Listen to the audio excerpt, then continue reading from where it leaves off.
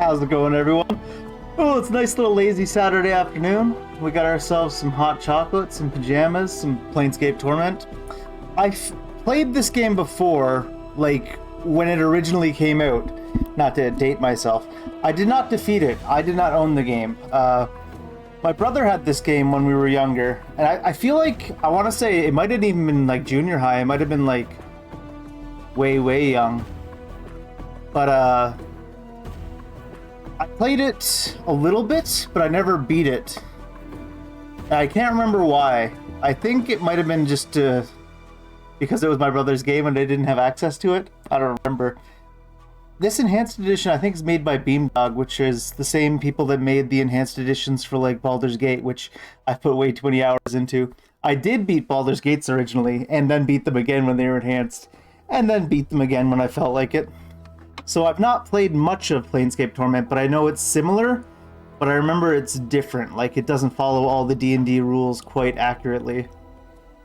And it's got like some different considerations, but I tried not to look too much into it ahead of time so that I could just kind of stumble my way through, I guess. In any case, let's get to it. I do remember this guy's face vaguely. I feel like he was in better graphics in the normal version, but that might just be because, you know, nostalgia eyeglasses. Character generation, modify your stats. You don't re-roll in Planescape. Huh. That was like the thing. You make a new Baldur's Gate character, you're just there like, roll, roll, roll. Alright, so the last time I played one of these top-down posi style games, I played a warrior type thing, so let's go for caster stats. Plus, I'm pretty sure in Planescape Torment, oh, they've got the little things we should probably look into here as well. I'm pretty sure in Torment you get a lot of dialogue options and stuff based on like wisdom and stuff like this. Let's take a quick look through it, see what they're going to tell us about them. Agility represents your agility.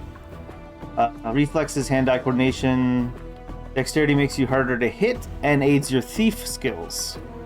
Charisma, your persuasiveness, personal magnetism, ability to lead. The higher your charisma, the more favorability others will react towards you.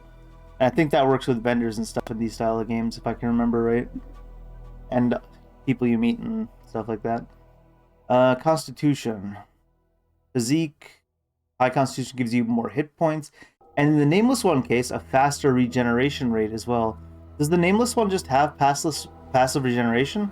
Huh. Kind of interesting how the direction changes here. There's 3 this way, 3 that way. Sorry. Let's see. Your intuition, common sense, and willpower. A high wisdom helps you recall memories and gives you bonus experience. Strength. Raw strength, of course. Carry more weight. That might be important. Although we can always just get like a melee guy in our team that we make carry everything, right? Make sure melee attacks more damaging. Memory, reasoning, and deductive skills. High intelligence helps you regain memories faster. Oh, right, because your main character in this, I believe, has amnesia of some sort. More dialogue options and aids your mage skills. And I think I do want to be a caster in this one. Alright, let's see. Let's take our int up to 17 to start.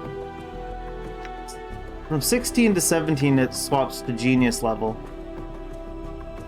Wisdom as well. Can I take wisdom all the way to 17? Does it matter? Exceptional heroic proportions. 5 points left. Above average is 13.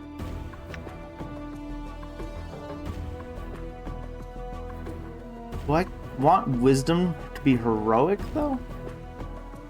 I'm going to put 1 in con. Because I guess we'll end up getting less HP as well because we're going to play a caster, won't we?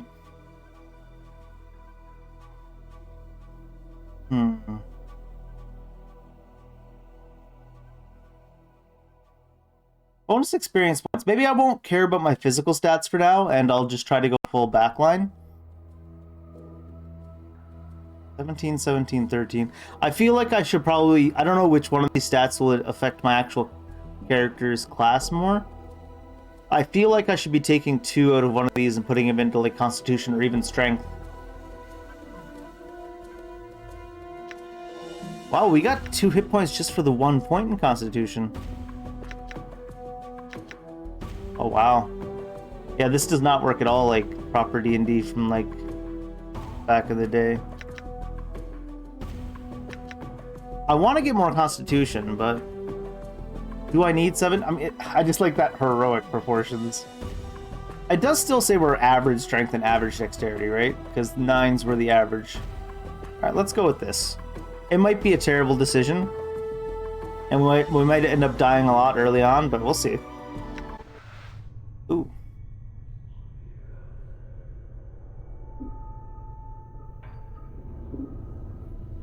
I do remember there was a floating skull. Chief, you okay? You playing corpse or you putting the blinds on the dusties? I thought you were a deader for sure. Mort, that was his name. Who are you? Who am I? How about you start with who are you? I don't know, I can't remember. I asked you first, Skull. If I was going to like a melee class, let's go with the nameless one being less forceful and more unsure for starting off. Dave's role-playing again. I don't know. I can't remember. You can't remember your name? Huh. Well, next time you spend a night in this burg, go easy on the bub. Name's Mort. I'm trapped in here too. Trapped? Yeah, since you haven't had time to get your legs yet, here's the chant. I've tried all the doors, and this room is locked tighter than a chastity belt. Okay, Mort. We're locked in. Where? What is this place? It's called the Mortuary. It's a big black structure with all the architectural charm of a pregnant spider. The Mortuary? What? Am I dead? Not from where I'm standing. You got scars aplenty, though. Looks like some Burke painted you with a knife. All the more reason to give this place the laugh before whoever carved you up comes back to finish the job. I love the way Mort talks. I forgot about that for sure. Scars? How bad are they? Well, the carvings on your chest aren't too bad. But the ones on your back? Say, looks like you got a whole tattoo gallery on your back, Chief. Spells out something. Tattoos on my back. What do they say? Heh. Looks like you come with directions. Mark clears his throat. Let's see. Starts with, I know you feel like you've been drinking a few kegs of Styx wash, but you need to center yourself. Among your possessions is a journal that'll shed some light on the dark of the matter. Farad can fill you in on the rest of the chant, if he's not in the dead book already. Farad? Does it say anything else? Yeah, there is a bit more. Let's see. It goes on. Don't lose the journal, or we'll be up the sticks again. And whatever you do, do not tell anyone who or you are or what happens to you. Happens to you, not what happened. Or they'll put you on a quick pilgrimage to the crematorium. Do what I tell you. Read the journal. Then find Farad. No wonder my back hurts. There's a damn novel written there. That's for that journal I'm supposed to have with me. Was there one with me while I was lying here? No. You were stripped to the skins when you arrived here. Besides, looks like you got enough of a journal penned on your body. What about Farad? Do you know him? Nobody I know. Then again, I don't know many people. Still, some Burks gotta know where to find Farad. Once we get out of here, that is. How do we get out of here? Well, all the doors are locked. All the doors are locked, so we'll need the key. Chances are one of the walking corpses in this room has it. Walking corpses? Yeah, mortuary keepers use dead bodies as cheap labor. The corpses are dumb as stones, but they're harmless, and won't attack you unless you attack first.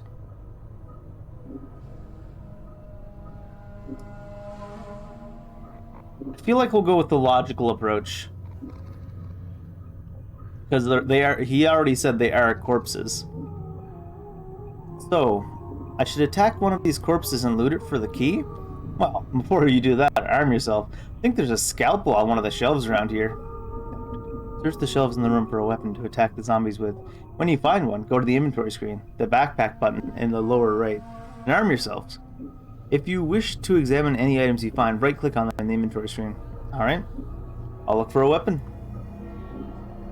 One last thing. Those corpses are as slow as molasses, but getting punched by one of them is like getting kissed by a battering ram. If they start getting an edge on you, remember you can run, and they can't. Use it to keep some distance if you need to recover. So we toggle on run in the option menus or hold down the shift key. Left click where you want to run. Alright, thanks for the advice. Combat log, quick loot, formations. Oh, they're over here. There's a select all character. We've got the nameless one and Mort. Is this where the UI is going to be?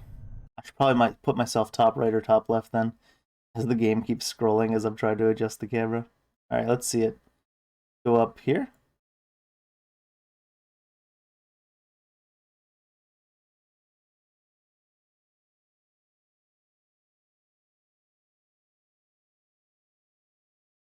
The heck? Not even at the top, Dave. You're like close to the top. There we go. We're at the top now, I think. We'll put it there for now. Maybe we'll have to move again. Past that bridge when we come to it. Select all characters. Where's the select all characters?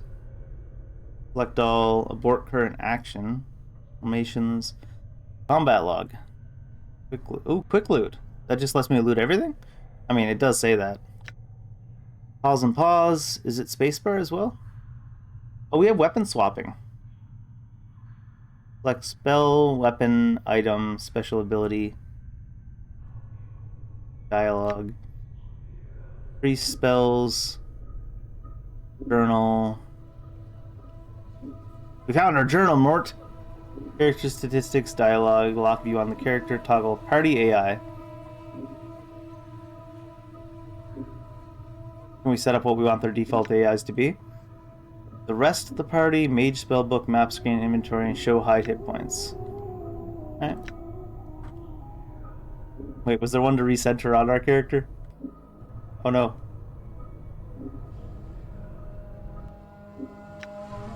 Oh, you can't just... Oh, you can make map notes. That's what I was doing, was it? Delete. I'm gone. Are you now? Alright, so these things won't... Looks like someone is in the middle of dissecting this corpse. These things won't attack, if I is what they're saying, unless we attack them first. Let's take a quick look at what we got.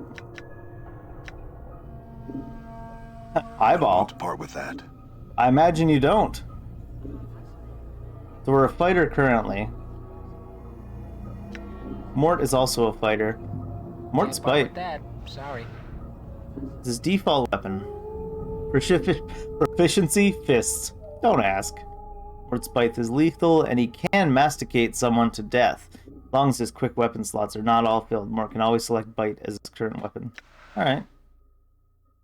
Interesting. Nort has a 90-pound carrying capacity. The floating skull can carry 40 more pounds than the nameless one at the moment. Where do I look at our stats? Oh, Mort's armor class is 2 right now. What the hell? Fighter level 2. We are fighter level 3. Oh, get fucked. Wow, look at them resistances. Wow. What? Why is Mort so overpowered? Fist plus plus. We didn't get to choose like weapons proficiencies and stuff. We have 3 unused slots. We're probably not going to be allowed to apply them until later. I feel like I've woken up inside someone else's dream. I don't know who I am. I don't know how I got here. I don't know how to get out. First thing I remember is crawling off a metal slab in some vaulted monstrosity called the mortuary, and some floating skull asking me a bunch of damn questions. Lost my memory, lost my possessions. The only thing I really seem to know is that I can get stabbed, beaten, burned, and I get better. This regeneration of mine hasn't done much for my looks, but no one seems to notice. I need to figure out who I am and how I got this way. I feel like something's missing, something inside, but I don't know what. Your memories, bud. Oh my god. I'm just gonna skim this for us. A lot of questions about me, probably have questions about all sorts of things. Let me boil it down. And you've been dead as long as I have, without arms, legs, and stuff. Spent a lot of time thinking. So he's a few hundred years old, penned into the dead book, but time doesn't really tally up the way it used to. Without that mortality thing pressing down on you, all the days and nights kind of blend together. So you think about this, you think about that. The most important piece of wisdom I've learned over the past 100 years or so is that there's a lot more obscene gestures you can make with your eyes and your jaw than most people think. Without even resorting to insults or taunting, you can really light a bonfire under someone with just the right combination of eye movements and jaw clicking. Drives them barmy. If you ever get beheaded and your skin flayed from your skull, I'll show you how it's done. I got some real gems, Chief. They'd drive a Deva to murder. They would. How were you thinking? I'm dead. I've lost so much. Should have sobered me up to all that joy I missed. All those loves I've lost. Some people get all depressed about death. They haven't tried it. Of course. But one thing they never seem to realize is how it changes your perspective on things. It really makes you take a second look at life, broaden your horizons. For me, it's pretty much made me realize how many dead chits are in this burg and how few sharp-tongued men like myself there are to go around. You spin the wheel right, and your years of spending nights alone are over. So there's a lot of dead ladies for Mort to hook up with, apparently. Good for him, I guess. Shallow? I'm not shallow. I just don't need to get caught up in all that philosophy and faith and belief wash that every Burke from Arborea to the Grey Waste rattle their jaws about. Who cares? The plains are what they are. You're what you are, and if it changes, fine. But things aren't bad the way they are, and I should know. Go on, ask me some questions about the plains, or the chant, or the people, or the culture. When you end up like me, without eyelids, that is, you end up seeing a lot of things. I can tell you almost everything you need to know. It's like this. We're in this together, Chief. Until this is over, I stick like your leg. Weird wording. Alright. Alright. Oh, I got that reflex from playing Baldur's Gate where you press tab to just highlight everything. Oh, got myself a knife. Mert has something to say. Alright, you found yourself a scalpel. Now, go get those corpses. And don't worry, I'll stay back and provide valuable tactical advice. Maybe you could help me, Mort? I will be helping you. Good advice is hard to come by. I meant help in attacking the corpse. Me? I'm a romantic, not a soldier. I just get in the way. When I attack this corpse, you better be right there with me, or you'll be the next thing I plunge this scalpel in. Huh? Alright, I'll help you. If you wish more to help your attack, simply make sure both of you are selected when you attack. I'm glad we understand each other. Time to introduce these corpses to the second death, then. Let's go. Did it automatically equip the scalpel for me? No. Actually, what does the scalpel even do? 1 to 3 piercing? What does our fist do? 1 to 3 crushing. I guess they're not skeletons, though. They're like actual full corpses. What else we got, though? Do you have a quick item slots? Quiver, quick items. Bandages actually give healing. Heals 3 hit points. This roll of bandage is useful for staunching minor wounds. Oh, I didn't mean to use that shit. What a waste, Dave. Done. I wonder if there's a way to increase the game speed. It does feel a little bit slow.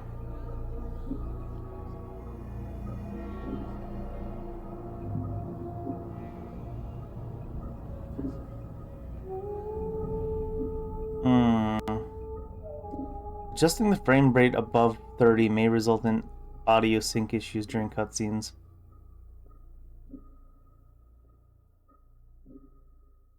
Let's try it and see how bad it is.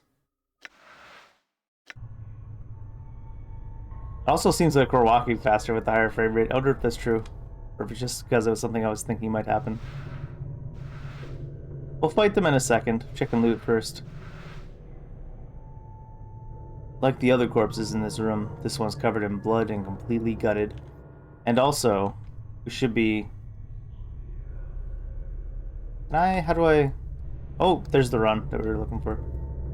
Can I not pull across in this game like you can in Baldur's Gate? No, I guess I'll have to select people from down here. I'm gone. You see that? Okay, Mort. I see you. Let's try this quick loot thing to see if it just loots from wherever we are. Does? Yeah. Alright, number keys Good work. as done. Oh. We can talk to them. This corpse head lolls back and forth on its shoulders. Judging from the angle of the neck, it looks like this man may have been hanged. The number 825 has been painted on the side of his head. I'm looking for a key. You happen to have one? Mort says, Chief, they can't hear you, alright? They're dead. But you're dead, and you're talking to me. Yeah, but I'm special. Death couldn't kill my zest for life. These corpses here, they probably didn't have much personality to begin with. I see. Look, Chief. Watching you trying to swap the chant with these corpses isn't going to do much for my morale. Let's leave the corpse talk for the barmies, alright? Alright then, let's go. Huh? Can't blame a guy for trying. Damn it. All right. God, Mort is overpowered. What the hell? I keep putting him in first because I'm like, Good as done. his AC is so low. Done. Why is his attack speed so wild? Oh, there's the key. What was is there a default select all hotkey? I'm gone.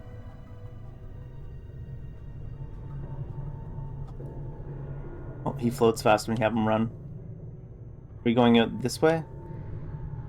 Materials contain a murky liquid. It smells like a cross between vinegar and formaldehyde. Yeah, we have the key. What's the word? Okay. Do I have to put it in like the quick slots? What's up? Sure, why not? Didn't I just use the key? It's not the same key. It's not the door I'm looking for. Oh, that was the door I was looking for there. Done. Uh-oh. What's going on here? Thought Mort was gonna go fight. Some advice, Chief. I keep quiet from here on. No need to put any more corpses in the dead book than necessary. Especially the femmes. Plus, killing them might draw the caretakers here.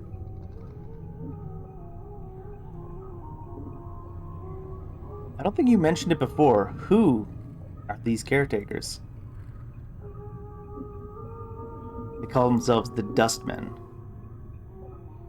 You can't miss them. They have an obsession with black and rigor mortis of the face. They're an addled bunch of ghoulish death worshippers. They believe everybody should die, sooner better than later. I'm confused. Why do these Dustmen care if I escape? Are you listening? I said the Dusties believe everybody's gotta die sooner better than later. You think the corpses you've seen are happier in the dead book than out of it?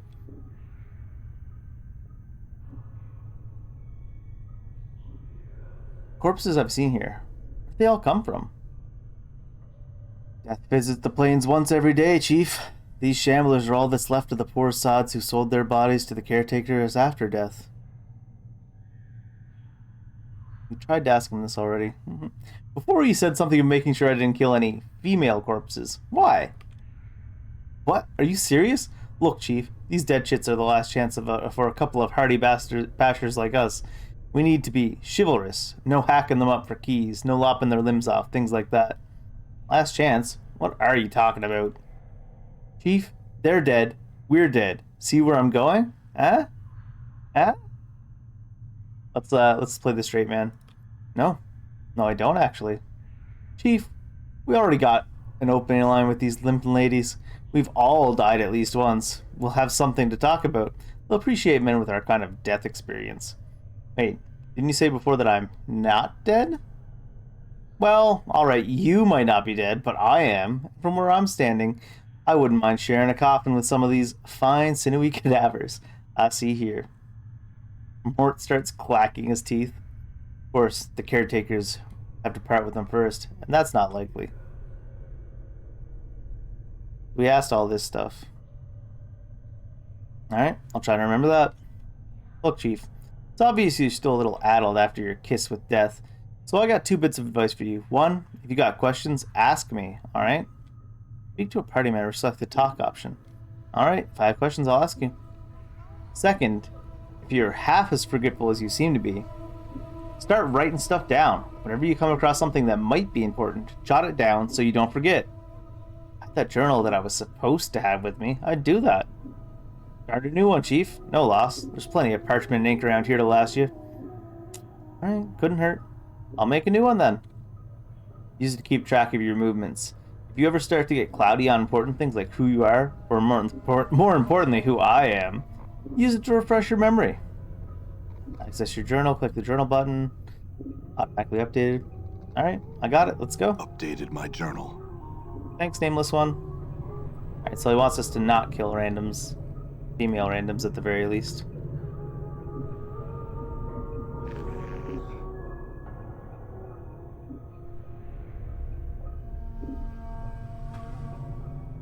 However, Done.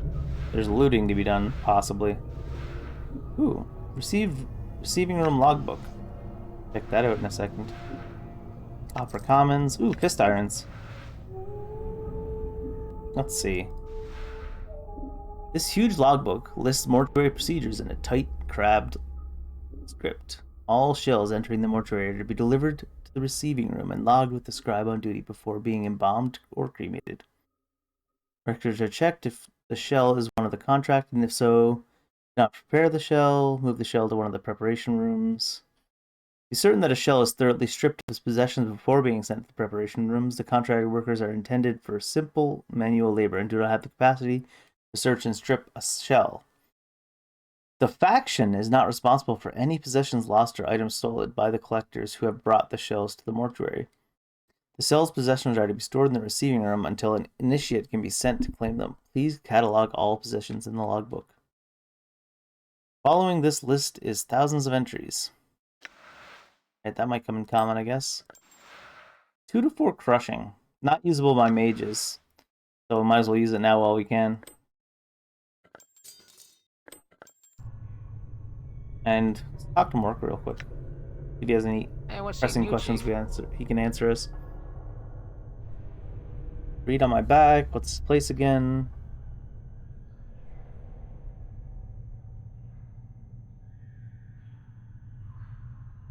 Nothing for now, Mort. Apparently we got all that stuff. I do want a hotkey that just lets you hit the select all. That would be nice. Doll. Who is Doll? You're a doll.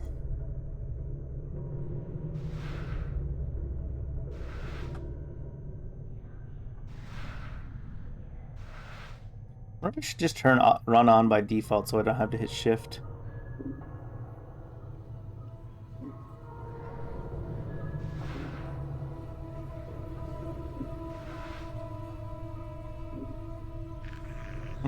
Just leave without talking to Doll.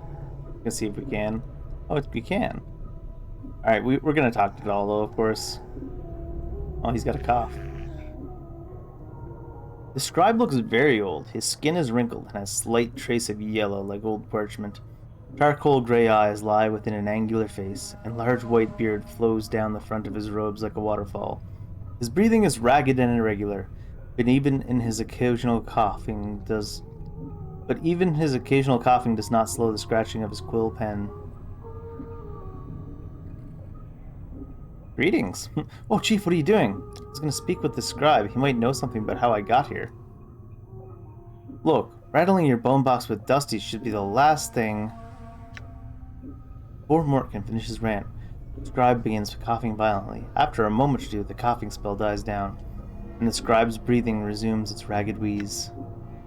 And we especially shouldn't be swapping the chance with sick Dusties. Come on, let's leave. The quicker we give this place the laugh, the better. Before Mort can finish, the scribe's gray eyes flicker to you. The weight of years hangs heavy upon me, restless one. Places down his quill. But I do not yet count deafness among my ailments. Restless one, do you know me? Know you? There's a trace of bitterness in the scribe's voice as he speaks. I have never known you, restless one, no more than you have known yourself. Silent for him. For you have forgotten, have you not? Who are you? As always, the question, and the wrong question. As always. He bows slightly, but the movement suddenly sends him into a bout of coughing. I, pausing for a moment to catch his breath, I am Dahl.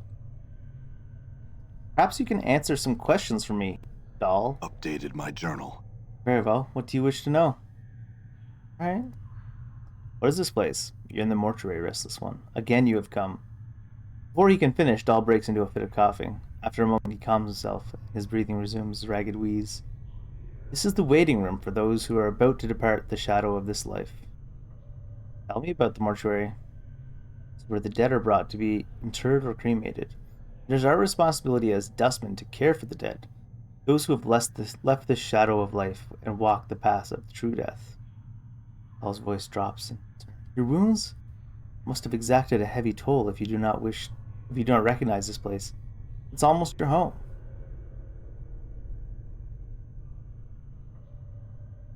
Shadow of life? Yes, a shadow. You see, Restless One, this life, it is not real. Your life, my life, they are shadows flickering of what life once was. This life is where we end up after we die. And here we remain, trapped, caged, until we can achieve true death. True death? True death is non-existence. A state devoid of reason, of sensation, of passion. Dahl coughs, gives a ragged breath. A state of purity. That sounds like oblivion. Why would anyone want that? Is it worse than remaining in the shadow of what life once was? I think not. I see. And some other questions. How did we get here? Dahl snorts in contempt, as if he finds the memory repugnant. Your moldy chariot ferried you to the mortuary, Restless One. You would think you were royalty based on the number of loyal subjects that lay stinking and festering about the cart that carried you. Updated my journal. I arrived here on a cart? Yes, your body was somewhere in the middle of the heap, sharing its fluids with the rest of the mountain of corpses. Dahl breaks into another violent fit of coughing, finally catching his breath minutes later. Your seneschal, Farad, was, as always, pleased to accept a few moldy coppers to dump the lot of you at the mortuary gate. Who is this Farad? He is a collector of the dead. Dahl draws a ragged breath and continues. We have such people in our city that scavenge the bodies of those that have walked the path of true death, and bring them to us so that they may be interred properly. And where can I find this Farad?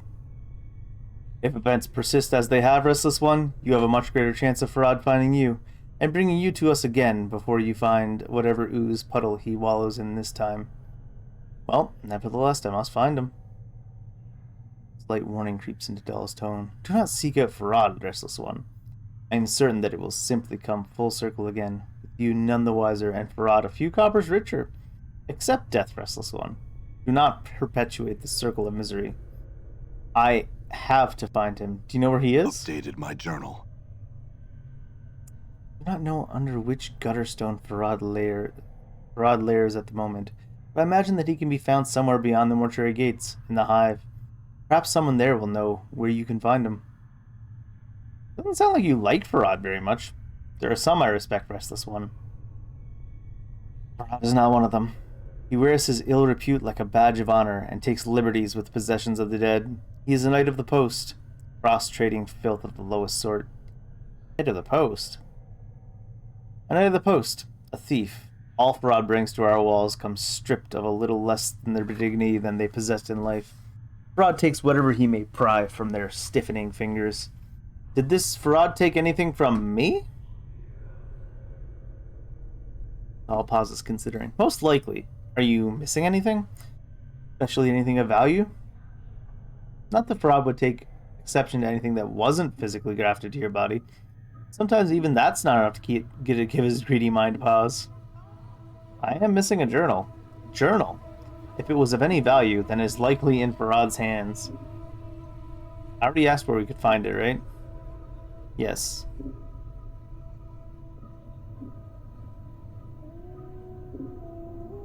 Then can you tell me how to get out of here? The front gate is the most obvious exit, but they will not let anyone other than dustmen pass. One of the guides by the front gate has a key to it, but it is unlikely he will open it for you unless you are extremely persuasive. Let's see. Updated my journal. And do you know who I am?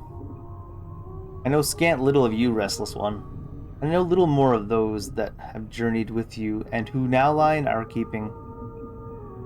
I ask that you no longer ask others to join with you, Restless One. Where you walk, so walks misery. Let your burdens be your own. There are others who have journeyed with me, and they're here? Updated my journal. Do you not know the woman's corpse interred in the memorial hall below? I thought that she had traveled with you in the past. All looks like he is about to start coughing again. Then he catches his breath. Am I mistaken? And where's her body? The Northwest Memorial Hall on the floor below us. Check the beers there. Her name should be on the memorial plaques. Mayhap that will revive your memory. I don't know. I don't recall ever having traveled with a woman. Doll just stares at you in silence. Before you said there were others interred here who journeyed with me. Where are they? Doubtless there are, but I know not their names, nor where they lie. One such as you has left a path many have walked, and few have survived. Doll gestures around you. All dead come here. Some must have traveled with you once.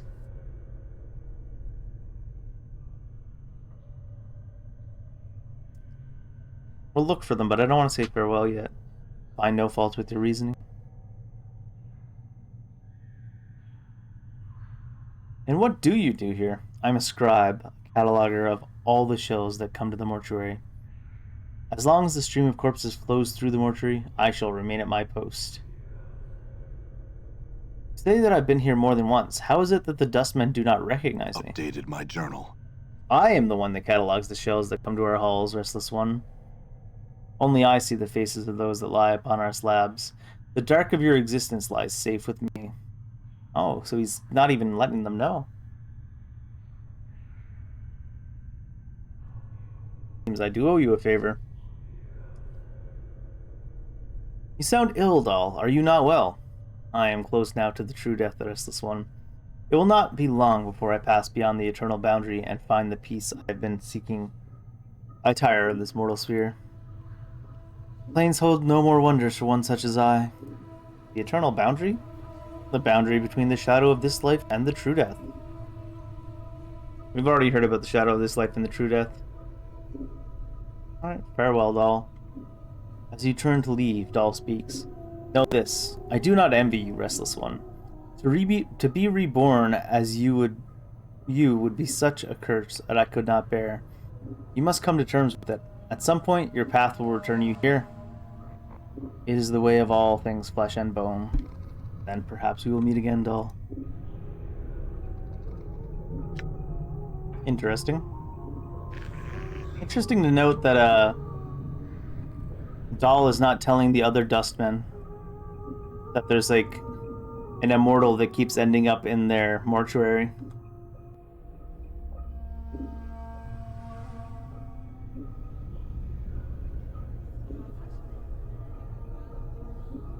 I'm assuming that he still counts as a dustman himself. Ivin.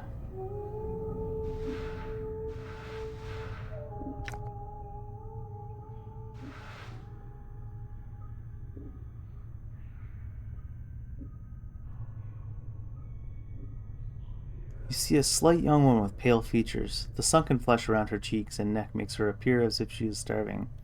She seems intent on dissecting the corpse in front of her, prodding the chest with a finger. Yeah, of course we're going to talk to her.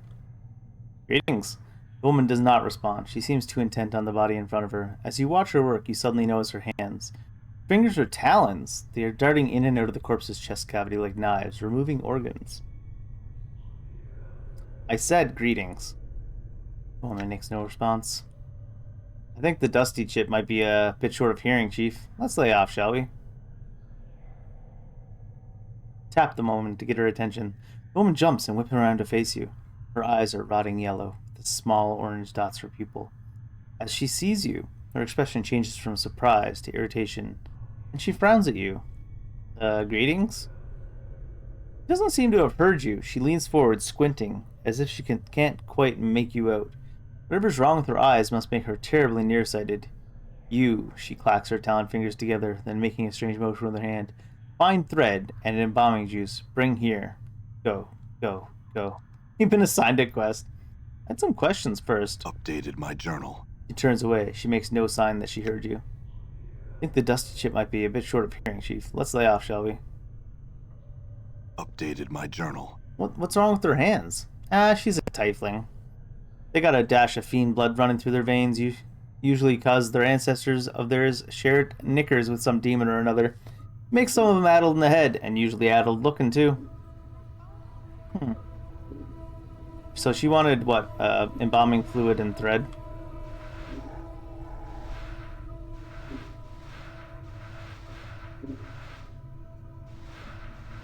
Not that they might be in this room, but...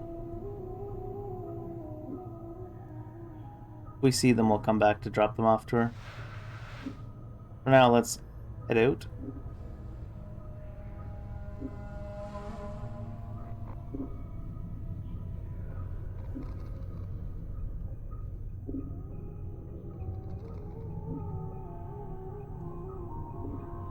I'm tempted to grind the normal zombie workers. They're only given 65 XP anyways, I guess. Is that embalming? Embalming fluid. Ooh. It's locked. This container is locked. Can we attack it open? Forced it. Oh, okay. Succeeded. Ancient copper earring closed. Embalming fluid, 2 to 8 hit points, 1 to armor class. Only usable by the Nameless One and Mort.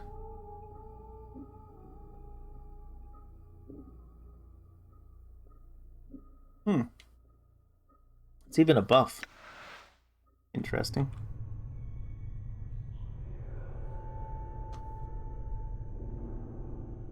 Stairs up down there. Oh. That's one thing about tab being the thing that highlights everything. Accidentally alt tab. So we need another key to get through there. Is this locked as well? Yes. So we can only go up as of right now. Stairs up down there as well, but those were locked.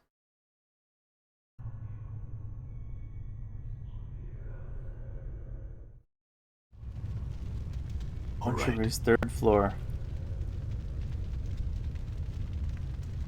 Skellingtons. A dustman. We try talking to him? You there, hold. The dustman regards you with a stony gaze. Are you lost? No, I'm not lost, but I did have some questions. If you are not lost, what is your business here? It's like I woke on one of the slabs in preparation. That doesn't seem like a good one.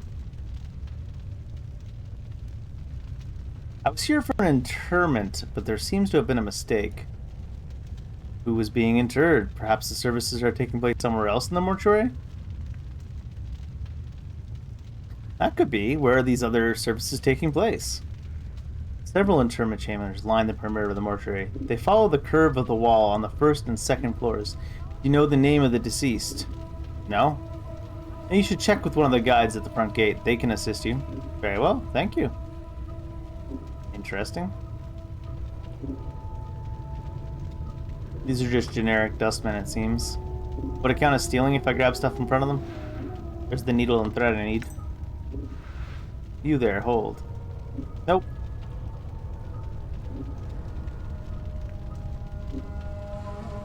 Stop thief. Charcoal charm. Ready for Phasmo. Alright, let's go drop this off downstairs before we get arrested. Where's the spot to transition to the bottom? There it is. Done. Done.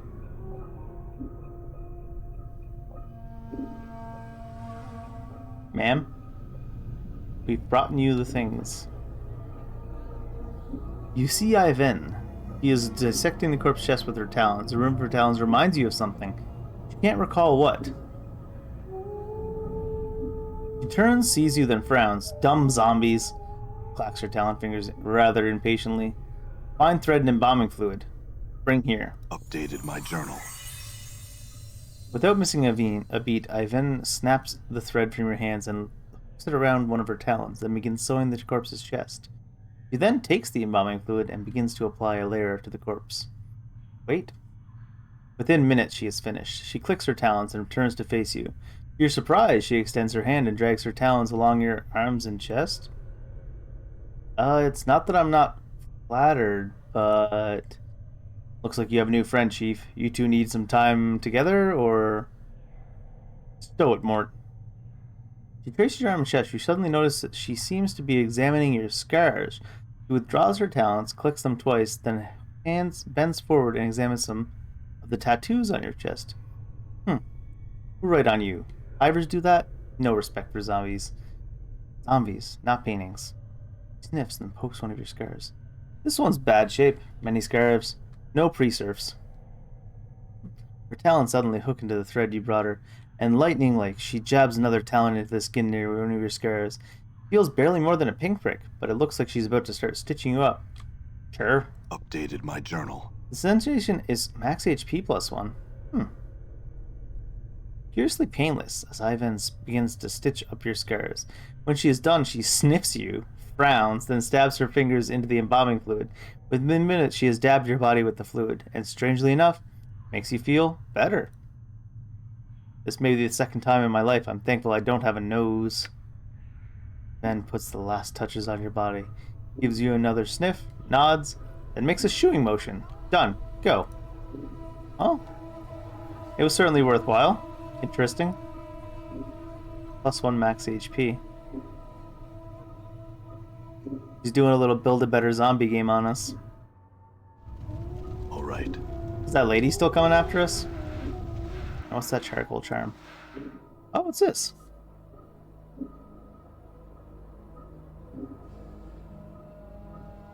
Temporarily protects the user against flames.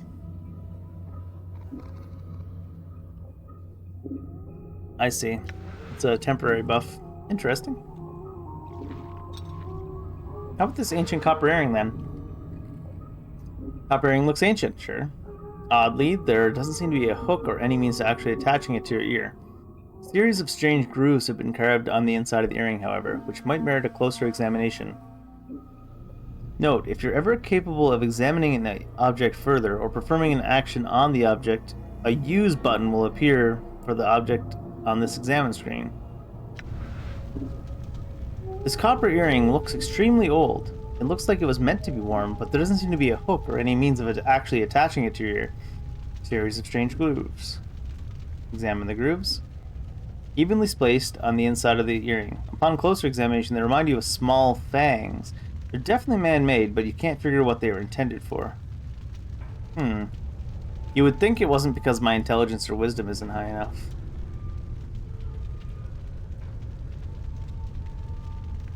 But maybe.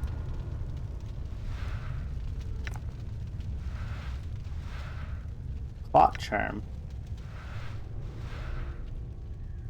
Embalming charm and mortuary task list.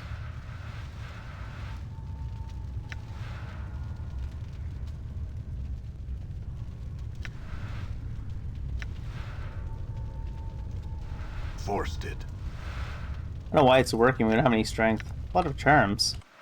Interesting. Get these real quick. 2 to armor class, 2 to armor class versus crushing, 15 resistance to crushing. Temporary buff. Invokes embalming, minor, 3 charges. Directions inscribed on it at the side. Judging from the circular text, it appears that the bracelet works by being held by a living creature, then while pronouncing a mantra of true death.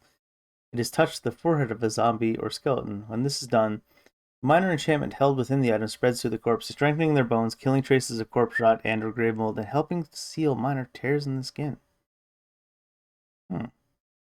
Usable on the nameless one or Mort.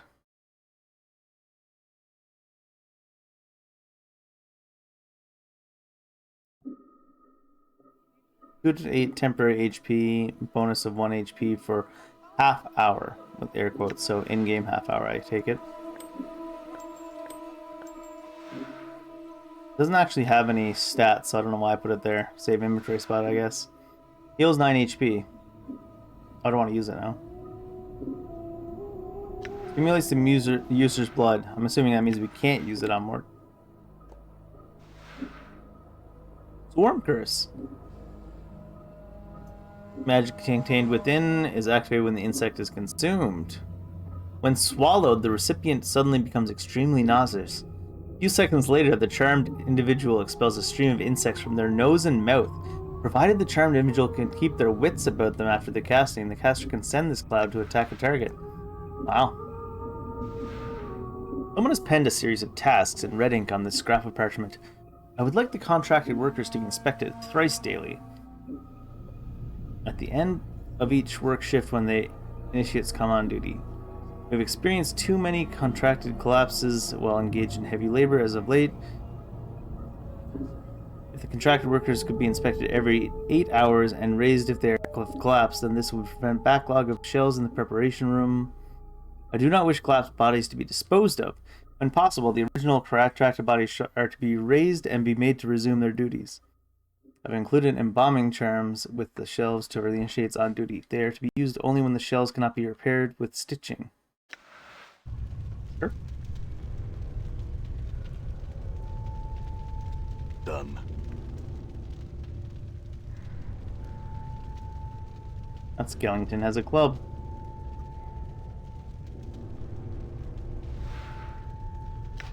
Yunk.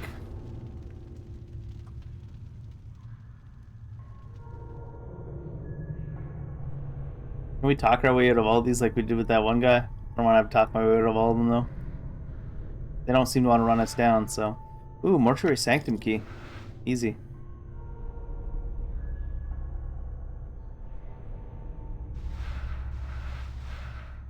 Hammer. 1 to 6.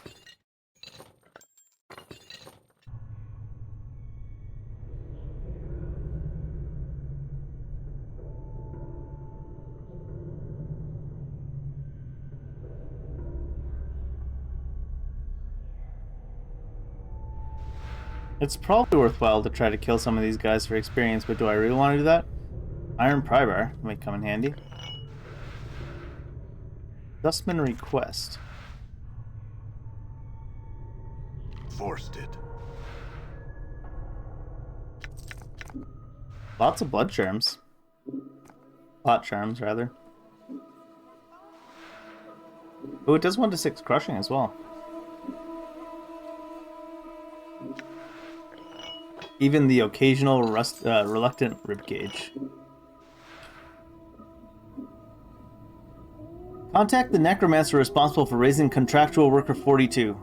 I know he's examined the skeleton before, but I am certain the initial raising of the body was warped. The worker still responds to commands, but when it has completed a task, it resumes pacing in the same circular pattern as it did before. Dahl recently informed me that worker 42 exhibited that same walking pattern when it was a zombie decades ago. There may be a soul echo in the marrow of the skeletons, or the skeleton's age may have caused the magic animating him to decay. One of the initiates suggested it may be following an order issued by a higher-ranking dustman in the past, but I found no records of such an order. Whatever the reason for this, however, the matter is to be resolved or the worker replaced. Or Zombie 42 is getting fired.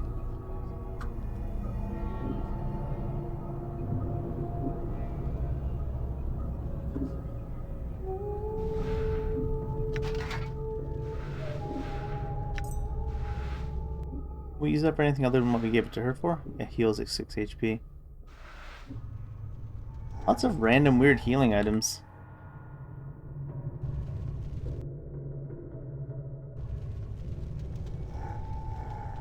Let's go back down below.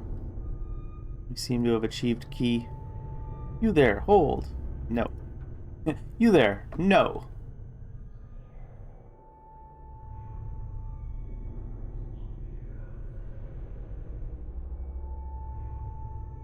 Oh. All right. This one's running at us. I tried.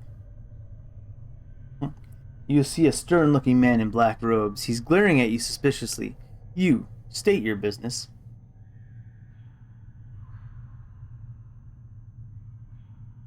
Lean in as if to whisper something to him, then snap his neck. Wow. seem to have gotten turned around in these halls. Are there any guides around who can direct visitors? The dustman frowns. He seems skeptical. There are guides that can direct you in the antechamber. Do not wander the mortuary unescorted. Thank you for your assistance. I will go speak to the guide. We don't need to be immediately fighting on everybody. You think the dustmen could talk to each other? They'll be like, I already checked that guy out. Gonna fool them all individually. What is this? Oh. All right. So this is the first floor, so maybe we can find the people that they were talking about being interred. I don't want to hold. Oh, I definitely don't want to fight those right now, I imagine. Bit low level for that noise.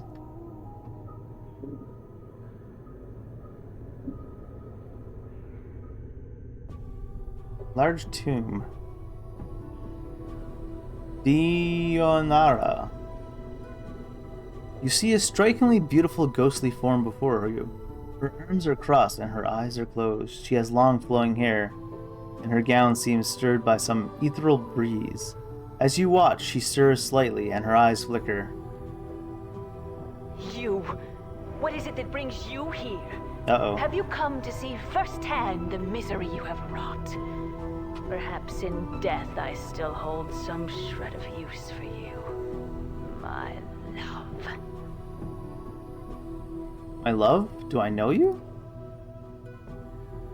Spirit makes a begging motion with her hands. How can it be that the thieves of the mind continue to steal my name from your memory? Do you not remember me, my love? The ghost stretches out her arms. Think. Her voice becomes desperate again. The name, Deonara, must have evoked some memory within you. So there's lying. No, I'm sorry. I think I feel the stirrings of memory. Tell me more. Perhaps your words shall chase the shadows from my mind, Deonara. Oh, at last the fates show mercy. Even death cannot chase me from your mind, my love. Do you not see? Your memory shall return. Tell me how I can help you, and I shall.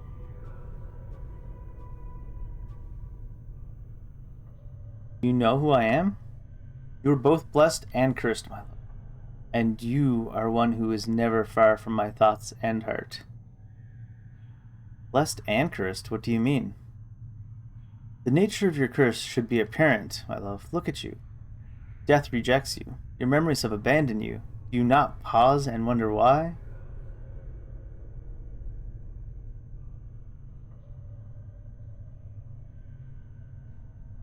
Memories aside, and assuming death has rejected me, why is that a curse? I do not doubt your ability to rise from the dead. I do believe that every incarnation weakens your thoughts and memories.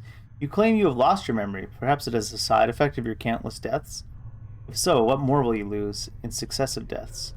If you lose your mind, you will not even know enough to realize that you cannot die. Then you shall be truly doomed. Countless deaths? How long has this been going on? I do not truly know, except that it has gone on long enough. And who are you? Okay. That's the same thing we had before. Can you tell me where I am? Where are you?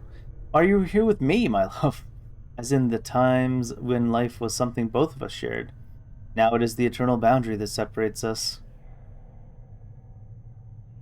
Eternal boundary? It is a barrier I fear you shall never cross, my love. It is the barrier between your life and what remains of mine. Let's see. And I need to escape this place. Can you help me? As you are about to ask Daenerys the question, it catches in your throat. It occurs to you that if you tell her you are looking for an escape route, she may feel you are abandoning her. If you're going to ask her how to leave, you'll need to be delicate about it.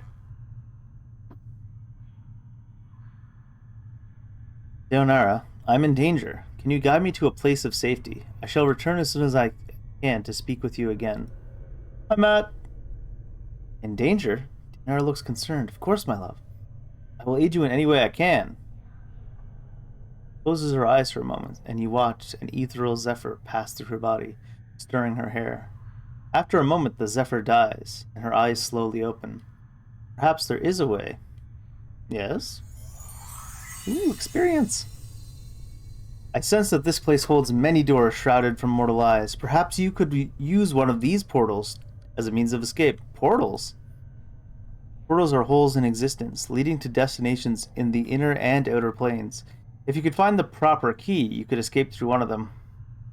Where's the key? Nanara pauses for a moment, as if attempting to remember. Portals will reveal themselves when you have the proper key. Unfortunately, these keys can be almost anything. An emotion, a piece of wood, a dagger of slivered glass, a scrap of cloth, a tune you hum to yourself. Fear that the dustmen are the only ones who would know the keys you could use to leave their halls. I see. I think I've talked everything to her. Nothing now, Dayanara. Though I shall return. Farewell.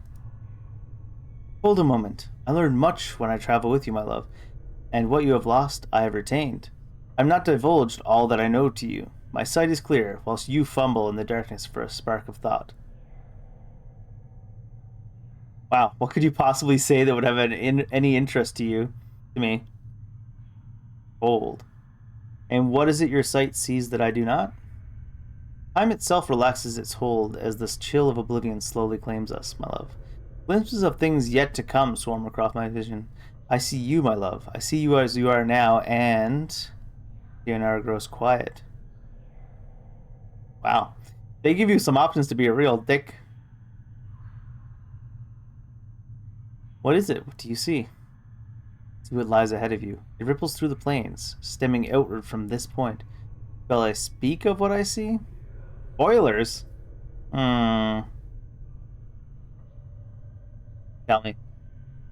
First, I require a promise. Promise you will return, that you will find some means to save me or join me.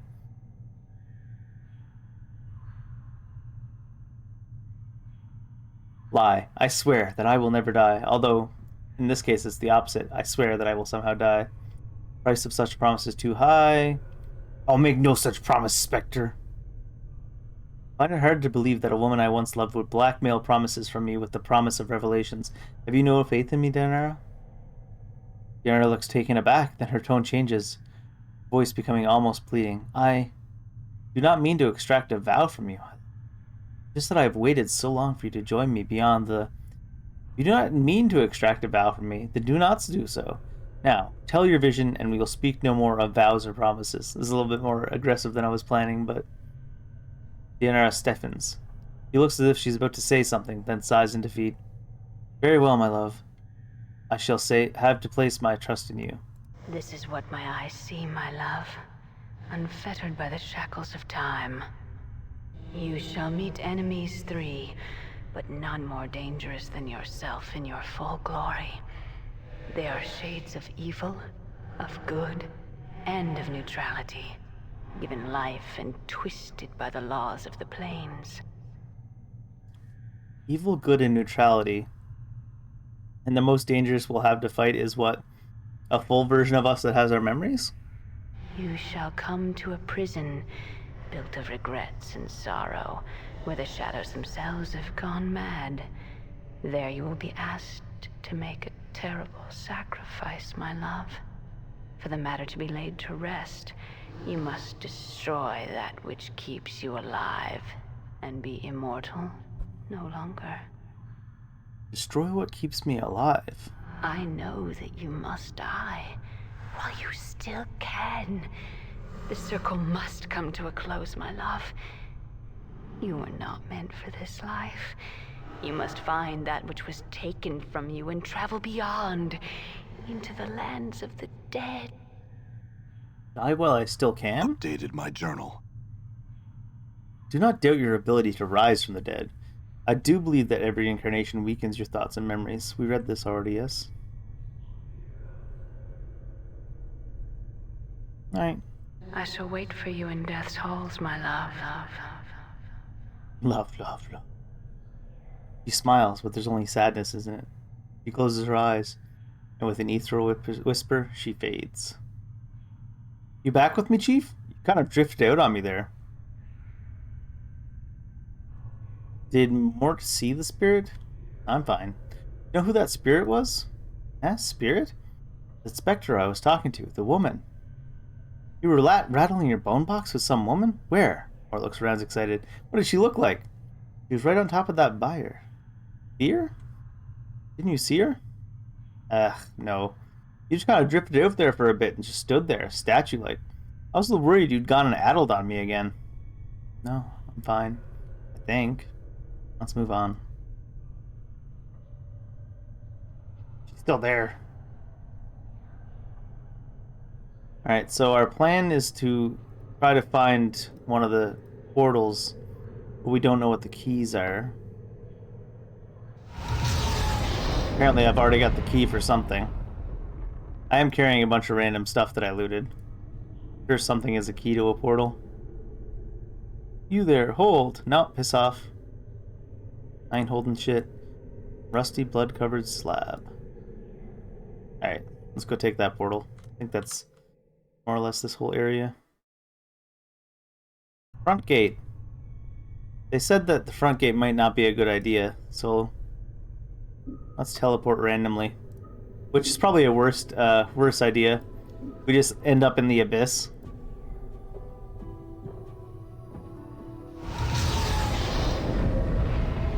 Wonder what I'm carrying that's a key.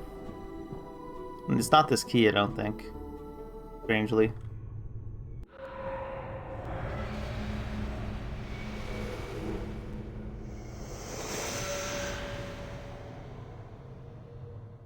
Ghosts? The ghosts are not pleased with me at all. We're in a tomb, is where we've ended up. Ken's note. And some dollary dues. This note has been written with remarkable penmanship upon the finest parchment. Faxis, if you are reading this, you have undoubtedly failed in your task and have been forced to use the escape route I arranged. I told you that your little disguise idea was ridiculous. In any case, you'll need to lie low for a while. The dustmen may be deluded. They're not fools, and they will certainly seek retribution for our intrusion. I left you some coins that I took. Use them to secure a hiding place in the hive, preferably in Ragpicker's Square. The dustmen will be unwilling to look for you there. Once you have secured a new hiding place, I have a new mission for you. Find out where Farad is getting those bodies he's delivering to the mortuary. It's apparently causing the dustmen a great deal of upset. I wouldn't mind knowing myself. Reports are that such stone-faced dustmen of the gathering dust bar initiate Emmerich. I think the fool's name is. Has been sending out finders to try and mark Farad's movements. See if you can find out how far along he is and hinder his efforts until we know more about Farad's activities. I don't want Emmerich finding out something before we do.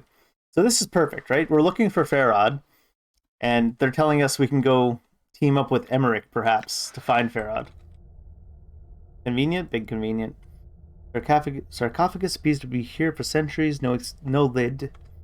Exterior seems to be made of solid stone. Dry braziers. Alright, now where are we? Just outside? Convenient.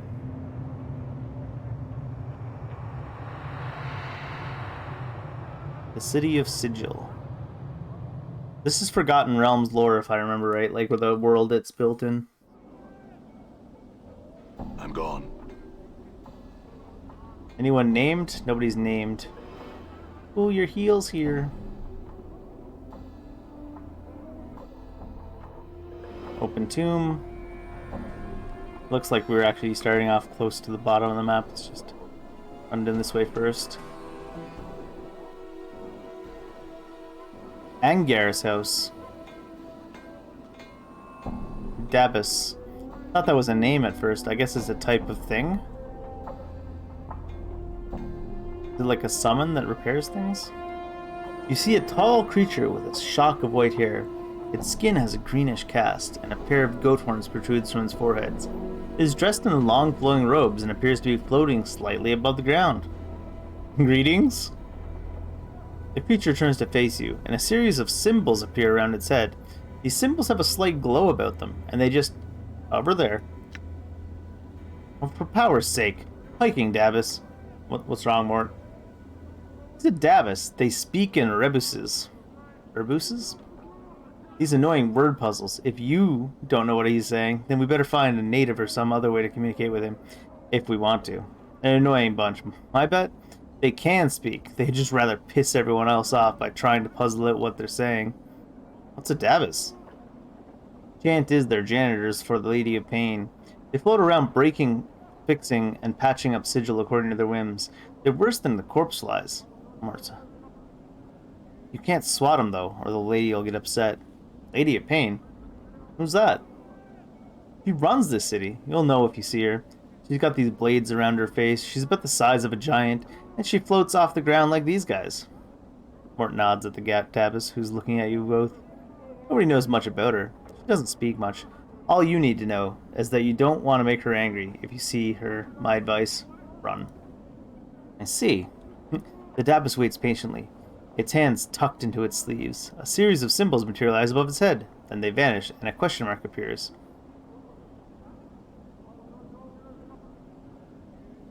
Strike up a conversation. Try to translate. Oh.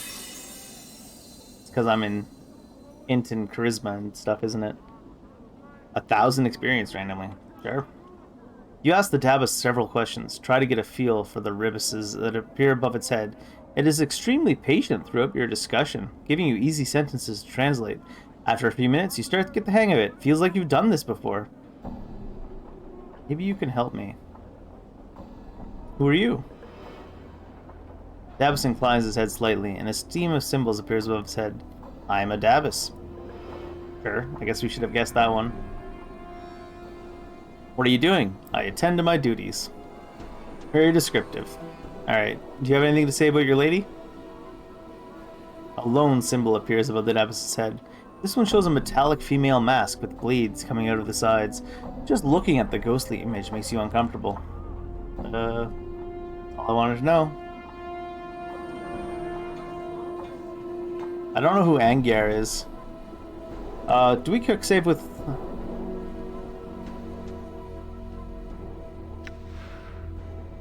Sign keys.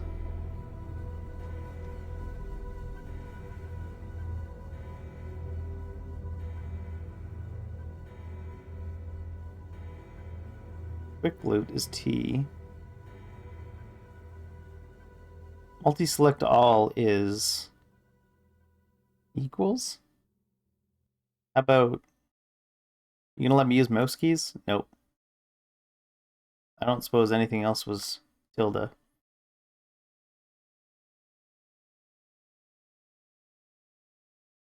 Quick load, quick save is Q, QL.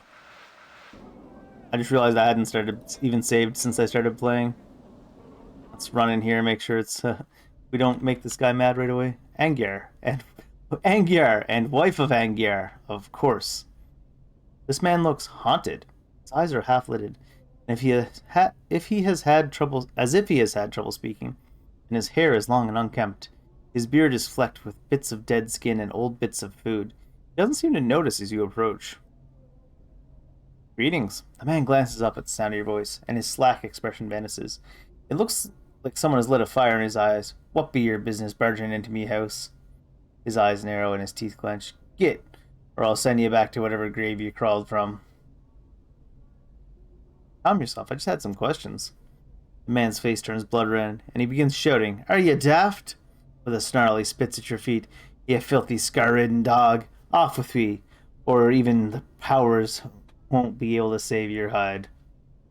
Alright, later. The man throws a parting shot at your back. You'd best never cross me door again, you wretch stinking bastard. I like how they give you options just to be like, you know what? I know I'm the one that came into this guy's home, and he has every right to be mad, but let's just kill him. I'm gone. Maybe we'll try some of that later.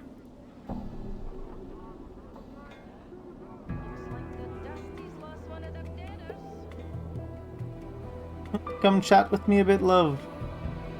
Why is there a question mark here? Vines with black leaves. Oh. That guy's walking up on me. Dark Alley Shiv. Greetings, strangers. Looks like you're in Dark Alley Shiv territory now. Looks like you've got a purse that could use some lightning. You better pray it's got enough. I need to talk to your leader. Rotten William? Hi, I'll let you talk to him as soon as you let me take a look inside that purse. No way, you'll bleed first. Oh, this is bad. That's a lot of guys. Yeah. Mort is the tanky guy, so let's, wonder how strong these guys are. Damn it. I did just quick save though, so it's probably fine.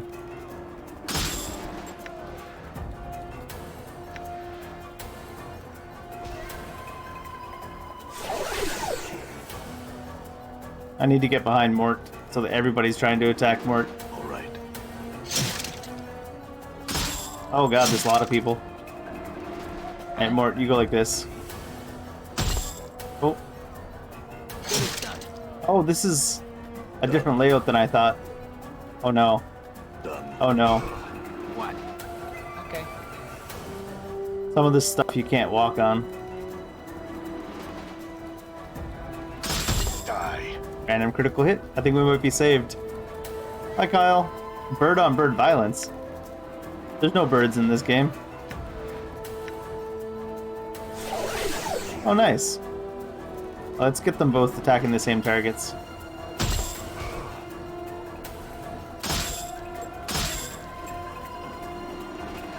Mort is so overpowered.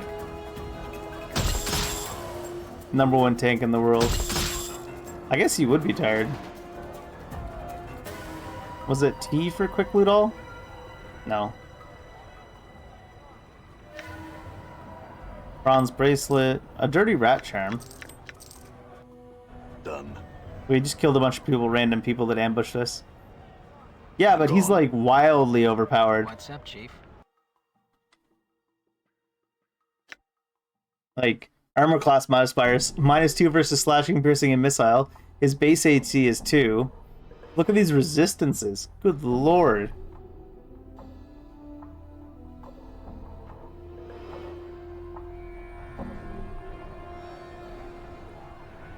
That can definitely be our tank.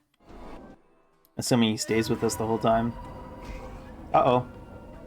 Wait, is everybody here mad at us now? All right. He's a Death Knight tank, apparently.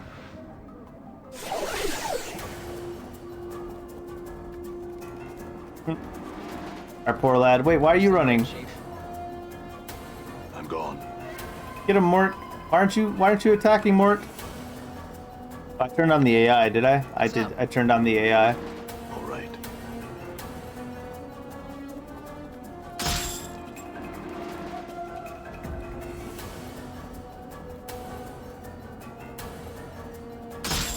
Yeah. I'm gone. Are all the people in Sigil, like all the thugs in Sigil, gonna be mad at me now? All right. That'll be interesting.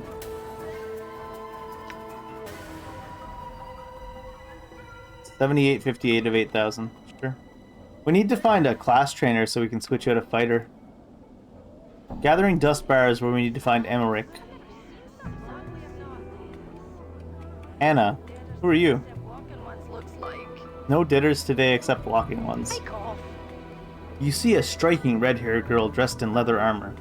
Her right arm is covered with a series of interlocking plates that look as if they were taken from the skin of some creature, and a horned shoulder piece protects her left arm. Oddly enough, she has a tail that is flicking back and forth as you watch. Hike off! Greetings. The girl ignores you.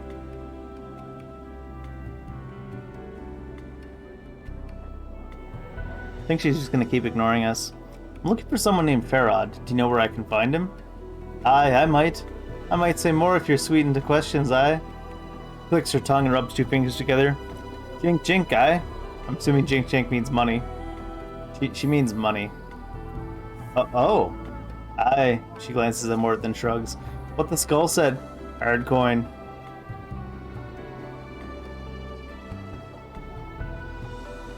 I doubt you have anything I want to hear, but try me, then I'll decide if it's worth it. How much does he want? How much is it to you to know? She studies you, then she folds her arms. Come on, I haven't got all day, have I? How about 20? Alright. Pockets the money. Gone so quickly you have no idea where it vanished to. Look for him in the alley, Spireward from the mortuary. Spireward is north? Or does they mean literally up? That's to the south and west of the mortuary. Apparently Spireward is southwest. SW?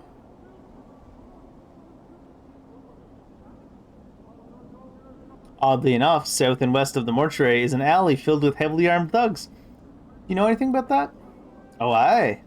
Well, maybe you best be asking them where old Stutter Crutch is.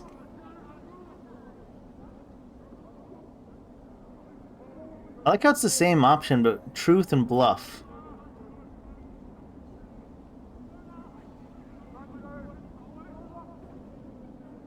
Enough of your lies. Tell me where Farod is, girl, or you'll soon number amongst the city's dead.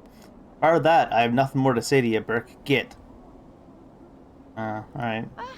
I've never seen something so ugly I've not. Well, Rude. what is it? I can't help but notice you have a tail. Do I now? The girl looks at her tail. So I do. Here and I was thinking it was a trick of my eyes. Why aren't you a sharp cutter? She bares her teeth. Why do you piss me off? Why don't you piss off to whatever hole you crawled out of and leave me be? Me normie tail is for trade, you jig. She seems to cut you off no matter what happens here. Alright, I was just just as well, neither of you have tail. Neither you nor your tail are for sale. You couldn't squeak out a living with them anyways. Uh-oh, Mort. What are you about, you blighter? Say it again. He didn't say anything, but I'm still curious. Why do you have a tail? Are you daft? Could it be that you're dumber than stone? Or maybe perhaps it's the power of ignorance. May the Davis brick you over and make you a street. This lady just said we should be turned into a street. And I don't think she's wrong, to be fair. He's a tiefling chief. They got some demon blood in him, and that makes him paranoid and defensive. Nice tail, though. Shame it's plastered on such an ugly body. Oh, now. You better watch your bone box, you foul-mouthed mimmer, before I splits it from your jaw, jig. Why don't you try and split my jaw, you chit? All I'm hearing is a lot of chatter from some hive trash. Throw a punch? I dare you. I'll bite your legs off. Enough, we're leaving. I piss off then. Looks like the Dusty's lost one of the dead. Stop yelling at us. Frightened, Hive Dweller. Why are you frightened?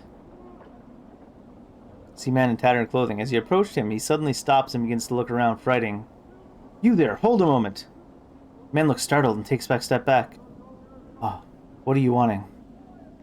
His voice is shaky, and he seems taken aback by your scares. I've nothing on me. So as I don't, and my rags are not worth the trouble. Calm yourself, I'm not here to rob you. I do have some questions. Keeps a safe distance. His eyes dart from side to side as if expecting something to step out of the shadows. Questions, you said. And what might those questions be? We're just asking people, like everyone, all of our questions, it seems. No idea where I'd find a journal. Alright, let's hear what the normal populace thinks of the Lady of Pain. The Mistress of Sigil. You've not heard of her? You must be blessed, or more clueless. You know a little bit of Sigil indeed.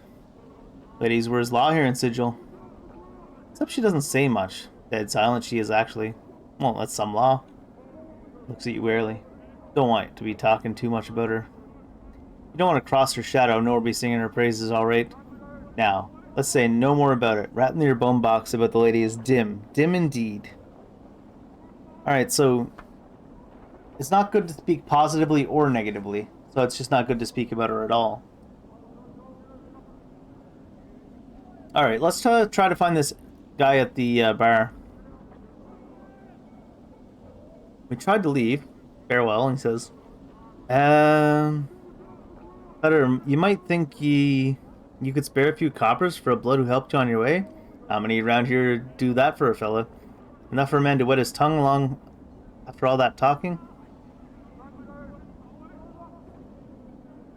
Fair enough to give him a copper piece. Sure, we'll give you 5 coppers, bud. He glances around to see if anyone saw the exchange, then he tucks the jink in the folds of his robe. Thank you kindly. Farewell. Are these guys humming? Hey, we're being watched, Chief. Just look natural. Casual. Casual. Are we being watched by these people? Some of them? We got Quentin here. Who's Quentin? The man before you looks to be middle height and years. He is stout with a thick, bullish neck, and his shoulders are hunched, as if a great weight pressing upon them. He wears an impatient looks as he stares at the black monolith in front of him. What's up? The man throws you a glance. There's room, Cutter. No need to ask my leave to stand here. Actually, I wanted to know what this monolith was. The tombstone for the plains. Graveyards of names are scratched on that rock. Can only hope my name's the one that'll split this stone in twain. He points at the base of the monolith. Quentin, right there. Hammered in just hard enough to send the damn thing crashing down. Tombstone for the plains? Aye. The Dusties scratch the names of the dead on this monument here. He gestures around him. And on the walls of this place. Not enough space by my reckoning, but no matter. They do their best. Can barely read half the names. What are you doing here? Reading the new arrivals. Try and find a new one every day. Trying to remember if I knew them. Nothing more. Dustmen record the names of all that have died on this monument? Aye, they scratch them on this rock, and scratch them on the walls of this place too. I don't know why they take the trouble to take a counting of the dead. The Dusties have more care for the living. The living? You know about the dustmen mourners that come to this place. They aren't mourning the dead, see, they're mourning the living. You can barely get a word of them edgewise without them asking to mourn some poor living work for you. And why do they mourn the living? You got me there, Cutter. I want to put the question to them. Seems to me the dead are thrice worth the pity of any poor sod living in this pit. He nods at the monument. Every name on there is blessed in my books, it is. Ever know anybody who came back after the name was put on there? You mean, come back from death? Not a one, Cutter. Everyone that lives dies, and that's the way of things. Still, considering planes go on forever and all, I suppose anything's possible. I suppose so. I think we asked him everything. It's interesting. I almost half expect that we'd be able to like jog our memories from a name on the wall that's actually us. All right. Sev Tai. The woman's face looks broken. It's covered in scars. They look like bite marks and fingernail cuts. She's cradling the shreds of several rags in her hands and is staring emptily at the wall onto the monument at the names there. Maybe we should leave her alone. Just kidding. Get you back. The woman's teeth peel back, displaying a row of black canines. What do you want of Sev Tai? What's the matter? What? What's wrong? Those chaos men racked my cart, attacked me, and killed 3 of my sisters who tried to stop them. Not sisters anymore. Now they're nothing but names on this memorial wall. Chaos men? Chaos men. A faction, they say. What they are is an addled bunch that runs wild through the hive and does whatever they please. You never know them, no harm. Then they lope in like dogs and tear apart anything within their reach. And who are these chaos men who attacked you? They're a hiver gang, a bunch of addled sods that call themselves the Starved Dogs Barkin' or some barmy nonsense. You know, I wouldn't mind penning some men in the dead book for some coin. You got the copper, we'll talk the terms. Copper earring in your purse if you pen 3 of those murdering sods in the dead book. You jig? I'll see you to it they're put in the dead book. Can you tell me where they might be found? Go at the south gate, spireward from here. Then walk around the block until you come to a place where men run in circles, howling at the sig sky. There's the starved dogs there. Updated my journal. Interesting. Huh? Eh? Okay. You know, that select all hockey I set doesn't actually even work.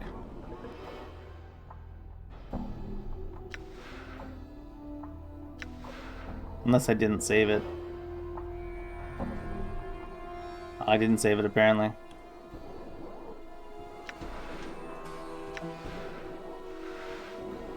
There we go.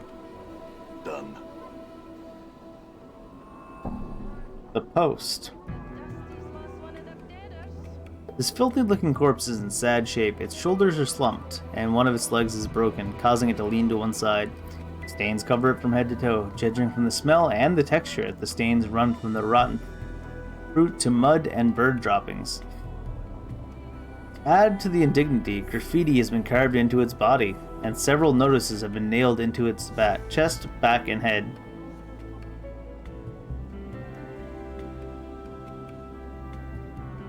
Despite the many stitches, the corpse's rotting skin is peeling in several places, revealing long stretches of muscle and bone. You'd guess that this zombie is frequently used as target practice. The fruit and mud stains aside, some of the tears in the skin still have rocks and bits of glass lodged in them. One wicked-looking cobblestone is still embedded in the side of his head. Wow. Examine the graffiti and notices. A number of the leaflets have been ruined by the rain, but some of them are still legible. One, tacked to his back, is from something called the Office of Vermin and Disease Control. One on his forehead looks to be a bill fare for a restaurant. One on his chest looks like an official notice, and another appears to be some sort of want ad. Sure. Let's examine the graffiti first. The graffiti runs from obscenities about the dustmen to slogans glorifying what appear to be local gangs. One piece of graffiti catches your eye. Something has carved the name Farod on the corpse's left arm and slashed an X across it.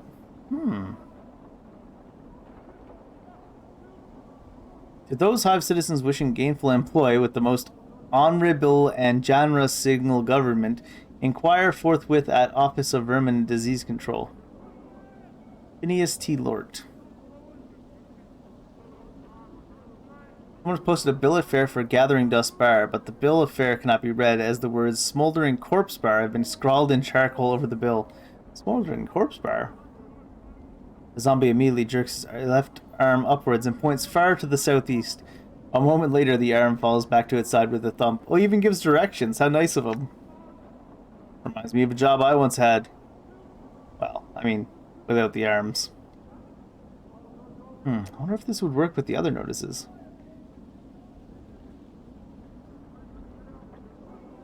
The Office of Disease Control, Vermin and Disease Control is southwest. Alright, good to know. Oh, wrong button.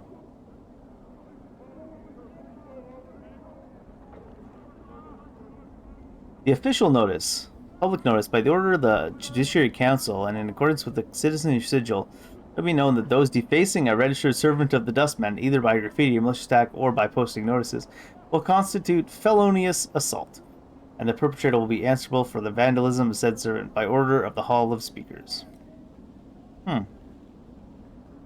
Wanted, able-bodied person willing to investigate a matter of the utmost importance to the Dustmen cause, will offer suitable compensation upon successful completion of said task.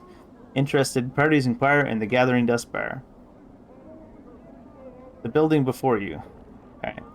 The Gathering Dust Bar is also where we're supposed to find that, Chief, Emmerich guy. doing it here. Let's say we just give this place the laugh, all right? You're just mad because you can't drink, Mort. Mortai Gravesend. All right. Emmerich's there.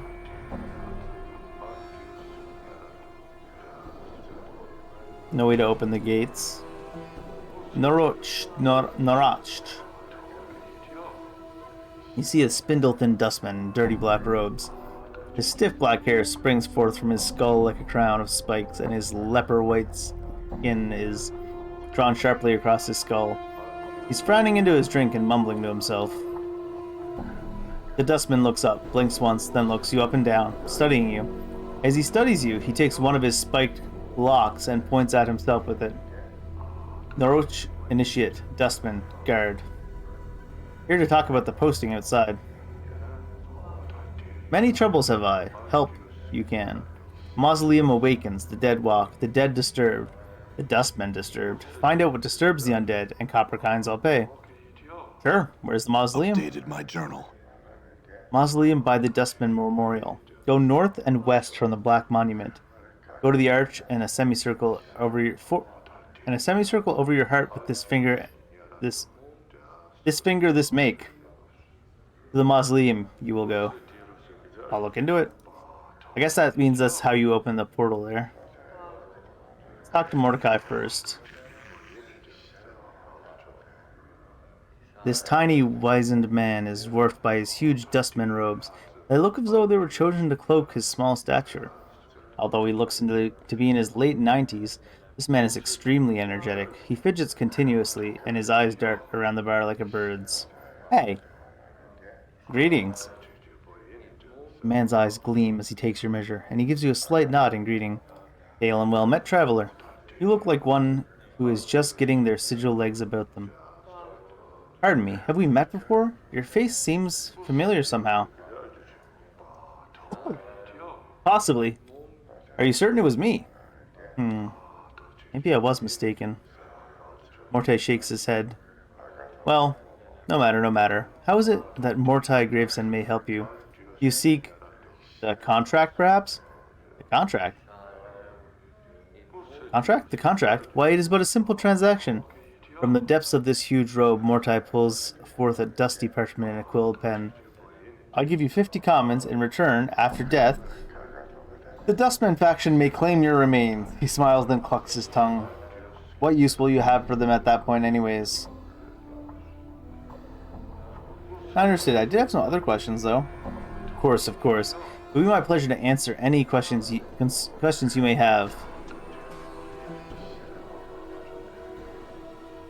Nah, he doesn't seem to be relevant for that.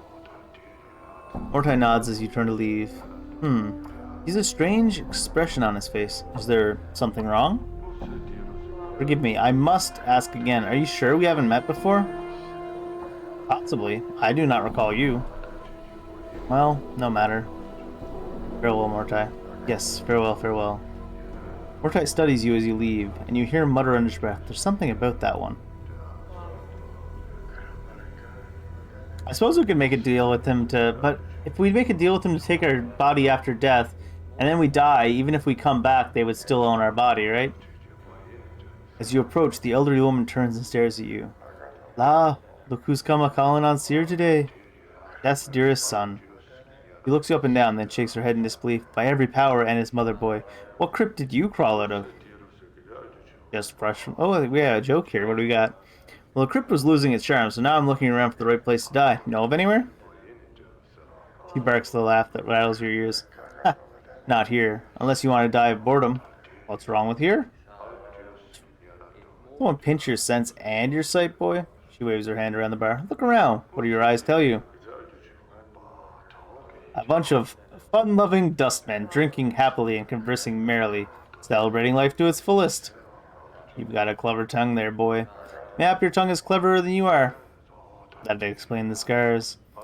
Doesn't explain why a dustman is standing here ridiculing other dustmen. Care to answer that one? Are you a dustman? A dustman, I suppose. I've seen enough sand pass through the hourglass while wearing these robes. His body is almost ready to pay the ferryman. She chuckles, but there's not much mirth in it. Are you afraid of dying? Of course I am, boy. Who isn't? Frowns and glances around. Well, except dustmen. They're not afraid because they've been swallowing so much of their own bat droppings over the decades they've been blinded. They've blinded themselves into thinking that death is some kind of release. So what sparked this crisis of faith? Life, I suppose. She frowns. Never mind. I won't bore you with the niggling details. I'd like to know, actually. Oh, would you? She looks at you skeptically. How old do you take me for? Truth. Old. Not too old, rather youngish. I don't know, and I don't care. Old. Well, you're wrong. I'm really old. I've spent most of my long years teaching dustmen. I've seen many dustmen whelps growing within our order, taught them the ways of the faction, kept the faith, preached the tenets of the faction, and so on and so on. No questions, no doubt. His life was merely an antechamber that led to the true death. And what happened? Well, a half-month back I went sick with a fever. I thought it was the end of it. Rattled my cage. Her face becomes a stone. There's something about having your faction members circle around your deathbed like a pack of pale-faced ghouls, nodding and agreeing that your suffering and dying is all for the best. Oh, Seer is so fortunate. She shall soon be relieved of the burden of life. Burden of life? That's when it struck me. That there's something. A queer expression comes over her features. Addled about not appreciating your life. The dustman keeps saying that life is misery and suffering. Is it? That we should be happy to pass into oblivion. Should we? She shakes her head. Questions, questions. Precious few answers. Doesn't sound like you believe in the dustman philosophy anymore. Suppose I've got swarm doubts all buzzing in my skull. Rubs your temples. Hard to get them all to be quiet sometimes. They need to be fed some answers, and I haven't got them all worked out yet.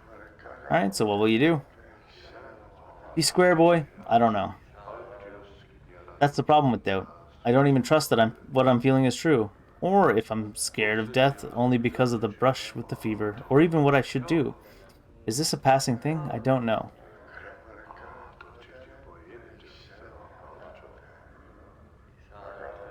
Alright, it seems like we can go with break your faith or keep your faith here. Siri, if you truly believed in the dustman philosophy, then your brush with the fever would not have left you with such doubts. Oh, we're getting experience for this. Seer stares at you and then nods slowly. Maybe so, maybe so. Frowns, her face wrinkling up in concentration. I'll have to chew it over some more. You should. It's no small matter.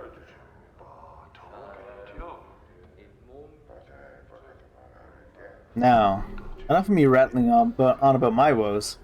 Seer stares at your scars. You look like you had your fair few of handshakes with death yourself. Hasn't that changed your views somewhat? Doesn't it make you appreciate life a bit more?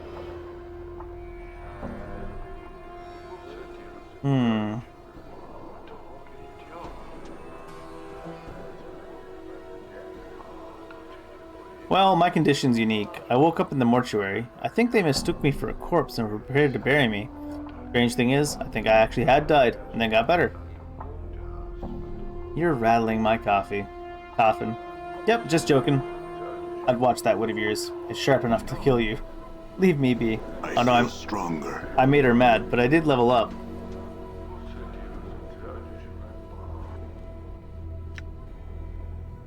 Do I want to level up now? Oh, no, you wouldn't be able to pass your fighter experience to another class. Saving throws, 6 HP, 1 characteristic points gained. Characteristic points. Saving throws up. We do want some more constitution, I think.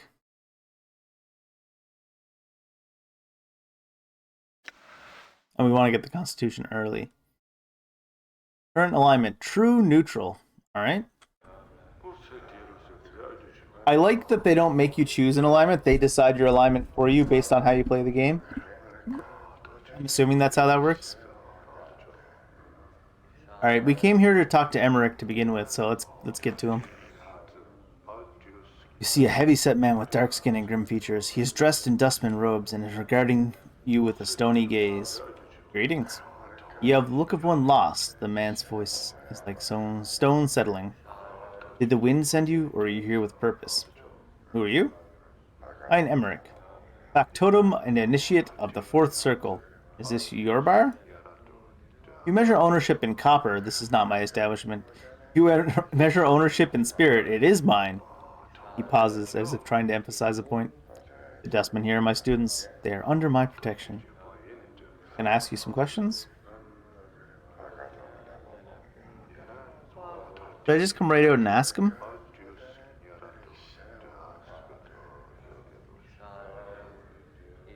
Searching for a man named Farad.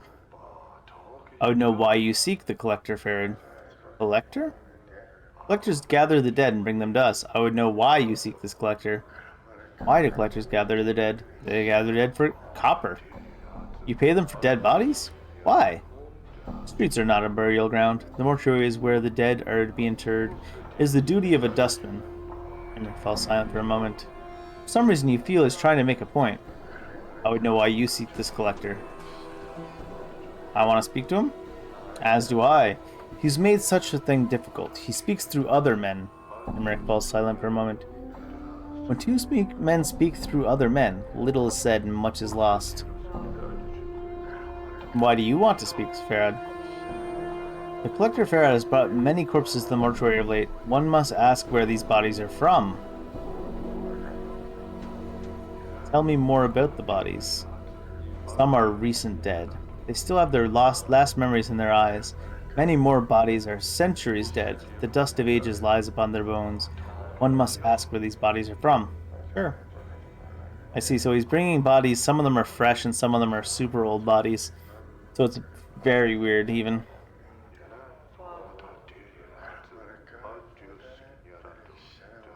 Perhaps I could find out where these bodies are from. How would you do such a thing? Track down Farad and ask him. If you spoke to the Collector Farad and returned with his answers, you will have done a great service for the Dustman. Find where the dead he brings to us from, and you will be rewarded. Very well, I find Farad and speak to him, and find where these dead bodies he brings you are from. Emmerich nods. Your path is our path. Return here when you have the Collector Farad's answers. Can you tell me where he is? It is not known to me where the Collector Farad is. He hides from the eyes of the Dustman. I would seek other collectors and ask them your question.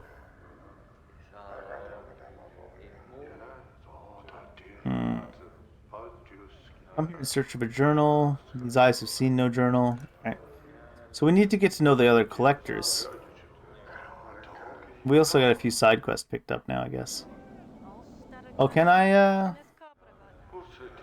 Zombie worker.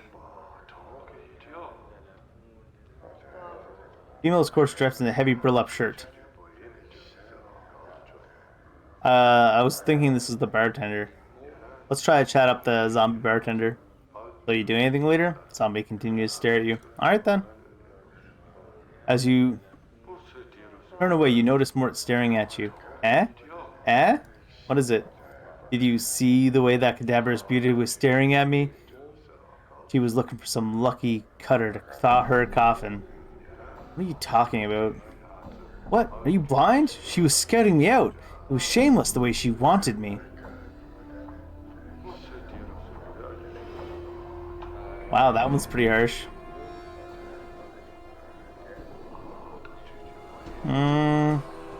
Let's act like she was after us. Want you to go away, maybe. She was obviously too distracted by me to pay attention to some stupid bobbing head with a big mouth. You? Yeah, right. Trust me.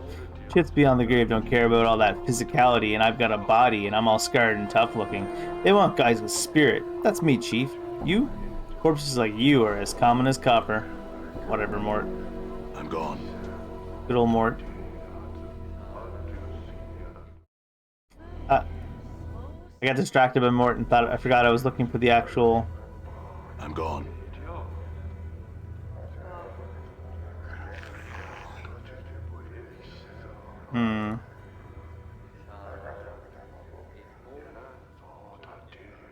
God damn it, Mort. I was thinking we could rent a room here, but... Old Copper Eyes. I don't know if we spoke to him.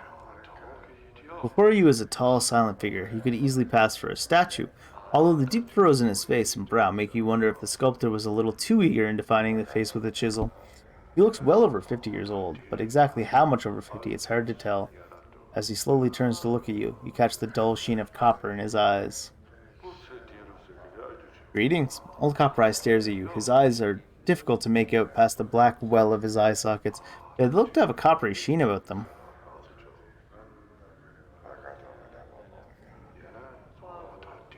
Nothing to say.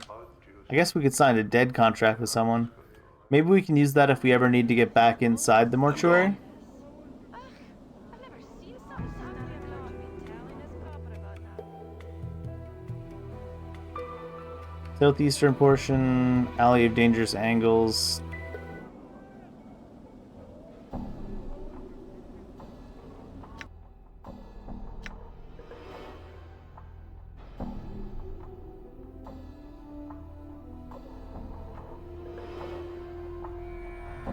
Either number, she said her sister was attacked. A few blocks directly south of the mortuary. This thing's the mortuary, right? We just didn't leave through the front gate.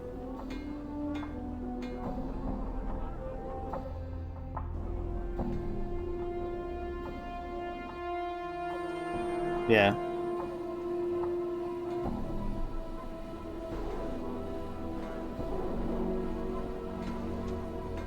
We're so much faster than Mort. Is it because we have legs? Seems unfair.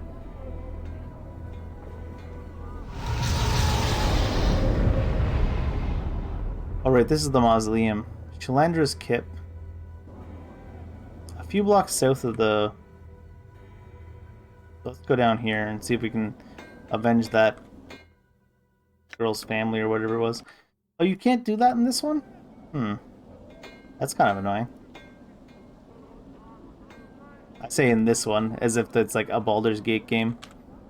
Can I really not? I don't want a map note, I just want to be like...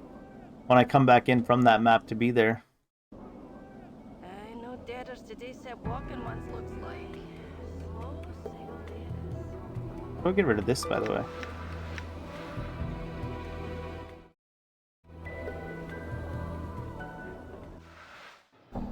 All right. Random thugs. What's that up there?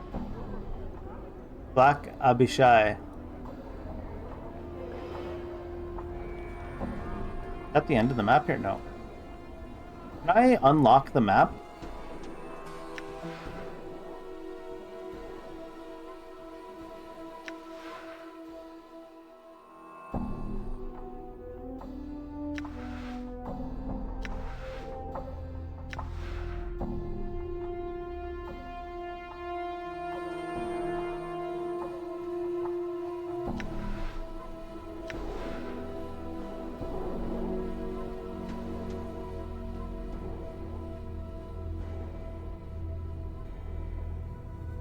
What are these anyways?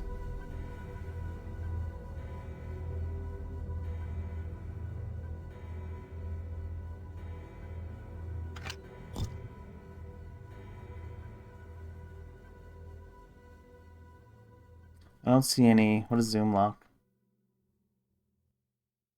I can do that, but can I really not just like move the map over here? See the burning man! He's on fire! You've got to see it to believe it! The guy's barking his heart out. Right inside! Lots of thugs around. Galai. He's leaving though. I'll run into that guy later maybe. Collector. The man is draped in filthy, tattered brown robes, a long hood concealing most of his face from view. Greetings.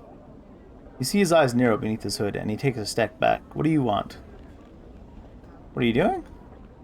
I'm looking for some damn bodies is what I'm trying to do, but you'd think the dead powers had packed up their kip and left the plains the way that people are staying healthy and all. A sudden gleam in his eye.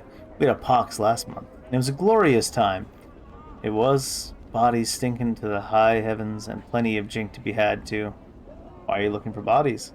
You look surprised. Well, you haul the blighters to the mortuary. There you talk to the dusties, haggle a little, and you get a few bits of jink. Why do they buy the bodies? They gather the dead. It's their job. They pay us to cover more area and to bring any bodies we find to them. Then they make sure the blighter's body goes to the proper place or gets cremated. They're all serious about it. They're barmy philosophy. But it means more drink for me. Yes. Did I go right to Farad, or did they tell me about their collectors? I had some more questions. He raises an eyebrow. I have some for ye, then. Like, what did ye want to know, and how badly did you want to know it? Tell me about the collectors. Look around you. I don't make enough jink to go lighten up the dark for nothing. I'll take a bit of coin. It will, if he wants to chant. It'll take a bit of coin, it will, if he wants to chant. 5 coppers. He studies the coins for a moment as they lay in his hands. He pockets them swiftly. Ask. Tell me about the collectors. We make our living by dragging debtors of off Sigil's fair streets and hauling their lead-bottomed arses to the mortuary. Not the best way to earn a living, but it's a start. Is that all you wanted to know? Looking for a man named Farad. He narrows his eyes suddenly. Farad, what about him? You seem suddenly wary. Why? Farad. Ragpicker Square in Shargraves. Is Shargraves, me boss's territory, you see. Ferret and his dogs came in a while back and tried to oust us. We fought him off, we did. So they're all in hiding somewhere now. We still catch one of his lads now and then around Square. Usually we turn him into a quick spot of jink at the mortuary, the pink and sods. Tell me about Shargrave. He's my boss. Casts his shadow over a whole mess of collectors. He does. Whole mess of collectors he does. I'd stay away from him unless you got right good cause to talk to the man. I've never spoken to him personally myself. Interesting. You know where Farad is? I know where the rat bastard isn't. He ain't where most of the collectors call Kip. In Ragpicker Square. That he's close by there somewhere is the chant. Do all collectors share your opinions of Farad? Same thing he said before.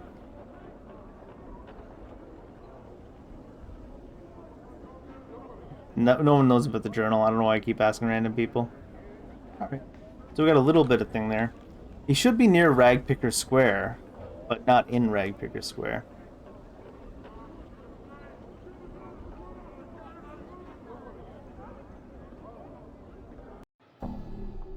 A two parlor. Warehouse. Is that a store? Oh. What? Sure, why not? I'm gone. Why are you following me again? What's up, Chief? Why can't I get him to do separate things? There we go. Now he's doing separate things. See that? I want them to aggro onto him though. But if they don't aggro onto him, he's just gonna kill them. So that's cool, I guess. What's the word, Chief? All right. What's up? Good as done.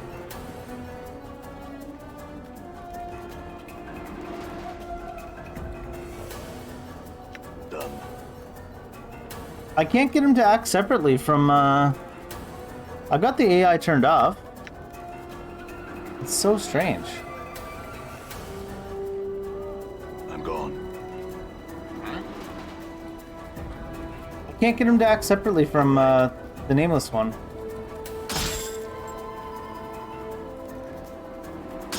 Oh god, the other thugs are aggroed on us now. God damn it, Mort.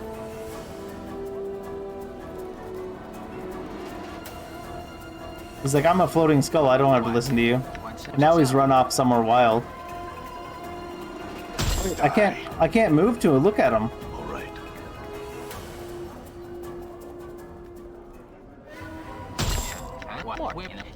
What? What's sure, why not?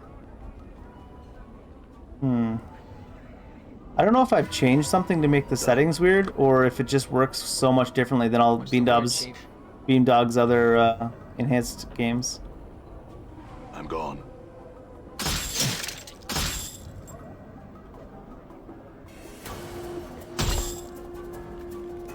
What's up? I'm gone.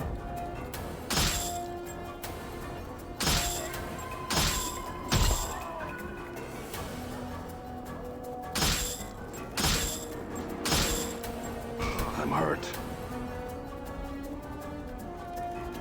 Yeah.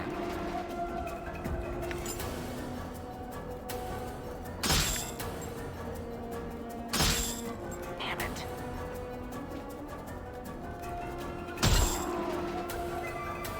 Done. Huh? All the Sure, thugs why in the not? city are attacking us. All right.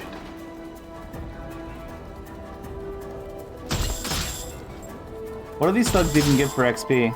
65? Weak as shit thugs, I guess.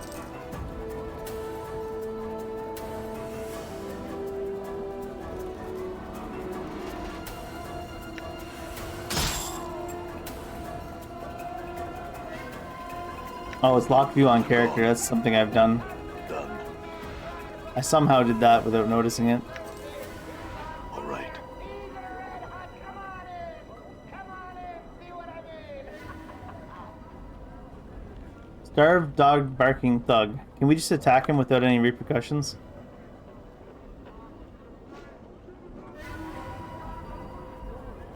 Done.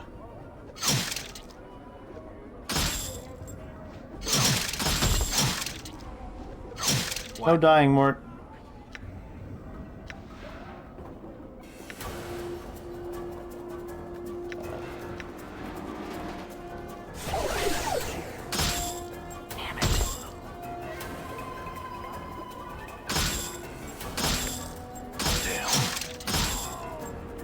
How do we prove that we killed 3 of them, I wonder?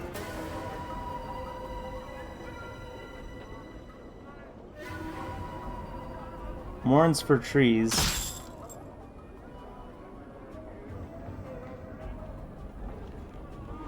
I'm hurt. Oh. You're a little beat up there, friend. Oh god. Did you just die? He's at 1 HP.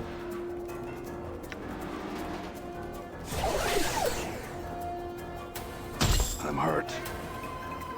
All right. Go starve somewhere else, dog. Damn it. Damsel in distress.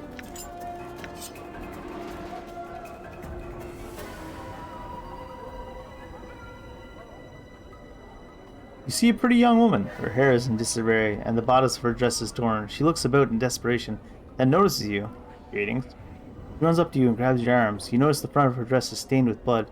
Help me! They're trying to kill my sister. Or they're killing my sister. Let's get ourselves taken into a trap. I'll help you. Take me to her. A look of relief washes over her face. She tugs at your arms. This way. Wait, is Mort not coming? Mort! Mort! Get down here, Mort! I've gone to a trap on purpose. What's up, Chief? All right. What's the word, Chief? I did it only because I thought Mort had my back. The damsel in distress is gonna fight us too, apparently. Done. Yeah?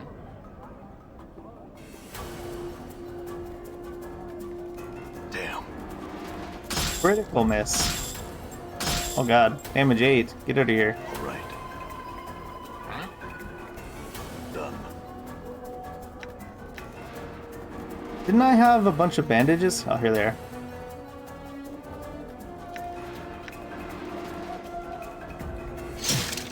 They don't do a huge amount, though. Done.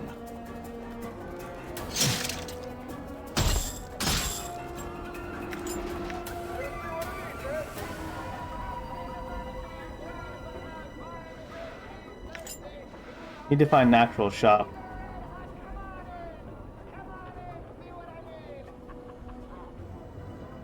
Are you an actual shop? Small dwelling. I'm gone. No, it did say warehouse, so maybe it is a Alright. shop. For a second I was like, this is me, a guy that's mad we went into his home again. Moving from box to box, this man seems to be totally immersed in counting boxes and scribbling results on a piece of parchment. He looks at you. He looks annoyed as you interrupt him. What is it now? Can't you see I'm busy taking inventory? Go bother someone else. Didn't mean to interrupt. Guess I should have just left. Done. Oh, thugs are after me again. Thugs don't mess around. Smoldering corpse bar. We haven't been there yet, right? Tenement of thugs. I feel like we don't want to go there.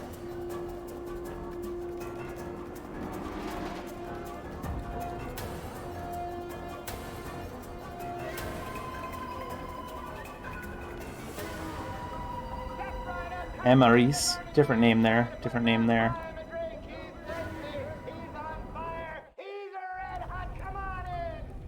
Ignis. Drusilla.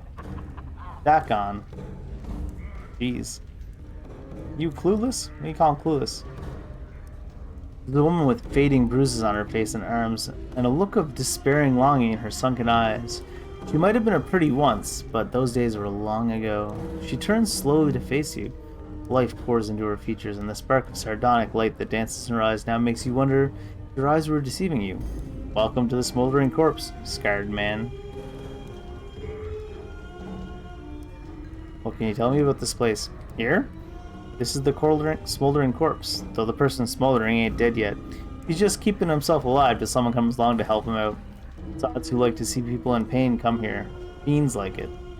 Folks who don't much care for being bothered come here to...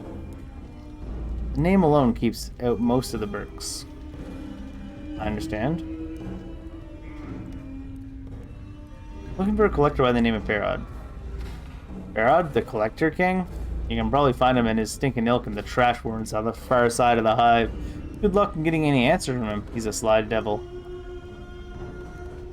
Who are you? I am Drusilla, and you must be clueless. Don't ask me how I know that. It just shines off you. Clueless? I think not. She smirks at you, and her bruises seem almost to fade. Whatever you say, dearie. Whatever. Answer some other questions. Who is that burning by the entryway? Updated my journal. The despair you saw on her face before flits across it again like a black-winged shadow before she masters herself. That's Ignis, one of the greatest wizards ever to come out of this slummy excuse for a cesspool. They caught him, and they opened a channel to the plane of fire through him. Now he's just a doorway for it, keeping himself alive by force of will alone. If someone could douse him for a few moments, it'd give him his life back again. But they don't make enough water to do that. Someone should be able to find something. Ah, well. Can you answer some more questions?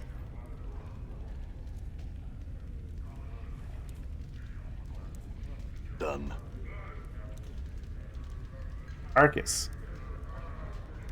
You see a leather-skinned man with just a hint of ashen color to his face.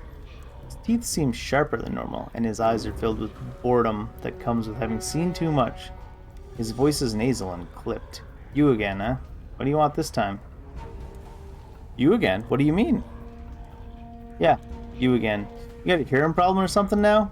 You was here about 15 years ago. Got all bubbed up, smashed up the place, and left a pile of coin that wasn't enough to pay for the damages. So you plucked out your own bleeding eyeball and tells me you'll be back to reclaim it when you got 200 coins together. With 15 years of interest, you got about 500 coins. You got the jink pal, I got your eye. 500? That's ridiculous. Pauses for a moment, considering. That is, tell you what, give me 300 and the eye's yours. Still can't afford it. You're not getting your eye back. Very well, answer some other questions. Who are you? What is this place? I want something to drink. No, I don't want any of these things. I was looking for the person that'll got the weak drink. The flavor isn't exactly bold, but it's filling. And it's alcoholic. It doesn't seem to be do anything else for you. Just wondering if you can get a room somewhere to rest.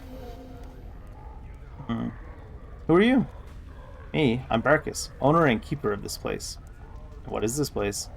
Didn't you see the sign out front? Didn't you see the brick burning over the furnace when you came in? It's a smoldering corpse. I mean, to be fair, he's got a point there. What are we asking questions about this for? Best damn Bobhouse and Sigil. At least, it's the best damn Bobhouse in this part of the hive, which makes it one of the best in Sigil. Hell, they got a fancy place with plants and such in the ladies' ward, and they got fiendish taverns salted around the rest of the hive, but none of them got the character of the smoldering corpse. Who is the corpse? Ignis. Go talk to Drusilla. We already did.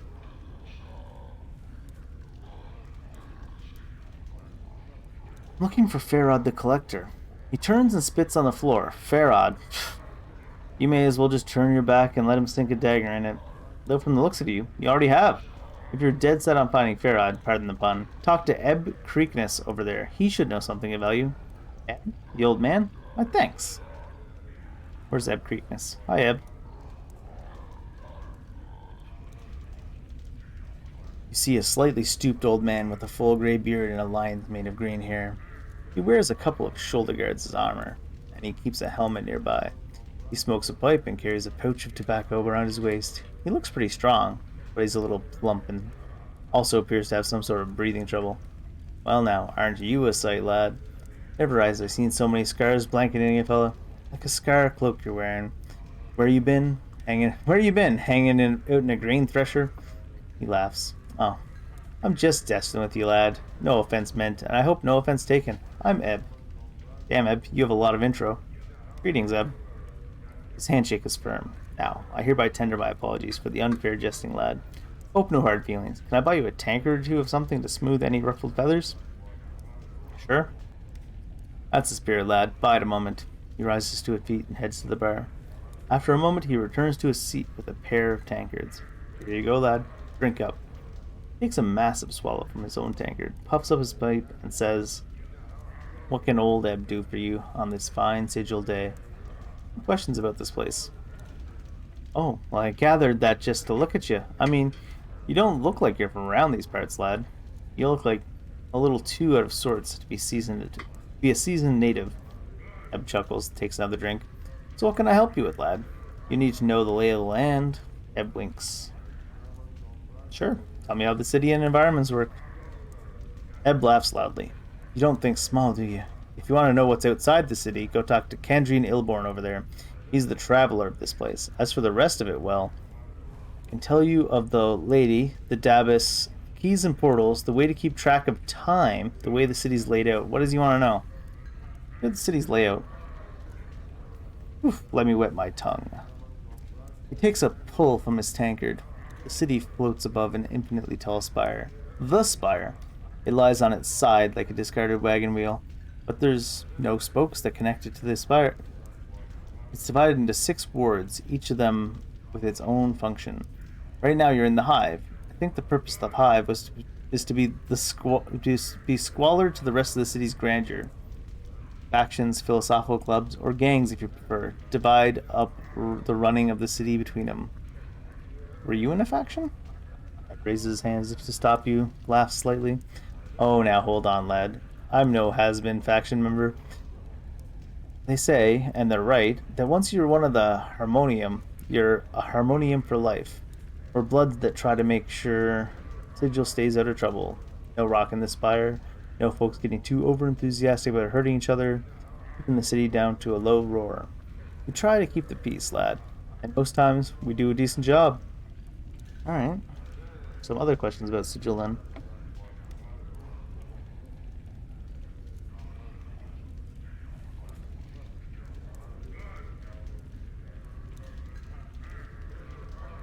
Let's hear about the lady.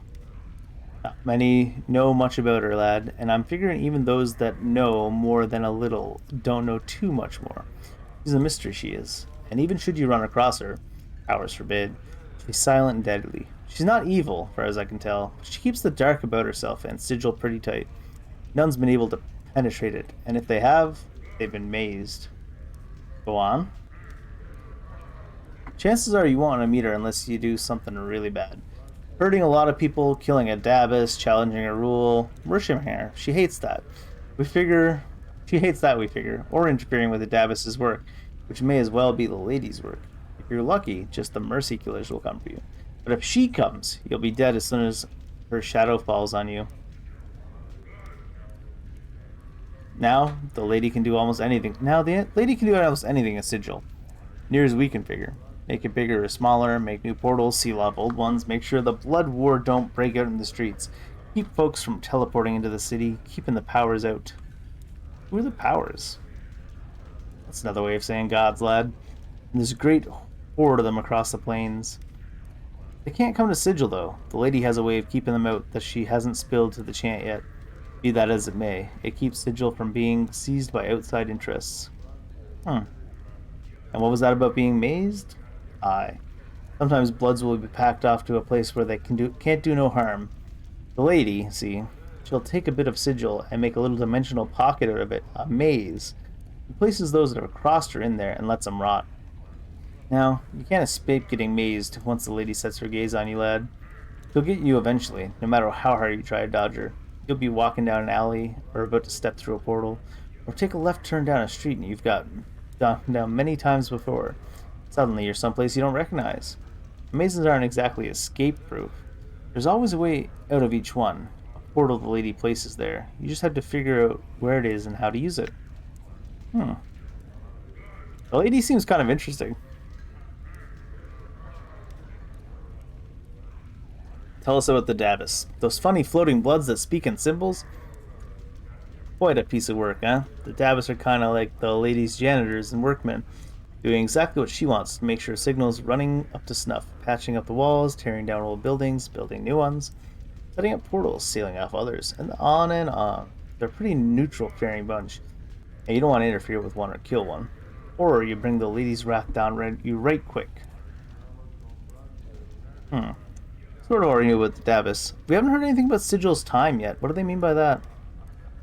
The way we measure time in sigils by the brightness of the sky, sure. See, we haven't got a sun and moon like most worlds. We've just got this everlasting haze that brightens and darkens at regular cycles. What most folks call midnight, we call anti-peak. What they call noon, we call peak. See, it's based on the peak and anti-peak of the brightness.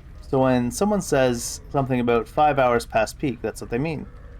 Oh, I thought there was going to be something more involved with that. Keys and portals. Sigil's called the City of Doors for a reason, lad. There's portals everywhere. Portals are... well, they're like doors that lead across the multiverse. Except they don't look like doors. Instead, they can be any bounded space. Window, door, pothole, picture frame, barrel hoop, the spaces inside scaffolding, a wardrobe. Each could be a portal, waiting for just the right key to open it and take you someplace in the multiverse. Now, keys... each portal has a key you need to open it. Now, while portals can be any bounded space, keys have more variety. They can be anything from a little tune you hum when next to the portal, to dancing a jig, to being in the right mood, having a piece of the place you want to go to in your hand, and on and on.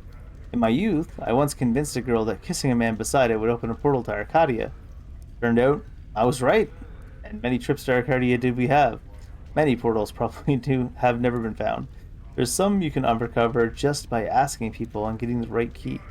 Finding out the dark of a portal is the toughest part, but I warn you, lad, portal hopping shouldn't be a pastime for a fella in your way, nor should you be wandering sigil after dark neither. You do best to stick to the main ways in open peak and watch yourself. He thinks we can't take care of ourselves.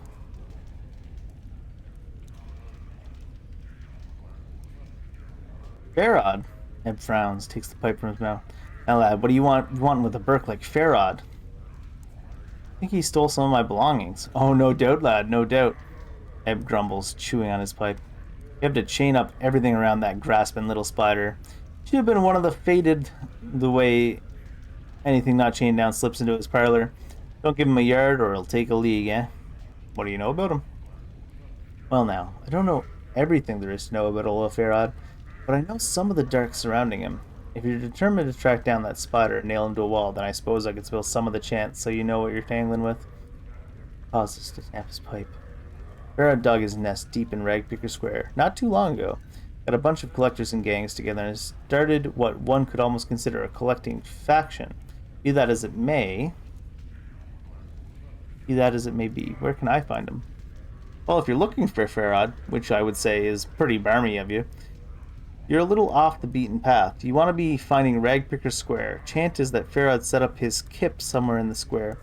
Even an old fellow like me who's been around the ring a few times don't know exactly where. I figure that Farod wants to keep the dark of his location dark. If you're all bound and determined to find Farod, go to Ragpicker Square and try to dig up Farod's location from some of the locals. Try and be careful about it, since there's plenty in the square that would make a gut harp out of you as soon as look at you. Yeah, it's kind of the same advice we got before, basically just hang out at Ragpicker Square. Mercy Killer patrons. Ilquix. Short round man with a perplexed expression on his face. Hello, Trevor. My name is Ilquix. Can I be of some assistance? Who exactly are you? I am but a humble man with a slight, flowery, poetical bent and a tendency towards the supernatural. I regret that I have none of my supplies here, or I should be most eager to teach you of the ways of power, perhaps some later time? Yes, I'd like that. For now, though, I have some other questions.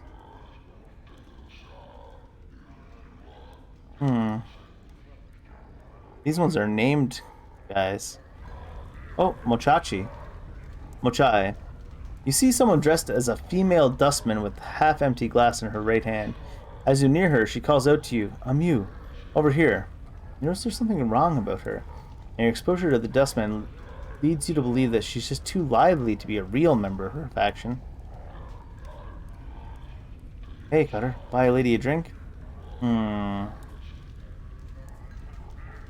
not really a dustman, are you? She looks around nervously. Seems to sober right up.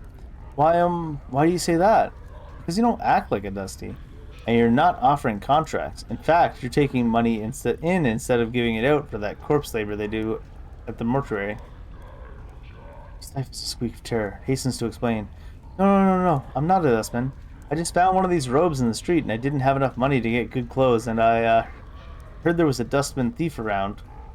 But you could probably find him somewhere else in the southwest part of the hive. I saw him, but I hid from him. Please don't hurt me. I'm not planning on it, but you ought to know you're not pulling it off too well. Now answer some questions. Who are you? Oh, Chai. I just like to, drink here.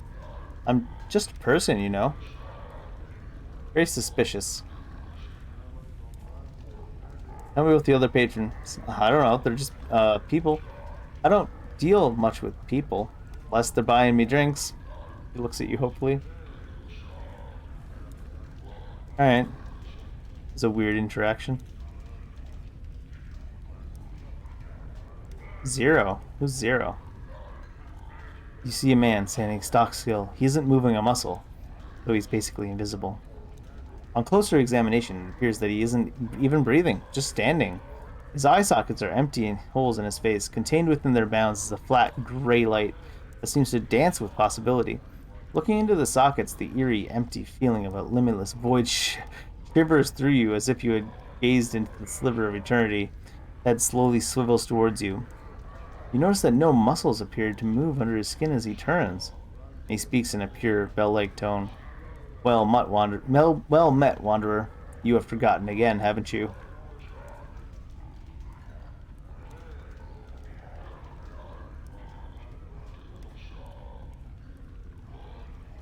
As he opens his mouth, you get the feeling of eternity again. Inside his mouth, you see no tongue, no teeth. It's almost as if this man were a shell surrounding an illimitable expanse. I've spoken with you before, and you always forget. Your endless quest to discover yourself ends always in your amnesia.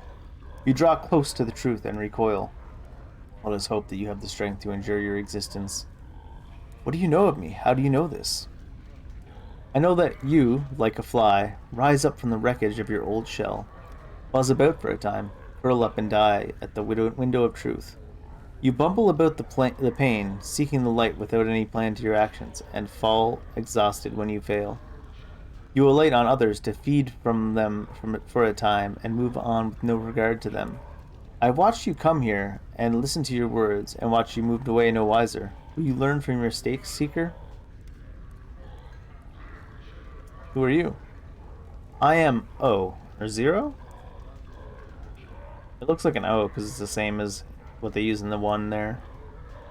For some reason he speaks his name. It sounds like he's speaking much more than a single letter, as if the speaking of his name contained untold possibilities and nuances. No human tongue could ever create such a sound. So he has a name, but we can't interpret it. He can't be like one of the powers or a god or whatever, because they said the lady can stop gods from coming to Sigil. So what is he, I wonder? Oh, there's a question there like that. What are you? It is my name. It is the name of a portion of eternity. I am a letter in the divine alphabet. Understanding me leads to understanding existence. I'm written the true names of half of everything. My being encompasses truth. I am a mathematician. Organic. Metaphysic. I think you're entirely crazed. So what does that mean? The divine alphabet is writ in the name of everything that exists, from the seed at the hearts of the elemental planes to the core of the great beyond. My brothers and sisters, a single word translates into the two in your mind, and I reach across all that is, was, and ever shall be.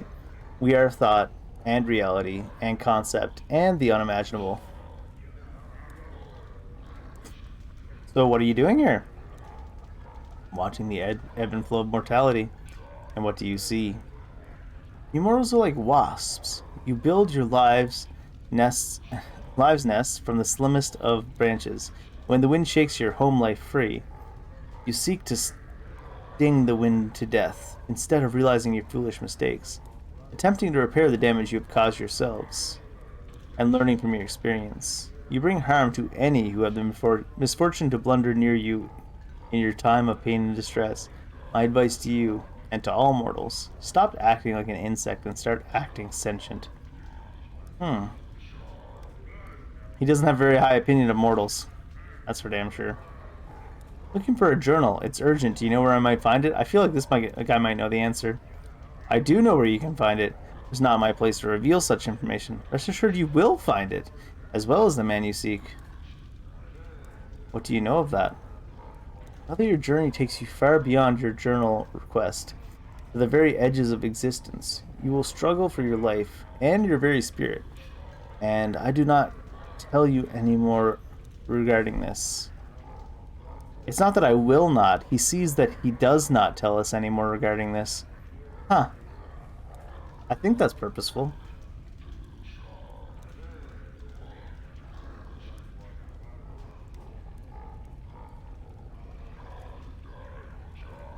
Tell me about yourself. IMO. We've already asked that.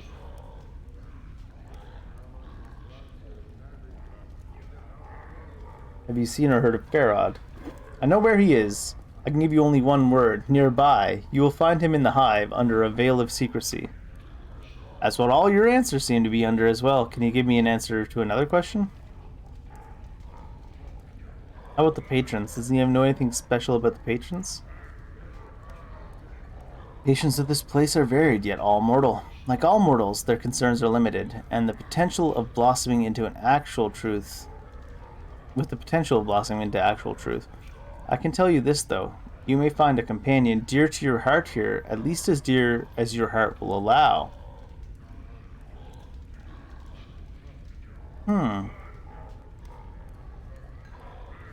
Companion that would be dear to our heart we could be finding here. Talk to all the named people, I guess. Dakon. The man before you is old. His dry yellow skin has the scars of one who has traveled everywhere and never rested long at any one place.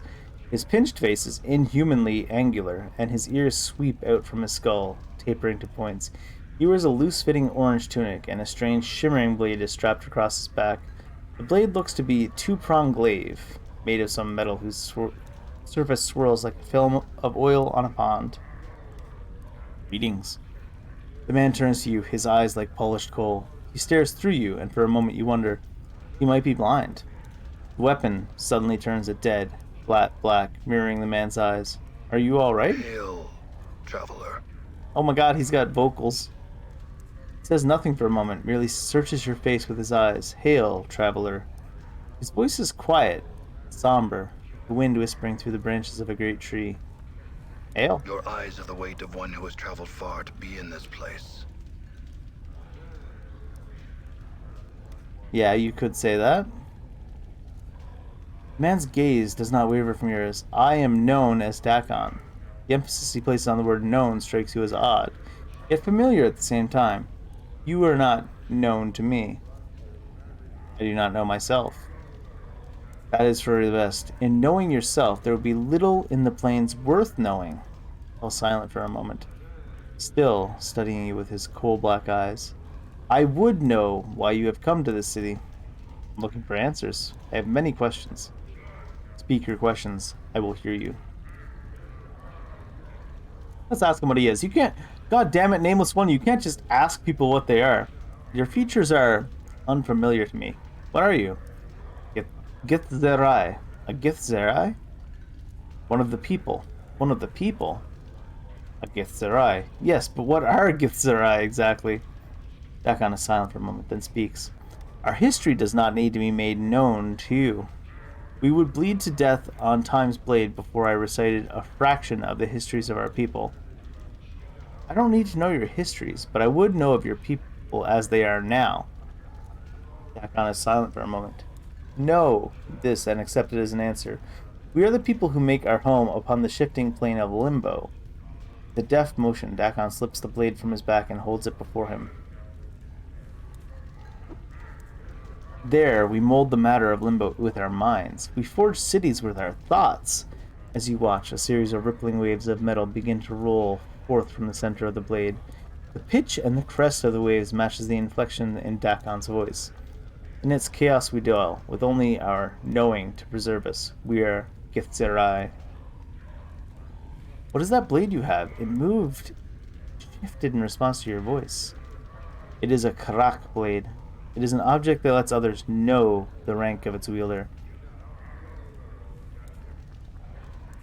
And what does Karak mean?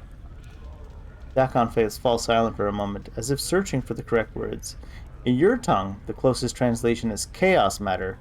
The people may shape it with their thoughts. Shape it with their thoughts. We know the people is the Githzerai. Karak is not shaped by heat, but by knowing oneself. It is a mirror that reflects the will of the wielder and its surface on its edge. When one knows themselves, the blade is strong, harder and stronger than steel. When one does not know themselves, the blade is as water, formless and weak. Are you willing to sell it? What rank does the blade signify? Blade is a symbol carried by the Zerth. A Zerth is one who knows the words of Zerthamon. In knowing the words of Zerthamon, they know themselves. Who's Zerthamon? The founder of the race. He knew the Githzerai before they knew themselves. He defined the people. He gave them one mind. Do they have a hive mind? Alright, I got some other questions. You seem to place special emphasis on knowing. What do you mean? All things, whether structure or flesh, their existence is defined by their knowing of themselves. And if a man does not know himself? When a mind does not know itself, it is flawed. When a mind is flawed, the man is flawed. When a man is flawed, that which he touches is flawed. That pauses. It is said that what a flawed man sees, his hands make broken. Do you know yourself? Dakon falls silent. His cold black eyes take on the same distance that you noticed when you first spoke. I ask again, do you know yourself? When Dakon speaks again, his voice is changed. His words echo, like a great stone dropped into a chasm. It looks like he is forcing the words from his chest. It is not my will that you know this.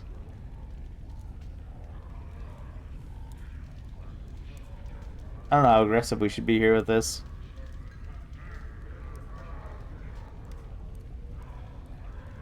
Do you know a man named Farad? That one is not known. Alright.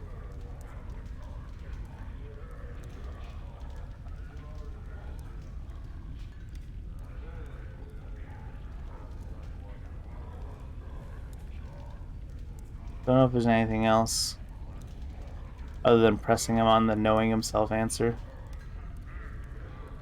Nothing to be said. Farewell. As you turn to leave, the man speaks sharply, the first time you have heard his tone change since the conversation began. Hold! The man's voice levels out. The city is not known to you. I would travel your path with you. You are old. Yeah, I accept. An extra blade would be welcome. Your path is mine. Strangely enough, his voice seems distant, and it echoes as if he's speaking across a great distance. Alright, let's go. Endure. In enduring, grow strong. Dakon's Zerthblade. +1 to armor, +1 to Thaco. Usable only by Dakon. Or this should level up with him then, maybe? The Unbroken Circle of Zerthamon. Usable only by Dakon. The small round stone is the Unbroken Circle of Zerthamon.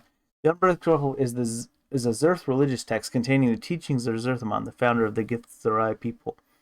The circle is made up of a series of interlocking circles that fold out from one another, depending on which branch the reader wishes to follow in the path of his teachings. It's said that some Zerths spend years poring over the combinations of plates, looking for new significance in the teachings. Dakon seems to use the text as a means to focus his spellcasting abilities, for he pores over the tablet occasionally, memorizing the words. Small round stone appears to be a religious text Dakon carries. You can't figure out how to unlock the plates, however. Can't do anything with it right now. Invokes aid, +2 to strength, usable by Githzerai. Form of healing powder commonly used by the Githzerai in the plane of window. When the stopper is pulled and the spice touched on the skin of the wounded person, the spice travels through the injured person's body, generating raw matter to fill up the holes in his physical form. No matter how large or small a hole, in order for the spice to work, the user must concentrate on its healing effects. With the proper discipline, a practiced Githzerai can even heal the greatest of wounds. In addition to its curative properties, it is also the element in several of the rites of passage. It is believed that the spice also fills the holes in a person's psyche, removing doubts and giving them focus and purpose. And I can use that to invoke aid. I cannot part with that. What?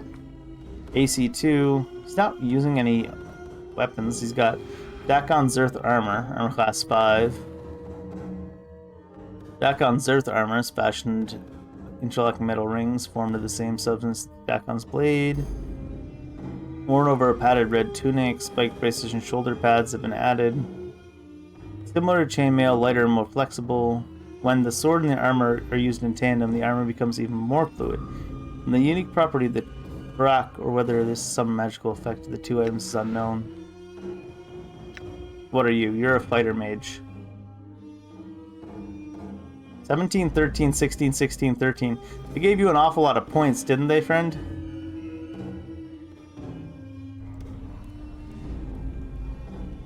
Alright. I thought I was going to have to talk to more people in here because the Zero guy, or O, told us that there'd be people here to work with, but I take it that that's them.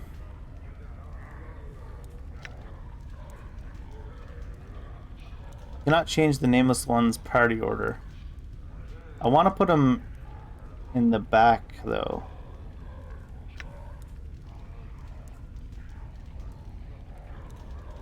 Like, I would want to use this one, but then put him not in the front, you know? I guess you could do it like this. Then they're looking the other way. They always seem to want to put him up in the front.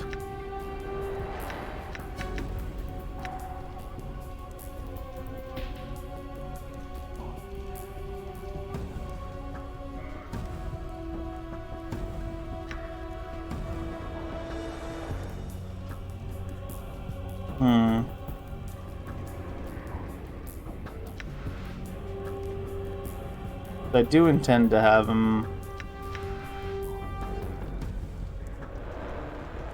be a caster.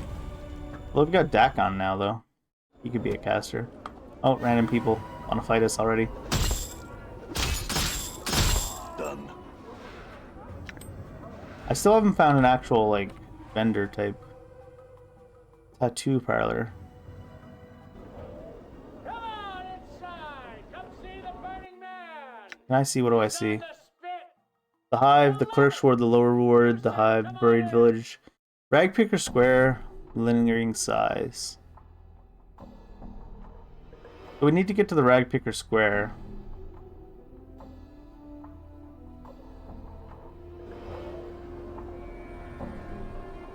Oh, there's loot. Ooh. Hey, we're being watched, Chief. Just look natural. Casual.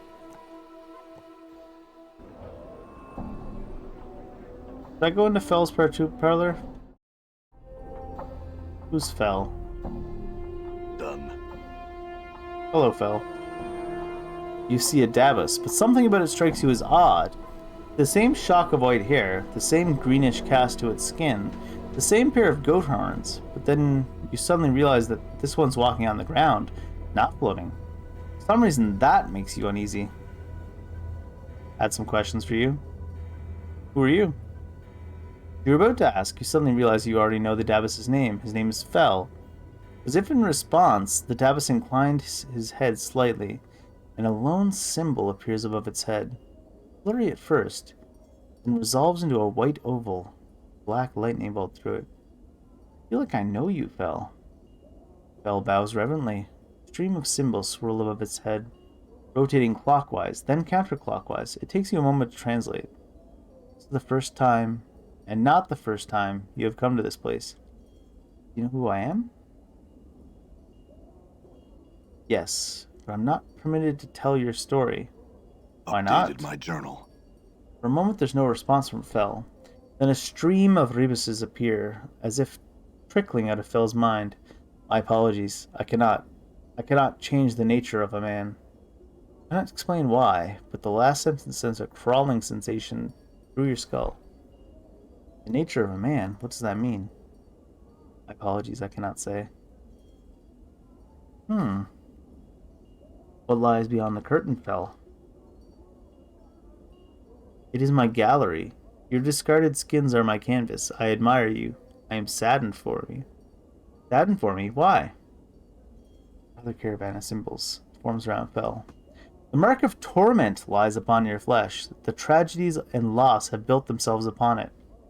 Like stones upon a foundation, you have endured great pain. What do you mean?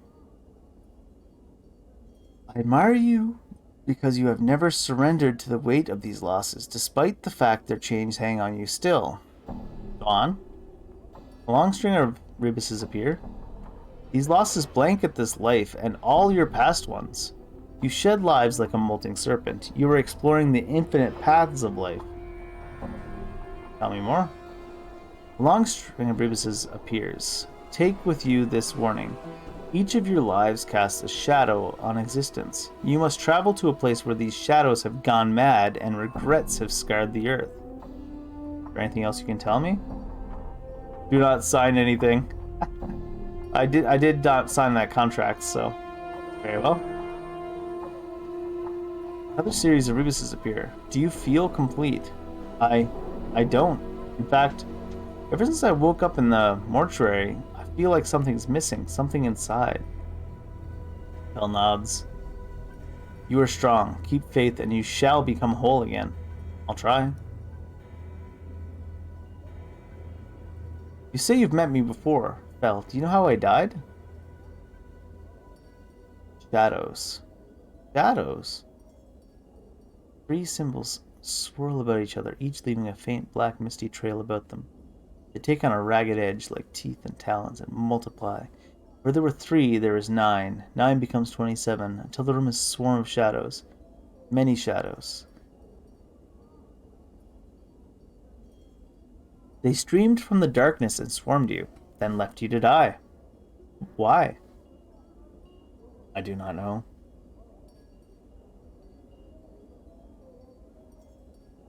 Alright, and what's this place? A slow train of symbols materializes around Fel's head. The symbols take several moments to resolve, starting with simple lines, then fleshing themselves out in breathtaking colors. This is where I tattoo color and life upon flesh and bone. Can I see what tattoos you have? Oh, interesting. Can I sell stuff? He doesn't want to buy my stuff, though, which is fair. What do we got? Tattoo of Might. Identify. Special, temporary. Special equipped.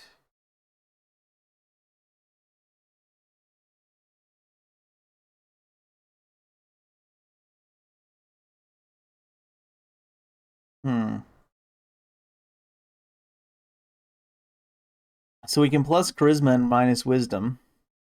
Tattoo can only call upon its luck ability at a limited number of times. When the tattoo power is exhausted, however, the charisma bonus will remain. So we got a plus with this one, Thaco +1. 2 concentric wings with lines radiating from the center. When inscribed on the skin, the wearer's perception of distance and balance becomes heightened. Bloodletting +1 damage with all attacks. Ooh. +1 to strength. +2 to strength usable only by fighters. +1 to intelligence. Revelation. 2 to intelligence only by mages. Spirit is wisdom. 2 to wisdom. How many tattoos can you wear, I wonder? +2 to dexterity, and this one's only usable by thieves. +1 to con. U2 con is only usable by fighters. 2 charisma. Base hit points. 9 only by fighters. 1 to AC. 1 to 8. 2 to AC only by fighters. I'm kind of regretting now that I see these tattoos that I kind of want to go caster. But too late to worry about that, isn't it, when I've got these stats? I'm sure there'll be somebody else that'll help casters, maybe. I'm gone. Seems kind of wild. You can just get a shit ton of strength and stuff, though, from buying them. We still need one more of the dog somethings. Damn. Looks like my skills have increased. Ooh, Mort leveled up. What? All right. What's up, Chief? What's the word, Chief? All right. Hurt. The rock sings true. You see that? I hear your words. The rock sings true. What level was that lad again? He's beating everybody up. You see that? Oh. You see that? I'm gone.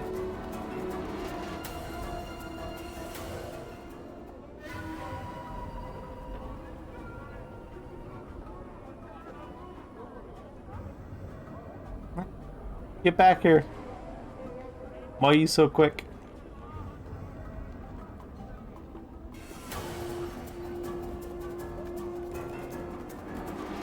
Hope those thugs don't aggro on me too. Oh, inventory's full. Can I do this?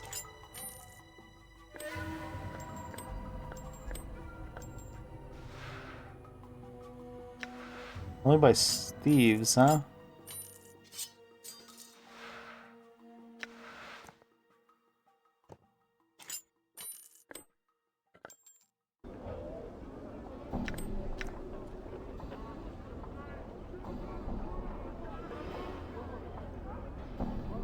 Alright, I Mort, can level up. like Latin. Or death. Thanks, Mort. 4 HP, 2 hit points from con, saving throws. Echo didn't change, it seems. Good as done. Kind of tempting to get like the thing where you always get maxed HP, isn't it? In these games.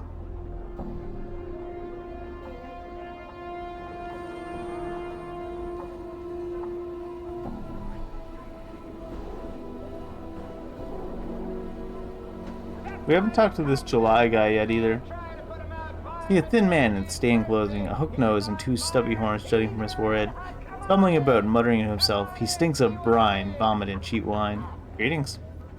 Eh? The man stared clearly at you. Was it? What? Never mind, sorry to bother you. Right. He was named, but not relevant. At the moment, at the very least.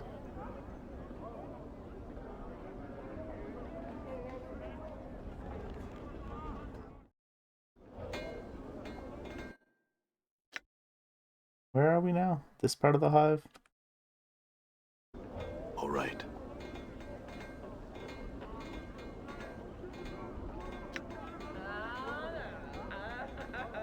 Miriam.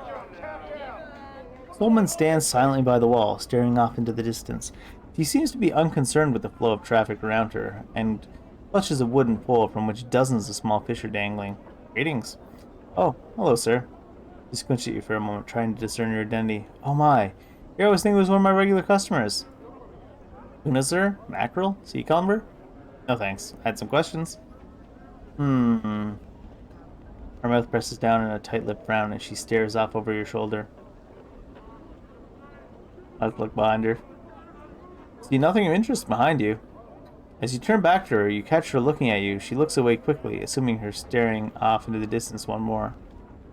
What, do I look familiar to you? Goodness, no. You do? Have you seen me before then?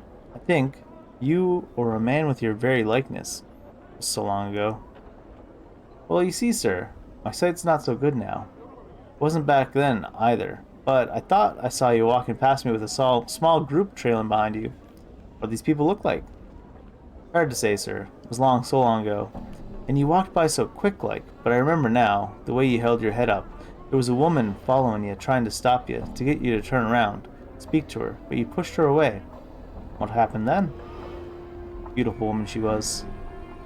Looked so sad, so angry, all at once. She stood there for a moment, and followed along behind you just the same, hustling to catch up.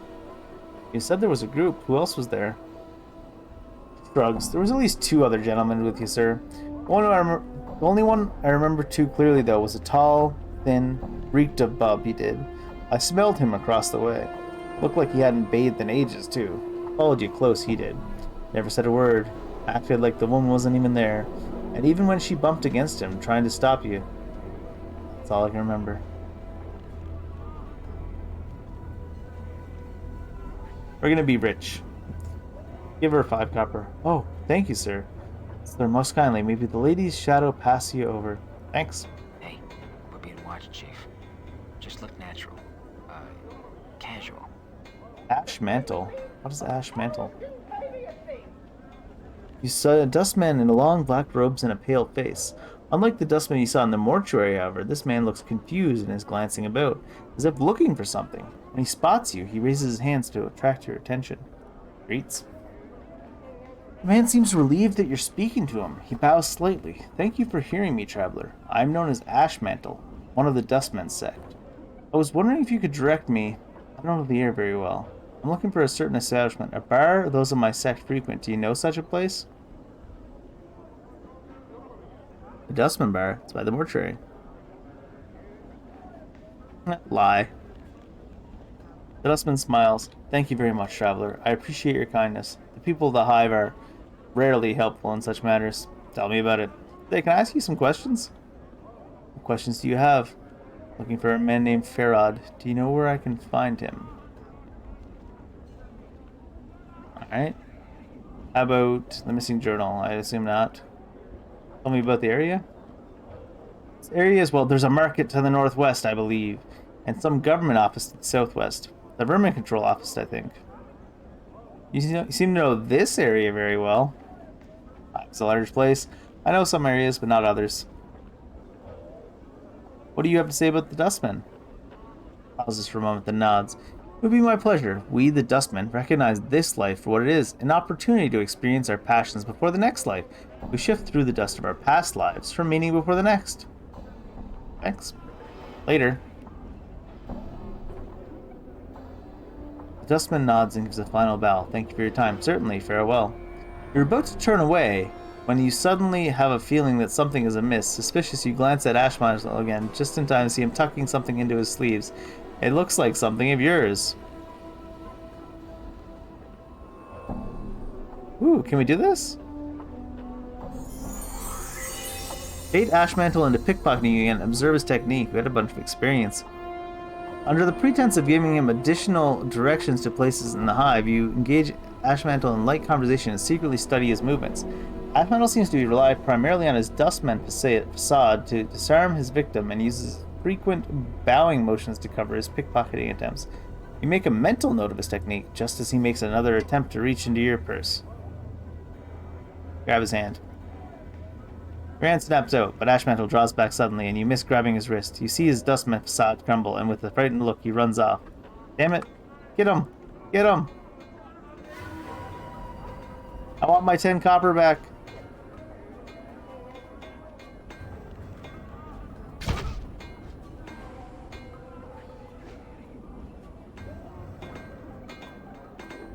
I believe in you guys. Come on.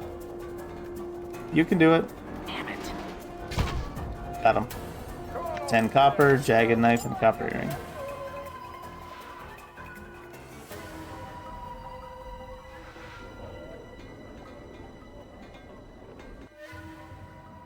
Office of Vermin and Disease Control. I think we can get a quest here. For controlling demons. You see a squat man with a rash-covered skin and several pustules covering his face. Ugh. His clothes seem to mark him as some sort of official, but they're dirty, wrinkled, and covered with rat hair. As you watch, he idly scratches himself with his stubby fingers.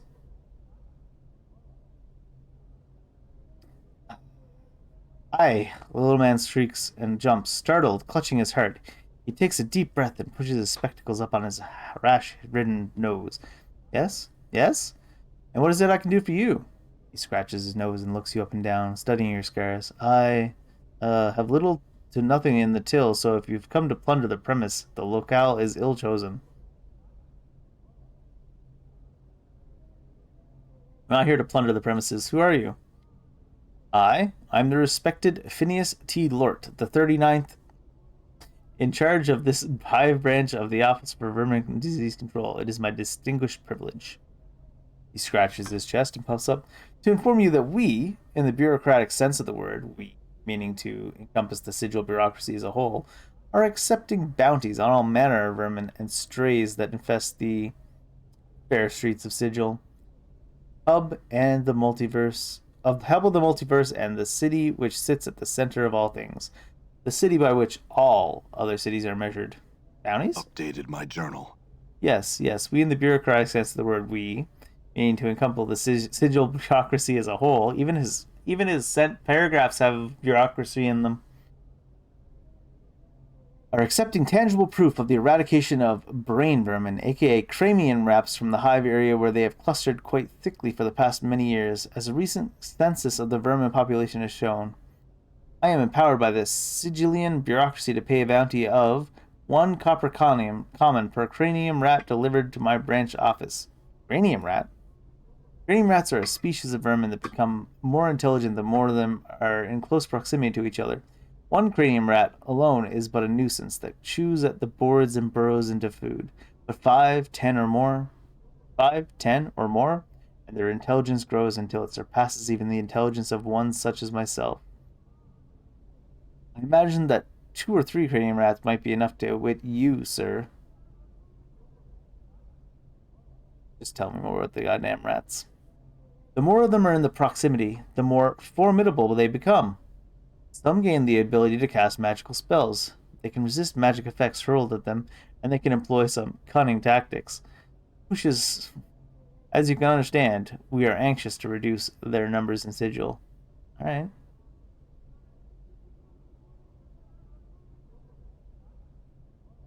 I just wanted to learn about the bounty. I don't have any cranium rat stuff, right? I have dirty rat charm, which is not a cranium rat tail. As far as I know.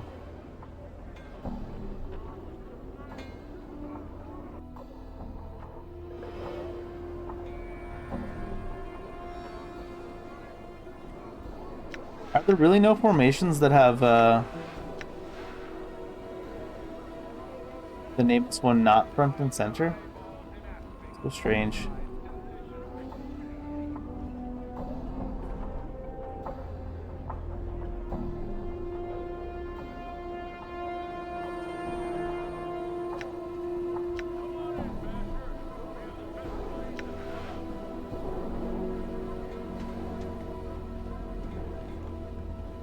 Different name there.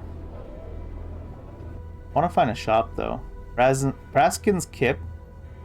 Is that a shop? Is that the place they were talking about earlier? Hi, Braskin.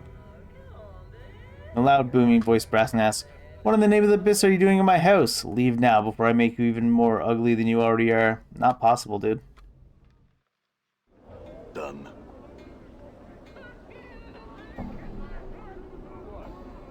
Don't underestimate my ugliness. Reekwind. Oh, there's the marketplace. Craddock. What's Craddock have to say? You see a huge man watching the area with a tight-lipped frown on his narrow eyes.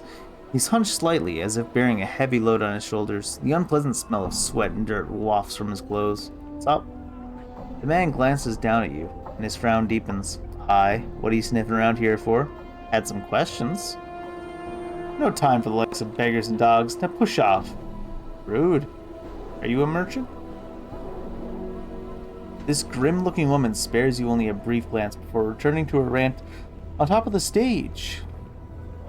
She has a powerful voice that carries across the marketplace, even cutting through the noise made by the merchants and the surrounding foot traffic. Alright. Gahoa. You see a thin, yellow-skinned humanoid covered with a variety of dazzling tattoos. His eyebrows have been accented with the black charcoal lines, and his teeth are filed to points. He sees you and waves you over, rattling his dice in his hand. What's up? He's about to speak when his eyes, shiny and black like orbs of jet, fall upon Dakon. The two of them stare silently at one another for a moment, before the tattooed Githrisai's gaze returns to you. His voice is low and raspy. Gaoha greets you. You have come to play a game, yes? No, I had questions though. Smile fades instantly. He shakes his head. No interest in questions have I, only the game. The turning of the dice, the glint of coin won or lost, yes? Shakes the bone dice in his palm. You have no interest in these things? Not right now, maybe later. Alright, let's just try talking to the normal merchants and see if I can actually buy stuff. Jump, Lim, jump! The merchant seems to suddenly notice you. Oh, greetings. Would you like to purchase one of these playful gamboling limlims, my lord? Not yet. Just what are these limlims? They're from the Outlands, my lord. Neither holy insect nor holy animal. Are insects not animals? They're friendly, playful, and quite loyal. Takes a sidelong glance at the limlims and leans close to whisper. Pretty tasty, too, in a pinch. Interesting. I had some other questions. No. The attractive young woman is smiling and beckoning to all passerbys as she calls out the virtues of her goods. Plates, jugs, cups, tankards, drink from the goblets of the finest lords. On seeing you, she waves you over as if you were an acquaintance. May I see what you're selling here? I sell plates, cups, jugs, tankards, cutlery, and all the like. Steps back and lifts the lid of the crate and wagon. Please look over my goods. Should you have any questions, feel free to ask. Do I want to examine the contents? You peer into the crate full of cups and stuff. See anything you like, sir? Her long waving hair brushing against your shoulders smells faintly sweet like vanilla. Where does all this come from? My lovers are all burglars, sir. These goods are pilfered from the homes of Sigil's nobles. On seeing your expression, she laughs sweetly. A jest, sir. Merely. My father and his brothers are tinkers, and these are the wares which are discarded from the nobles' manors and made good by them once more. Alright, cool. I'm looking for an actual merchant, though. Probably one of these named people.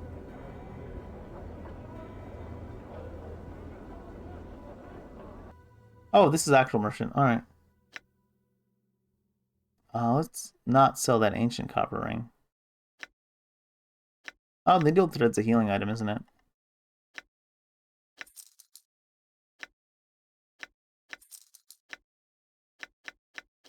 Got enough money to go buy the Nameless One's eye back. Or a weapon. I can't sell that jagged knife. Cranium rat charm. What does that do? It's just the same as a dirty rat charm, more or less. Scroll of luck. Oh, you can copy into your spellbook from this stuff too. So this merchant's the actual merchant. Who are you? This toothless old crone reeks of fish and brine. Wow, rude. Spying your approach, she gives you a wide pink smile. Fish, my child? Fish heads, mayhap? Child? Hardly. Oh, yes, but a child you are to my years. I believe you're mistaken. Take a closer look. She shuffles up to you. The fish stink is nearly overpowering. The old woman squints at your face, frowning, and then into your eyes. Only then does she recoil in surprise. Oh my. How many years have those eyes seen? I do not know. How many years do you think? Don't know. Don't know?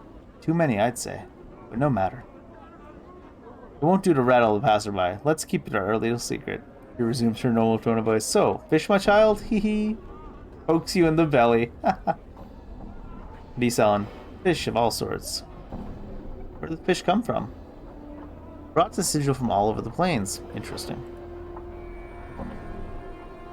No answers. I have only fish. I have no answers. Only fish. Spindly looking merchant with a brush of gray and red stubble across his chin. He wears several layers of brightly colored robes. What is up, Giscorl? I, Giscorl. He bows and spreads his trembling hands. As he does, you notice his hands and forearms are twisted by a mass of black scar tissue, as if they were once badly burned. So what are you selling? Giscorl buy cloth. Giscorl sell cloth. Washcloth, men cloth, and wear cloth. Can I see what you have? Interesting. He does sell proper bandages.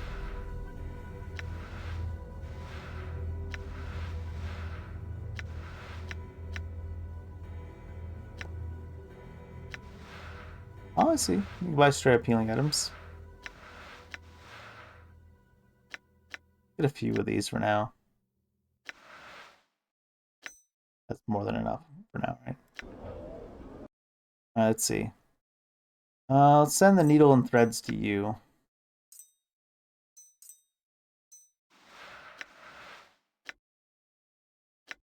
I'm assuming Mort can't use needle and thread, but if he could, that'd be hilarious. I don't need to carry this note, probably. Or this.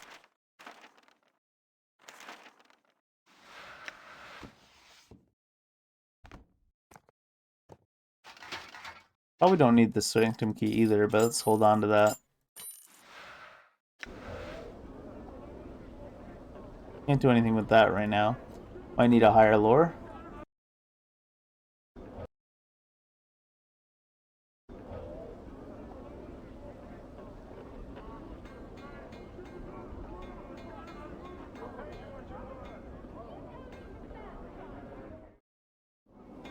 Hey, You can't choose where you want to travel, huh? just look natural.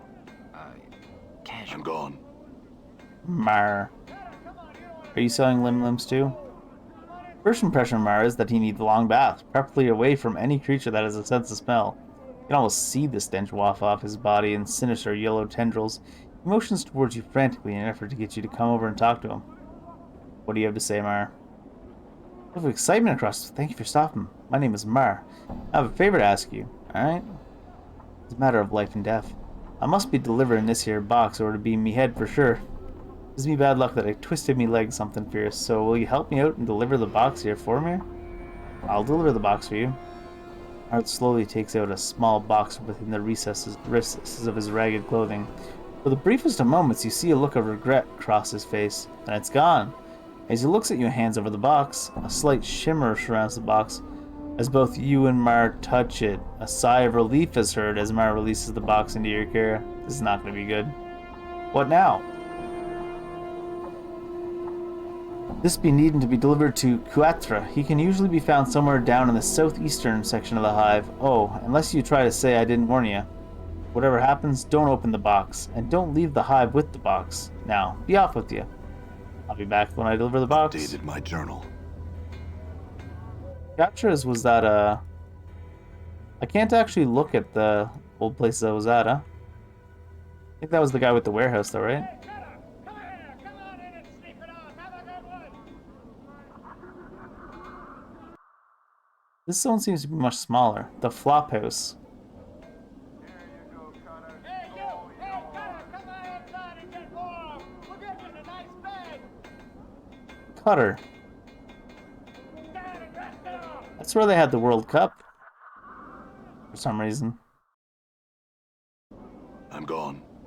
We still need to kill one more of the persons with the dog name in their... The dog gang in their name.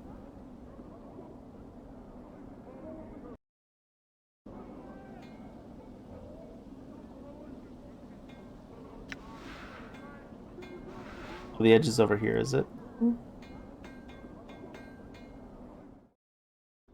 Which was in this area, if I remember. Done.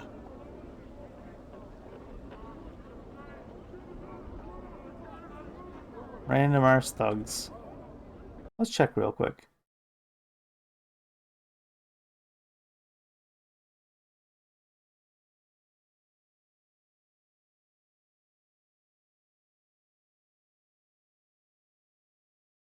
Star Darbucking. She asked me to kill 3 of the number to avenge her sisters. A few blocks directly south of the mortuary. Because I have killed 2 of the starved dog guys here. Horns for trees. Who are you, by the way? See a tired-looking, sorrowful old man who is gazing at the ash-dead tree in front of him. He's mumbling to himself and tapping his chin, as if trying to figure something out. Occasionally, he shakes his head sadly. Greetings. He seems momentarily startled as you interrupt his train of thought. He speaks in a calm, unhurried tone, but one full of sadness. Oh, greetings to you, friend. How is this day find you? Doesn't matter. Man's caught off guard, then nods, sent confidently. Yes, friend, it does. To me, at least. Though, that doesn't count for much, it seems. He's about to turn back to the tree. Doesn't count much? What do you mean? It's a long story. Not something the casual passerby would want to stand around for, I'm sure. Let's just say that any efforts I've made to rouse the people here to action have been ignored. What is it you wanted the people to do? Wanted them to... He seems exasperated, frustrated. To care. Is that so much, friend? He looks at you in earnest. Care about what? At the tree beside him. The trees here in the hive, they're dying, friend, and no one cares.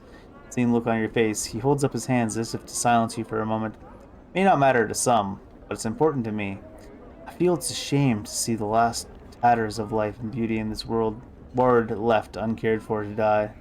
Can you understand that, friend?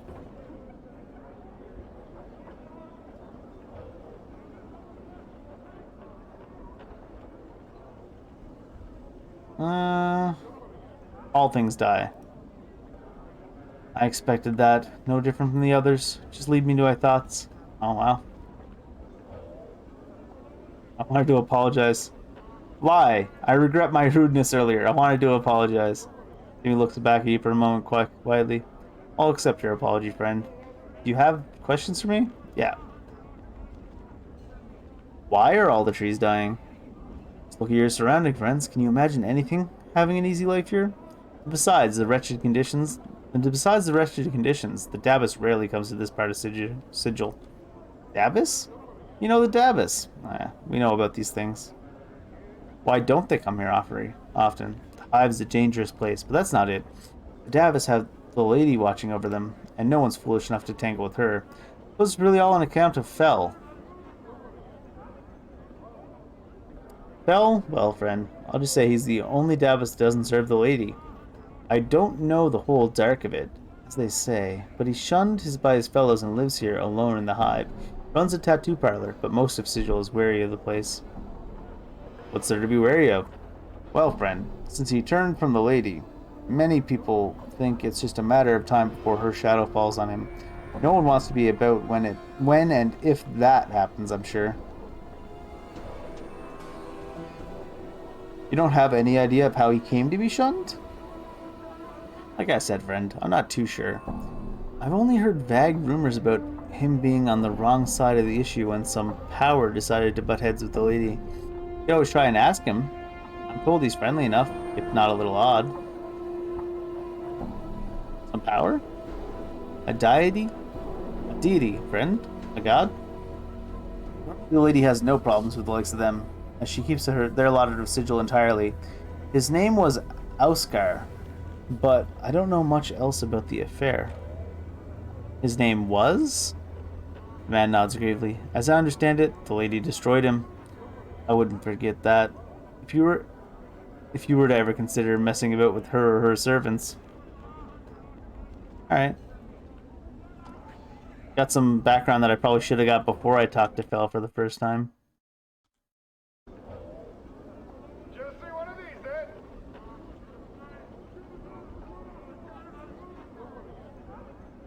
Barking Wilder. Wilder man's hunched over, snarling and giving low growls. It looks like he hasn't trimmed his hair in years. So long it forms a veil over his eyes. He has long, stringy mustache caked with grease and sweat, and the tips of his mustache droop so much that they have become tangled in his ragged beard. Growl at him. The man stops in mid-snarl, and he reaches up to the part of the curtain of hair that covers his eyes. As his withered hand pulls away his dirty locks, several strange puce-colored bugs fall from his hair and scatter across the cobbles. Ugh. Behind the cloak of hair, the man's flesh is moon-pale and creased with wrinkles. His thick, bushy eyebrows form a V as he stares at you. And might take the moon fly too? Moon, snooze, noom? The man frowns, but his eyebrows tilt upwards in a reverse V, creating a bizarre expression. You have no idea how he accomplished this facial expression, but it makes you uncomfortable watching the muscles beneath his face shift in this new pattern. Stinge kiss speak a man, answers prefer a wood woman heart. Single's kiss speaks a woman's heart, but a man's answer is what you would prefer? Very well, but know this, my answer is a question, and an answer from you is what I would prefer. The man seems mesmerized by your voice. With every word you speak, a light flickers in his eyes. Barking Wilder am I? A wanting asking, may you? You may? You may and I will. Who or what are you? Gosh. He stutters out the word, as if having difficulty getting his tongue around it. Some say Zausiktex, I say Sestek Isox, Chaos Men. No men. Men, yes. 3 no's make a yes. He hunches down on his knees and begins to rock back and forth. Chaos Men, Chaos Man, hop along home. A faction it is, yet we are alone. So you're one of the Chaos Men. He slaps his hands delightedly like a child at a festival and gives a howling shout. Question, question.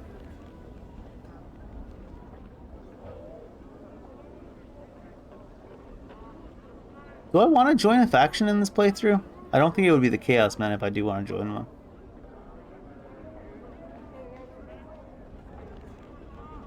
I feel like just trying to ask him about Farod's gonna go bad. Looking for a man named Farod. Do you know of him? Brackenwaller shrugs, responds in a sing-song voice. Fair odd, not fair, not odd, lost not, help not. Maybe you lose him first, then ask me, then fair odds it would be. To lose him, I'd have to find him. Do not shun this question. Are you one of the Chaos Men? Alright. No asking today. Farewell, Mort.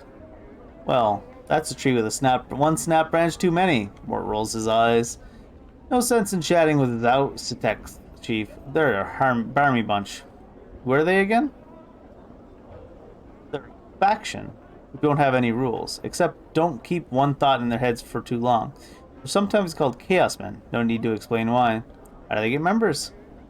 They just seem to attract members like flies. Well, members that are crazy or chaotic enough, I suppose.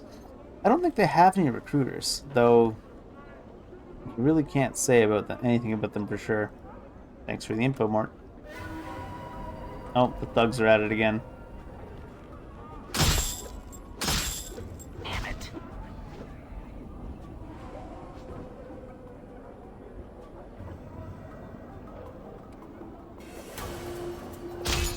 See that? What's up? Chase him down, nameless one.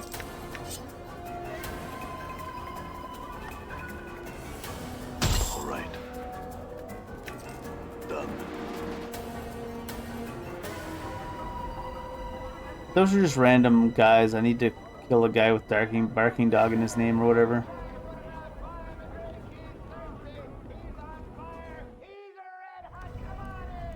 I had to come back here for some reason, but I can't remember what. Oh, I can get my eye off of the bartender. If that's important. Said you had my eye. I'd like it back now. 500? That's ridiculous. 300 now is yours. It's a deal. Here's your money. It's a deal. He produces a darkened, wax-stoppered, wide-mouthed bottle from his pocket. You hear the sound of liquid sloshing around inside of it, along with a heavier, squishier noise. Opening it, the stench of some sort of preservative agent nearly makes you gag. Floating in the viscid muck is an eyeball. You better figure out what you want to do with that. Now you've exposed it to the air, you might as well put a pickled egg in the jar for all the good it'll do you. Make up your mind, pickled egg or not. Tear out your eyeball and place this one in the socket. With a moment's hesitation, you reach into your socket and pop your eye into the palm of your hand. The bartender helpfully severs the optic nerve and directs your hand to the jar of goo that sits on the bar.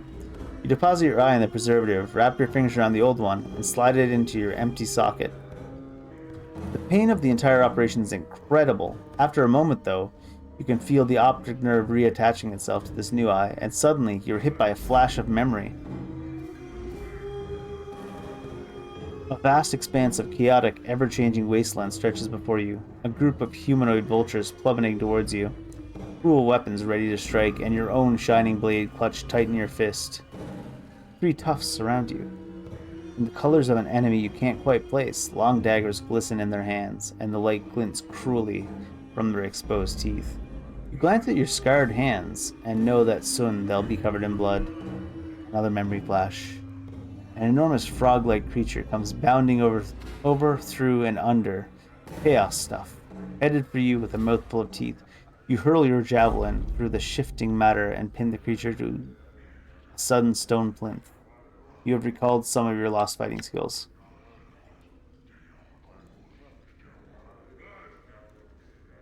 Proficiency points increase permanently.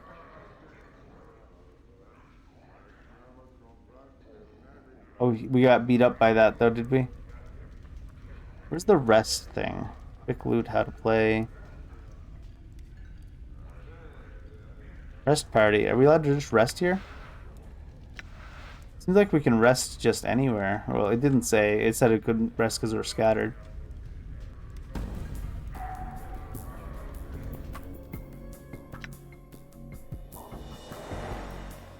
I got 4 unused weapon slots, but I'm not sure how to assign them.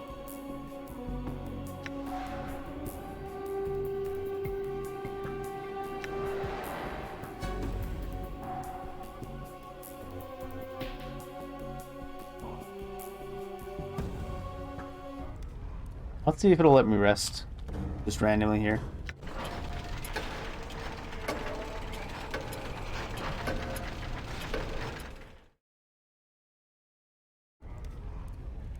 Yeah, I've rested for 8 hours. I was looking for somewhere that would let us rest for a long time, but I guess just rest. Just rest, forehead.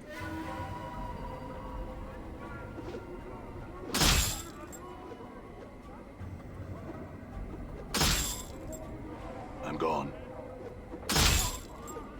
Yeah?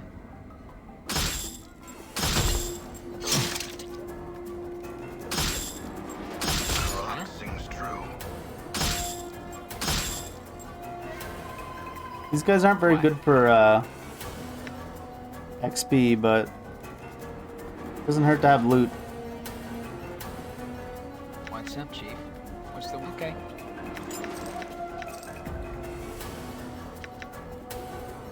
Did you finish this guy already? Come on, nameless one. Alright, the ornate box. I was supposed to bring that to... Was it Kuatara? Kuatras?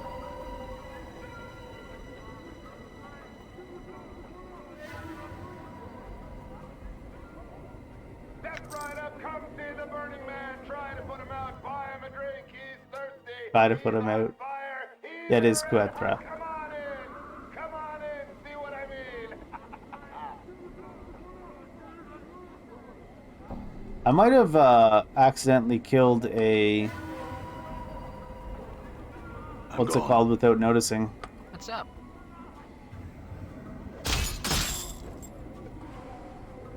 Yeah? A third barking person.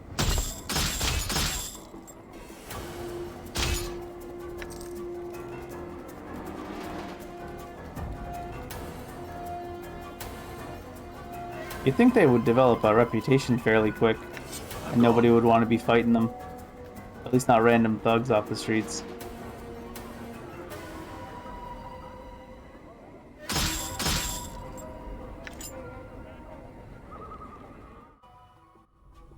Hello, friend. I've got a box for you. You again? I thought you told me not to bother me. I was told to deliver this box to you. Well, why didn't you say so in the first place? Let's see what you got for me. Sure, it'll need to be inventoried. Mara told me to give this to you. You hold the box out for him to take. Patrick's expression turns from one of interest to one of intense horror. No, please, get it away from me. I don't understand. Why are you afraid of this box? I said, get back. Death. Evil. I had to do... Mara, couldn't take it anymore. Please take Braskin. Live southwest. Apparently the sight of the box is too much for him, and he runs screaming from the building. What am I supposed to do with... Updated my journal. Southwest, huh?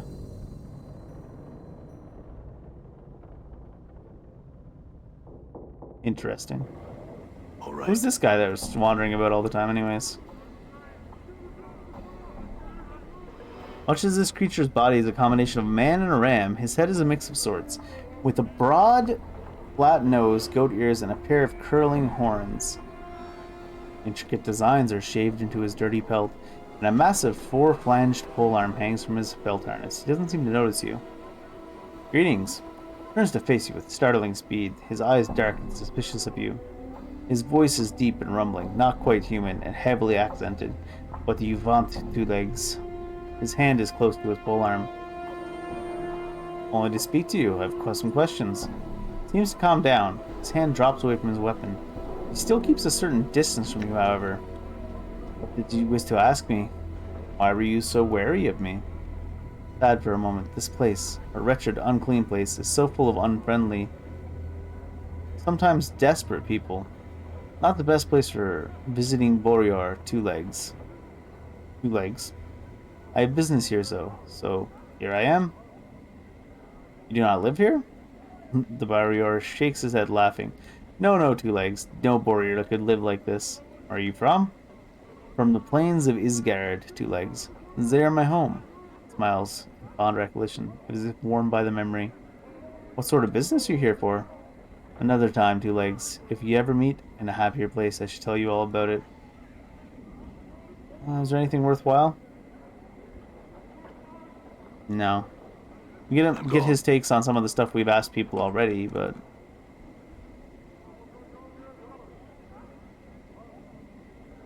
The southwest is where he wants me to take the box. I still haven't seen another barking dog person, though. Maybe I killed enough, like I said, without realizing it. I should go talk to that sister again.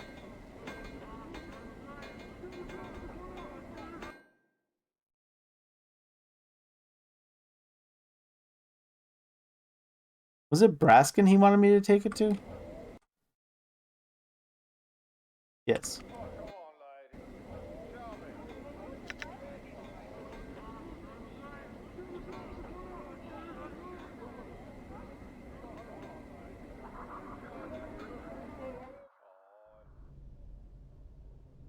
Huh? Okay. What? You again? Unless you have some business with me, I suggest you leave my house immediately.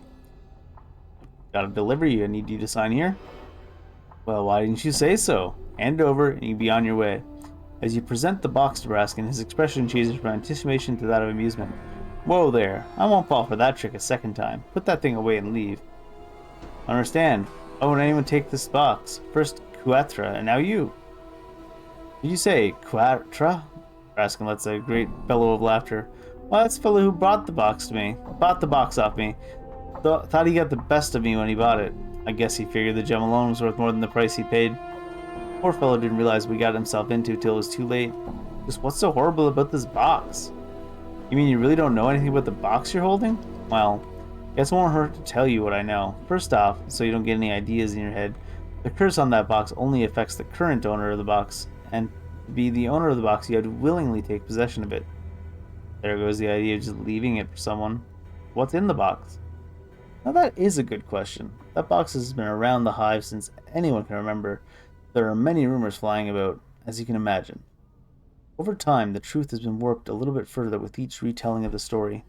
Go on. I've heard many a story about that box, and they all seem to have a recurring theme. The name given to that foul thing is Mordor's box, and the owner of the box will die should he or anyone else open it. As to the contents, who knows? Some say it's an ancient dragon. Others say it's the evil soul of Mordor himself. Can't tell for sure, but just by looking at it, any soul can tell it's something evil, and one would have to be a fool to open it. What am I supposed to do with it? I would suggest you go see Shalandra. She lives in the northeastern region of the hive. It was from her that I won the box. Who knows? Maybe she will have more knowledge of what you to do with it. Or you can find some other clueless Burke to take it off your hands. Up to you. Updated my journal.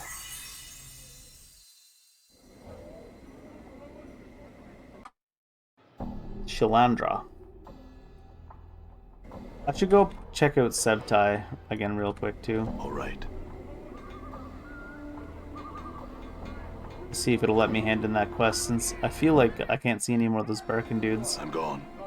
I might not have killed them all, but I wiped out their entire race. One ear. Fleece. Is that just a fleece that can sell stolen goods to?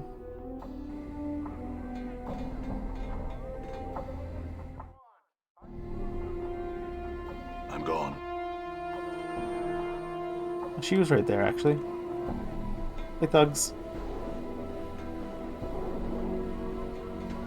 You again. The woman turns to face you, her lips peeling back in a snarl. You have news? Found the starved dogs barking and penned 3 of them in the dead book. Updated my journal. The powers be not blind in their justice this day. The woman reaches into her spider-like hair and draws forth a copper earring. Here you are. A pretty bit it should fetch. 'Tis worth 33 coppers at least, I'm sure. Belonged to one of my sisters, but she won't be needing it anymore. Very well. Goodbye.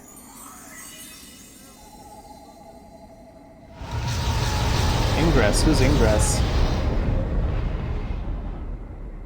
See a haggard woman wrapped in rags. Her hair is disheveled and dirty, and her complexion is extremely dark. Burns cover her arms, and her right hand is fused in a lump of flesh. It looks melted, like wax exposed to a great heat. Greetings. Updated my journal. Yeah, it's similar to if you played any of the older Baldur's Gate games or the enhanced editions. It's similar to that, although this one is more reading and less fighting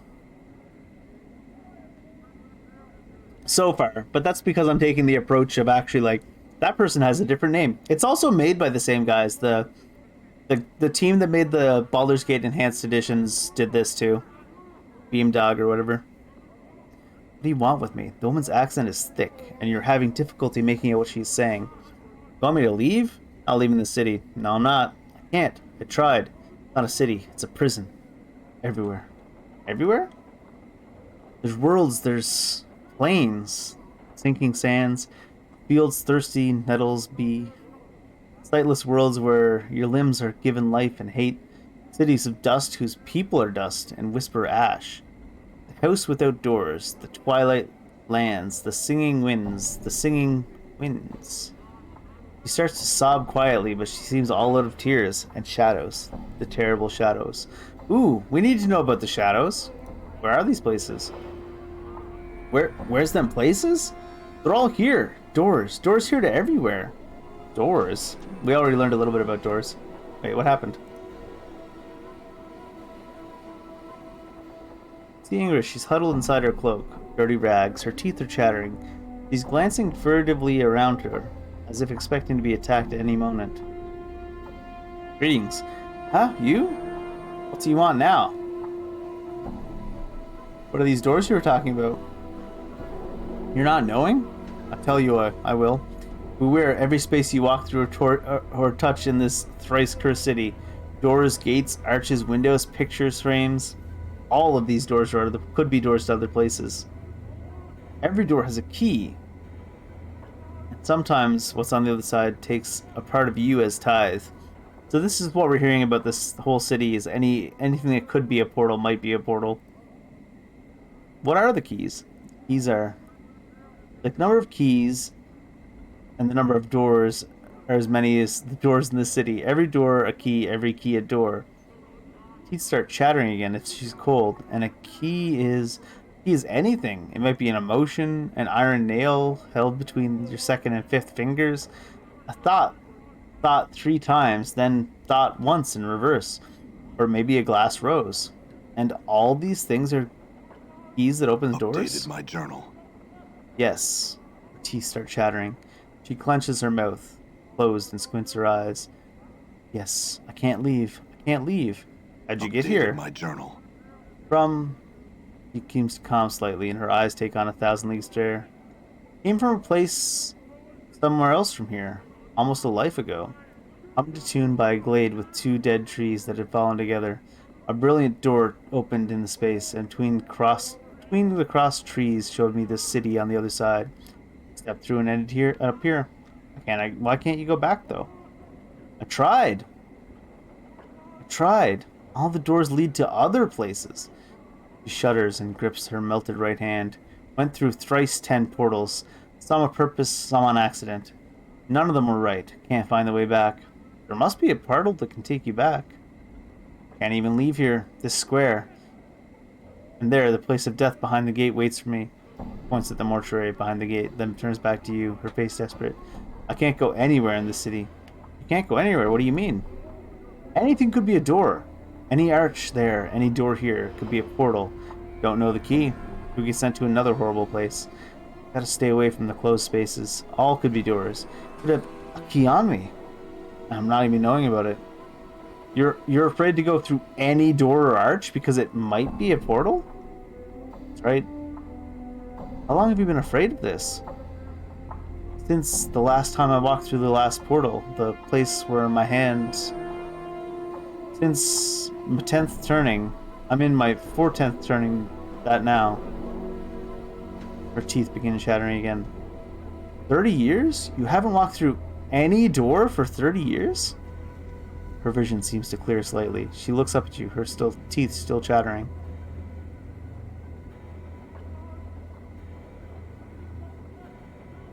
To be too afraid to walk through any door, that's... She smiles. Her teeth aren't chattering because she's cold. They're moving around inside her mouth, her gums twisting as the teeth shift about. They rise and recede as you watch, chattering as they rattle against each other. What? She hisses at you. Only takes one portal you step through on accident and drives the fear into you. I went through 30, lost my hand, burned my flesh, and I lost my sense. No more. No more. Sorry. If I can find something to help you, I will. Updated my journal. So we gotta try to find her a path back to where she came from, I guess. Try to find Shalandra. I also need to find trainers. Where would they be? Most likely. Clerksford?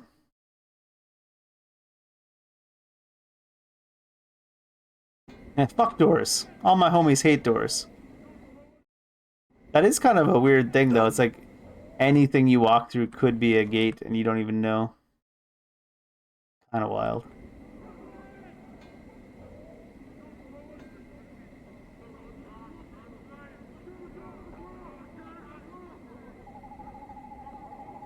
I don't think I can travel that way. How would I get to these ones over here? Maybe from the hive? Down there? That's one thing I liked about Baldur's Gate. Like, you could travel at the edge of, like, places. You could choose anywhere that you've been to travel to. Maybe they'll let you do that when you're outside of the city in this game. Although, honestly, I'm not sure you do get outside the city in this game.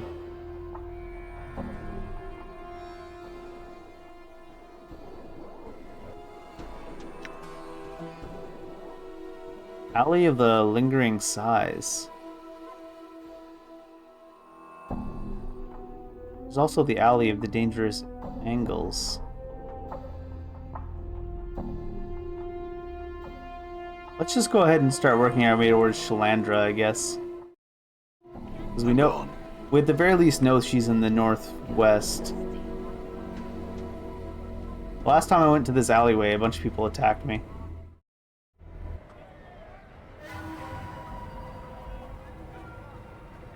I will hear you. What? What's up, Chief? Balance in all things.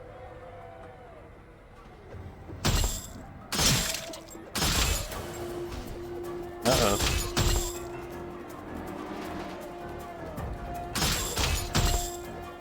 Stupid overpowered skull. Did you see that? All right. One big advantage this enhanced edition has over the Baldur's Gate ones is this AoE loot. You just have quick loot activated and like all the loot that's around you shows up here and you can just pick it all up. Kind of interesting.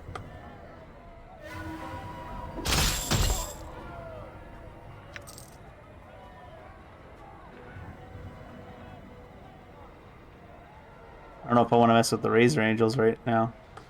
Kind of low level for that. It is I. Damn it. Did you see that? Do you have any abilities? You do. Reign of Anger, submerge the will. Magical missile that strikes the target unerringly for 3 to 6 points. This magic missile. Protection energy arises and protects the recipients from attacks from all directions. Bestows an AC 2 against all attacks and +1, so its duration's 12 seconds per level. Power 1.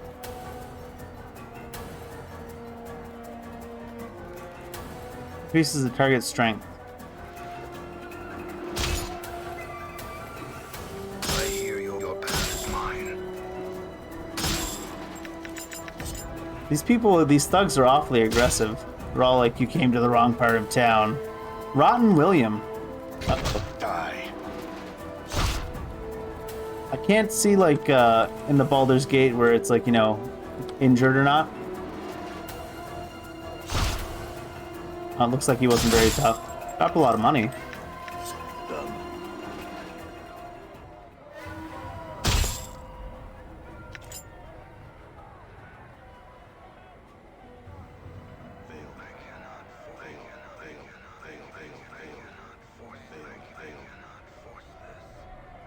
Failed.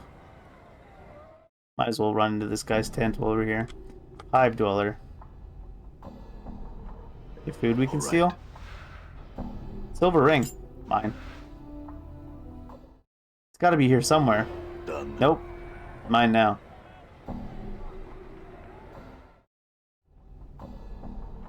Done. Gambling. Inventory's full. Oh no. Let's talk to this guy first anyways. Gamlin, who are you? What are you doing in my tent? Greetings. You barged into my tent uninvited, and all you have to say is greetings? On your way. Very well.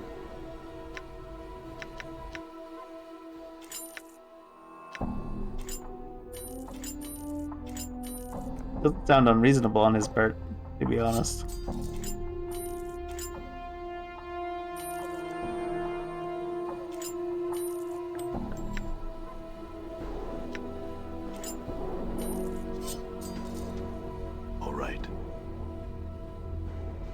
Just because you asked me to leave, I'm taking your shit.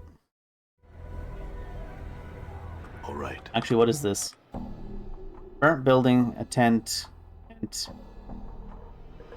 ruined cathedral, tent.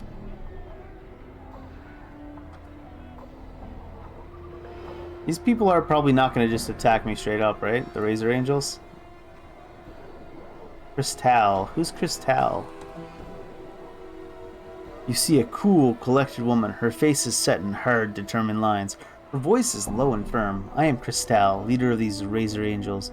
You're in our home. What do you want of me? Tell me about yourself. I'm the leader. Really all you need to know. I created them, and now I tell them what to do. What do you want of me? Tell me about the Razor Angels.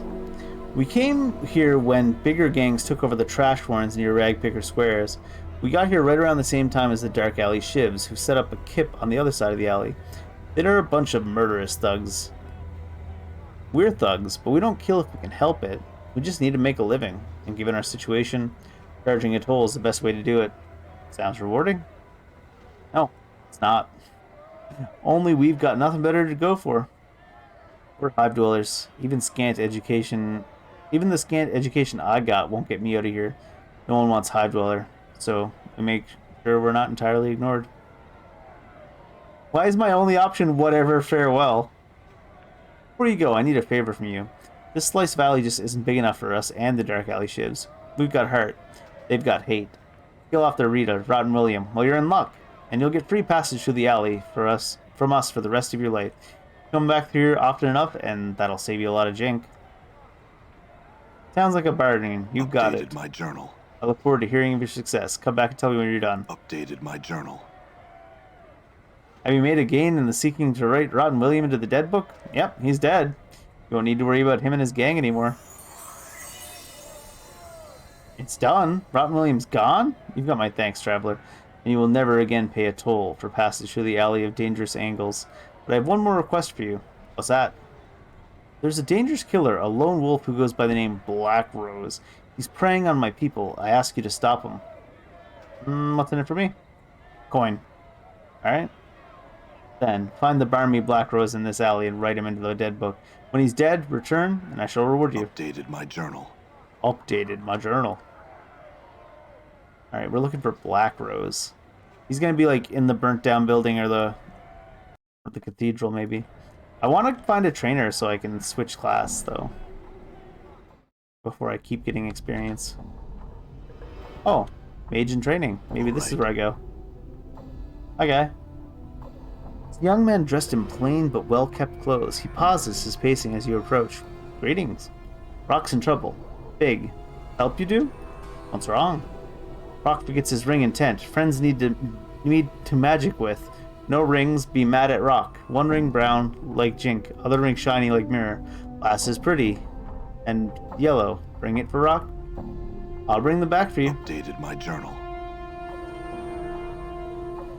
I have 2 of them, I think, because it's talking about... I wouldn't be surprised.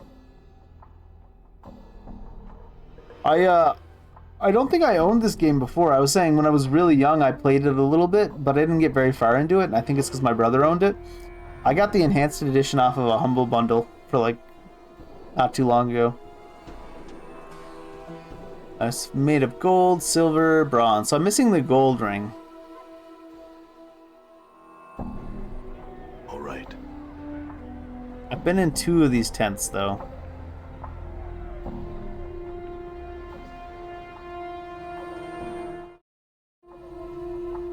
All right. Crystal Project.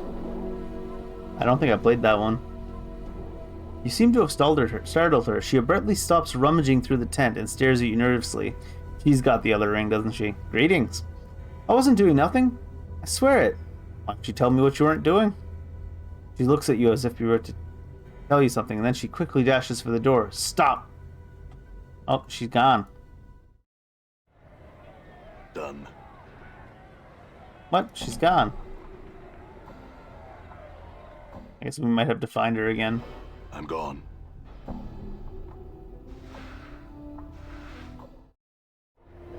All right.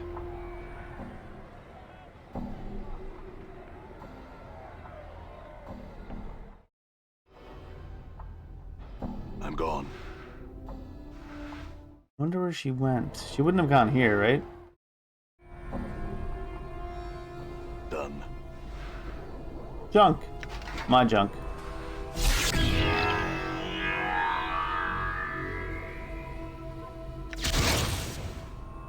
Not my junk.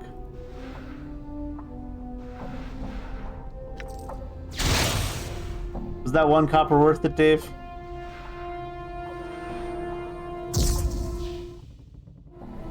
All right. How do you get to that entrance? Is it over through here? Aola. Welcome to the Cathedral of Oscar. Have you come to worship Oscar with me? You could be a second disciple. Why are there no other disciples? Over the years, I've had many disciples. Unfortunately, they all disappeared. It's quite frustrating, actually.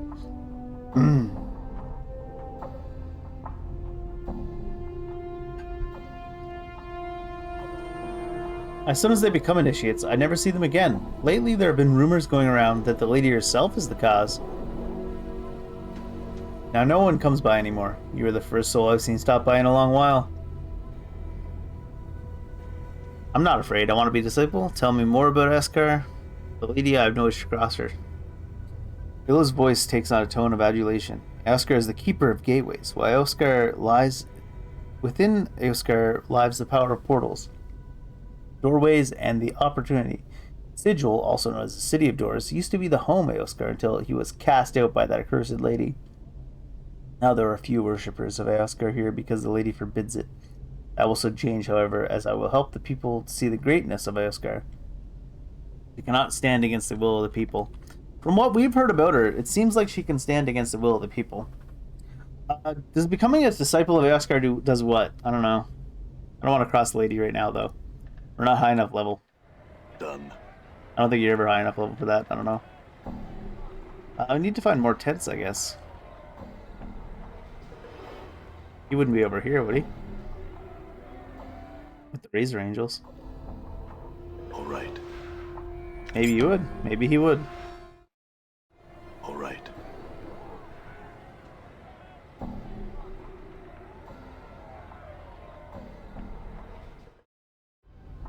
Done. Yep, I got all 3 rings. Here you go. You're a new friend of Rock now. Rock takes the rings now. Rock thanks new friends. Update Farewell, of my Rock. journal. Master, Rock has the rings. Let us begin. Abracadab. Oops, brah. That seems to have gone poorly. We did it!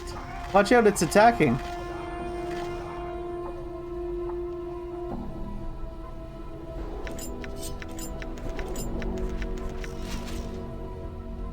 Thanks, Lim Lim.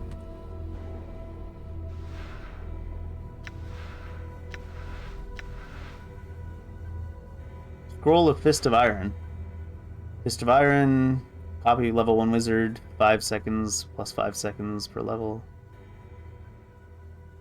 Usable by mages. Area of effect, nameless one only. Spell gives the caster's fist the strength and durability of iron, turning it into a living weapon. When cast, on all his normal punches, attacks are plus 3 hit and plus 6 damage.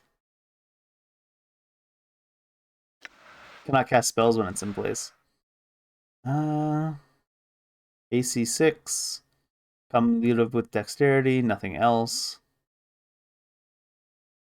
Lasts until the wearer takes a certain amount of damage. Does not absorb this damage, only disintegrates after that much has been inflicted. Scroll of Identify.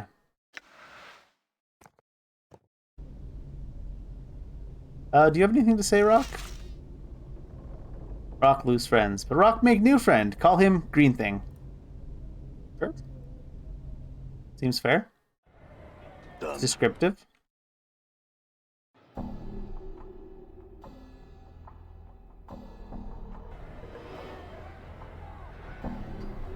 He certainly is green. Who was I looking for? Bloody Mask or something? Bloody Rose? Some edgelord name?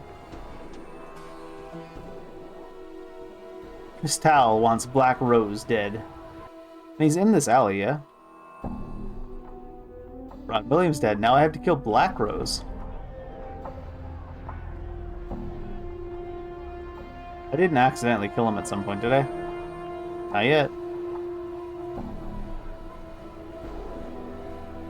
Oh, he's just like right here. You gonna be a boss or something? I don't mean that as like a video game boss. I mean that as like I'm an absolute boss. Balance in all things.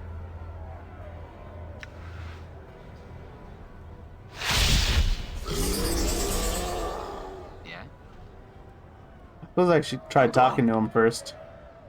This man moves with frightening speed, and he seems only half there. His eyes burn out as of his haze, and their madness piercing your heart. You, his voice is like a blast of cold air. Declare your allegiance. Do you hold for good or evil? Neither. Extremes are dangerous. His eyes blaze and then soften. His voice sounds like an exhalation. A neutral. An ally. You know balance. Give me your aid. I eliminate extremes. What can I do?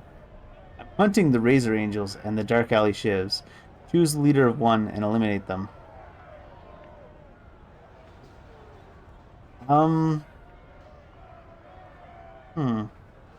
Rotten William, the leader of the Dark Alley Shivs, is already dead. I'll kill Cristal.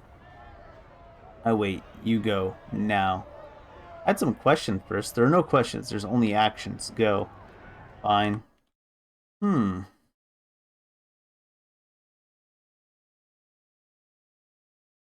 Cristal wants Black Rose dead. Black Rose wants Cristal dead. I thought there might be more information here to help me make a decision on who to help. All we know about Black Rose... I don't really know anything about Black Rose, or Cristal for that matter.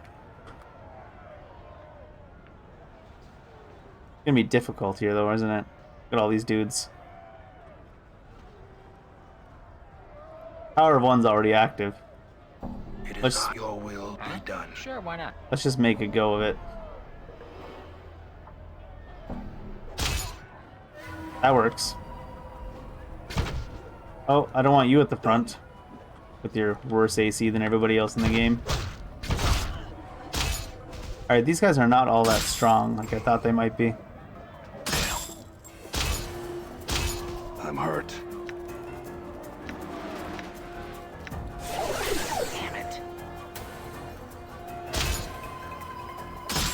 These guys aren't even aggroed on me over here. You guys didn't like your leader that much, I take it?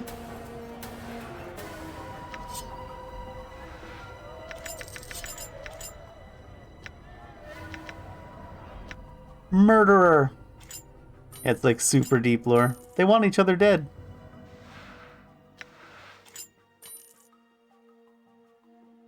Green steel. Forged the famed Beatorian green steel.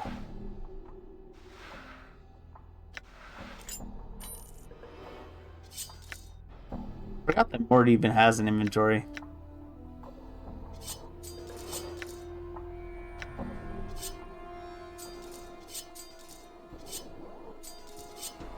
Are they even gonna aggro on me at all, I wonder, those guys? Or they're just like, alright, guess the leader's dead now. Oh, that guy's aggroed. This guy hated it here. I'm gone. Done.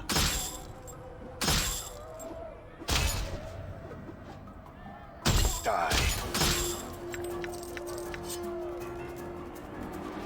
Oh, I tried to talk to him and he wasn't having it.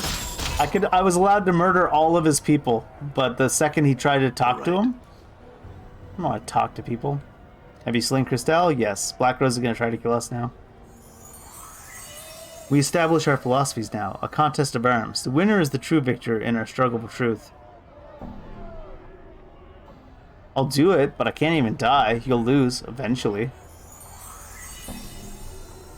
His eyes widens. You are eternal. Your truth is eternal. I salute you. You honor me. Farewell. Well then. It's like, we should fight to the death. I can't die. Bet. I'm out. Charm of infinite recall. Lore skill set to 100. While practicing, some mage students discovered a means to condense and store knowledge in charm form. Contains the entire resources library. Unfortunately, the effects of this charm are fleeting, and the user is rendered unintelligible for a short period of time. Interesting to have.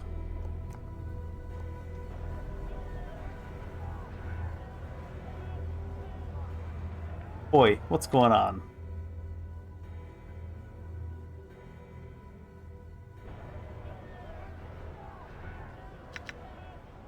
Are there any people left alive? Oh, there were some.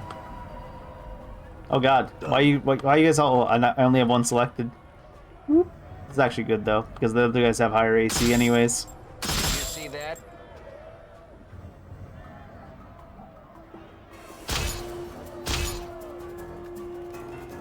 Is his strength of 1 still going? Oh my god. Oh, Dakon's kind of beat up though. Will be done. Whoop. Just use a quick needle and thread on yourself, you'll be fine.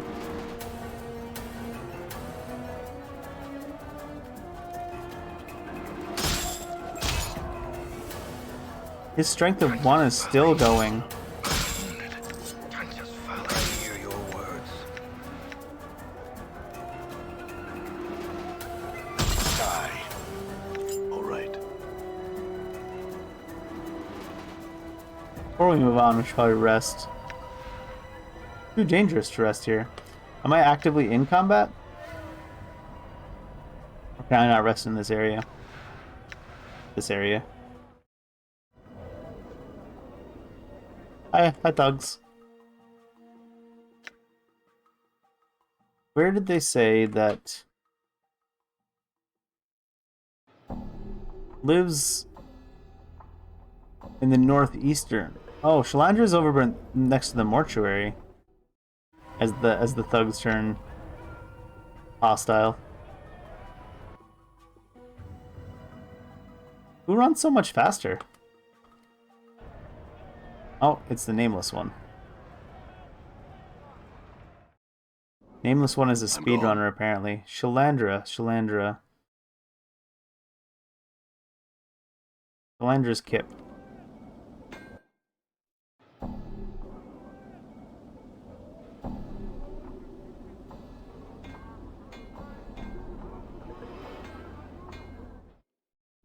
Hello, Shalandra.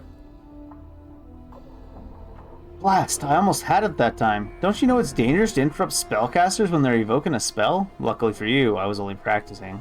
Well, what is it you want? Want to learn more about this box? You hold out Mordor's box for Shalendra to examine. Ah, yes, I remember this box well. I acquired it some time ago. What do you wish to know about it? You seem to know something about magic. Can you tell me what spells have been put on this box? For many years I studied the box and tried to learn its secrets. Spell upon spell upon spell has been woven into it. To my amazement, my studies revealed that all the spells are the type used to confine fiends.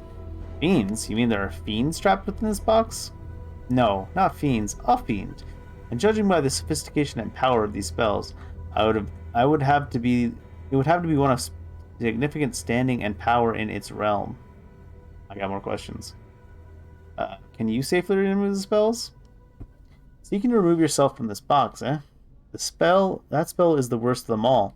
Basically, that particular spell draws energy from the current owner of the box and uses it to power one of the spells of confinement. That isn't the worst of it. The fiend inside can smell this energy and would more than likely hunt down that person should it escape.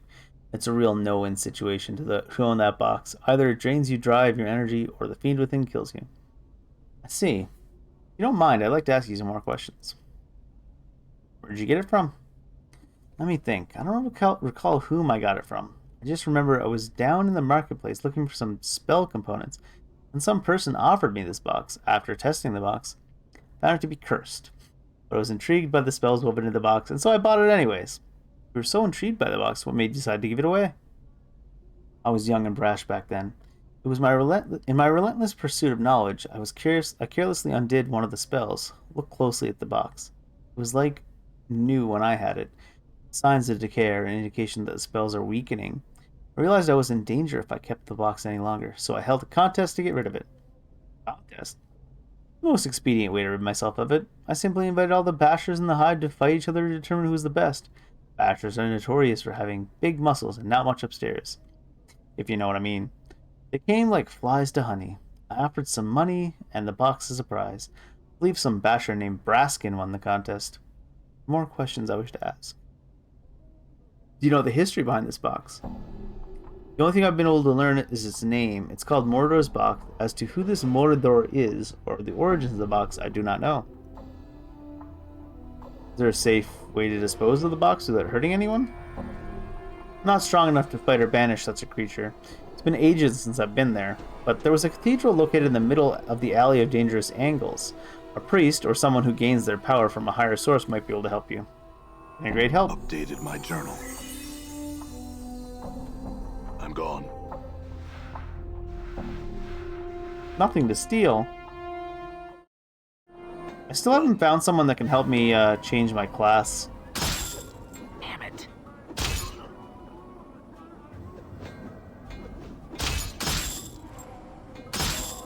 I guess it wouldn't hurt to get a few fighter levels just for the HP of it all. Can I do anything else with you, by the way? You've already taken enough of my time. Please leave. Alright? Bet. Alright. There's also that to do, but I kind of want to wait until I unlock a different class so I don't put too much experience into this.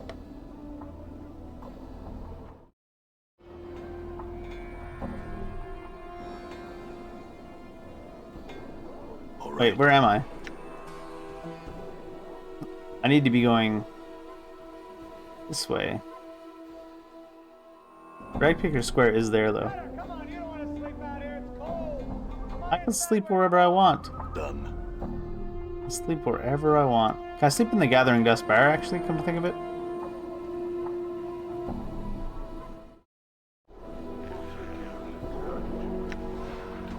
Can I rest in this area? Done.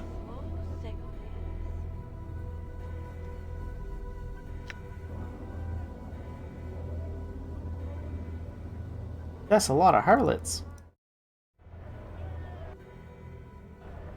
Alright.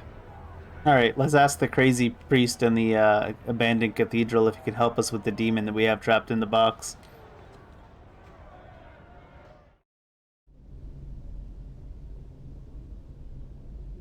The lost soul has returned. Come, let us give thanks to Oscar and celebrate your return. I assume you considered about joining my congregation? I'm seeking counsel. Concerning a box and a demon. Explain to me your predicament. Aeolus seems to consider things for a moment and then speaks to you. I, a humble disciple to the great Oscar, can indeed help you. First, you must relinquish the box to me. Give him the box. Aeolus places Mordor's box within a wire pyramid-shaped structure. He's putting it in a Faraday cage. It's a digital demon. Then mutters a prayer to Eoskar. The familiar shimmering of a portal soon fills the sides of the pyramid. Aeolus then casually reaches through the portal and flips open Mordor's box. You scream in an attempt to stop him, but you're too late. Almost instantly, the box begins to disintegrate as a sickly smoke fills the interior of the pyramid. A feeling of immense dread fills the room, and is all you can do to keep yourself from bolting from the tent. You notice that as the tendrils of smoke touch the sides of the pyramid, they are drawn into the swirling vortex of the portals. As the last tendril of smoke disappears, the feeling of dread passes. Aeolus smiles a bit nervously at you. Witness the power of Eoskar, the keeper of gateways. I'm sure a fiend of such power that it requires so many spells to contain it will have no problems making its way back here. And when it does, it's going to be looking for you. I've taken that into consideration. You see, each side of the pyramid contained a portal to a different plane. In effect, I scattered its essence far and wide across the multiverse. Did some Doctor Strange shit, apparently. Did you know there's races out there that consider demons a sort of delicacy? He begins to chuckle softly as he reaches into the pyramid and sifts through the ashes of the box, removing the gem that was attached to it. Payment for my services. I will use this to help rebuild my beautiful cathedral. Keep the gem, you've more than earned it. Updated my journal. Huh. That's certainly an approach. I just teleported take the problem and move it somewhere else. Can I rest in here? What? You don't let me rest in here, Yola? What if I became his disciple? I'm gone. How about here? Hey, we're being watched, Chief. Just look natural. You're being watched. Nobody's watching me. All right. I will hear you. Did you have a healing spell? Submerge the will, Reign of Anger. How do I set your spells? In all things.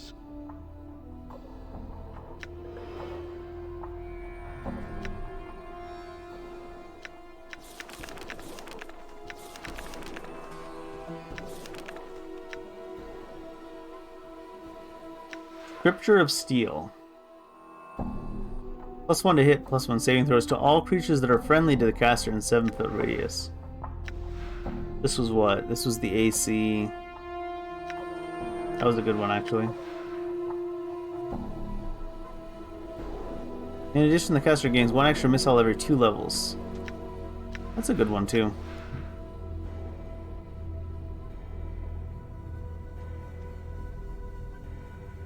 Don't really care about Vilquar's eye, I don't think. Your will be done. My will. All right. Our will.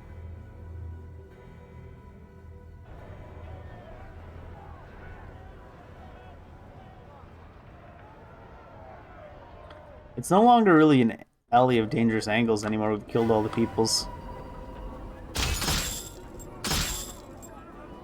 Damn it. Damn. This one thug here, like, where'd all my friends go? The rock sings true.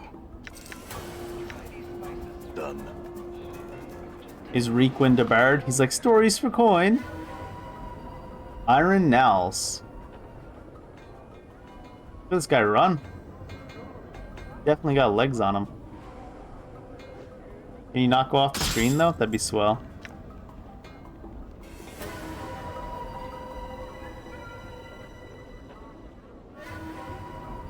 Really, guys? It is I. Your will be done.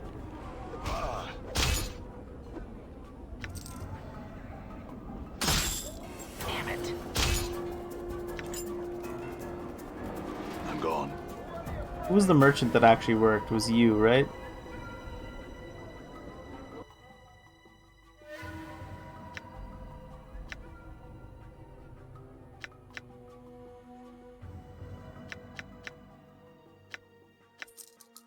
I kind of have enough spare money to go look at tattoos.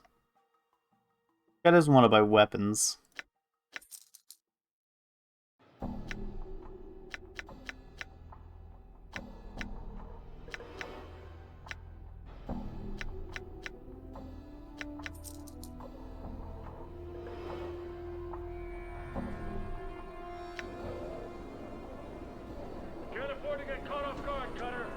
Who is Iron Nels, and why do they have a special name?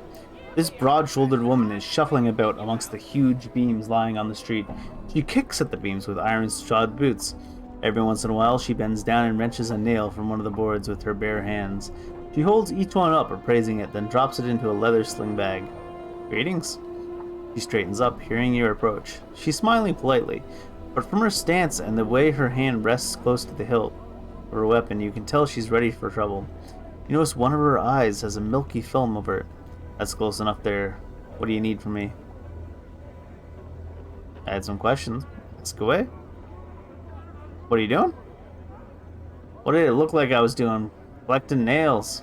Why? I sell them to a man named Hamrys in the lower ward. Maker of coffins he is. Tell me more of Hamrys.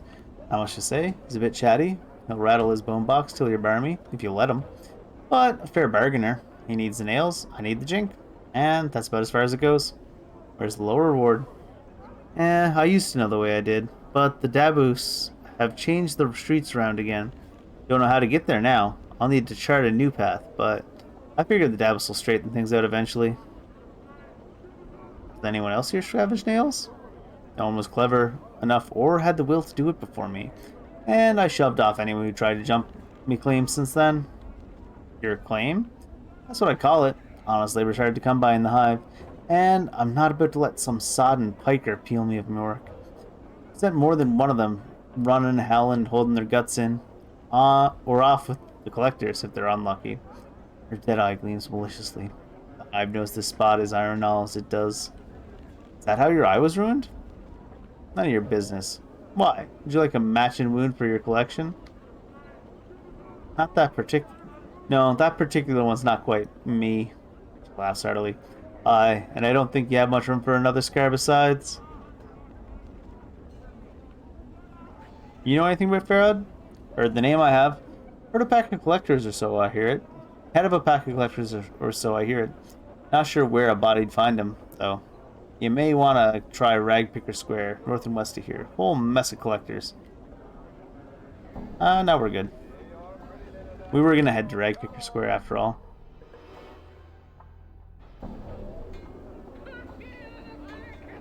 Oh, that was the stuff I dropped earlier.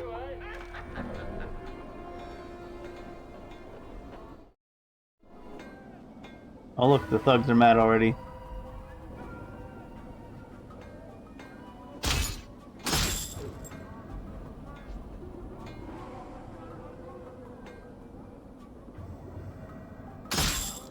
That's Mar. Hi, Mar. This damn scammer. Die. I'm gone. Mar's eyes take on a wild look and he sees you approaching. In a high screeching voice he asks, "What are you doing back here? Don't come back to me till you deliver the box." I got rid of the box. It's my heart good to hear you say that. Before you kill me for the horrible deed of tricking you into taking that box, please let me try to explain. Explain? Long and short of it is that the box has been around as long as anyone remembers. Chant is some folks were fighting, and when they was done, a huge demon was imprisoned inside the box. Other folks say an evil wizard made it just for seeing others suffer. No one really knows what the truth behind the box is, but the owner of the box will die should it be opened. Why didn't the owner just put the box where nobody could find it? Aye, seems it would be as simple as that. But who among us could live with a death sentence lingering over their head? It would drive any sane man over the edge, having to worry about the whereabouts of that damnable box at all times. Why me? First, I haven't seen you around here. First is because you're not from around here. You see, I needed a clueless Burke such as yourself to accept the box to become the new owner. Everyone here knows not to take the box, not for any price. Secondly, if you didn't examine the box when you had it, you would have noticed that whatever magics were placed on it were weakening. With me being the current owner and all, you can see I need to pass it on really quickly. Besides, if anyone looked ready to pass on to the next realm, it was you. You want to talk about passing on to the next realm? Keep talking or you'll find out about it. Obviously, I picked a cutter of no small means. Really, it's been but a minor inconvenience to one such as yourself. I offer this weapon and some jink to line your purse as a reward for your troubles. It's all I own, and coincidentally, was what that rat Quatra used to get me to take possession of the box. Alright, Give me the reward. I feel stronger. You feel stronger, do you?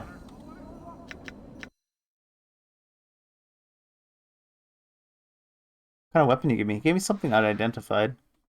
Oh, did I? I just identified it. This huge axe is a double-bladed weapon topped with a spike.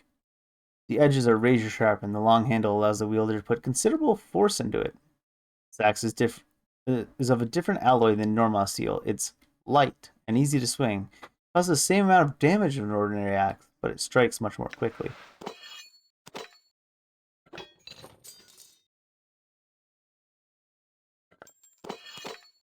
Sure, we'll use that for now. Don't have enough lore to identify that, though. All right.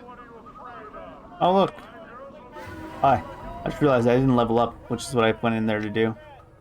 Does it pause when I'm in here? It does, okay. One ear. Why are you mad at me? I'm gone. Oh, God.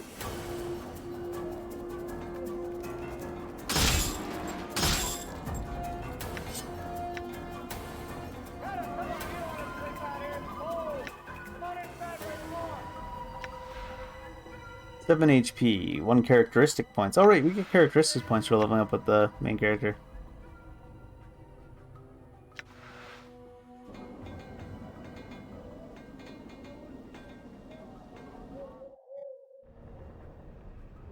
Rag Picker Square. We're here.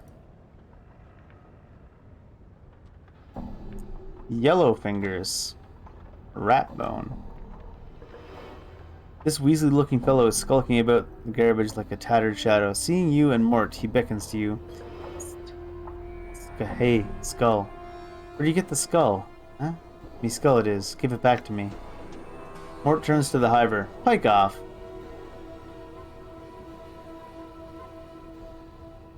If you can prove the skull's yours, I'll give it to you. Stares at you for a moment, like you're addled. Pike and mine. Talk and proof don't know nothing. Gives me the skull back now. It's not your skull. You calling me a liar? The skull's mine. Mine! You're the thief. Spitting lies. I'll gut you. I wouldn't try it. The man glances at you, eyes narrowly. Suddenly he attacks. Alright. Apparently he really wanted that skull. Watch, Chief. Damn it, just look natural. Casual. The heart sings true. Actually doing quite some damage.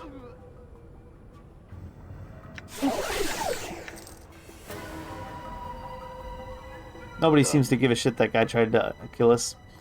Not really surprised though. Hello, Ratbone. Who are you? The man is whistling a cheerful tune, playing with a well-kept fighting knife. As you approach him, he stops whistling, gives you a curious look. What do you want? I had some questions. My name's Ratbone. I'm a thief for hire in the employ of Sharegrave, the boss of the collectors, you see, round this square. He pays me mostly to learn his lads to be real quiet-like and how to fight if they runs into a spot of trouble. That's likely the only questions I'll answer for you. He sniffs, and he shrugs. So this would be where I would get the thief class if I wanted it, is it? Looking for a man named Farad. Do you know where he is? Where's this Sharegrave fellow? Just behind him. Careful though. He doesn't like visitors. He's right suspicious of everyone. Sharegrave's not even his real name. Just what me and some of the others call him.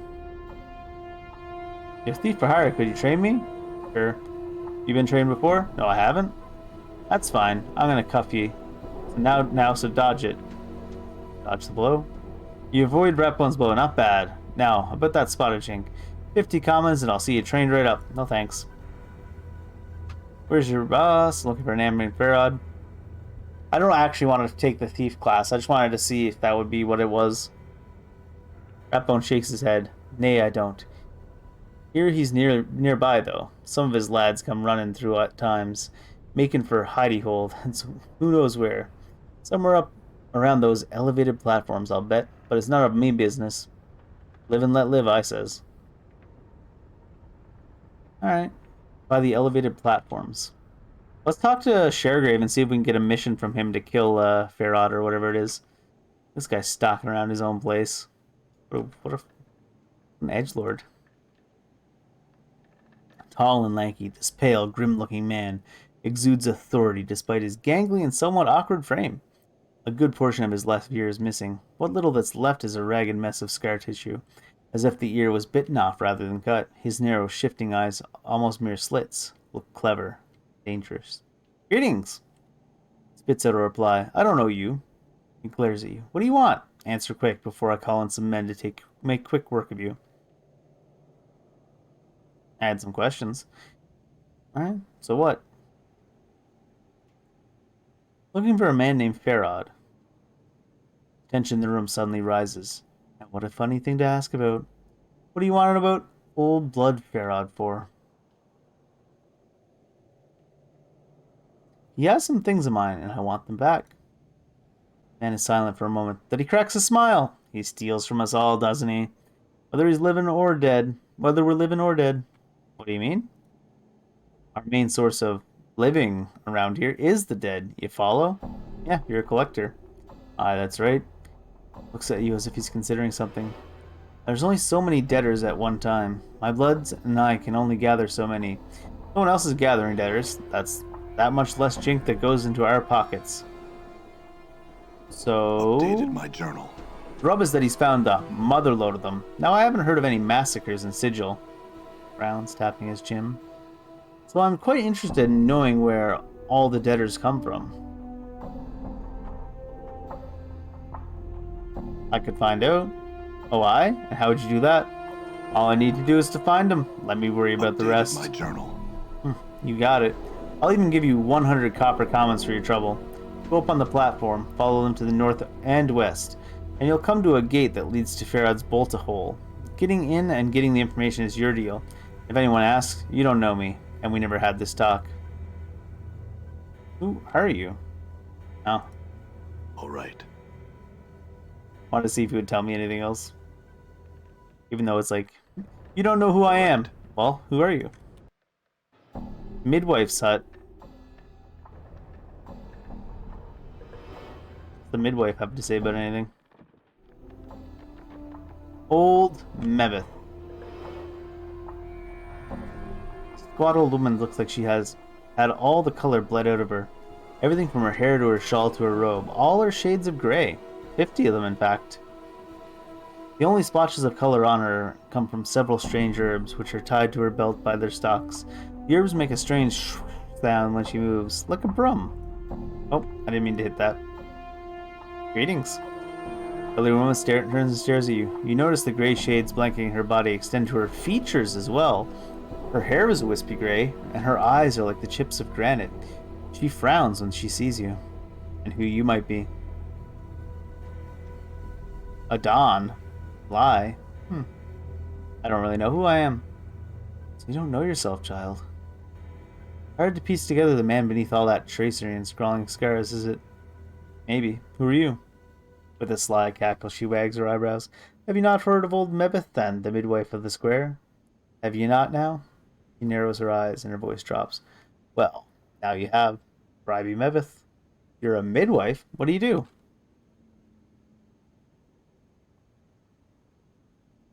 Nameless one? It's like, you're a doctor. What do you do? You're a lawyer. What do you do? Updated my journal. I set bones right. Drive the cough out of the sick. Yank out squealing, stubborn babies. Mend cloaks or a rag or two. Make cures and herbs and other such. She squints at you, studying your scars. Be needing a cure or 3 hours, do you then? Cures? Aye, you be needing some cures to look at you. You want to buy some, do you? She glances at the scars covering your body again, then shrugs. Too late to be asking for them, I think. Actually, we could use some healing. Very well then. She reaches for one of the dried herbs. Her belt snaps it off at the stalk and then grinds it in her callous palms. Small wisp of dust and pollen rise from her hands. She then mumbles to herself and then blows the dust into the air. I was thinking it would show me like things I could buy. Updated my journal. The gray pollen swirls around the room, blanketing you and your companions. You breathe deeply, and less than a moment later, you feel strangely refreshed. Before I go, I had some other questions. What do you sell here, Mebeth? Sell rags and herbs and cures and charms and mixes and pulses and all that wash. Also, if you find a queer item you can't figure out, bring it to Mebeth. No promises, child, but mayhap I can riddle out what it is. I see. Can I see what you have for sale then? I feel like I want to save some of the Derby Rat charms, but probably not all of them.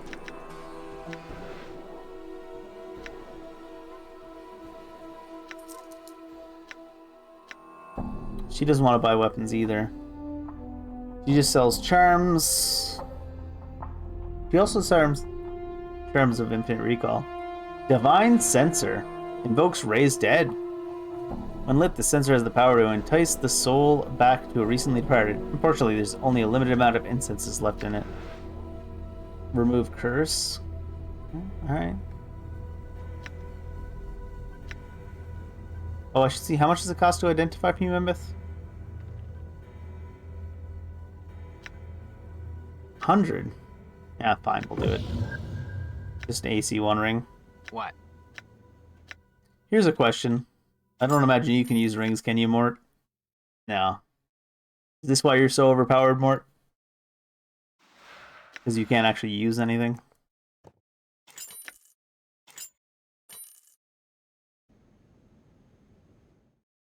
He's a monk, I guess. In a way. Gone.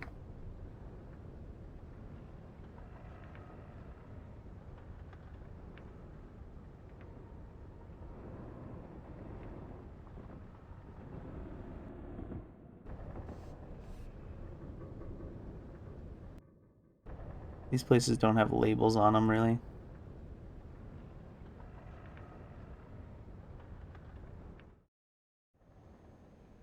Done.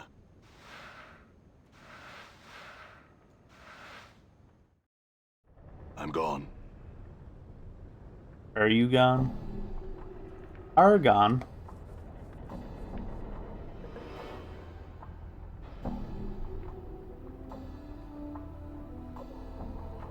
To the trash warrens. I see. Ferret hangs out in the trash warrens, does he? Oh, what's this? This archway leads only inches into the small building before coming blocked by a solid wall of refuse. The rubbish is packed so tightly, it may as well be stones and mortar. As you come closer, however, the archway's outline begins to shimmer. You notice the handful of junk you've been carrying around begins to shimmer as well. Looks like that may be a gateway. Trash gateway. Oh, this is... I thought I had to come up this way. Do you go there from here?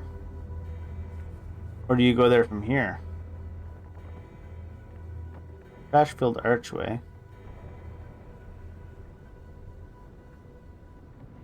Maybe I have to use the trash-filled archway to progress down to here even. It seems that way, doesn't it? Maybe it just opens up to here. I thought it might be like a portal that teleports you somewhere. The wall of refuse flickers, wavers, and seems to fold in on itself, revealing an open space beyond it. A passage or portal seems to have formed within the frame of the archway. It seems like it just takes us right there. Alright, yeah.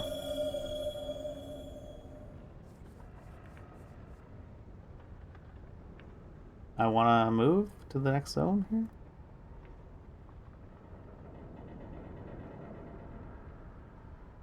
Oh, there we go. Hi, guys. I know Animoli, a ragged middle-aged collector, approaches you as you enter the area. He quickly looks you over and then sneers. I don't know you. I don't believe I've made your acquaintance either. The collector continues to glare at you. Is there a problem? The problem, as I be seeing it, Burke, is that you continue to breathe in my presence. Collecting bodies before they're dead sounds like a good way to meet the lady. You seem to talk some sense into the collector. As he turns away from you, watch your back. Most here are willing to talk to you with their blade before their bone box. If you stay much longer, I'd be doing the same. Whatever, nerd. All right. Somehow I avoided combat right away.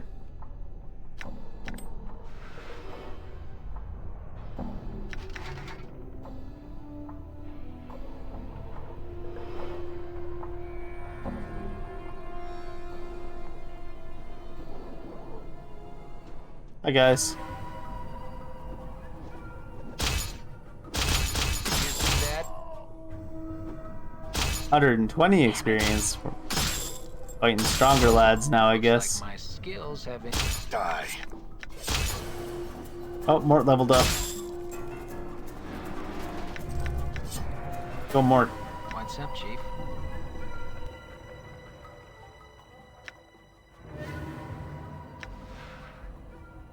Only 2 hit points gained. What a low roll.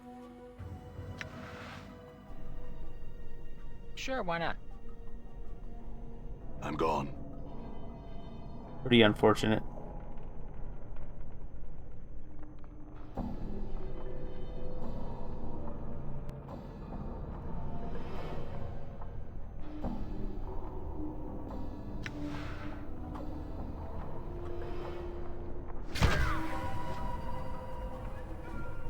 Endure. Die. Your will be done. Oh my gosh, that's a lot of them. What the hell? You need to move back. I hear your words. Oh, I haven't rested since then. What's the word, Chief? Sure, why not? Done.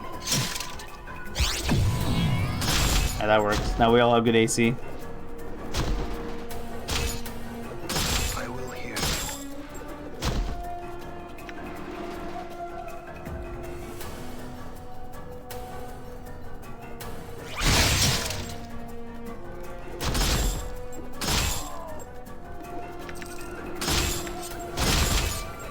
What's up? Stop beating on my poor skull friend.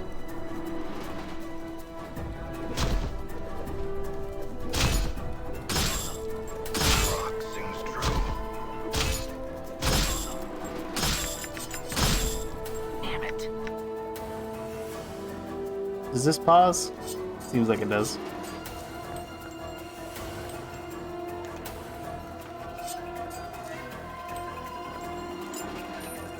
I haven't found a vendor that'll buy random weapons yet.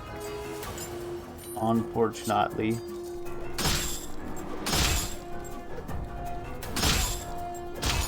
Done.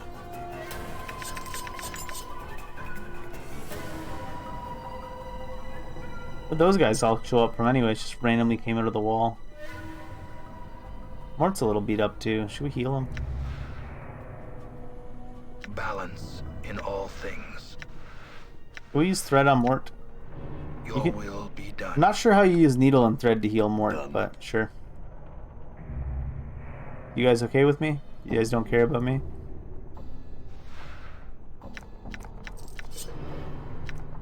Ooh, cranium rat tails.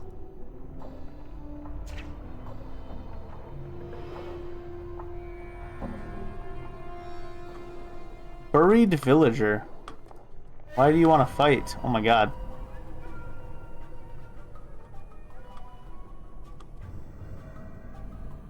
Got worried for a second there that these guys had spellcasters, but they're just collectors. Rock sings true.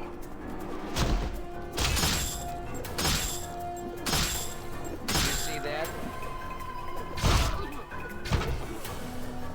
All right. It is I. Oh. Rock sings true. Endure. In enduring, grow strong. I hear your words. Your will be done. Too bad the auto loot does not work for like just throwing it into whoever has a empty space in their inventory.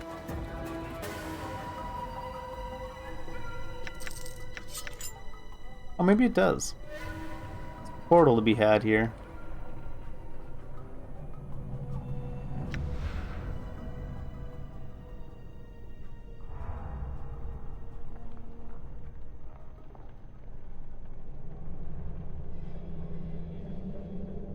Hi guys. Yeah, sure, why not? Titan's folly. I'm wounded. Oh. You, friend, need a clot charm.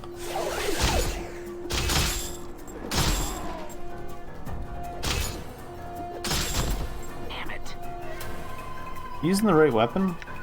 You are. Just a smaller weapon than I thought it was, I guess. Or you're kind of beat up. Litany of curses.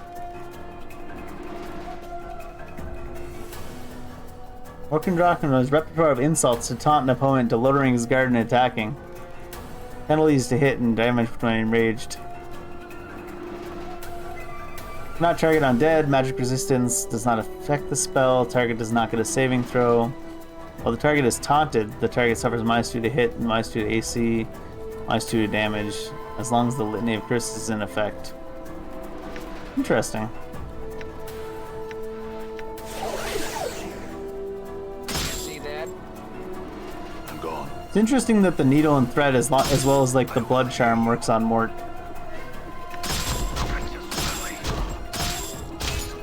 What? Oh, it's based on who you have selected who loots it. Princess Valley. You see that? I'm gone. My inventory full on all three now? No. All right. Claims Mort's inventory is What's full good is though. done. Oh, there we go. Die. I'm gone. What's the word, Chief? All right. Maybe you can't sell the weapons in this game. Can I rest, by the way?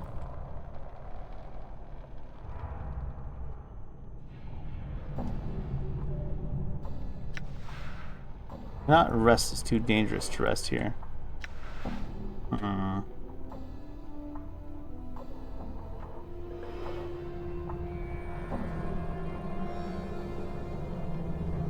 Fish. Look at all these guys. Hi guys, follow me. Oh.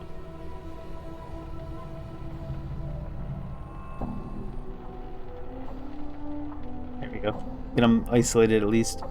As you enter the room, a large, heavy-set man gets up from his chair and approaches you. Hello there, name's Bish. Who might you be? I have no name. Why, you mean... What do you mean you don't have a name? Just come back from stick swimming in a Kalula sod? You notice Bish slowly moving his hand towards his weapon. Or are you just not telling me, hiding something, methinks?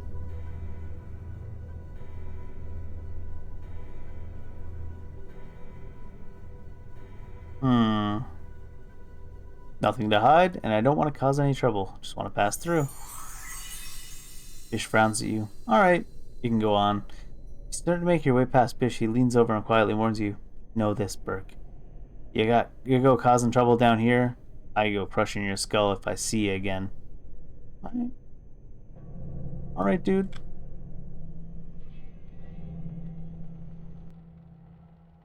Trapdoor leading into the buried village.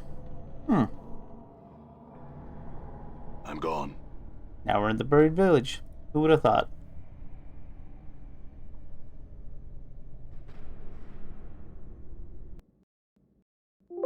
Uh-oh.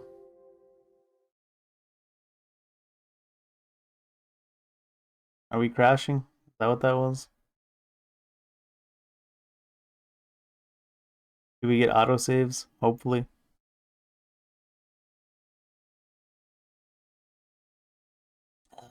Sad. I didn't save all that long ago, even if there was no audio saves, though.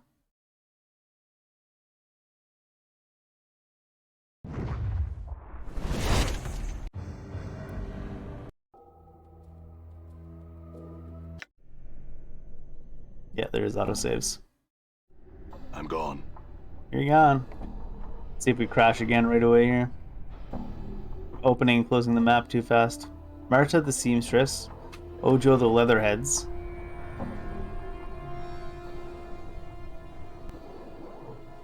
Quint's shop. Ooh, shop.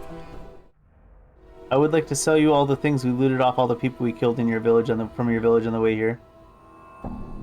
You see a short, fat-faced man who's covered in filth and grime. Oh, I'm in this game. Sick. He smells bad and his teeth are rotten. He wheezes. Oh no, he's British.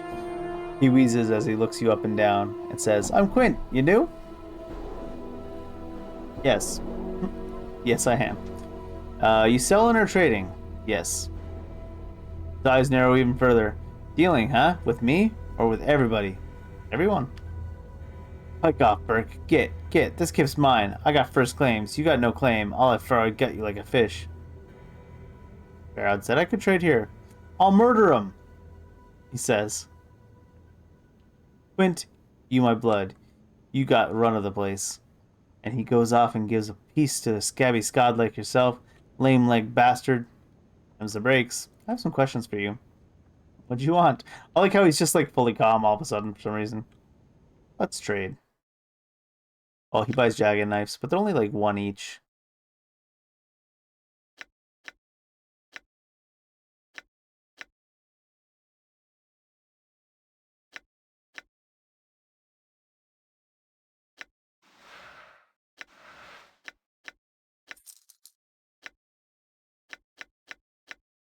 I should probably hold on to that green steel dagger in case I get a thief or something. They have something to use. Sure, they'll come with a weapon, but can't hurt, right?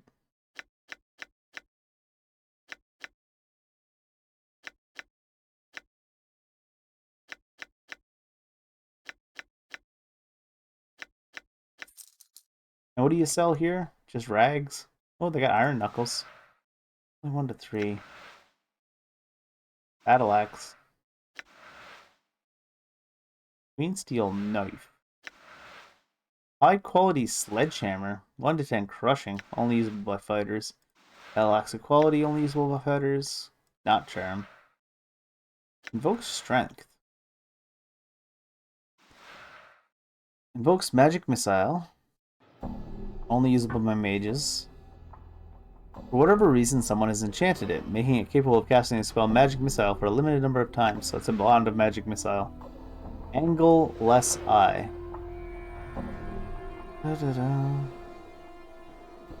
At first, this... Oh, is this something I can just use as a glass eye? Because we can rip our eye out and in?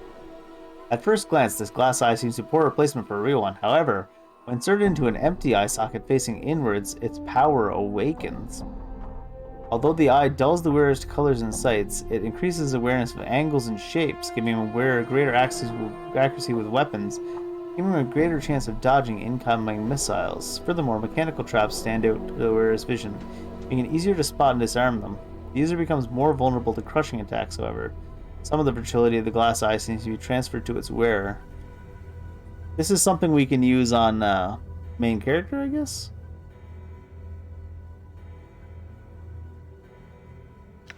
How much is it at 600? It might be worthwhile to buy it just in case we ever do become a thief.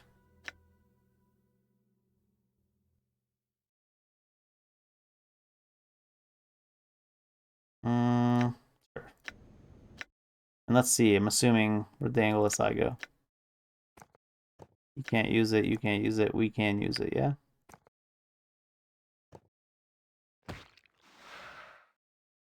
This is your eye. It looks like it's seen better days. It might be fine to just use it. Plus armor class, minus armor class to what? Crushing though right now. Also Thaco 1 though. Thaco 1's pretty big. Imagine you just lose your eyeball after you pull it out. Done. Jared's Court.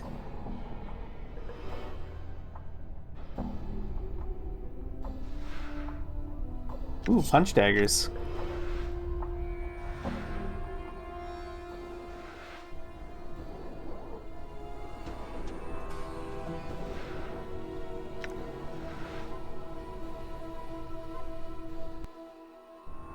Where's this go?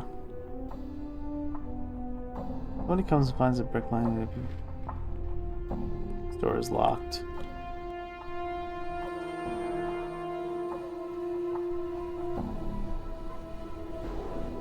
What's this? Small dwelling. I'm gone. Can we use it to sleep?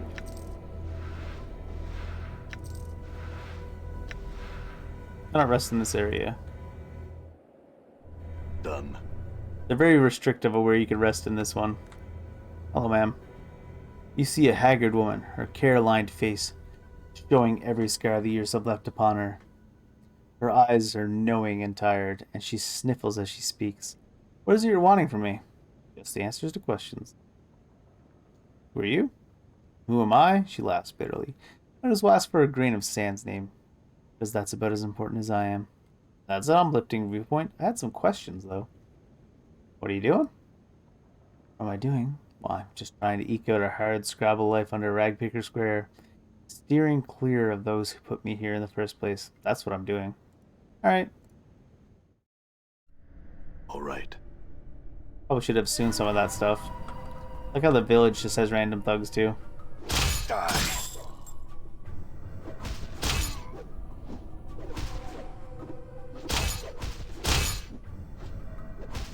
Die.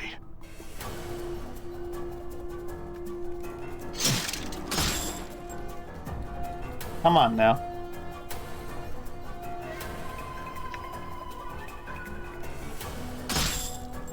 Why are you running? Why are you running?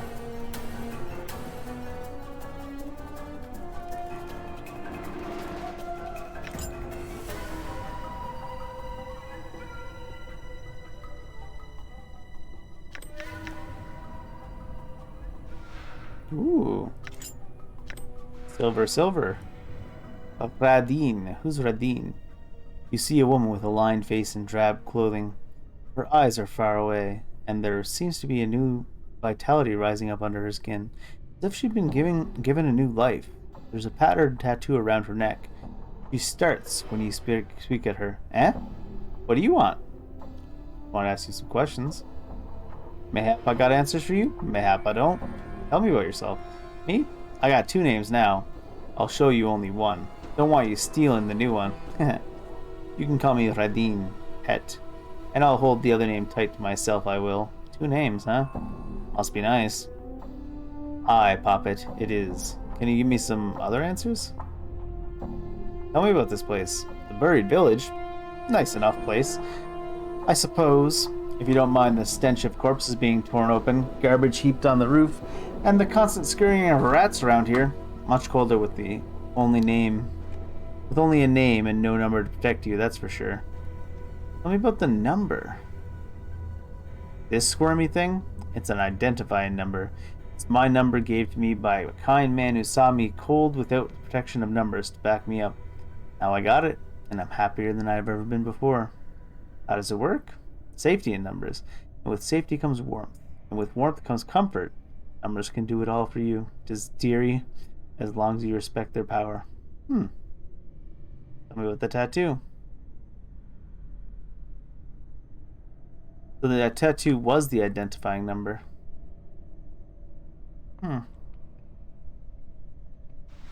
Ooh. Necklace of hollow teeth. Quince poison charm.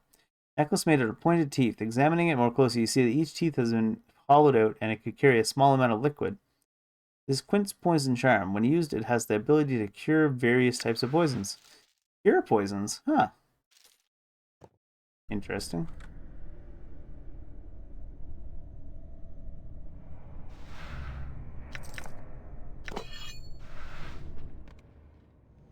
Seamstress? I'm gone. Martha. I prefer the mantra from Outlast 2. You see a blockish woman dressed in heavy burlap robe. She lumbers around the room, her joints popping as she bends over to pick up objects from the various tables. Her hair is bound back from her head with a bone hairpin. She has a sour, bird-faced expression. She is mumbling to herself in a sing-song voice. Greetings. The woman doesn't appear to hear you. Instead, she stumbles back to one of the long tables and begins picking at one of the corpses. Come on now, she clicked her teeth. Don't be all difficult on Marta. It's being difficult, isn't he?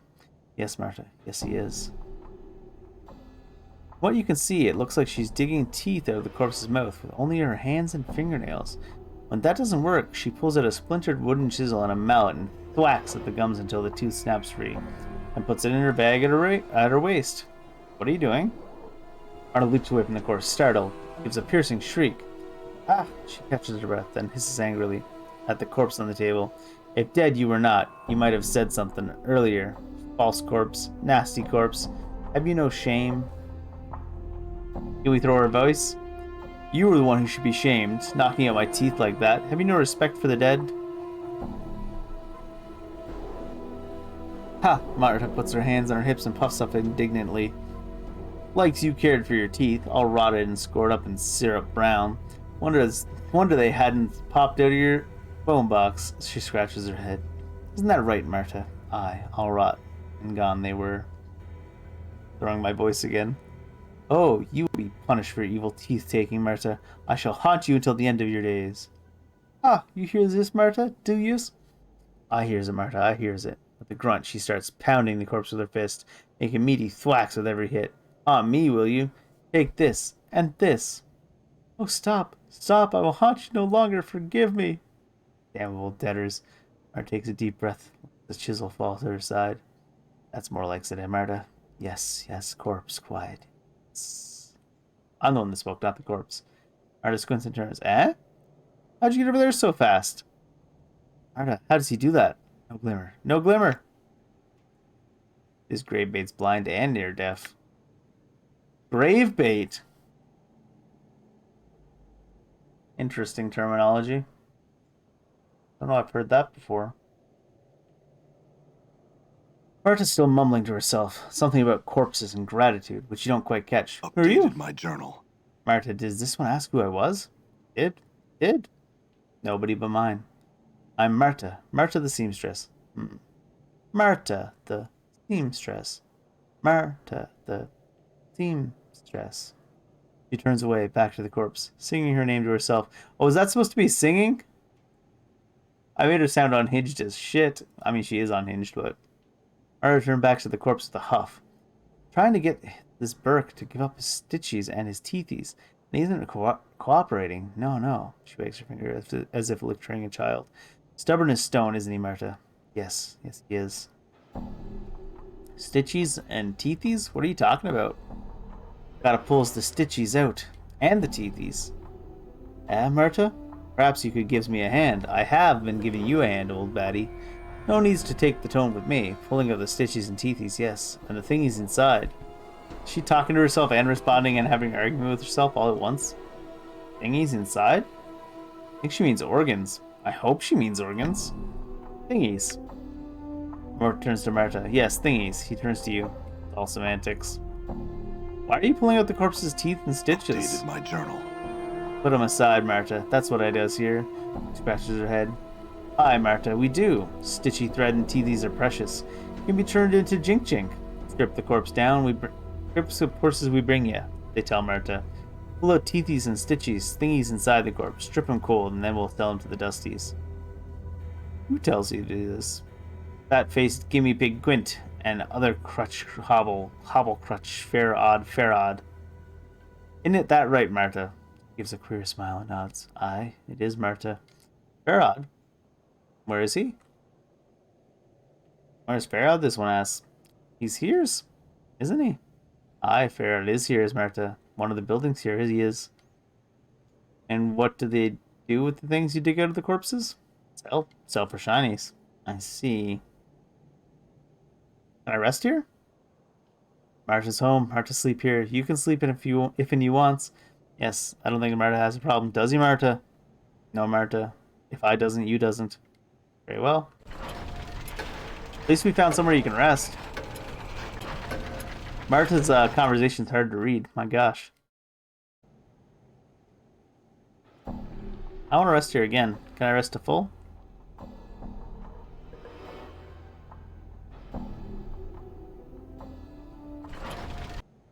Yeah, it's worth it. Good enough. Alright, should probably just go check out Farod's spot before long.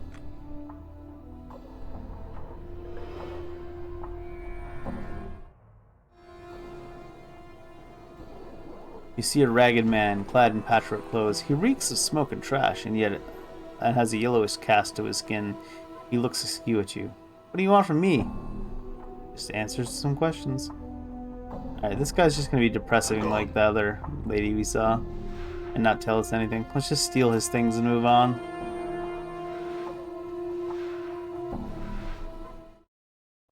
Done. Alright, let's go see Farod. He's fair and odd. I'm gone. All right.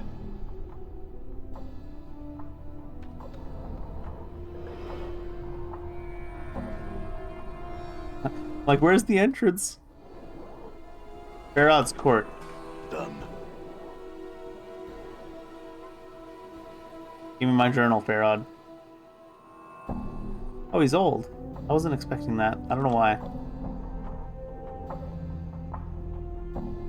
Hello, old man. How are you? Before you was an elderly man leaning heavily upon a crutch, though his left leg is twisted as if he tried to walk two directions at once and paid the price. His maggoty-colored skin is bunched heavily upon his skull and flecked with liver spots. He's mumbling and smacking his lips as his eyes make a circuit of the room. Greetings. Updated my journal.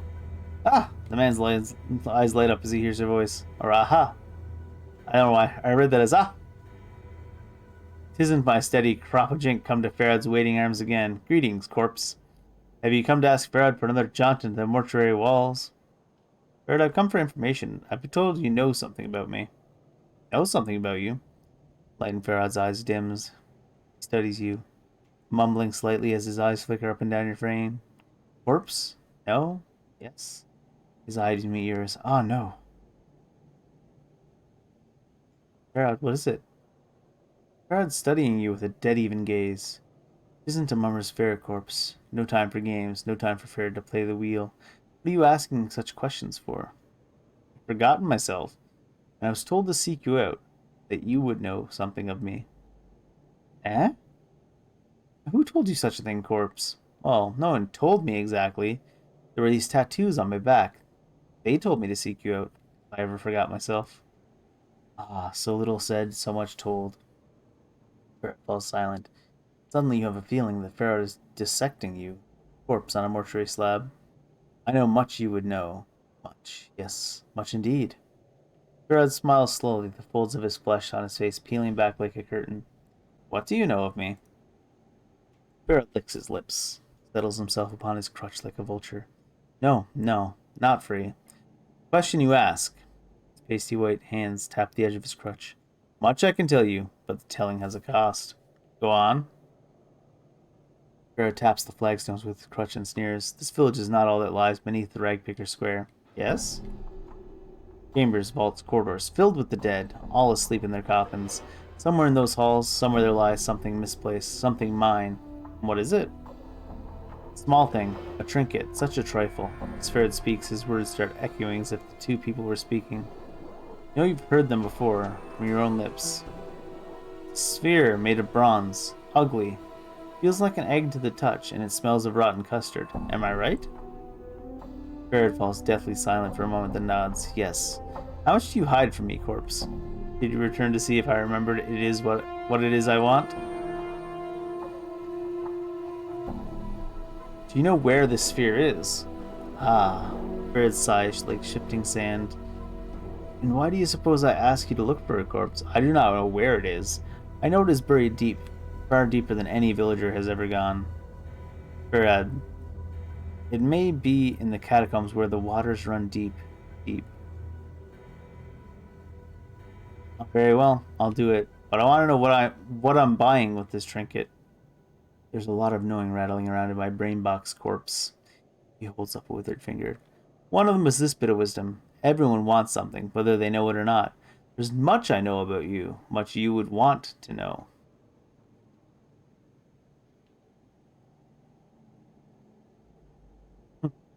I do like when there's a truth and a bluff that say the same thing about attacking. Kind of interesting. Very well. I'll see about finding a sphere for you in exchange for what you know. Very well. A deal struck, a deal made. Farad cracks his crutch sharply against the flagstone. Sphere for a peek inside my brain box. Now, corpse. No time to waste. Go to the gate at the south and east and tell those slumbering fools to open it for you. Make haste.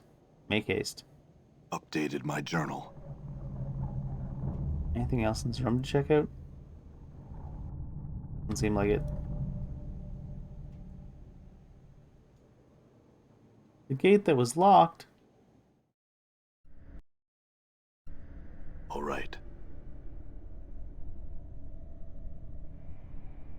I looted the town pretty thoroughly. We're talking to Bar. See a massive human dressed in cast-off patchwork clothing and reeking of old ale. He is truly huge. It's obvious he has who is chosen for this job for his brawn, not his brains. What do you want? Baron gave me his leave to go down to the catacombs. I need you to open the gate. Swings open the gates and get going. Don't waste our time. Alright. That was easy. I don't know why they thought there was going to be a problem. Done. Skull. Sure.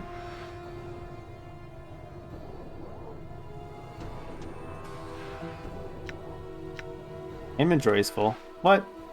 Oh, it looks like I should have stopped at the All right. vendor real quick before heading on.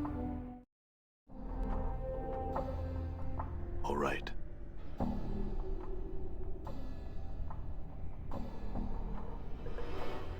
You guys coming?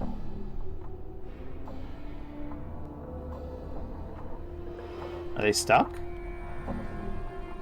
They are. Wait, what?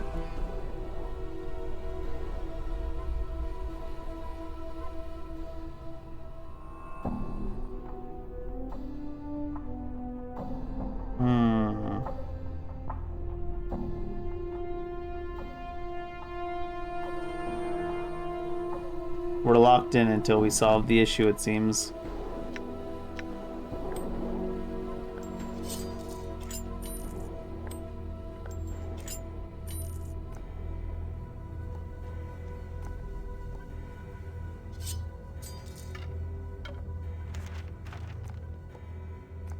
You hold 9 there? You can.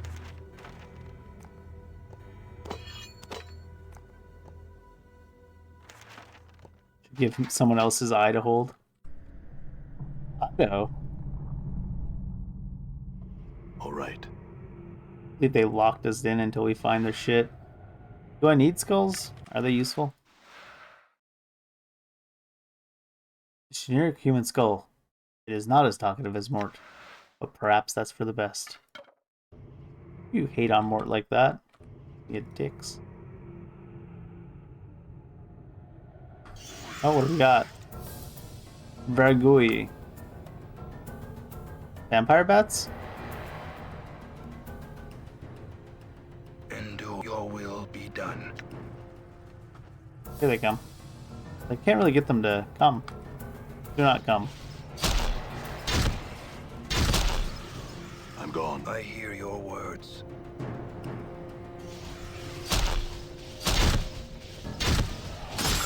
Sings true. Done. 200 experience. Neat. All right. What's up? I'm gone. The clock sings true. Yeah. His body looks like he's been lying here a long time. Oh my god. Done. You're right beat up. Let's just use up some bandages.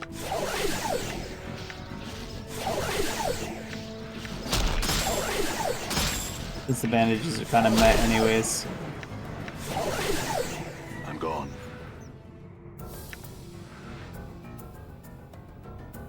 Oh gosh. I will hear you. Is it worth using... Let's use this one at least. In Shaman's name.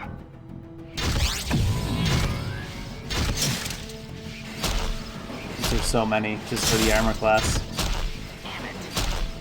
Balance in all things. Why are you constantly missing there, Skull? You jerk. It is your will be done. I have a bunch of auto attackers yet. I need to get some proper spellcasters.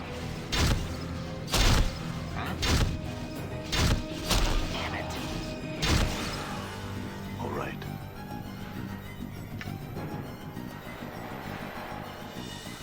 I think that's a wand of magic missiles, but I'm not actually sure. Don't know where that leads. Fly. Face in the stone.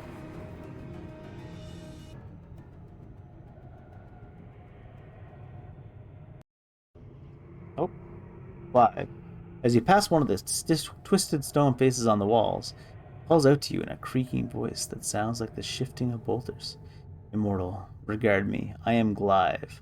I would have words with you. How'd you know I'm immortal? I see a burning purpose within your shell. I see many things in the falling dust of these tunnels. You lack something essential, and that keeps you from death's sweet embrace. What did you want to say to me? Listen, this place holds much danger for you. Treachery awaits you on the surface. And your way is long and winding. At the end you will find what you have sought, but you may not want it then. Are you some sort of oracle? No, I observe, that is all. In that case, perhaps you can answer the questions I had. What can you tell me about the catacombs around us?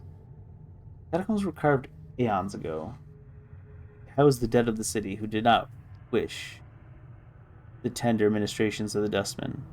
They have become the refuse ground of the city, where dwell monsters barely seen, where humans prowl like scavengers among the scavengers. Many is one patrol these tunnels, and have turned many against them. The natures, the dead nations, prowl as well, guarding against the depredations of the humans who come among them. Alright, so we got the many is one, the dead nations. The dead have achieved life in their own way. They rule a portion of these catacombs. They struggle with the many is one for the heart of these tunnels. Many is one. You have heard of cranium rats? When they gather, they become more powerful. A shared mind. They and their servants, were-rats, seek mastery of these undertunnels. They war with the dead nations. I see. How'd you come to be in this situation, Clive? I was once a respected leader of my community in the lower ward. A petty lord sought to increase his power at the expense of my people, my friends, my relatives, and my friends, and I spoke against him. And then what? And then he captured us one by one and bound our spirits and senses into these screaming faces under the ditch, where all filth and sigil comes eventually. And then he let polluted waters above flow through our mouths and noses and eyes. Jesus, anything I can do to help? I'm cursed to remain here until fresh water passes my lips. There's a magical flask of water in the drowned nations. Bring it to me and give me a taste of it, and I shall tell you of someone who can help you unlock its full potential. And you should never lack for water again. Updated my journal. Where is this flask? I do not know. There was an artist named Chad who frequented these tunnels. He knew. Find him, and he may tell you. Alright. How do I get there? Through the dead nations. Alright. Alright. Gotta find Chad. Chad Chatterson. The Mosaic Crypt. Mosaic Crypt, Buried Village. There was another one that was unlabeled altogether. Cranium rats. Oh god. Poor Darkon. I knew him well. Well then. Is there a bunch of them over here? Die. All right. That gun got gibbed. Did the guy have a resurrection thing in that village? I think he did. Let's see how bad these cranium rats are, though. They're randomly just gonna kill all of us? Oh god. Because there's so many of them? If I knew the cranium rats were right here, I would have sent in Mort first, since he's like resistance to like everything. You see that?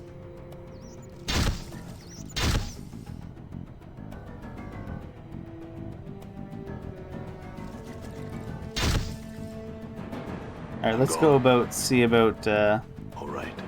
getting... Oh, we can't go back to the village right now. Shit.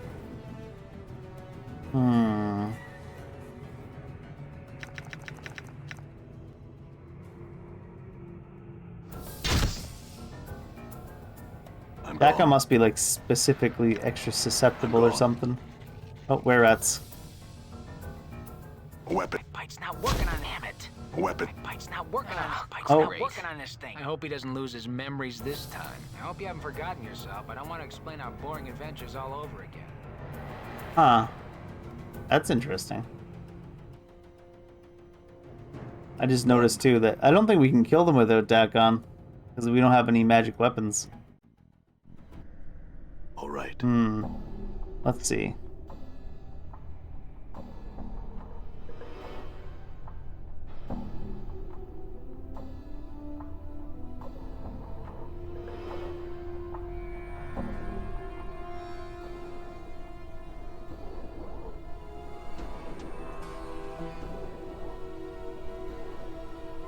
Oh no, we didn't have enough strength to do that.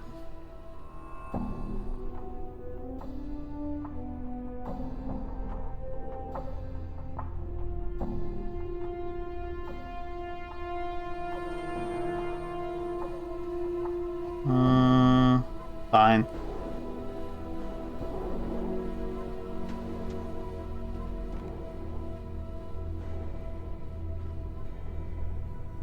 Because we need one of those resurrection things, because I'm pretty sure Dakon's the only guy who can actually damage those. All right. Dakon's corpse came with us. Good for him. Let me see his trade. He had one of those resurrection sensors, right? Yeah.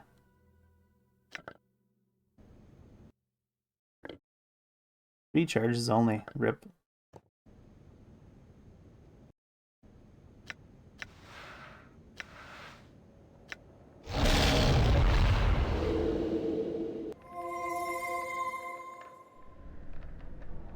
I'm gone.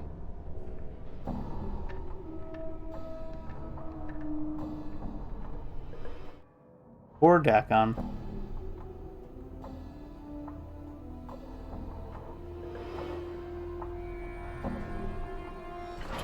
Done. Let's just rest up.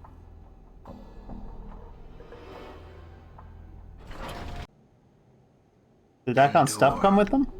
I hear your words. I can't remember all what he was carrying. They kept me the junk anyways, and the key items. I shall serve. I'm gone.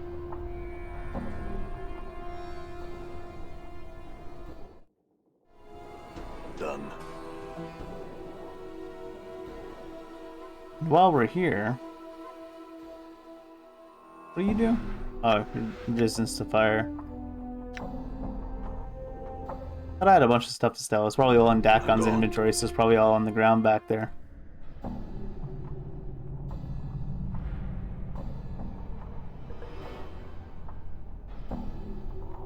Really? Do I gotta talk to you again to open this door bar? What the shit?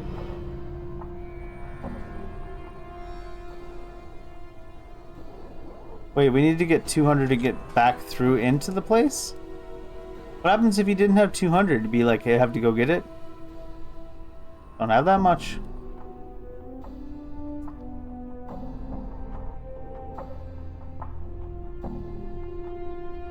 Fine.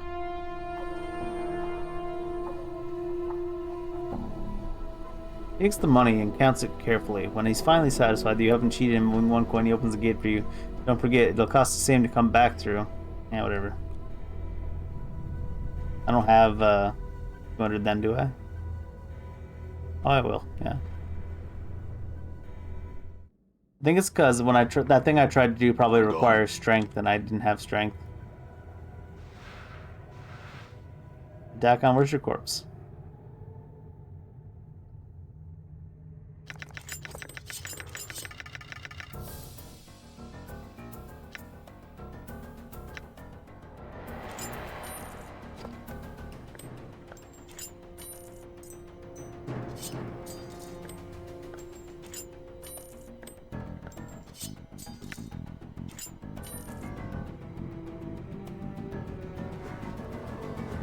Seems like everything would respawn too. I hope the cranium rats didn't all respawn. That could be painful.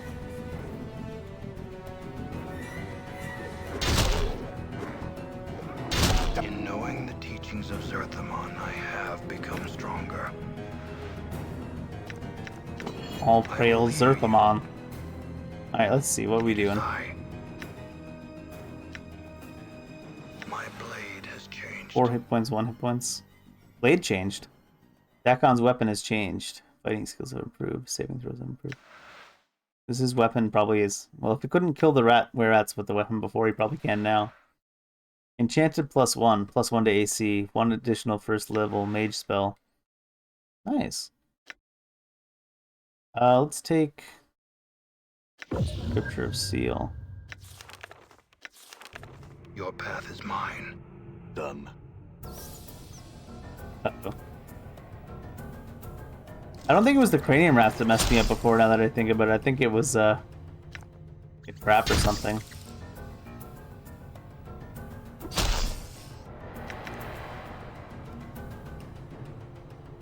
Alright, let's see about these were-rats. Endure. Your will be done.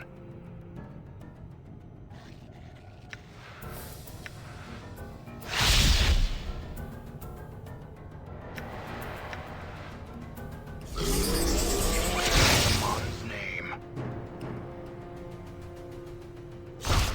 Oh, okay. They're not actually scary, it's just I couldn't damage them. I hear your words. Were-rat skull. Trench's Valley.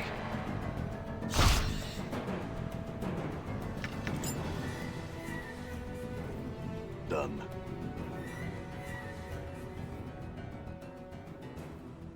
The Warrens of Thought, which I'm assuming is the What's up, Chief? Mantuak. You see a half-man, half-rat hybrid. His red eyes gleam with a certain cunning, and the voice that issues from his mouth is oily and insinuating. So a biped comes, willing to the halls of many as one. What do you want, man?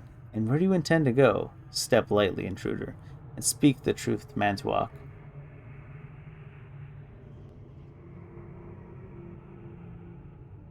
I just came from the buried village. I was exploring. Ah, the village. Refresh my mind. The scavengers, yes? Have you come to scavenge? Yes, but there's nothing in this chamber pot worth scavenging. No, I have not. Then your answer forces Mantuak to inquire. Why are you here? A wrong turn? A bad step? A succession of mistakes, yes? Have you come to seeking me or many as one? Or perhaps you simply do not know why you were here. You will explain this to me now. Who is many as one? You are truly ignorant, yes? Clear it is that you have come here in error. You shall not leave. We can talk this out. We cannot talk this out. Where did he send us? He sent us somewhere. He sent us somewhere with things to loot.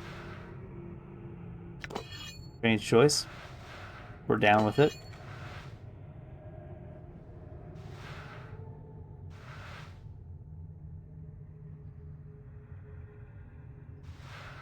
Ooh, gold ring. He's like, here, go and steal all of our Can't shit. run while I'm carrying all this. Yeah, there's a lot of stuff to loot.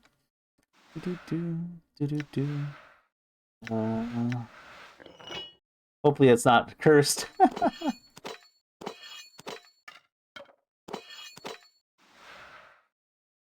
Ooh.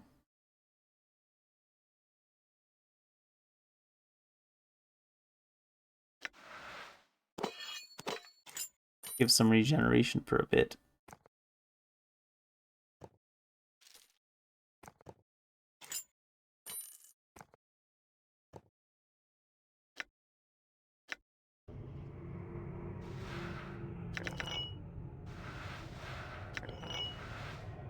So, like, in case you don't have enough magic weapons to kill our were-rat friends. Were-rat guards. This bored-looking were-rat seems glad of any excuse to alleviate the tedium. What do you want, meat? I'd like to get out. You would, eh? What might make it worth it or while to disobey Mantuak and risk the wrath of the rats, huh?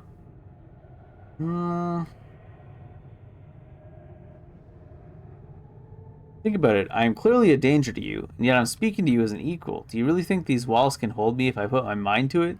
I suggest, without threatening you, that it's in your best interest to let me out. That sounds like a good way to do it. I never much cared for Mantuak's bossery anyways. He unlocks the door, opens it, and steps aside. Now, get out of here, before I can't pretend I don't see you no longer. Wow. It only worked on some of them, apparently, though. Damn it. The bike's not working on this thing.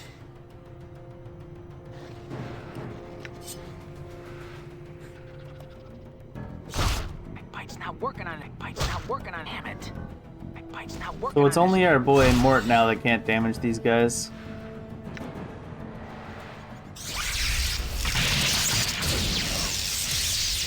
I will hear your path. All right. Ooh, lordy. Send in, oh god. Send in the guy that's the word immune to should have lightning, done. please. Not immune, but basically immune, right?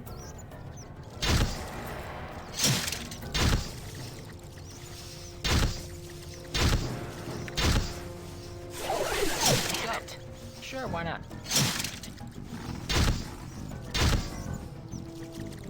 You see that? I like how we convinced these two guys just not to give a shit. I'm gone.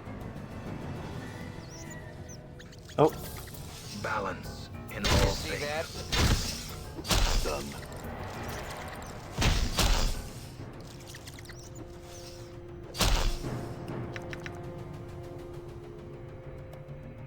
why don't you see these tails? Oh, they're there.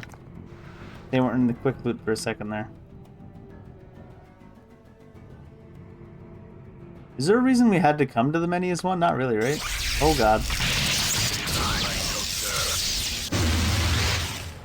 Oh, Mart died.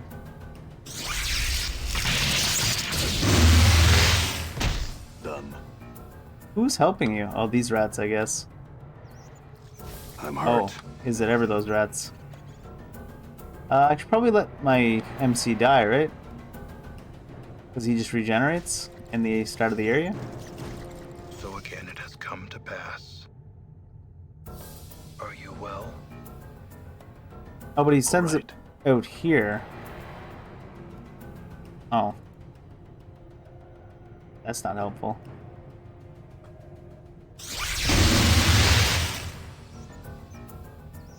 And that's a lot of rats. Kind of valley. Done.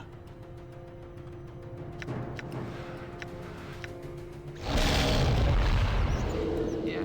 Okay.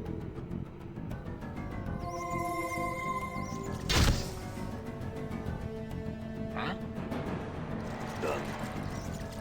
What? Okay. They've already got their spell off, so maybe they won't do it again. What's up, Chief? Die.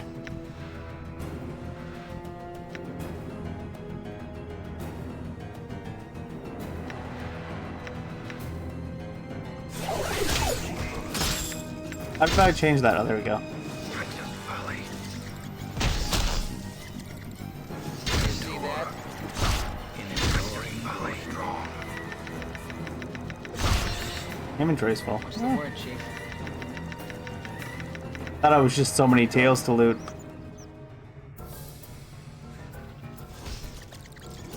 I'm hurt. All right. Bike's not working on this thing. Doesn't even matter if you die though. You just go res right here, do you? Bike's not Don't you? working on it. Bike's not working on this thing. What's up? I hear your words. Yeah. Done.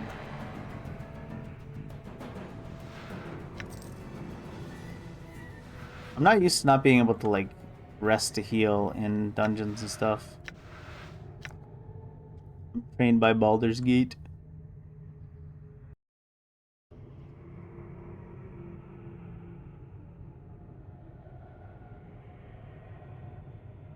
Where'd Mort die? Over here? Huh? Sure, why not?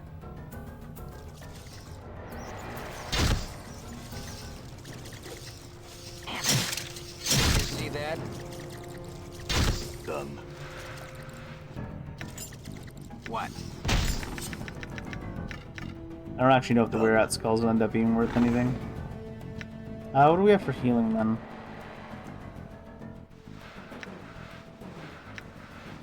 These shitty bandages. It's a heart charm. It's a big heal, is it? Better than a clot charm?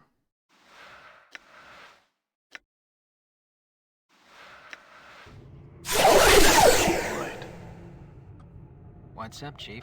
Good as done. Oh my god, so many rats.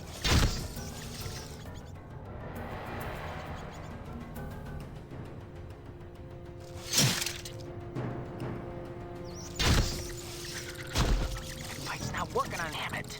No, What's the word, you're not Chief? supposed to be attacking the red rat. You're supposed to be attacking the normal rats.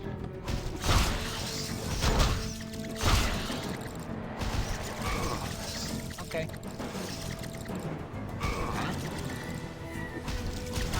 Oh, what Great. the? I hope he doesn't lose his memories this time. Every time. He doesn't lose his inventory. Like I've been spraying through someone's bowels. It's like a free heal. Unless he loses experience or something. Doesn't seem like it. All right. Done. Oh, it's a free heal in a little zone like this where you're not far away from the entrance.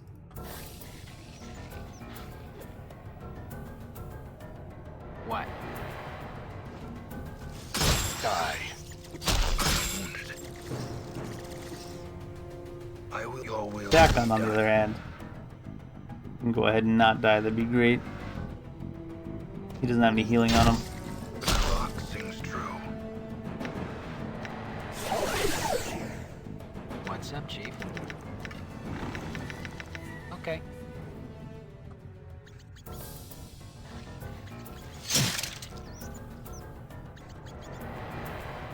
What's the word, Chief? It's not working on this thing. My bite's Bite's not working on this Bite's thing. not working on it. Bite's not working on this thing. Bite's not The working. rock sings true. What's up? Can't run while I'm carrying all this. Oh no. Can't run while I'm carrying all this. Is it the were-rat skull? It is the were-rat skull. Oh. I'm just trying to hand off the skull to you. Oh, there we go. His inventory must be full too. Done. I'm gone.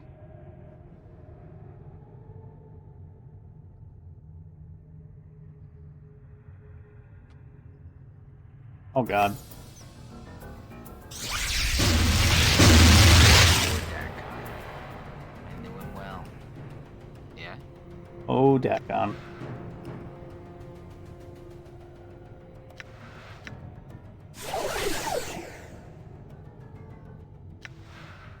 So much for my res thing.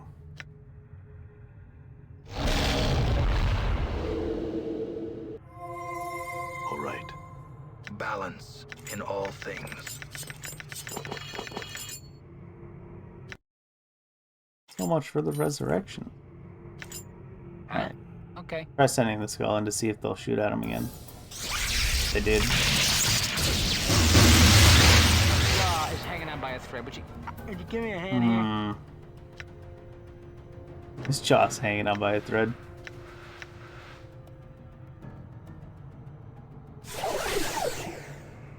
Alright. Take you guys and go. I don't think the skull will die, and if the nameless one does die, he just reses. What? Good as done. I'm gone. Dakon can hang up for a minute.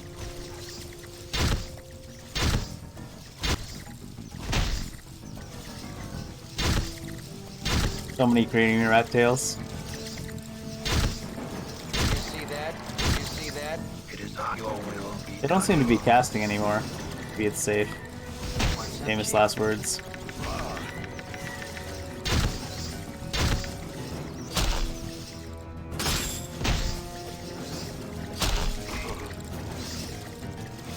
Endure.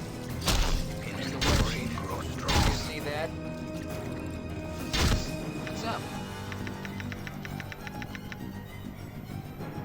Done.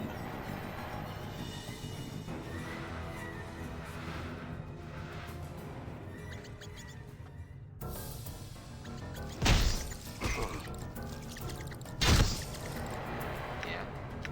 Sure, why not? What else we got? Rags. Do we care about rags? I don't think we care about rags. Oh, is there a creamy rat tail in the box? I'm gone. Seems odd. I should have went to the dead place first, though, I think. Because that's where the actual objective is, if I'm not misunderstanding. It's Huh? probably Sure, putting why not? putting the skull first.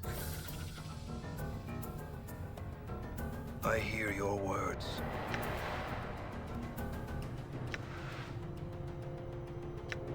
There cannot be two skies. Cannot be two skies? I'm Sure working they on can. this thing. What? I'm working on this thing. Pike's not working on it. Pike's not working on it. Pike's not working on this thing. Pike's not working. Die. Pike's not working on this thing. Done. Oh. Loot is all I need. Pike's not working on this thing. Pike's not working on this thing. Knowing the teachings of Zerthamon, I have become stronger. What, you leveled up again? Pike's not working on it. Pike's not working on this thing. Pike's not working on this I thing. will hear you. How'd you level up again? Oh, it's because he's dual classed. 1 HP, 1 HP from con, spell resolution increased. Aha.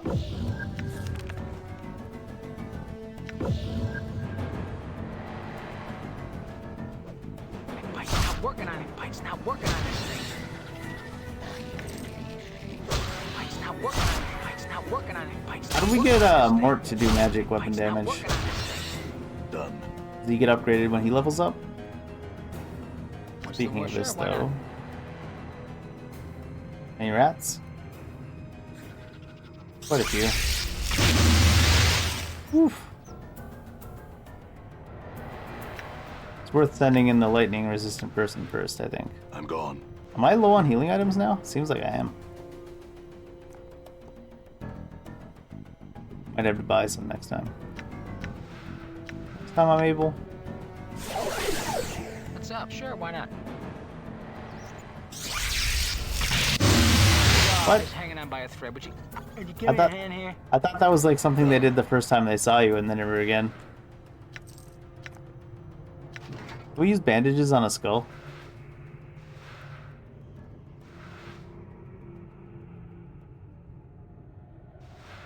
Ooh, small bottle.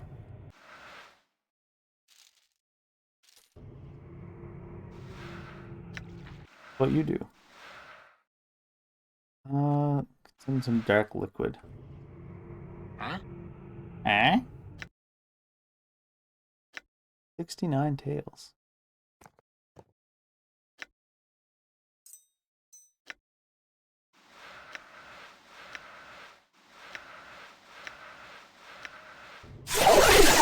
Don't have a whole lot of healing going on anymore. I suppose I could have been using the the nameless one as bait to see if they would spellcast. They really don't chase you very far, Tormenta. What?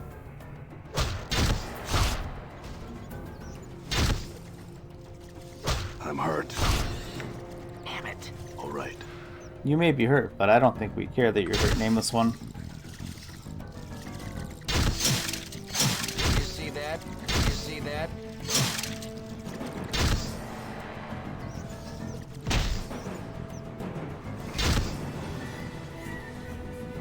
What's up, Chief? Oh. Did I let him die? Nah.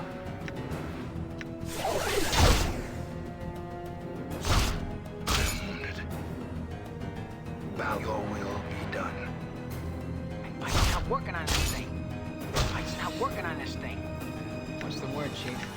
Sure, why not?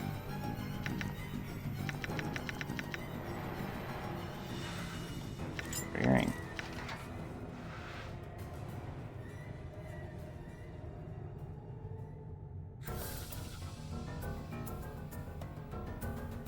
I'm gone.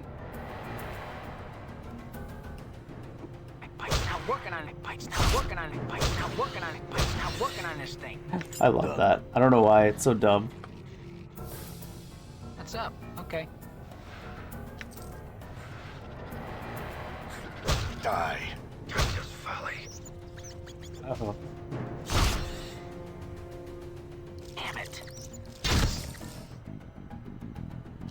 It is I.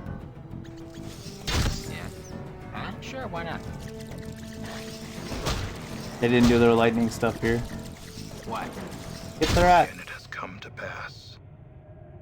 Thought you were like high on HP. I'm gone. For good. Doesn't matter if he dies though. If he dies, we can just be like, And do your will be done. nothing left memorized. My bite's not working on it. Bite's not working on it. Bite's not working on this thing. You have no healing either? We got this, right?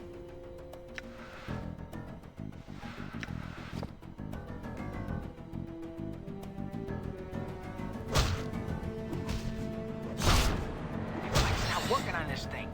My bite's not working Might have on to it. go back Bite's to not town working on again. it. Bite's not working on it. Bite's not working Rest on up. this thing. Get some healing Damn stuff. I'm gone. Alas, poor Dagon. What? Thought he was fine. I guess he was low on HP. Damn it. All right. I don't have enough money. I'm gonna have to load because I don't have enough money to go on. Oh no, it was all the way back here. Doo-doo-doo.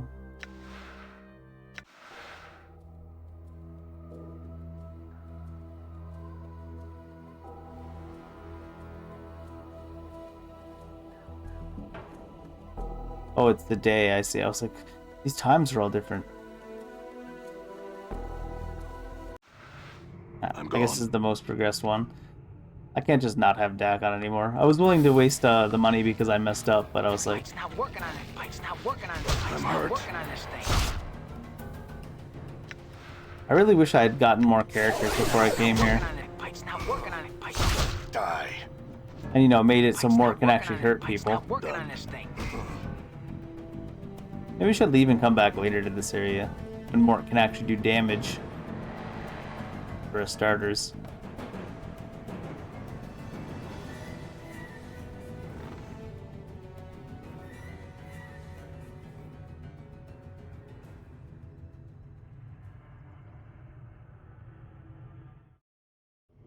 All right. I really don't like the you can't rest because it's too dangerous here thing instead of the being woken up by enemies thing that happens in Baldur's Gate. Alright, let's try to find the dead Warrens, I guess. The dead city. Texas Valley?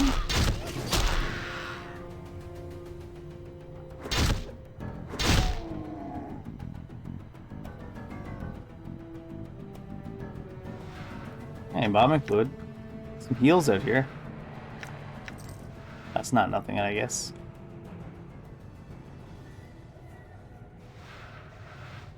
Oh my gosh. Everything's respawning too. I'm hurt. Why are you Endure. stuck? In knowing the teachings of Zerthon, I have become stronger. Princess Valley. I hear your words. Why are you stuck?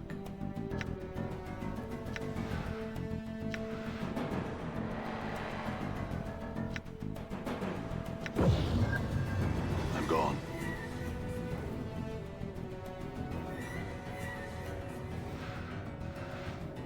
What's here?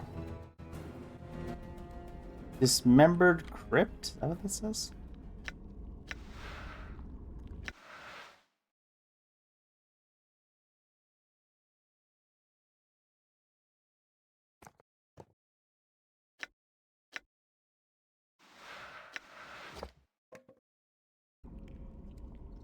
All right.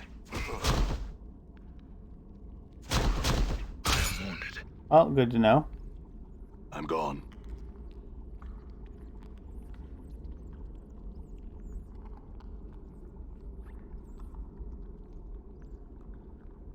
There's a way down there. It's like death's come for the bill. Are you well? Well, All right. free heal, practically. I guess I should have made a Nameless One a thief before we came here. Could you imagine if I came here before I even recruited Dakon? That would have been wild. Damn. You see that?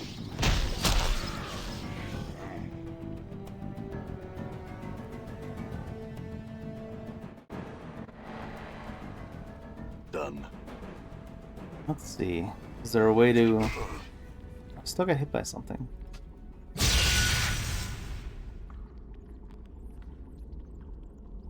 I'm hurt. Hmm. How many times must this fool die? It's like I'm really a permanent gone, trap then? Cut it out, will ya? Permanent trap? Must be a permanent trap that you can't even... wouldn't be able to disarm anyways. So I guess I said I should have made the nameless one a thief. Or maybe disarming it would get rid of it, but it doesn't get disabled by activating it. Die.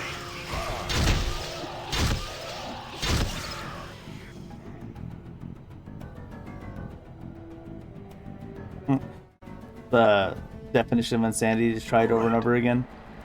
It's mostly because you're immortal anyways, so why not try it over and over again, see what happens. Nothing even there. I'm hurt. Oh.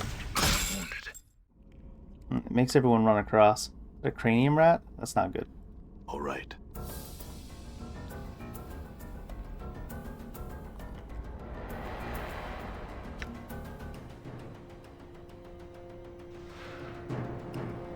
Oh, let's just use that and increase the regeneration.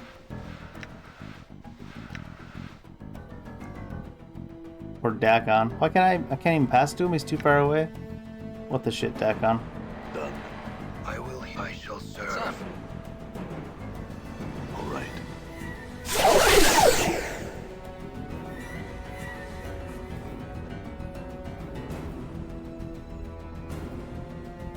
Did they get away? All right. I think he got away. What's this? Sickening pool of drying blood and gore. Looks like there may be something of interest on some of the body parts in there. I'm gone. This body has been horribly mangled. It looks like it's been burned, stabbed, sliced, bludgeoned, and forced through a grate. It's in two halves, lying in a crusted pool of old blood. Loden. Nothing, eh? Oh well. Ooh, severed arm. Can't run while I'm carrying all this. Your severed arm do. Looks like it can be used as a special new tattoos. Interesting. I don't know if it's good or not. Might be worthwhile to use this now.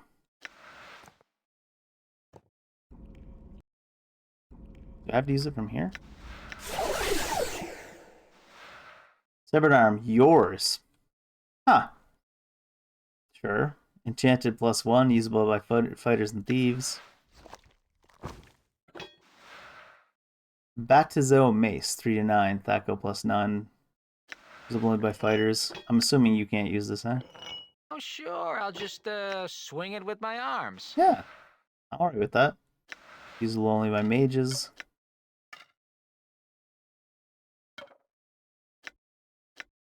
Is that it? Anything else identified? Where'd that bottle go that I had? Did I drop that on the floor? Oh no. Now malfunction right. machinery that powers the devices above.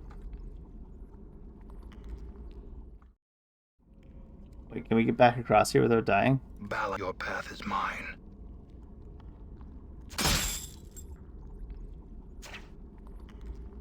I'm trying to kill my one dude.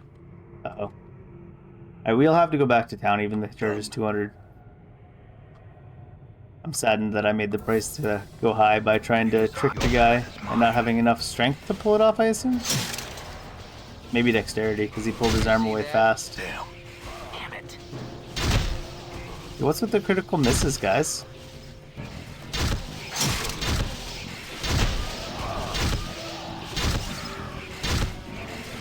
Die. Wait. We were apparently attacking with nothing, All right. which I can say is inadvisable. Done.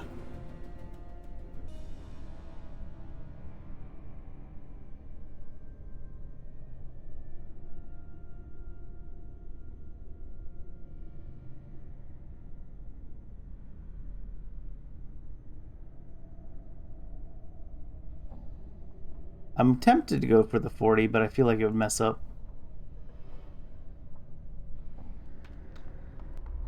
After we've already messed up once. Find out where Fred's corpses are coming from. Look into the matter as the malls of even The Walking Dead. That's not it. It's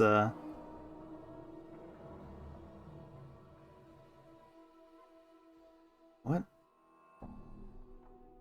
Oh, get the bronze sphere.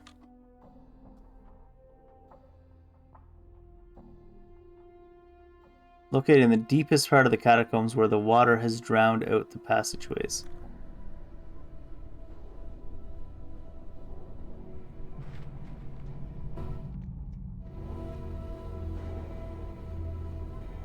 Let's trade.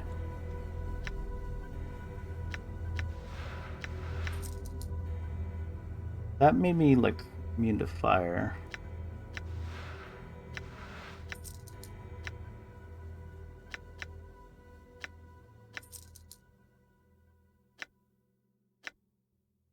Oh, a gold ring was there. Forgot about that. Can't do anything with the were-rot skulls here, and apparently they have a value of 0. Ooh, probably shouldn't sell that Batazu mace just yet.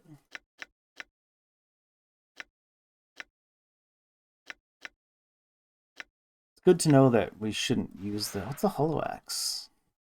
It was just good. It wasn't enchanted, so I'll probably sell it. We can ditch the were-rat skulls.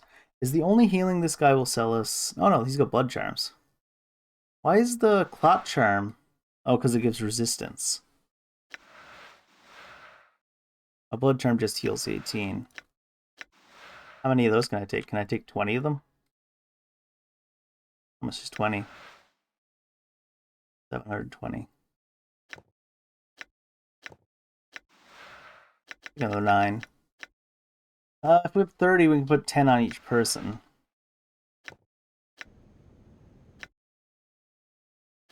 Who bought them? You.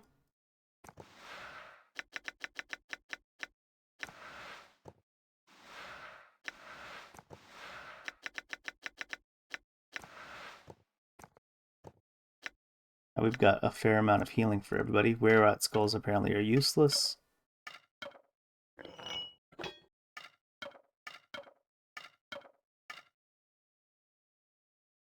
Get on the ground, were-rot skull.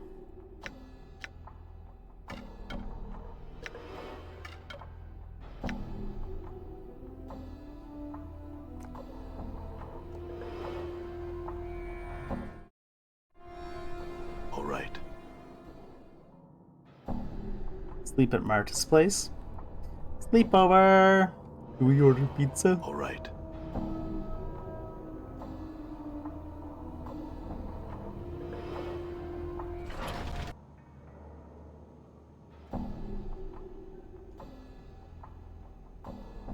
Alright. I gotta take a bathroom break. I'll be back before too long. Okie doke. Oh, my room is dark today. What?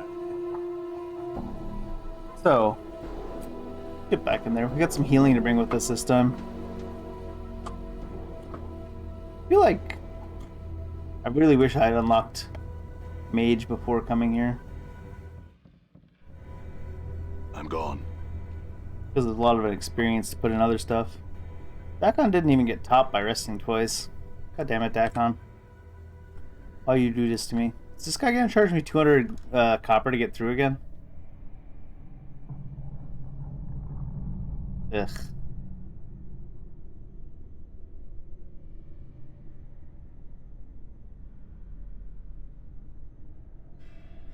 What a lad. If only I could rest, All right. not down in here. I guess I need to bring more and more healing because you can't rest. Oh, I thought I killed it there.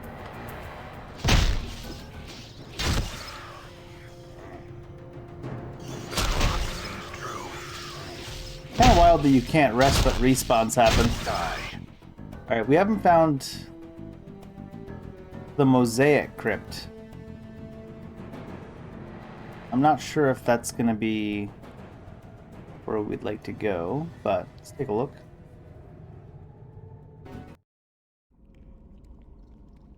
going on here?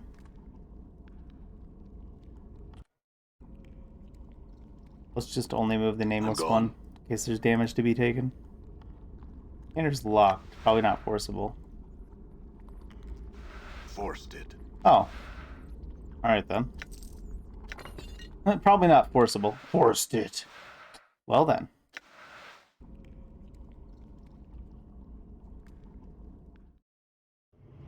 Done. There are some enchanted weapons here so that they can get you to be able to kill the were-rats, it seems.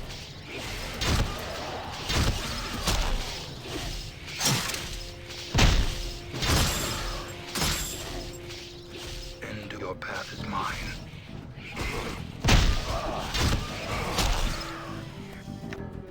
Still not sure how we get to use our weapons, unused weapon slots. I gotta check if there's something I missed there.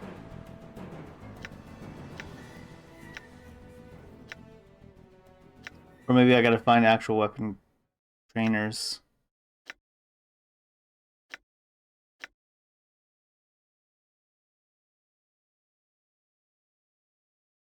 Ignis. Mort. Wow. He does kind of have that Deadpool look going on, doesn't he? I'm gone.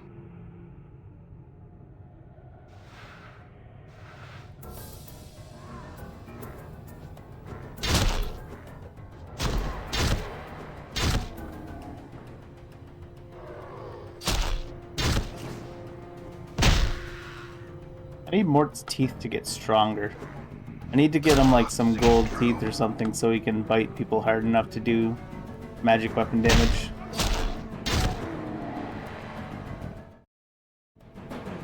Oh, where are we now? Oh, hi.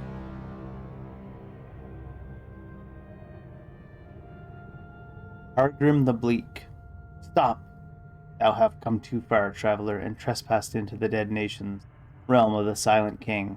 Wilt thou submit peaceably? Submit to what? 'Tis the will of the Silent King that all who pass through gates into our nation become prisoners of his lands. Wilt thou submit? Do we have a choice? I feel like there's an awful lot of guys here. Let's see how fast we die. No, I will not. And thou shalt die here. In the Silent King's halls. Oh, hey Pedro, thanks for the follow. I feel like... I don't remember when I saved last. I feel like we just die in this situation, don't we? I feel like it's you pretend to submit and then you try to figure it out once you get going. Come then, we shall show thee to the chapel. Know this, thou shalt be free to wander these halls, but not to leave the catacombs. Thou shalt be a prisoner here until thy death. Well, I mean, that's not going to take very long. Should thou later arise as we have, thou shalt be free. Praise the Silent King, his will be done. Updated my journal. I love the way he says that. Suego. Ah, another member of the living. Most are slain by the ghouls this far into the catacombs. You are fortunate. Why have I been made prisoner here? I do not know. Ask some of the citizens here. And who were you? Who are you? I am Suego, factotum of the Dustmen. I am a missionary in these parts. A missionary? What are the Dustmen doing here? I am the only one. I came to these catacombs after hearing rumors of undead that were aware in these parts. I hope to save them. Save them? Yes, passion ties them to this false life. I hope I can teach them to forsake these passions and leave this false life behind and reach the true death. Well, we know about the false life and true death. You want them to die. I wish them to transcend this plane of existence, divorce themselves from passion. It can save them. I mean, false life just means undead, I'm sure. These dead ones are so close to the true death, yet they cling to this life. This false life is the lie of existence on this plane. And where am I? Catacombs of the Dead Nations. The guards brought you here. That's all I wish to know. Over your time before you go. Do not attack any of the undead here in the catacombs. They will not harm you so long as you remain peaceful. Should you prove hostile, they will defend themselves, and there are many of them. Lastly, you may return here if you need to rest. Oh, we can rest now? Updated my journal. Of course, you'll be safe in this chamber while you rest. Thanks. I was just saying, I wish there was somewhere we could rest down here.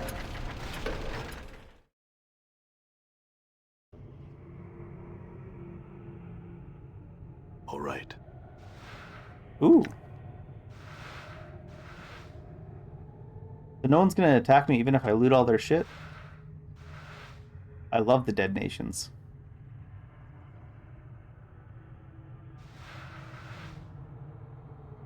Failed. Opened. Oh, someone got it. Ooh, 500 comments.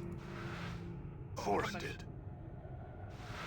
Multiple people succeeding in the same bash. Gotta love it. Forced it. Ooh. I guess it's safe to... You should have one enchanted weapon and then one really nice unenchanted weapon, because sometimes in these games they give you enemies that can't be hurt by magical weapons, like in the reverse of the normal way. Argrim, are you going to be mad if I steal whatever else on this shelf? Bloodbridge.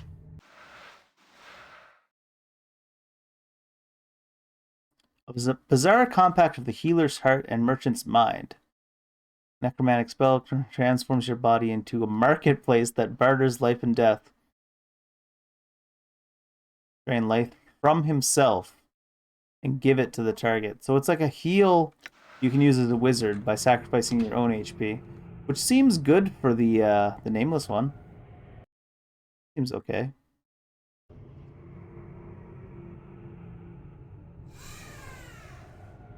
Are you making that noise?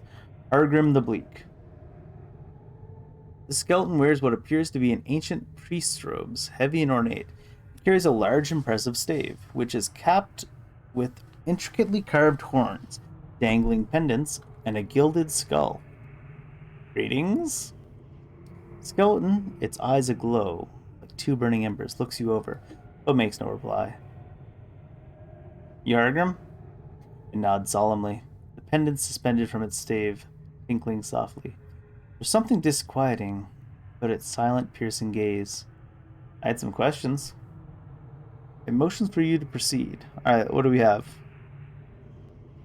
Oh, can you get healed up here? Interesting. Huh. Have you seen a small bronze sphere anywhere? It shakes its head. I've seen no such thing. Why dost thou seek this object? Did I tell them? In my back of my mind, I'm thinking maybe they don't like Farod and they can send me to kill him, and that's how we get out of here. For a man named Farod, the skeleton draws back. It looks up and away as if peering at the surface. Blood still beats in his black, worm-ridden heart. That wheezing sack of flesh still sends his pack into our homes to raid and pillage. It faces you once more. Thou were wrong to come here. We tolerate no such desecrators within our borders. But I'm not of his pack. Why then art thou here, invading our homes on a fetch and carry for that miserable soul? Strictly mercenary. I'm finding the sphere for him in return for information I need. There's no other loyalty between us. Looks you over carefully, tapping its chin with a bony finger. Thou do not seem the sort to follow such a man. Perhaps you speak the truth. Perhaps your presence here is tolerable. Good, they're not going to kill me. He hasn't seen the bronze sphere, but he does not like Farod.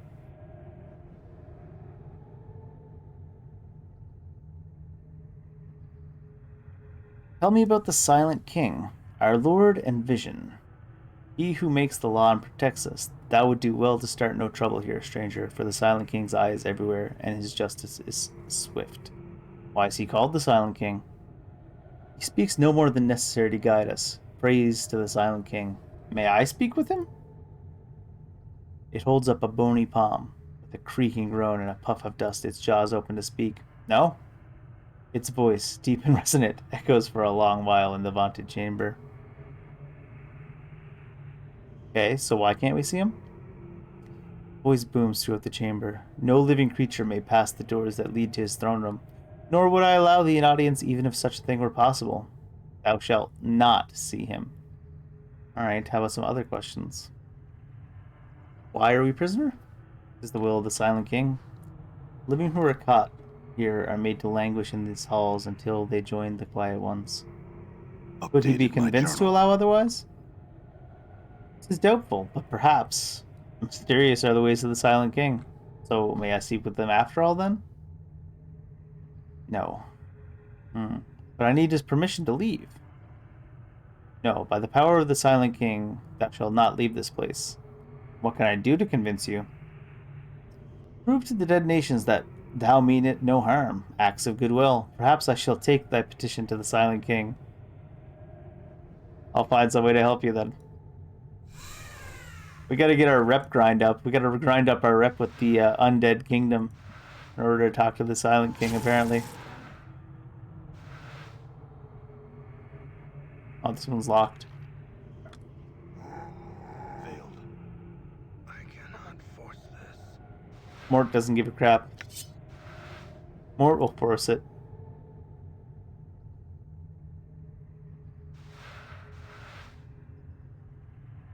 We looked for some named people, I guess. Thanks, game.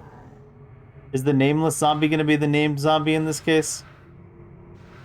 Forgot my name. This rotting female corpse is shaking her heart and moaning sadly. As you approach, however, she turns and holds her hands out to you, as if asking for aid. The zombie moans softly. With each exhalation, the stench of rotting meat fills the air. I had some questions. I don't think you're gonna get some answers. You can't make out the zombie's moans, but it seems like she's asking you something. Can't understand you. Later. Do we need to learn how to speak the zombie language? To understand this nameless zombie? Maybe. I keep thinking that exhalation sound is like something aggroing on me. Dale Mary. This musty-smelling female zombie looks exceptionally old, almost mummified. Her skin has the appearance of moldering gray-green leather. One of her eyes has fallen out, leaving a dark pit in her face. Her voice is slow and thick. Greetings. Greetings. Indicates herself and speaks again. Dale Mary. Sounds as if her vocal cords are festering away in some soupy mess at the base of her throat. Dale Mary, I have some questions. Oh my gosh. I'm not going to understand her answers anyways, though, am I? Let's ask her about the sphere first. Nope. No sphere, sorry. Can you help me speak to the Silent King? How is it that you speak to these other zombies? I cannot understand them as I can you. Takes a step towards you, reaching in an arm to touch you. Let her touch you. Her nearly fleshless hand brushes gently against your forearm, and she speaks. Listen. How'd you do that? She touches you once more. Speak to us, you can, but you must do it properly. Can you teach me? Yes. Please do so. Updated my journal. 3750 experience. He finishes teaching you the skills required to speak with the dead. Well, that was easy. Process she calls Stories Bones Tell. Can I talk to any dead body? Some. Others too dead. Must use skill. Thanks. Well, that was easy. Now we can talk to dead people. We just got the Bruce Willis abilities unlocked. Mary, I need to speak with the Silent King. Can you help me? Doesn't seem like she needs any help. Why? I need to leave this place. No. Mary's very straight to the point. We like Mary. Why have I been made a prisoner? Ask Hargrim. Tell me about Hargrim. Hargrim's the skeleton's leader. Gives us the words of the Silent King. Concerned. Worried. Why is he concerned? Swego. Caste. Why is he worried about Swego? Swego preaches death. Preaches death. Wants us to die? Why does he Updated want you my to journal. die? He's Dustman. Fair. And how about Akaste? We didn't meet Akaste yet. Akaste angers. Akaste wants to kill everyone. Why does she want to kill everyone? Hungry. Angry. Okay. We haven't met Acosta yet. We might have ran by her without looking at her, though. Where's Acosta? He's not trying to kill anybody right now. Knifed Ghoul. Royal Guards. I'm assuming this is where the Silent King hangs out. Turns out the Silent King just has social anxiety. The rot stink of this ancient-looking ghoul woman is nauseating, even from a distance. Her gray-green skin is infested with tome rot and festering sores, and her fingers, each capped by a long-curved talon, are covered in dry blood and filth. Her hair, thick with scuttling insects and worms, hangs to her knees. It hides nearly all her face in shadow, save for a fanged feral grin and a lolling gray tongue. Greetings. I like how the nameless one greets everybody the same way equally. What have we here? Some pretty meat, aye. A little tough gristle. Sharpen me teeth on your bone and grow fat on your marrow, You must be Acosta. I don't have to be anything to you, meat and bones. You watch your tone with me, or no one will find you in one piece again. Alright, let's not escalate for now. Who are you to come before me like a feast? Answer, Acosta. I have no name. Then neither does Acosta. I'll call ye Blooded One. Pray you still have a name and a will before I tear you apart. Blooded One? Meat people to eat. Her yellow eyes peer intently at you through her ragged white hair. Ye.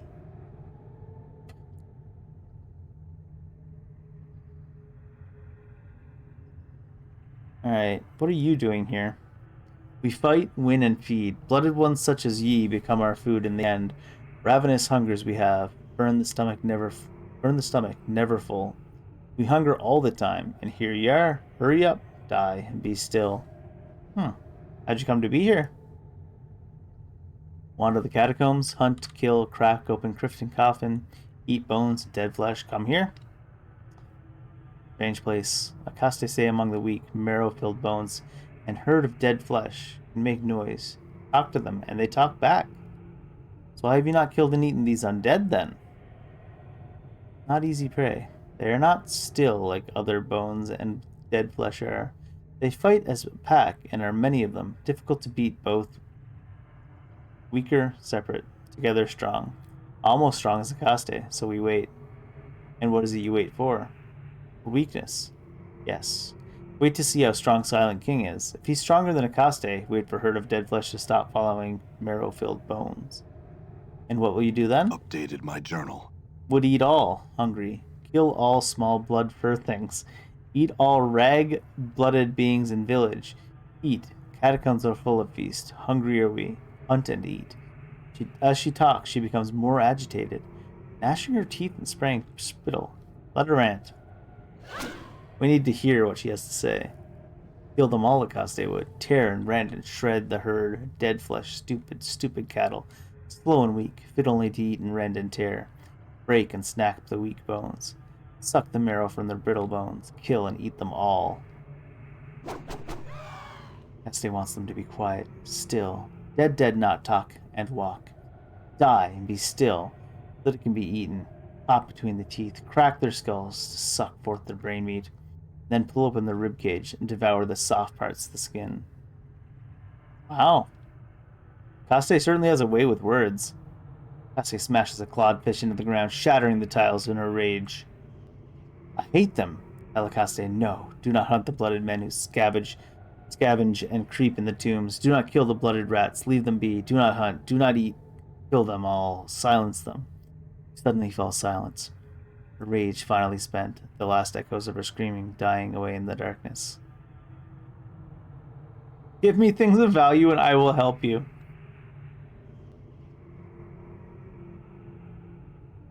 Tempting. But I don't think I want to go down the route where I slaughter everybody in the village just yet.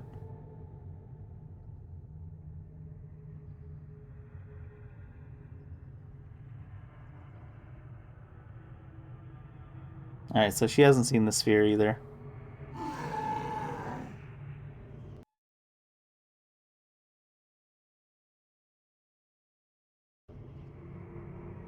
Seems like we might be able to play some people against each other, perhaps. Forced it. Yes, yes, you're all forced it. I'm very proud of you all.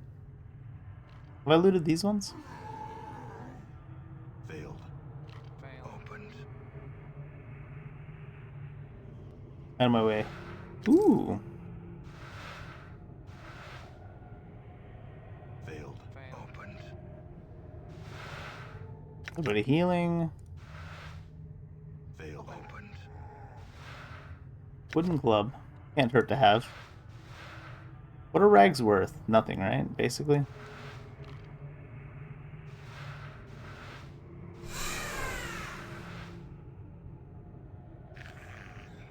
Alright, let's see if Silent Mary wants to hear anything about...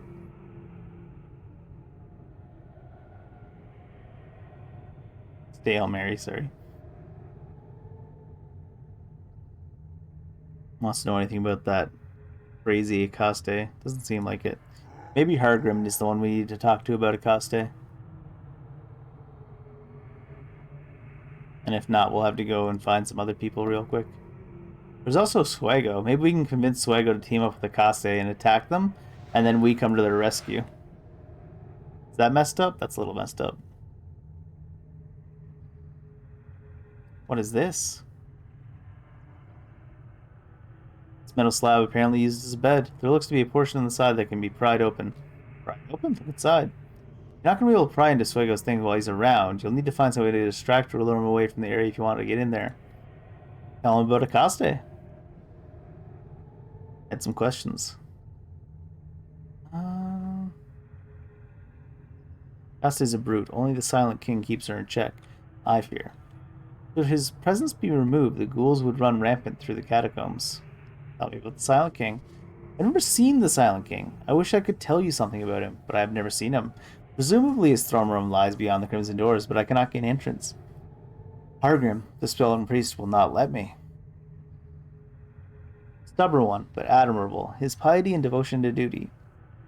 He is my strongest rival here, and he has kept this civilization together for many years. His passion stems from the piety and devotion to duty, admirable qualities, but misplaced. Okay, so we don't really have anything we can get off him right now. What do you know of the civilization, Swago? They've been here many centuries, I think. Taking care of those that have passed away in their halls. Such devotion to duty is no longer necessary. It is almost a crime. You just want to kill them. Sentience threatens the Duthmen. Mort takes offense. Not all dead people are like... Or, well...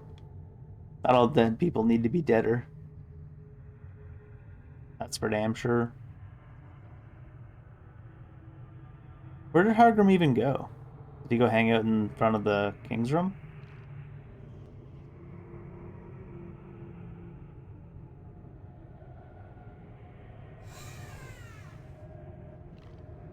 Skeleton merchant? Oh, there's Hargrim. See a skeleton bouncing from the ball of one foot to another. Air whistles from between his teeth. He looks very, very bored. At your approach, his demeanor changes entirely. Welcome, welcome. I've got a host of items for your perusal. Fresh from the latest Burks who've been trying to loot the quiet ones. Would you like to see them? Sure. See what you got. High quality stiletto, antler axe. 2 to 7.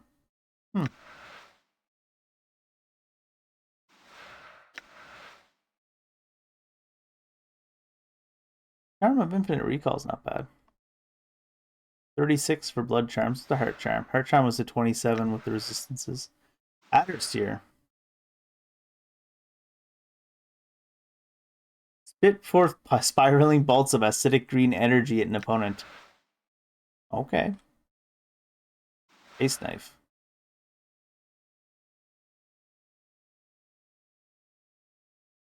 Must successfully hit with a normal missile attack. Not a big fan of that type of one.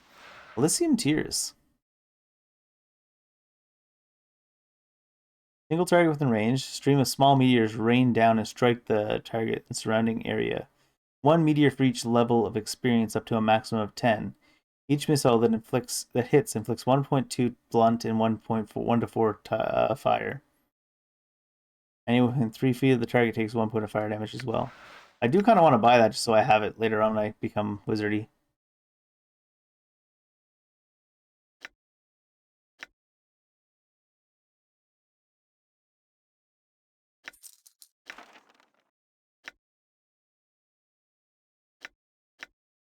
I'll buy the rat tails too.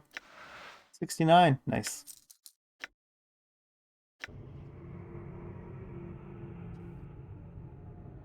Oh, can I ask him questions?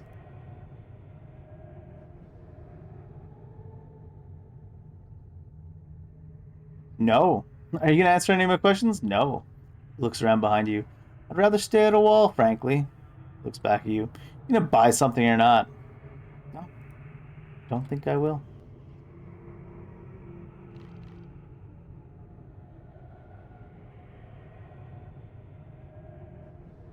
Let me ask you if someone in particular. Tell me about Akaste. She is the matriarch of the ghoul pack that has come to our halls. She is strong and extremely cunning. So maybe the skeletons and the ghouls don't really get along.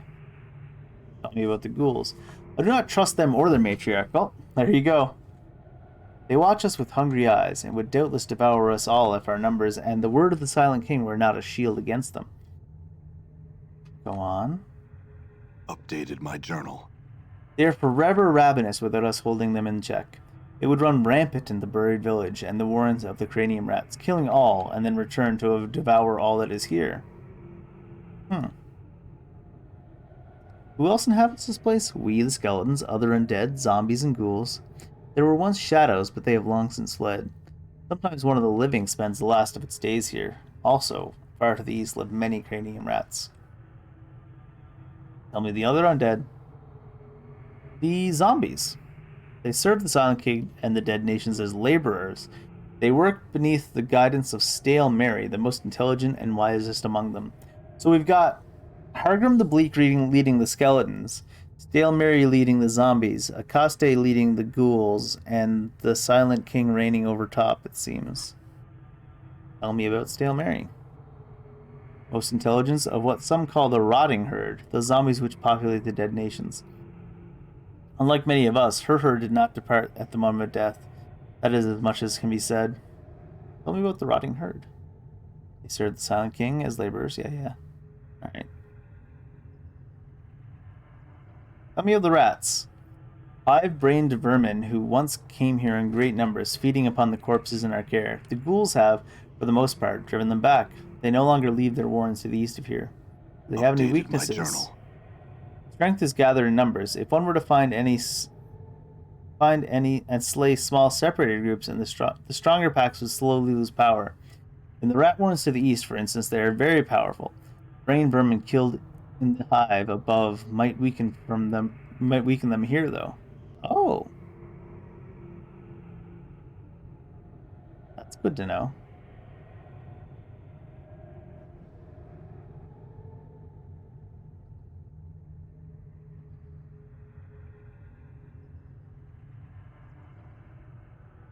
We've already asked him about the Silent King, I'm pretty sure.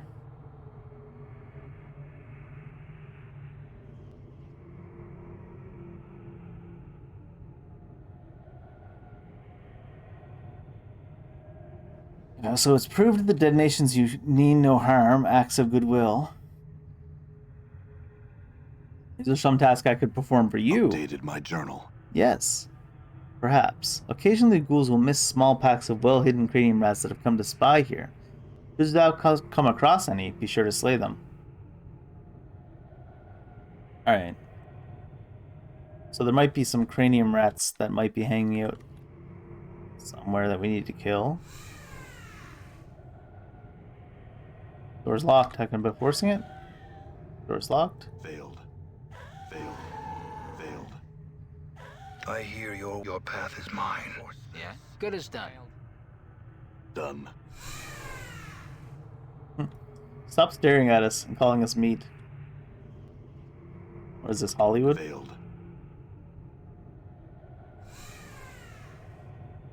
Can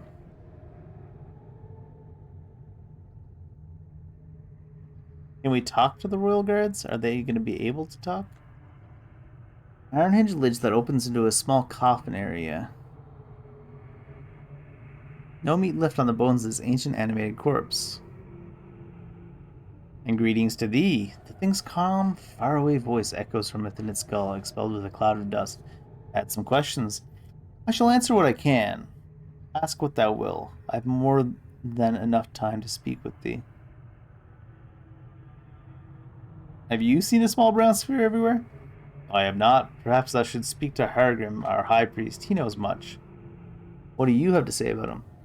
Our high priest, it is he who speaks to the Silent King, giving us our Lord's word and law. He is here in the antechamber of the Silent King's throne room. Alright.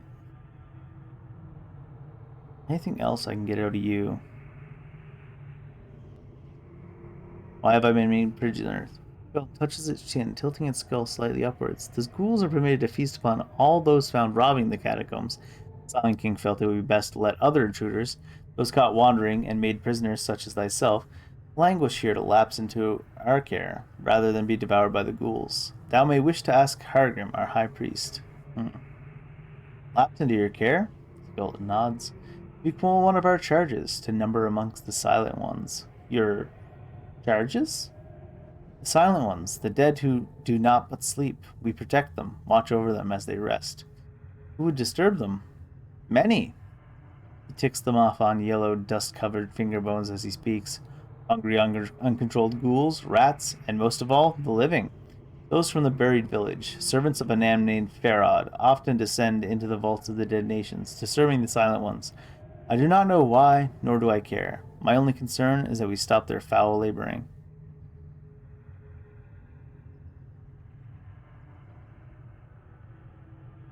Massive skeletons. Greetings, living. The thing's voice booms. I stand here as a royal guard of his lord and majesty the Silent King. I must ask so you do not distract me from my task with questions. Could you at least tell me who you are, or were? I am in death as I was in life, one of the 99 sons of the Western Mountains, fathered when the member of Amahar was severed and cast down upon the face of Ithir. Honor bound to defend our queen, we were lost to this world when ours and our lady with it was destroyed by an angry godling, a brother to Amahar. Many of our number roamed the plains, but some, like myself, chose to remain in Sigil. When I passed away, I was interred here, and later awoke in the state you find me now. And I chose a new master, the Silent King, to defend. Wow, I wasn't expecting that kind of a background story.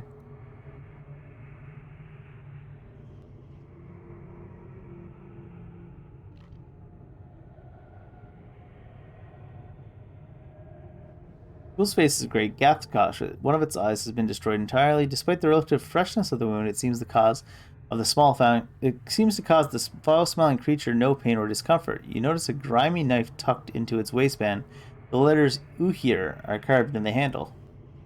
Ghoul narrows its eyes and snarls at you. Its tongue, no less than 2 hands long, curls out to lick its scabby lips. Are you Uhir? The ghoul continues to eye you hungrily. He clenches and unclenches his clawed fists, as if fighting the urge to leap upon you and feed. Calm yourself and answer my questions. The ghoul hisses at you. Silence, meat. No talk. I know, listen to meat things. I hear only your heart. Blood in meat's veins, sweet, delicious blood. Tasty, rich heart meat. Drool pours from its mouth, spattering the dusty tiles. No talk. Alright then. I don't know. So I sort of have some ideas on how we could make the situations work to our advantage. I'm just not sure how I would trigger them. Deep, deep, smells like decaying flesh. Trapdoors shut. Oh. I feel like these guys weren't here before. Done.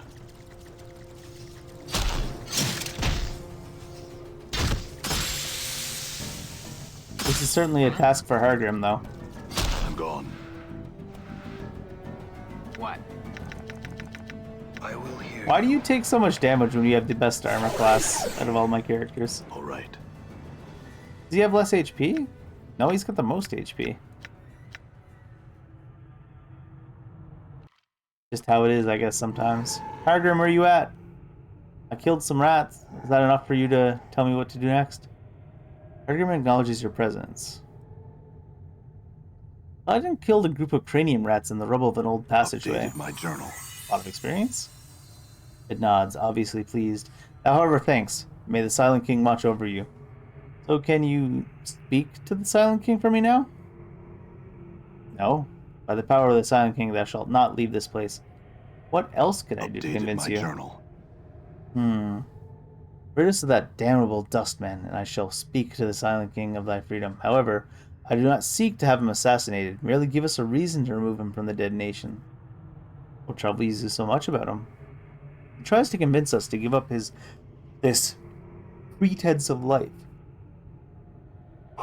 as he calls it, and pass into the true death. He claims that it is our passions that anchor us to this life, and we must let go of them in our duty. He wants us to die. Updated my journal. Some listen to his words, but none have chosen to surrender themselves to his beliefs. Those that did would be forever silenced, our numbers would dwindle, and all that we have here would be destroyed by what surrounds us. Swego may believe he's doing the right, but he is in truth causing great harm. Why do you allow him to stay? You cannot force him to leave. He knows we cannot harm him. The dead truce. No undead may injure a dustman unless first attacked. Also, the Silent King wishes no slaughter in his halls. Ooh, looks like my skills have increased. What's up, Chief?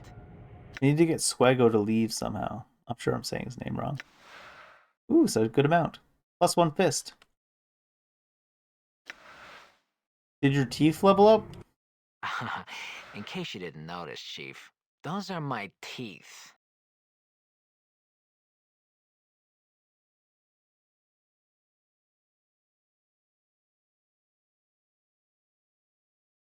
So yeah, he gets quick attacks too, which is good.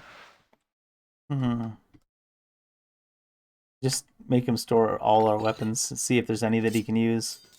You'd think he could use a dagger.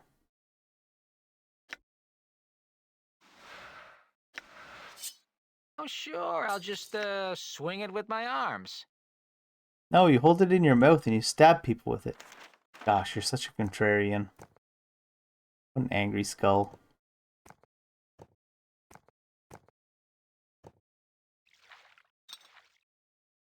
Probably give these to him.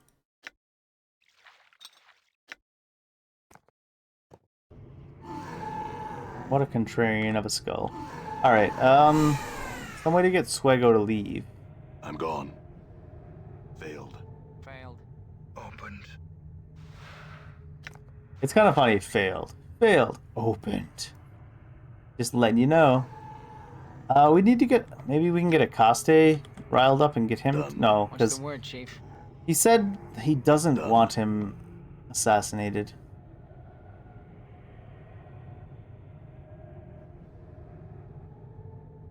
So we can't just get Akaste riled up to chase Swego off.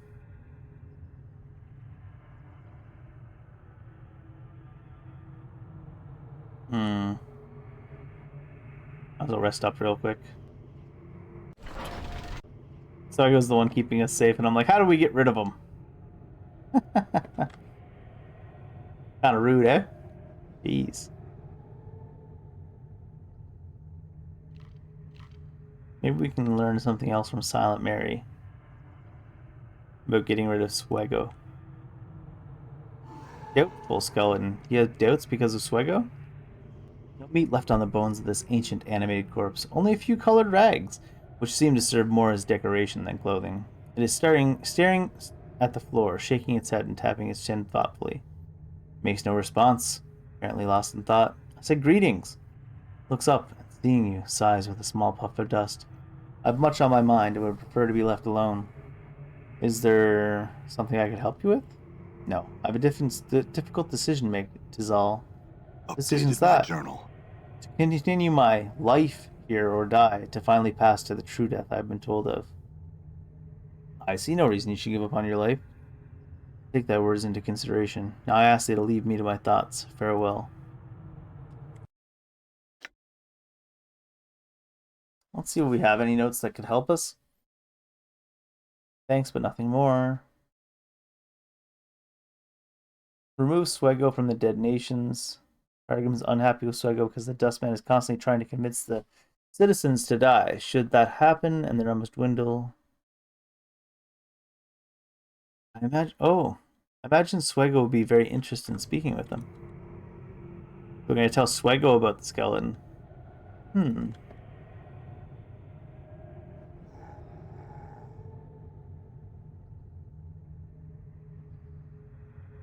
Swego. Ah, well, I met again. I met a skeleton in one of the hallways here. It seems to be on the brink of seeking the true death. Oh, I will go speak with him now. And I will loot whatever's going on here, and he'll probably rat you out to Hargrim. Because of it. Get out of the room, Sego. Did he really teleport backwards when I clicked on this? What a douche. Ain't got all day. Get out of here, nerd. And he's gone. Certain that Swego's not coming around, you pry open the small panel and peer inside. There's some sort of book or journal there. The book proves to be Swego's journal. It details his being attacked by a were-rat, his eventual regression into lycanthropy, and his flight from the mortuary after unwittingly slaying and devouring a friend. Looking for a hiding place, he came to the Warrens of Thought and agreed to serve the many as one. Hive mind of the cranium rats gathered there. He is now here in the Dead Nations, in order to spy on the undead for many as one, who hopes to one day control this part of the catacombs. Why would you write that down on paper? I guess you just can't. Some people can't help themselves. And then keep it somewhere where you're spying. Updated my journal. It's like a spy keeping a journal when they're like undercover. Or however you would say it. Hey, Hargrim. It's a were-rat. Did you know Swego's a cranium rat spy? Draws close to you, smelling of dust and smoldering cloth. What does this thou speak of? What proof have thee that Swego runs with the brain vermin? Proof in his quarters, his journal. Updated my journal. We shall see. I shall gather Swego and speak to him of this matter within his chambers. Should this be true, I shall owe thee thanks. I feel stronger. Ooh, we leveled up. I'm assuming he's going to turn into a were-rat to attack, and Hargrim's going to beat his ass.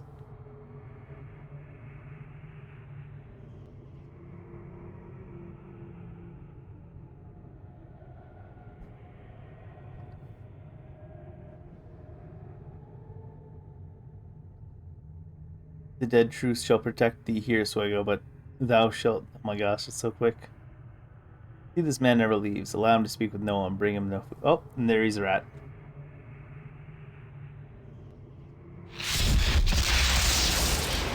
Nice.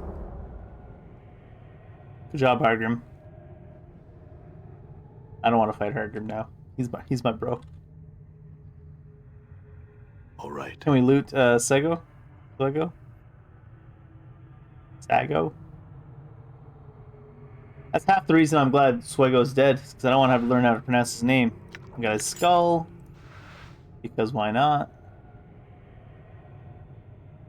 Alright, Hargrim, what do you have to say about all this?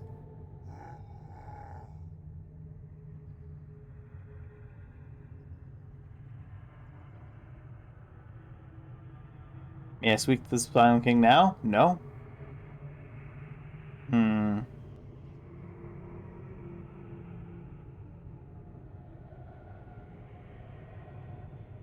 Oh, I shall carry thy request to the Silent King. Thanks. The Silent King has spoken. Thou art free to go. Thy way shall no longer be barred. Thanks. Updated my journal. Wow. What a good guy.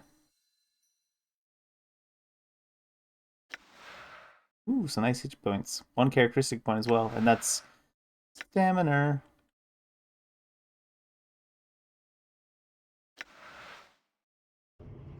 Done.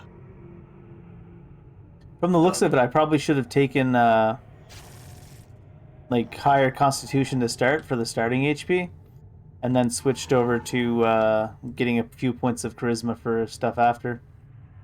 The way is no longer barred, just like that, huh? Let's go gloat to Acosta.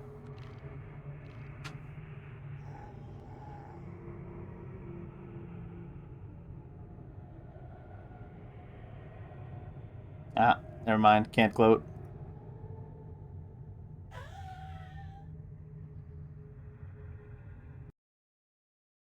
Back to the Weeping Stone Catacombs.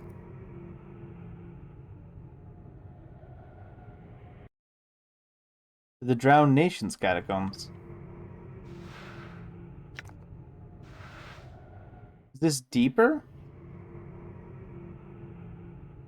Seems to be deeper. Certainly more stuff to steal at the very least. Uh-oh. And it's crashed again. I quick saved like a second ago. So even if there's no autosave there. It was an autosave. Alright. Done. This game loads up so quickly because it's only a tiny sized game. What's that? It loads up so quickly that I don't even get a chance to be, like, it doesn't load up onto the Streamlabs before I get back into the game. Some kind of fighting going on.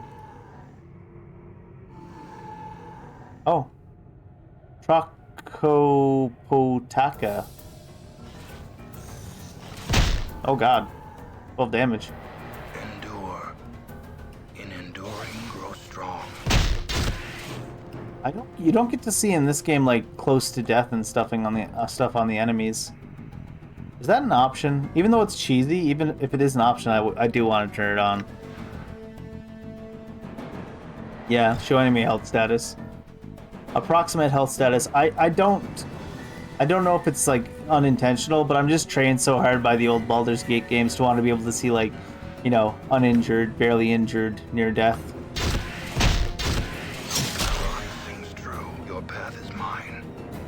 Because I feel like that's something that the characters in-game would have a feeling for, you know?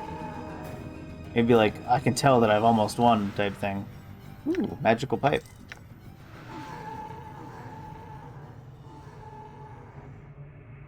Are these the catacombs where the spear is going to be, I wonder?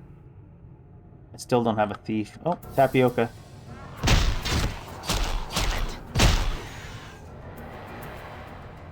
Without the estimate, too, it's like, I can't tell if the things are like high level or not. In Baldur's Gate, you could almost tell if you had played D&D before, how strong things were. Because you'd be like, oh, it's a basilisk. And then the greater basilisk, it's going to be, you know, you get like estimates of their levels. Just from, not your common sense, but your sensibilities developed from seeing those things previously. But I'm not familiar with any of the things in Planescape. Uh-oh. That wasn't me, was it? Am I gonna get framed? Ooh, iron knuckles. Oh, I never tried to put fist weapons on Mort. Maybe he can use fist weapons.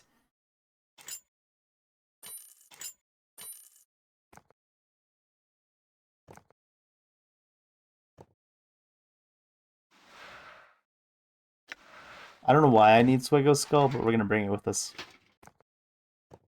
Just in case.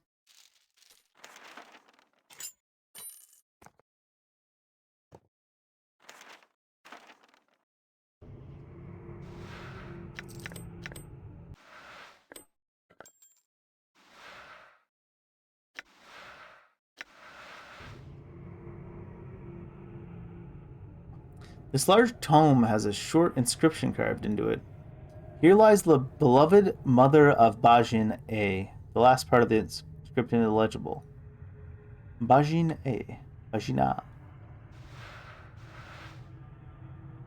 Oh, hi. You guys fighting? Oh, you guys are eating. I hear your words. There can be skies. I'm gone. I will hear you. What's up?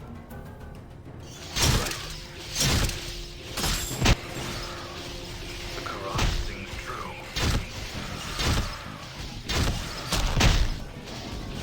Princess Valley.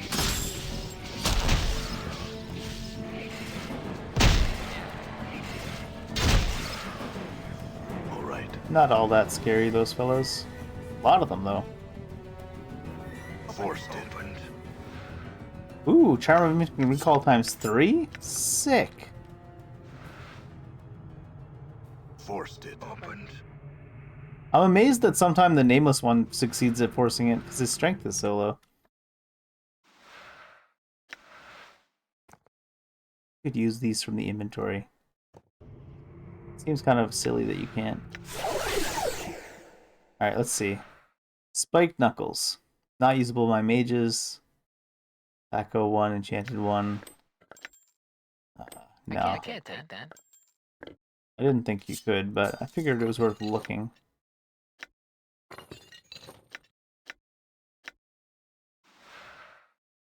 Oh, invokes Cloud Kill. When you use this pipe, billows forth great goats of deadly fumes. Can you use that? Because you're immune to that, I assume. Bone Dagger +1. Enchanted Hammer, Enchanted Hammer.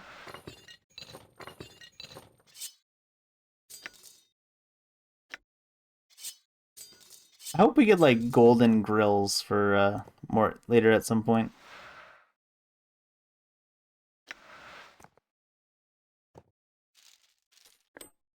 I'm about that. Done.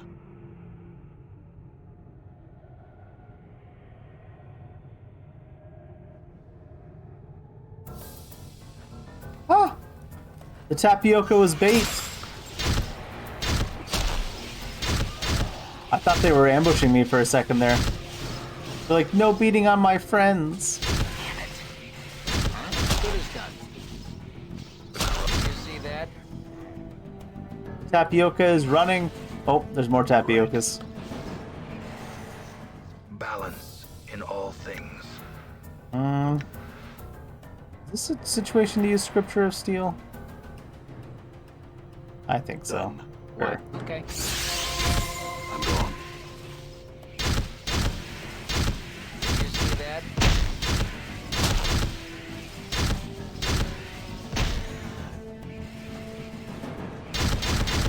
Nobody's really attacking me. I guess I could have got away without using Scripture of Steel.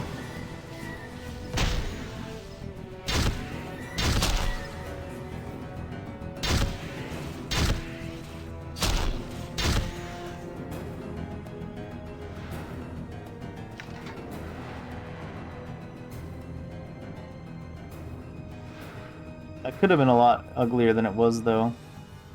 Something has staved in this body's chest cavity.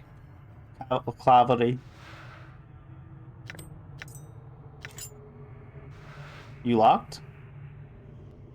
Oh.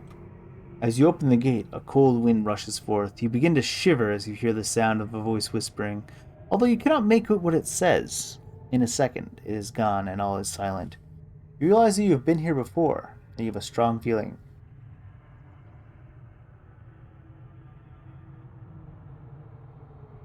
A strong feeling that you need to sneeze, apparently. A strong feeling that your companions must not follow you in. I'm going in alone. Wait out here for me. Alright. Well, that'll be relevant when we go in there. Sealed passageway. I guess we can go in there alone now and then come back out later. Oop, what happens if I bring all three? Alright. We are alone. We are alone. A fighter with no stats. Rude. I'm hurt. Is this the game's way of saying, why didn't you come here as a thief, you psycho? I think it is.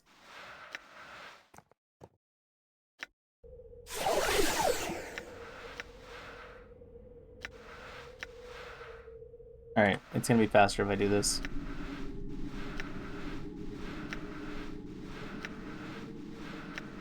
Just gonna make a silly loud noise.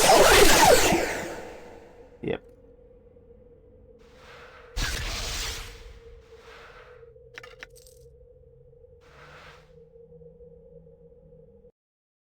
Can't detect the traps, can I? Oh no, I mean I'm a fighter. Like Well. this. I mean, I'm gone. I was gonna say I just wasted a bunch of bandages, didn't I? Drain through someone's bowels. We can learn where the traps are, and he just doesn't die anyways. This isn't where I wanted to go. How do you know that? We haven't been here yet. Maybe it's where you wanted to go. Ooh. Is it walking across these that does it? No. Not.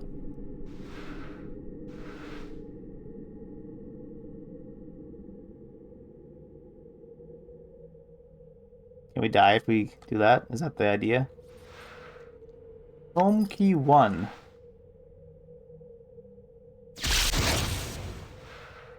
Type cloud kill probably. Inventory's full. Oh no. I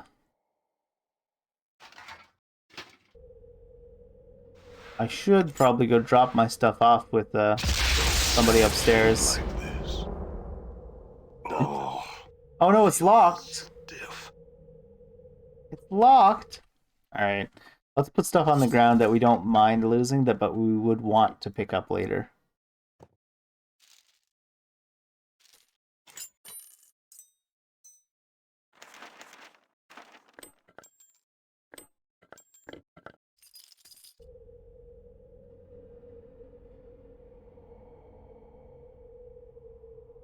What am I doing here? Home key 2? Home key 2. The getting hit by traps that you can't detect gets a lot less scary when you realize that, or you recall that you're immortal. What the hell happened? What the hell happened? Huh? End like this. All right. Feels like I've been strained through someone's bowels. This isn't where I wanted to go. This is a different place, though. Is it having different keys that allows me to teleport to different places? I think it's likely yes. What the hell happened? What the hell happened? End like this. Oh, I'm gone. Kind of an interesting way to use this mechanic where you just res. We're allowed in here now. You're strained trying to raise the sarcophagus lid, but your efforts are in vain. It appears to be locked firmly in place. There is nothing that can be done. Memories are gone, perhaps never to return. With every death, I lose a part of me. How can one be immortal and still die? He told me that my mind is weakening with every death. I asked him how this could be, but he could not answer. He was of no use. I butchered him so that he would no other incarnation would ever benefit from his uselessness. The carvings of the panel inscription are crude and detract from the workmanship of the panel itself. Upon closer inspection, you think the panel can recess into the wall. It is extremely important to record your journeys so you might learn from them. The greater need, however, is that the sources of information used to uncover this mystery need to be protected when they are found. If key figures, documents, or oracles are somehow removed, either by death or destruction, then you will never know who or what you are or how you came to be this way.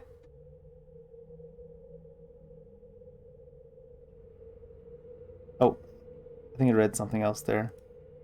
I think the panel can recess into the wall further. I'll leave the panel alone. Are these two are the same, I assume. It's not like 1, 2, 3, 4, it's 1, 2. Alright, so we're not gonna be looking at this wall at all. Fear names. Names have power in identity. Others can use names as weapons. Names are a hook that can be used to track you across the plains. Remain nameless. You shall be safe. I am the nameless one. Panel is beautifully constructed. Yeah. Which ones are we gonna want to push in? I wonder how this is gonna work. The inscription looks like the directions on your back that Mort read you in the mortuary. I know you feel you've been drinking a few days of kegs of stick swash, but you need to center yourself. Among your possessions is a journal that'll shed some light on the dark. Farad can fill you in on the rest of the chant if he's not in the dead book already. This is the stuff we read from Mort before. Which ones are we going to want push in?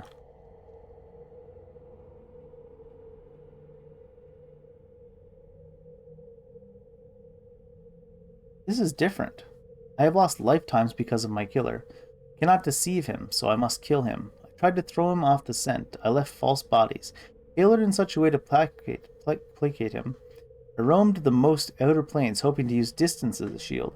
I built this tomb filled with traps to try and kill the killer. I hid. All I bought was time. The attacks inevitably begin again, with more fury than before.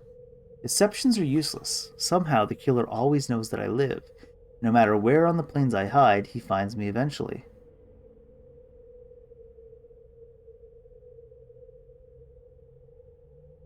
This is 1, 2, 3, 4. I was wrong.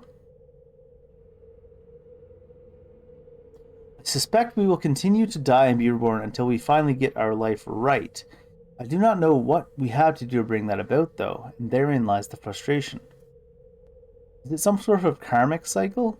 As I gather, some incarnations have committed terrible crimes, but also there have been a number of incarnations where we have labored to do nothing but good. Are these incarnations intended as punishment? I don't know. That is the only real truth I can offer in these carvings. I do not know. At what point does the I get separated from the we? At what point am I freed of the shackles of the actions of these other incarnations? At what point am I allowed to be me without the weight of the past lives?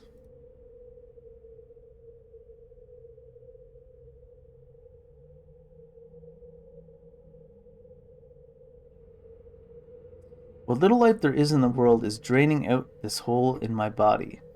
The world can burn. The plays can burn. Just give me life. I will destroy this life so badly. Break it, smash it, and stain it in blood and feces so you cannot live it either. Let all creation burn, for I cannot die. Very Lord. So they said, you have been divided. You are one of many men. You bear many names, and each has left their scars on your flesh. Lost one, immortal one, incarnation's end, man of 1,000 deaths, the one doomed to life, restless one of the many, the one who life holds prisoner, bringer of shadows, the wounded one, misery bringer, Yemeth. I grow weary.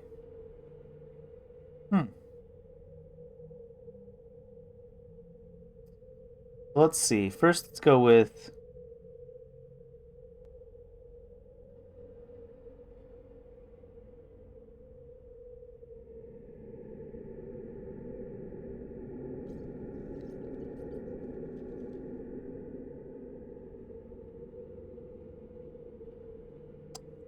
Where is...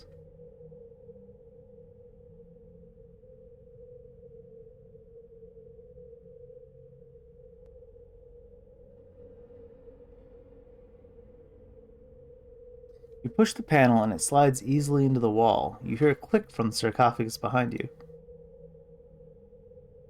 Wouldn't have been just that. No. And can I pull it back out? Do I need to push them all in? Maybe there wasn't a puzzle. Maybe it's not a puzzle at all. Maybe they just wanted you to read them all. Try pushing them all in first.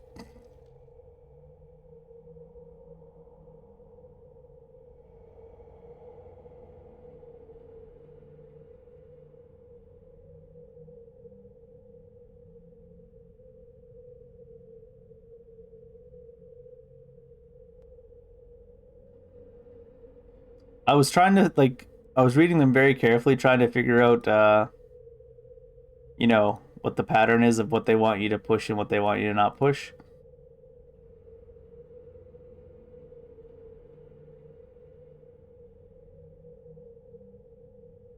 But I think it's just push all of them. Oh. As I decide to leave it alone. Without a whisper of its sound, the panel slides into the wall. The sarcophagus lid moves with ease. The locking mechanism has been undone. Yeah, it was just push them all in. I thought it was a puzzle. I mean, it could be a puzzle by not being a puzzle, if people think the way I just thought, I guess. You open the sarcophagus only to discover a single key lying within. There's no body, nothing of any worth. Updated my journal. Found a tome in the catacombs. In the center of it was an empty sarcophagus. It wasn't empty. We found a key.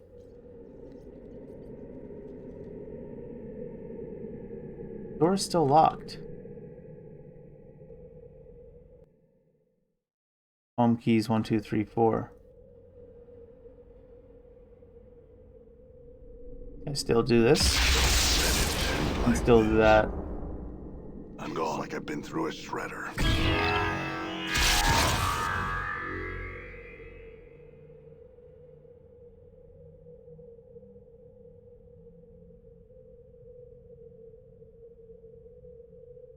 I've got these keys now. Oh.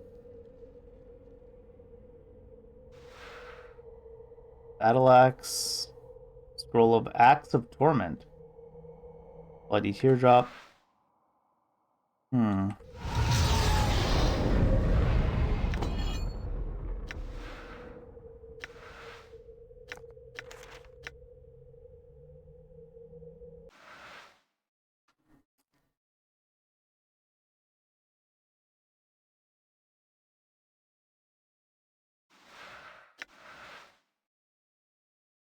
What else can I do?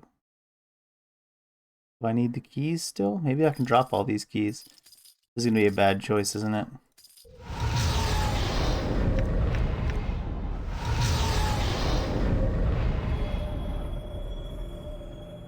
And can I go there to get the loot? All right. Door is locked. Oh no, did I just... Because I don't have the 4 keys? Oh no, it's doing that. Alright.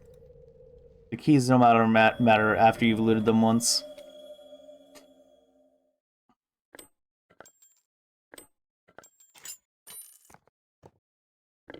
Some patient fellows out here waiting for us. I'm kind of tempted to identify these right away, but I don't know if they'll be that important. Done. I can't even remember if the loot down here was worth coming back for. I mean, looks like money. Like this. Forgot about that. That's what he said. Oh, is there... Just the keys, right? Alright. All right. I thought that was going to be where the orb thing was. Let's use one of those identifiers, just because I'm curious what that weapon is. And this, too. Permanent +1 Constitution, usable only by lawful good characters. Tear of Celery Day. Assume we're not lawful good right now.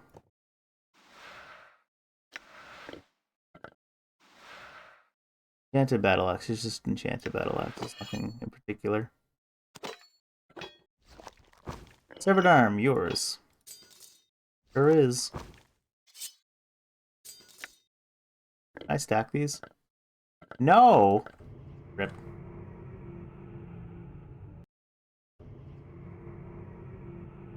Did we loot this lady? I don't think we did, because we have too many corpses on top of her. Oh, there's the bronze sphere. Go figure.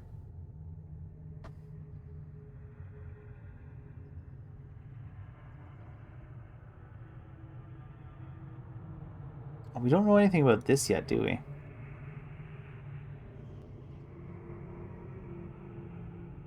Just a name inscribed on it.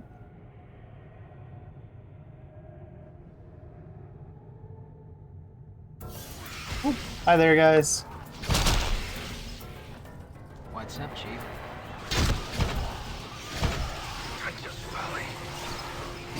Texas Valley. Word, Chief. Your path is mine. Bet you guys didn't even know Docon was Texan. Damn. Oh, All right. don't die. Endure. In enduring growth. I'm hurt. Damn. Don't want you to randomly reset. You can have a few with your bandages. Eat them real quick. All right.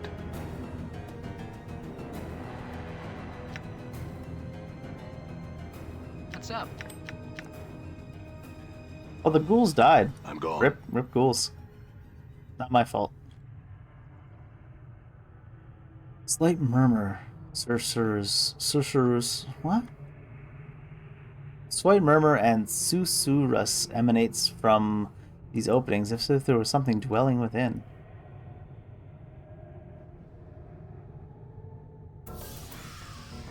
Because there is.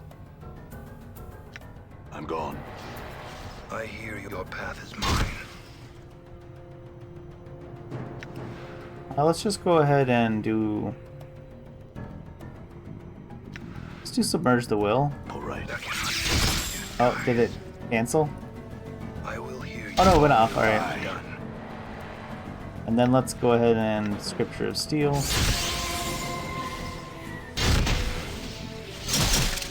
Oh.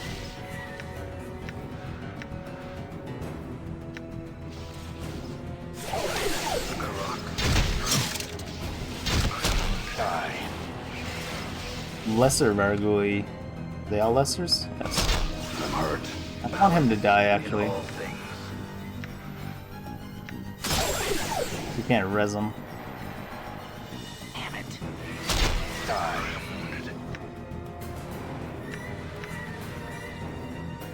Stories bones tell. A lot of corpses have something to say. If you listen carefully enough, this ability can be used on most undead creatures as well as corpses you may find during your journeys. Huh. No effect on the recently departed. I got that from Mary, I guess.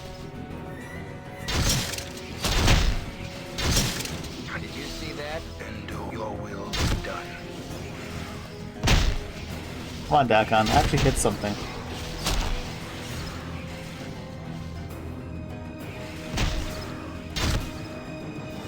All right. Oh, another random one.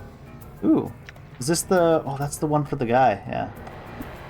Do I still have that buff running? Canter of Endless Water.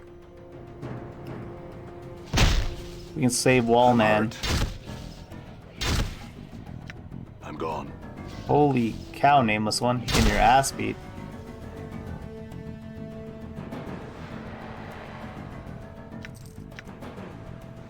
Can I use that special ability on this body then?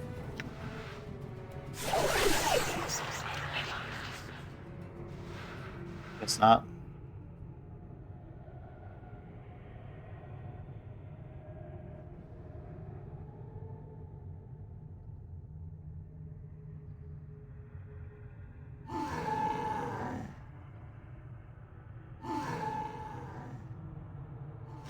Oh, tapioca. Yeah. I hear your words. I'm gone. There's more than I thought there was. You should probably heal.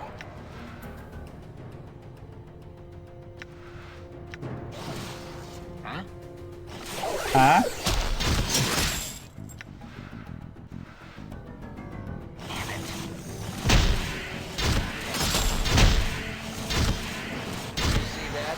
It is kind of funny where it's like the opposite of Baldur's Gate, where you don't care if the MC dies very much. Just folly.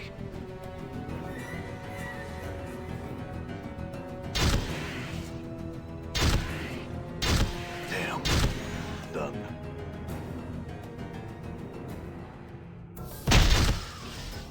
This one was just minding its business. I'm just a dick. Ooh. Let's see. Totems are clearly outdated. This is definitely a dangerous area to ghouls.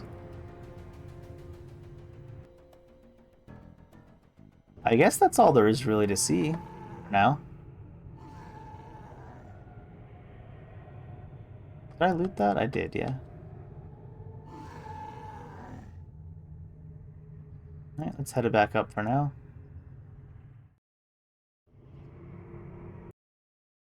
Oh, there's another exit here.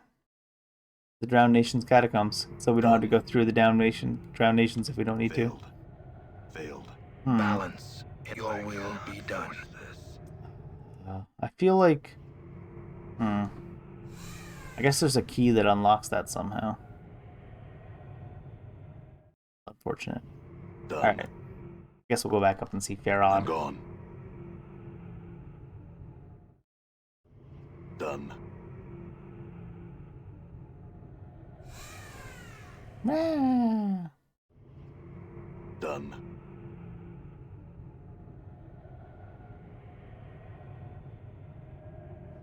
The Vargui guy's gonna be rezzed again. Actually res this time. Done. Alright, let us out, Bar. Yes.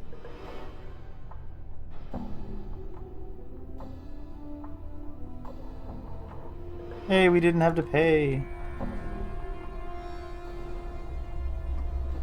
Alright, let's go see, was it Mary?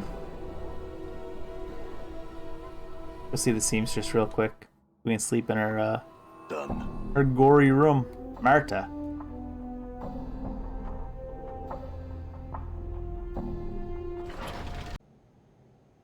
One more.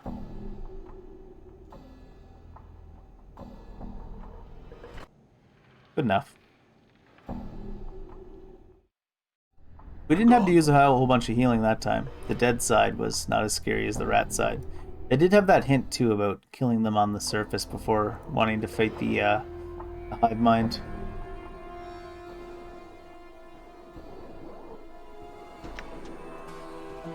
Oh, I gotta go back down and talk to the guy about the decanter, don't I? I don't want to see Farad yet.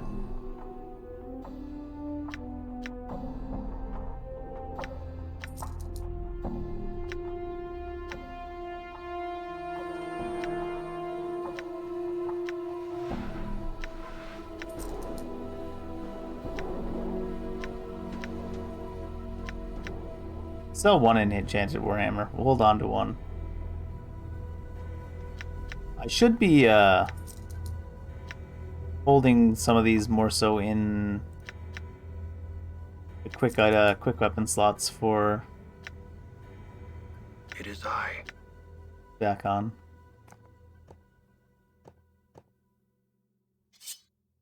Just kidding, he can't use them. Oh, he's only got the heart, but I was gonna say. I thought I could hold some stuff here, but clearly not. You know, we could really use some armor and stuff for Nameless Man. Oh, we can only equip... Oh no, we can equip 3 tattoos? Wow. Quite intense.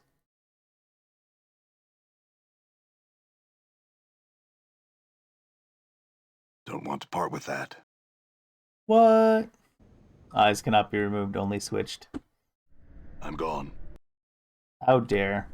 Does that mean this gate stays open now? Or did I mess up by coming back up before talking to the face?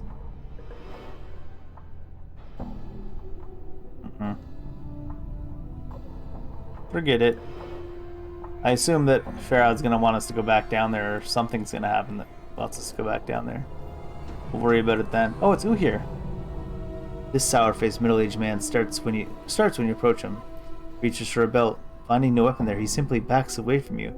You can see that beneath his collector's robes, his lower legs and forearms are swathed with filth-encrusted bandages. What you want? Just some answers to questions.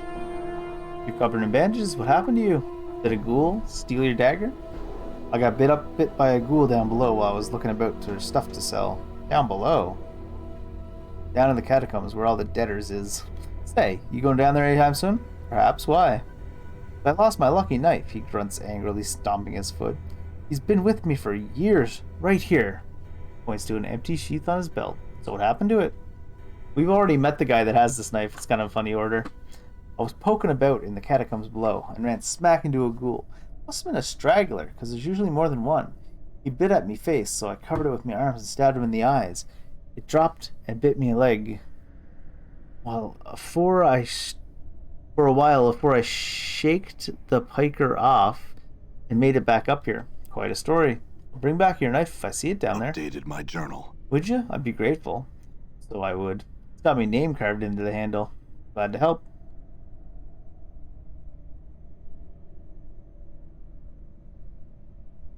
Alright. I don't know if this man's the type to double cross us or not. All right. Let's see what's going on in Farad's court.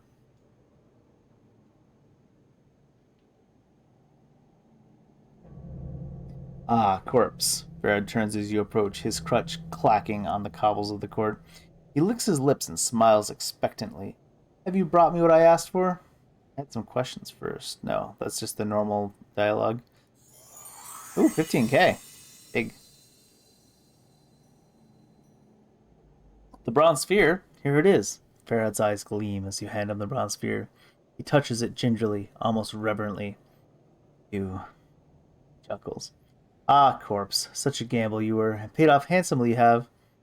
Farad studies his reflection in the sphere and tisks. The years have been cruel to me, I see. I did do what you asked, Farad. Now I want some answers. Farad doesn't even look at you as you speak. His attention is swallowed by the sphere he holds. Yes, yes, ask your questions. Farad turns to the sphere in his hands. Very important, your questions. What do you know about me?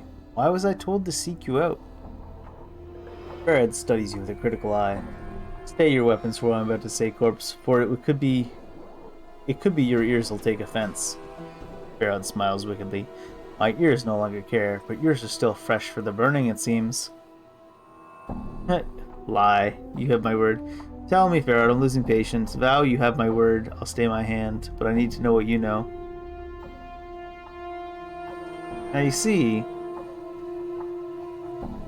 these things are sort of the same thing, but I've got that item now that you need to be lawful good to use, right? The truths. Farad tone softens. I don't know if these little decisions will matter for your alignment that much. Farad's tone softens as if cajoling. The truth was stretched a bit from my mind to my tongue when we first spoke, corpse. In all terrible honesty, I know little about you. He raises a withered finger. Yet, hear me out. Yeah? You're a cutter who plays at being dead, as I see.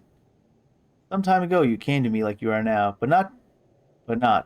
Just strolled right into the ill-wind court and said you wanted an audience with me. An audience with you? Aye, an audience. Like I was royalty. He seems amused, but there's an edge in his voice. You knew the right things to say, you did. Oh yes, you spoke the chant like a governor, born and true, and I listened. What did I want from you? Farad gives a mock bow, his crutch creaking as he leans against it. O Farad, great collector king, he says, I have come before you to request a boon. A boon, I says? What could I offer men with such obvious strength? Go on. Farad wags his crooked finger. And you asked for a strange thing. You said, Lord Farad, I ask you for courtesy. Your collectors roam through the hive. If they should find my body, I want it kept safe. That is all I ask. Simple boon. I see. Is that all you know? Before you can speak, you suddenly feel a prickling in your skull as Farad speaks the words boon, and the smell of blood and fear rushes through your nostrils. Farad is hiding something that happened in the past involving you, and it scares him. The boon he granted you was no simple matter.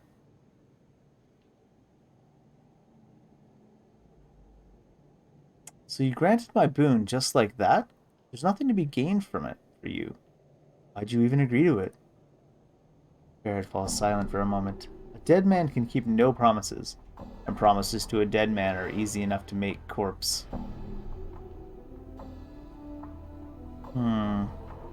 You're a merchant, Farad, not a Samaritan. There must have been another reason. Aye. Farad's face suddenly peels back in fury, his skin flushing red. After you'd strung up a score of my blood on the hive walls to die, I had enough reason to promise you the plains themselves. Then your butchering self comes to my home, my kip, to demand a boon of me. Farad tells himself, though. His face is still flushed. I agreed. Sorry about your people, Farad. That wasn't me, but if I can make up for the loss to you, I will. Sorry about your people, Farad, for what it's worth. Maybe this one? No matter. Them bodies served me well enough. The Dusties pay the same for fresh debtors as for old. Is that the only reason you agreed to my request? You knew things about me, things only I knew. You knew I was greedy for something beneath sigil, and you put a name and picture to it, the bronze sphere, you said. I didn't think you would fetch it for me. Yet did you? Aye, the plains turn in strange ways. And that's all you know? All I know? Nay. That is all I know about you, corpse. Fine. Next question. What did you take off my body after I died? I? Why, I took nothing. His face splits into a grin. Then, I wasn't the one that found your body. Who did? Farad's smile widens, pulling the pasty folds of flesh back from his face like a curtain. My daughter, the rose of my eye, the sweetest of my family, and the sharpest wit of them all. Licks his dry lips and sighs in mock sadness. Such a cruel tongue on her. Your daughter? Who? Updated my journal. My darling girl Anna. She found you dead as a debtor can be, in a place where most collectors would go for a mountain of coppers. Could be she plucked something off you, could be not. He leans in, shaking his head. You'll have to ask her, for it's not her dad's place to say. Don't lie to me, Farad. You're a merchant, and you always take a cut from your workers. What did Anna give you from my body? Ah, yes, my tribute. Farad folds his withered hands over his crutch almost protectively. There's no telling what was from you or not, corpse. Most likely, there's nothing. Let's see. Patience is the end. There'll be nothing left of this village if you do not hand over the tribute. Patience is the end. If you don't hand over what was stolen from me, I will see to it the dustmen know where to find you. I do want what was stolen from me. I feel threatening to kill his village is going to make it so I can't use those things later.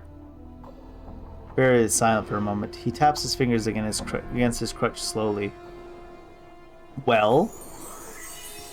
Where is the decency of man gone? Farad grumbles, shaking his head. A courtesy I'm doing for you, corpse. Such a courtesy. Farad parting with anything. It'd be a dead book for me if anyone heard. Wait here. Move not a yard. I shall return. I don't know about this. That was an experience, though, so even if it's like a trap. Wonder where he's going. Updated my journal. After a long while, Farad returns, his crutch clacking against the flagstones. In his hands, he holds a number of items which he passes off to you. You will be silent on this and accept the blessing that even I remembered. 200 coppers, scrap of paper, and a ring? Very well. Now, who was it who found me again? My darling girl Anna. She found you, dead as a debtor can be, in a place where most collectors wouldn't go for a mountain of coppers. Alright, I'll ask her. Where is she? Where's Anna? She's hiding in the shadows here, I expect, listening to us trade the chant. I called for her after you went below. Had to ask her if you were really in the dead book when she found you or not. Anna, stop mithering in the shadows and come greet our guest. She's here. In knowing the teachings of Zerthamon, Was that the person we saw? Yeah, it was the Anna that we saw up in town. Okay.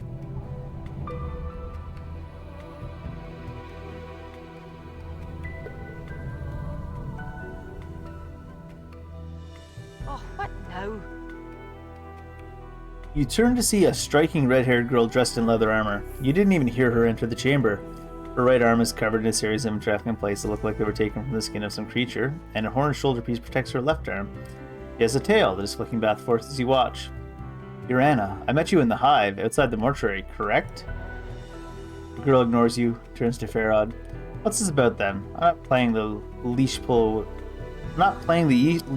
with this scarred dog, so I'm not. Got one of your old other gullies to do it. What? Anna, rose of my eyes. Have I not taught you to respect the dead? This resourceful corpse needs to know where you found him. Eh? What are you on about? He's not a debtor.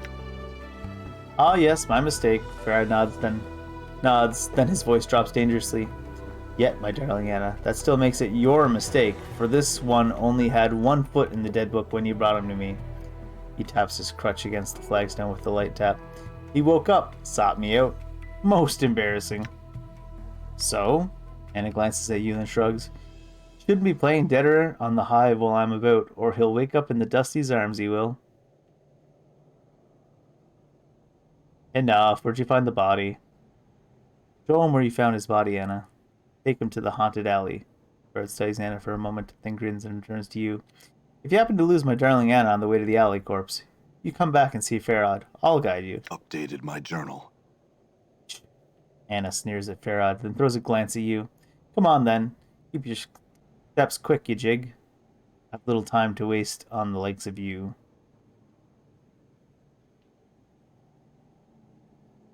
I can always come back to the village later, I assume. Very well, let's head there now. I assume. Anna points at the door in front of you. Through there is where you want to be. Alright, let's head on in. Oh, she's in the party now. Where we got Anna's vest, armor class 8, weight 10, usable only by Anna. Greater freedom movement. There's not certain what creature's hide, if any, was used to make the vest, but it's durable enough. 3 straps help secure the front, and a staggered series of bracers run down the left arm. If necessary, Anna can slip her punch daggers in the bracer to conceal them. What do you have? Anna's punch daggers, 1 to 4. Chain teeth earrings, plus 5% open lock skill. So she is a thief, which we like. Bone dagger? Can't use it. Did I have punch daggers that I sold? Enchanted punch daggers. Enchanted punch daggers, plus 1. Oh, her stuff doesn't... I like that. They don't make you take up an inventory slot with it.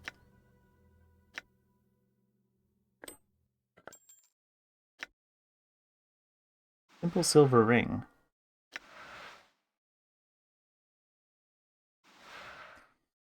Ragged note from Farod. This is the tattered note you received from Farod. It reads as follows. Beware shadows. Beware places where night lives.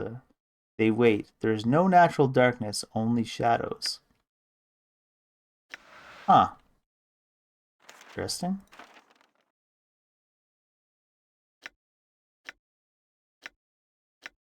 I need to buy some meds for this person at some point. Assuming she stays in the party. Alright. What have you leveled up? Your fighter did. +1 edged weapons. Nice.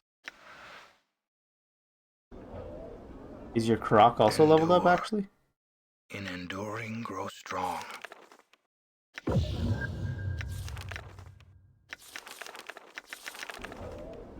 All right. Painted door. What you first took to be the door in this archway is actually a painting. The artist has made use of the shadows of the overhanging arch and some subtle texturing effects to give the door the illusion of substance. Are you sure this is the door, Anna? No, let's examine it, because maybe it's a portal? Other than the skill of the artist, there's nothing remarkable about the painting. The door has been painted on a rough stone wall. You can feel the stone and mortar beneath the painted wooden texture. Yeah. Could be a portal, though, right? Are you sure about this door, Anna? Aye. It's been smeared with barmy paints from the Starved Dogs. It's a real door until you look at it, then it turns into a painting. How did they do that? Anna shrugs. There's stranger things in the plains. She suddenly frowns. You might as well ask how you got yourself out of the... You might as well ask how you got yourself out of the dead book after I was sure you were dead. So this door, I just don't look at it and then open it? And it glances at the door and then nods. That's the dark of it, if chant be true. Alright then. I'll do what you say. You just... Hold on. Anna stops you before you reach for the door. This is the only path I know to reach the place I found your corpse, but it's not the safest road. You sure you're ready? I'm not here to play your minder, no matter what old Stuttercrutch says. What's beyond this door that's so dangerous? Chaos men. Army as they come, barking wild into the day and night, ready to either paint you with colors or crack your brain box with chamber pot. Dangerous bloods they are. If they're so dangerous, then how'd you get through? I crept in nice and quiet like. Can't paint ya or kill ya when they can't see ya. She looks you up and down with a frown. Doubt I can pull that off twice with you around. You look right clumsy, you do. Alright, we'll come back in a second. I had a thought that, perhaps the person that could train on wizardry is also near the person that can train with thievery. Because there was that midwife lady there. And that seems likely. If I can remember how to get there. It's also the marketplace. I don't need to go to a vendor though, right? I haven't been to one recently. Yeah, I don't think so. What's my formation even?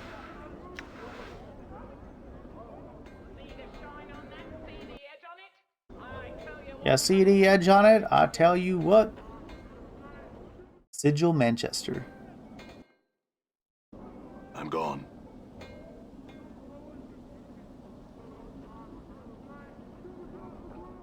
The hell is cool your heel's even supposed to All mean? right. There was also this place that we didn't check out. How do we even get to it? Oh. Oh, it's a portal. Alright, maybe in a minute. City of Portals, after all.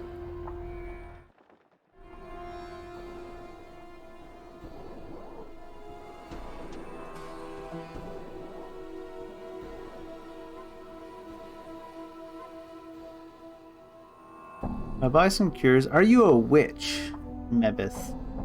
I didn't fully notice this earlier. Mebith scrutinizes you. I say not as to what I am and isn't, but what you be wanting to know, so fool bad for that ye hound an old woman barking and sniffing for a juicy bit of gossip. Want to learn about magic?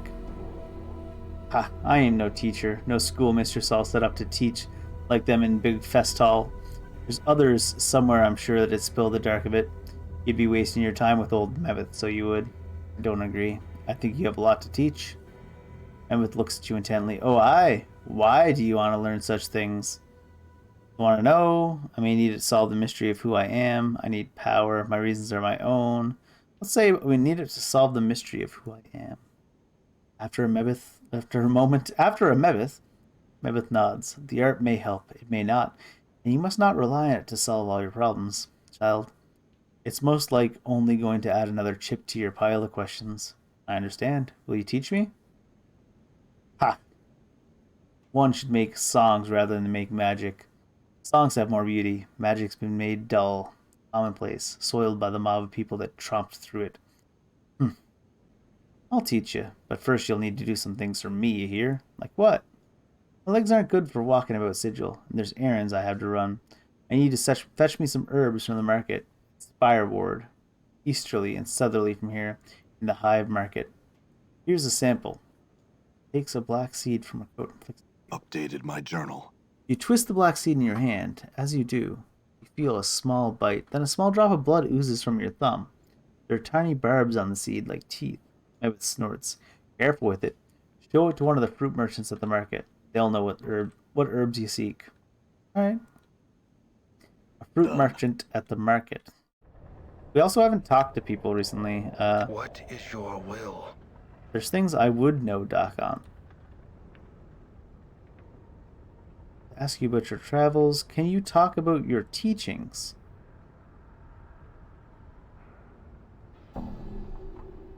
Can you teach me anything of the art? Know that I'm not a teacher in this, but know that I may serve as a guide. I do not know how humans come to be versed in the art. But when you learn the art, return and ask me again. I'll ask again when I'm a mage. What's this? Can you teach me anything of weapon craft? I can redirect one towards the craft of war, but I cannot advance their skill. My weapons are not of steel, but of will, and knowing of thyself. If I ever need to resume the fighter profession... Oh, neat. So you can use them to switch. Hey, what's eating you, Chief? Read what's on the tattoo. I don't mind you tagging along, but is there anything else you can do except chatter? Wow, rude. Use some advice. I don't need advice right now because we have an objective. What does Anna have to say? What is it you want then?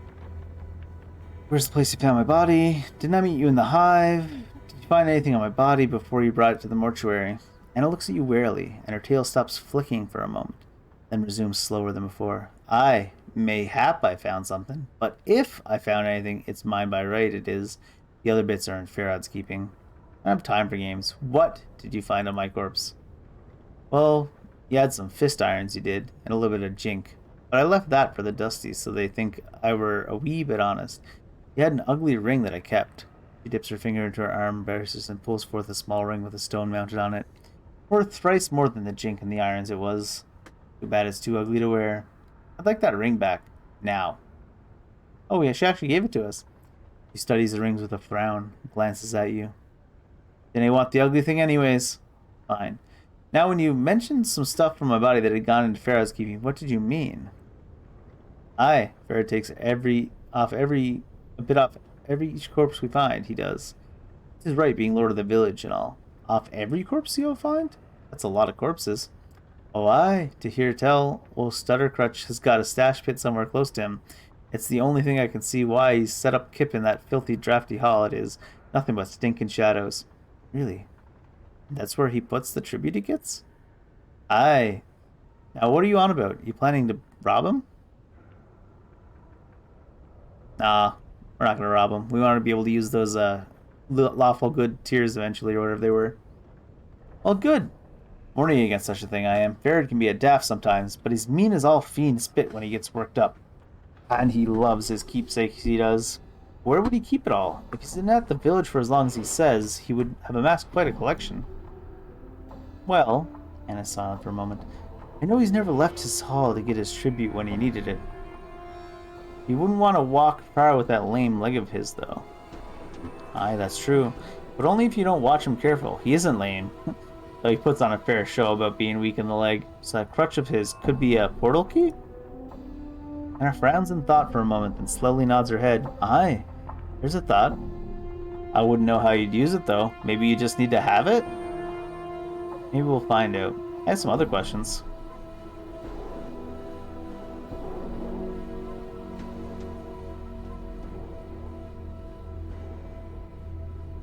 This is a follow-up, it seems. Oh, Anna can just let it maybe switch into the thieving skills, apparently. Oh, aye, to hear tell. Old Stuttercrush has got a stash pit. Yeah, we heard about this then. Same thing.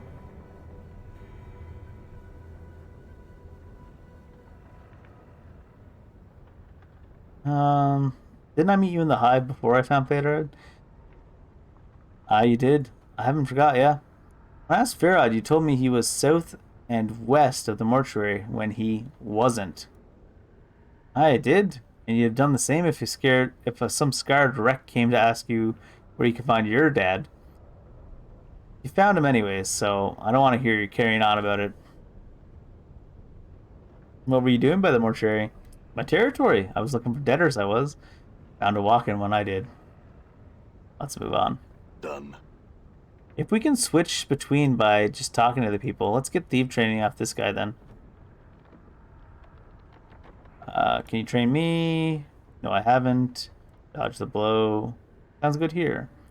He knows you got to stop doing whatever you're doing right now, right? You can't be a warrior and whatnot and a thief.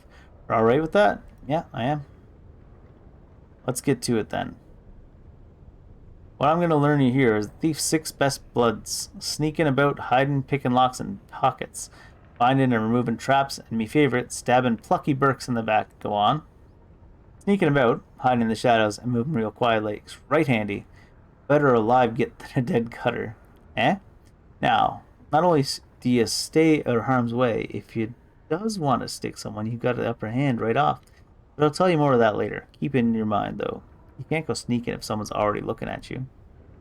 Picking pockets and locks is a good thing, too. Supplement the old income and such. Just be ready to runs if you get caught picking a pocket. And always check for traps if you're picking a suspicious lock. If you're going to look for traps, just check the area nice and slow. Sometimes it'll take a moment or two before you see them.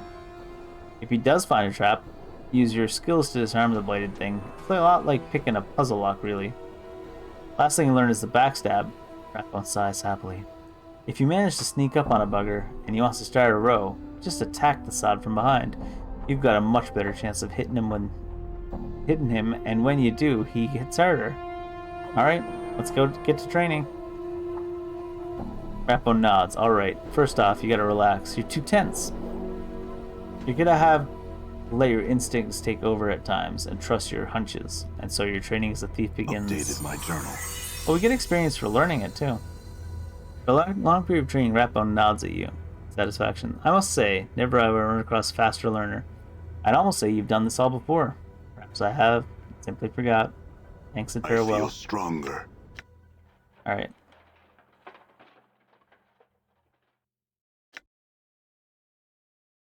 Thief level 1. I think it would be detect traps if I want anything.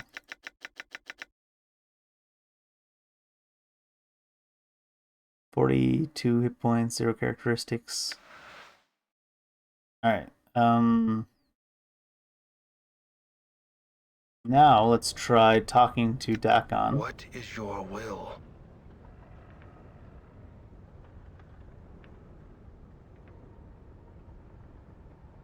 I wish to give up my current profession and resume the study of weaponcraft. Can you train me? Dakon's blade slides from his shoulder into his hand like water, and its edge takes on a dangerous sheen. We shall show steel without anger. You shall know the way of weapons again. At the end of your sparring system, you find yourself slipping into a mantle of warrior easily. Dakon slides his blade from his grip. Rest it on his shoulder. You learn quickly. When war comes, it will find you ready. Alright. As long as I have a thief in the party, I don't care about having thief, but it's good to have the option, right?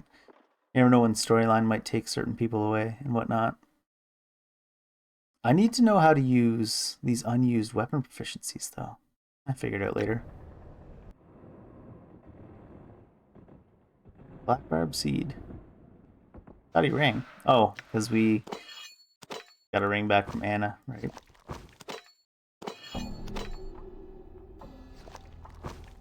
God, that sound. I just love how it's your severed arm, too. Oh, right, Anna stats.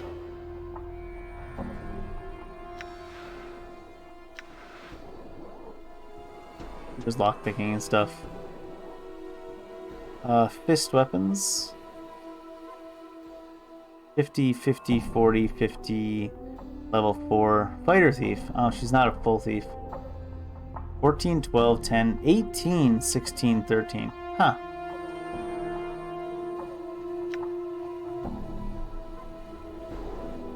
Interesting. Done.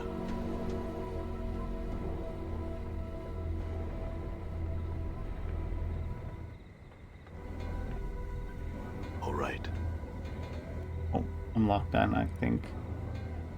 Accidentally locked view on character. Get a room and a girl, Cutter. What are you yelling about? What are you yelling about?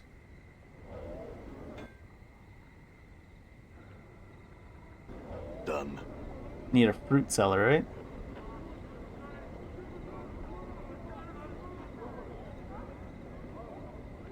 Do I remember who the fruit seller was? Nah.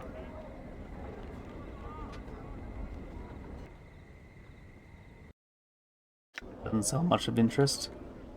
Can't afford to get caught off guard, Cutter. We sell only top of the line. Let's buy 10 blood charms for her real quick. In case we forget later.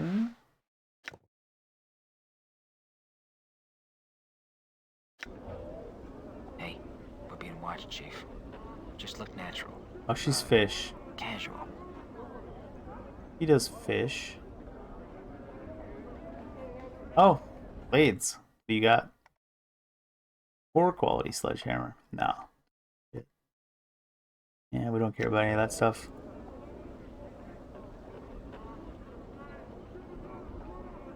I don't think you were a fruit seller, were you? Oh, he was the dice player.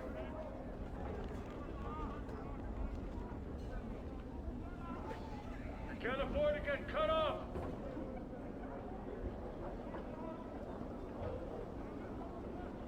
Hey, he's the guy who didn't want to talk to us. This hive merchant. No, don't want to limb. She sells like glassware and stuff. Oh, this guy maybe? I don't think I talked to him. This older merchant has a worldly look to him. His deep voice is gentle but confident. Ah, hello there. Are you ready to sample some of the most delectable treats from across the plains, my good man? Mabeth, the midwife of the square, needs some herbs sprung from this seed here. Can you help me? The man takes the seed and looks it critically. As he presses it between his thumb and forefinger, he winces, and a small drop of blood appears on his thumb. Ah, the seed's got a bite on it. I noticed that. Do you have the herb she's talking about? Can't seem to take his eye off the seed. Lad, I don't know if there's anyone who has what your friend seeks. To be square, I've never seen such a seed before. We need someone who cultivates seeds such as this, for I have none. Very well, where would I find such a person? Updated my journal. Don't know the dark of that, friend. He hands the seed back to you. You'd be hard-pressed to find a gardener in the hive. Maybe Mourns for Trees could help. I do remember Mourns for Trees. Caught off guard, Cutter. We sell only top of the line. Uh-huh. Is that so? Random guy yelling? Dabus. All right. He was up here?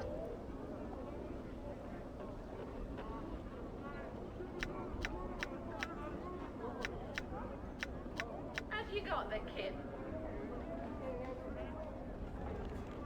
Greetings. I had questions. Need some herbs sprung from this seed. Can you help me? Mourns for Trees takes the seed from you and holds it up to his eye. What an odd seed. Are those teeth along the edge? Barbs, perhaps. Where did you come by it, friend? Old Mammoth, the midwife of the square, needs some herbs sprung from that seed. You know where I could get some? No. It's the only seed of its kind I've ever seen. He winces, and a spot of blood glistens on his finger and his thumbs. The barbs on it are sharp indeed. Perhaps you should hold it. Perhaps you should hold it. So you can't help me either? Unless you can make that one grow, I cannot. Again, I've never seen a seed of its like before, friend. Is there any way to make it grow faster? Not gonna wait for it to grow. I need them, and I need them now. Perhaps if you cared enough to see it grow. What do you... Focus on the seed, will it to grow. You're surprised as a crack and the seed splits. Twigs splitting from the surface like fingers. Instinctively you drop the seed, but the talon-like twigs wrap around your wrist and will not let go. What the hell's? Updated my journal. Mourns for Trees stares at the barbed branches wrapped around your wrist, stunned. I think the barbs on those new branches would be more than enough for what your friend needs. Hope you can get this damn thing off of me. Look, before I go, I had some questions. I bet you the seed, like, needed people's blood to grow.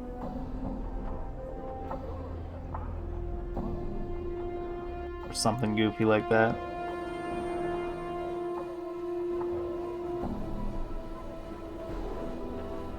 Also, please get this thing off my arm, Mebeth. Please and thank.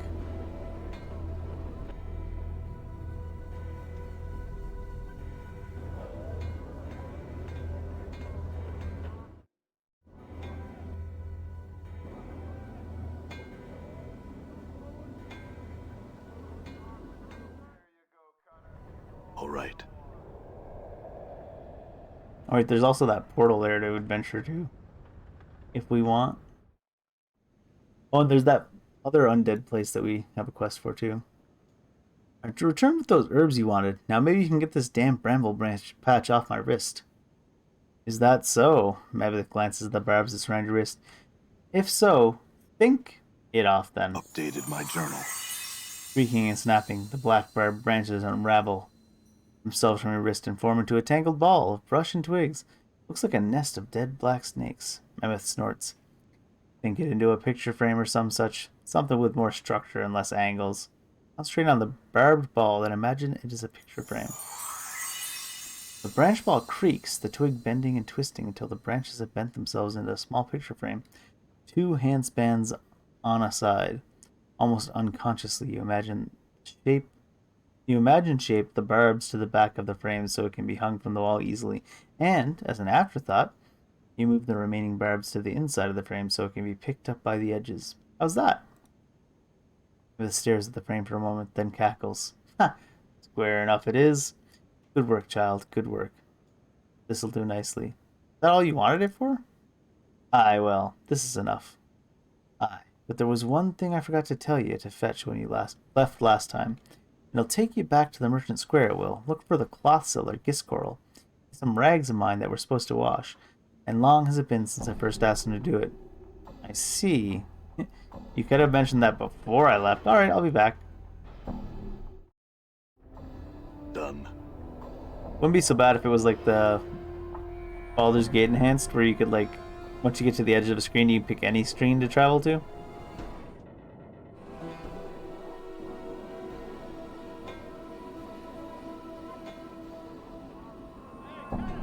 Cool your heels here.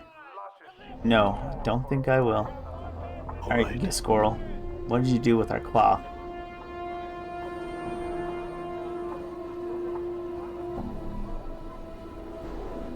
I'm here to pick up someone's wash. Mebeth, the midway. Rag Picker Square? Washcloth? Yes. Mebeth? Rag Picker Square? Rag Picker? Taps his fingers as if counting something. I know, I remember. Builds up a trembling figure as if telling you to wait. He comes back with a flattened mass of green rags, thin as paper, yet so stiff they look like they could double as wooden boards. The rags are so caked with greenish lime starch that they look like it would take years of soaking to relax them. How many times did you clean these? Get squirrel washcloth, starch cloth every 5th day. Washcloth, starch cloth every 5th day. The squirrel washed many years, always starch cloth on 5th day. The squirrel's ritual, but they're ruined. Wash cloth. Squirrel's ritual. What's wrong with this squirrel? His voice is flat, almost zombie-like. Must starch cloth every 5th day. What's the point of doing it every 5 days when they don't need... Ah, never mind, just hand them over. Give cloth. He nods and hands you the rags. They're heavy. It's like carrying an armload of bricks. I'll take them back to Mebeth now. Farewell. Alright, hopefully Mebeth doesn't blame us. Or maybe she wanted this to happen. I'm gone. You're gone. I'm gone.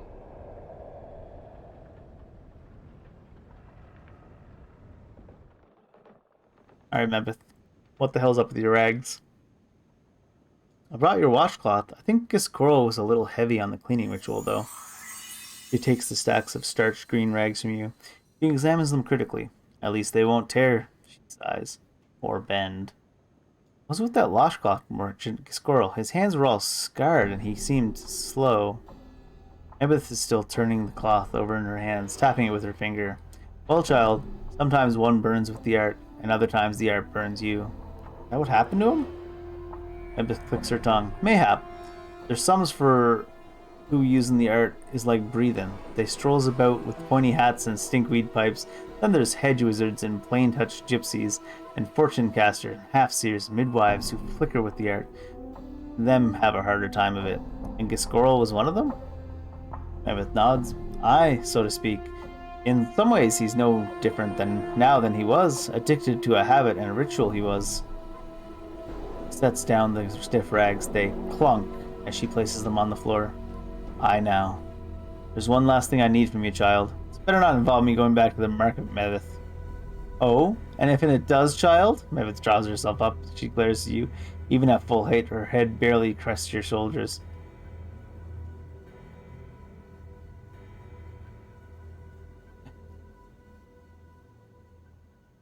All I'm saying is that if you can't keep your head straight about what you need from the market, I doubt you can teach me much magic. Mevith puffs up, her face turning turnip red. Oh, aye.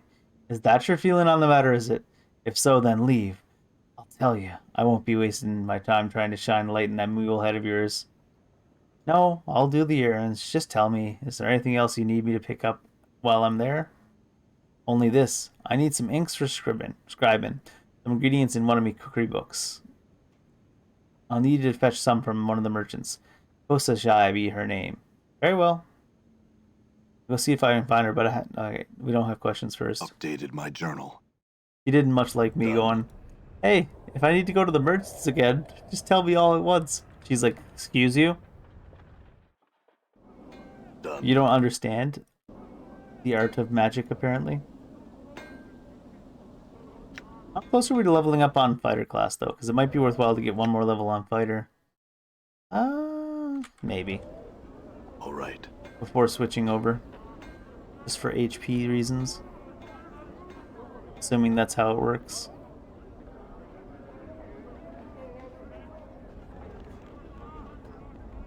Jellied Hydra eyeballs in aspic. Sajai, was it? Delicious. Oh, she's fish. Right. Mebeth said you sell ink. She sent me to purchase some. Ink? Nay, sir, I sell no ink. I sell just fish. Are you sure? Mebeth, the midweight in Ragpicker Square mentioned you specifically. Huh. Well, Kosajayo was me dam's name, and me granddam's name, so it could be any of us. Yet they're both in the dead book, so only this Kosajai matters. No idea what she's on about. I'm midwife in the Picker Square, you say? She thinks for a moment. Don't know her? I don't.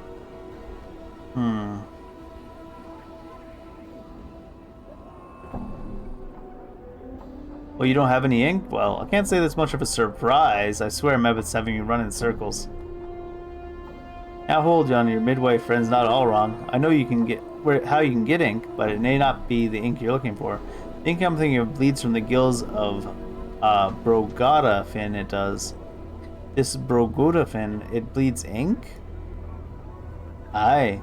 Thing is, that fish is not for eating. It got a horrible taste, scalds the tongue. You can ask Mayram. She pitches her fish cell down the street the southerly way. She cackles. She might have one of them fish she needs on her pole. I'll go seek her out. Down the southerly way.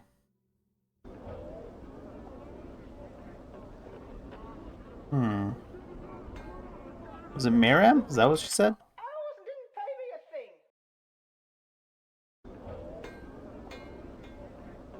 Well met again, sir. What can I do for you? Have you heard of a Brogota fin? I was told it bleeds ink from its gills. He blinks, then nods. Aye, that fish. That fish is a strange one, it is. Not many have heard of it, and less would want to eat it. Difficult to kill, and even in death, it still seems to live. Not many want to latch their teeth around something that still writhes. You have one? Updated my journal. Aye, but think, you'll need something to carry it in. Have you a bowl or a cup, perchance? Or a tankard. Maybe one of the merchants is selling one. Well,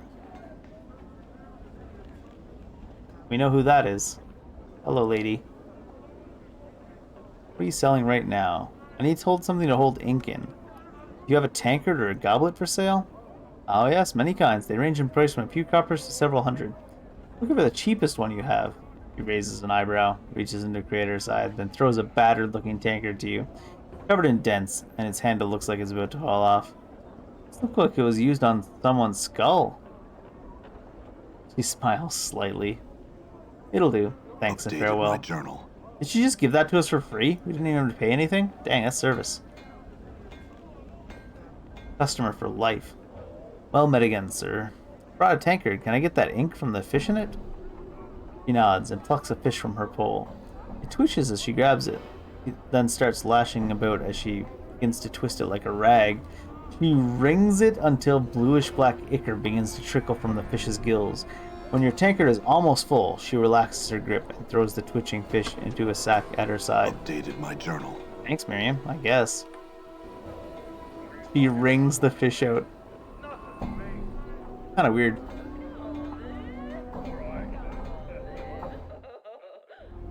All right.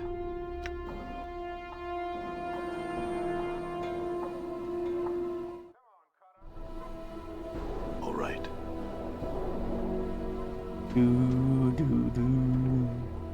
Anna's been on the team for a long time without us fighting anything. It's kind of funny. Miriam, we got your fish ink. Here's the ink you wanted. Ruth takes the tankard of ink from you and sniffs it. Prime ink, fresh it is, aye. He nods at you. You've done well, child. All I've asked. Now I ask you again, after all you've seen, do you still want to learn the art? Yes. After all, the guiding goal of your errands was to test my persistence, was it not? Anna smiles, then nods. Yes. Mayhap, child. Mayhap.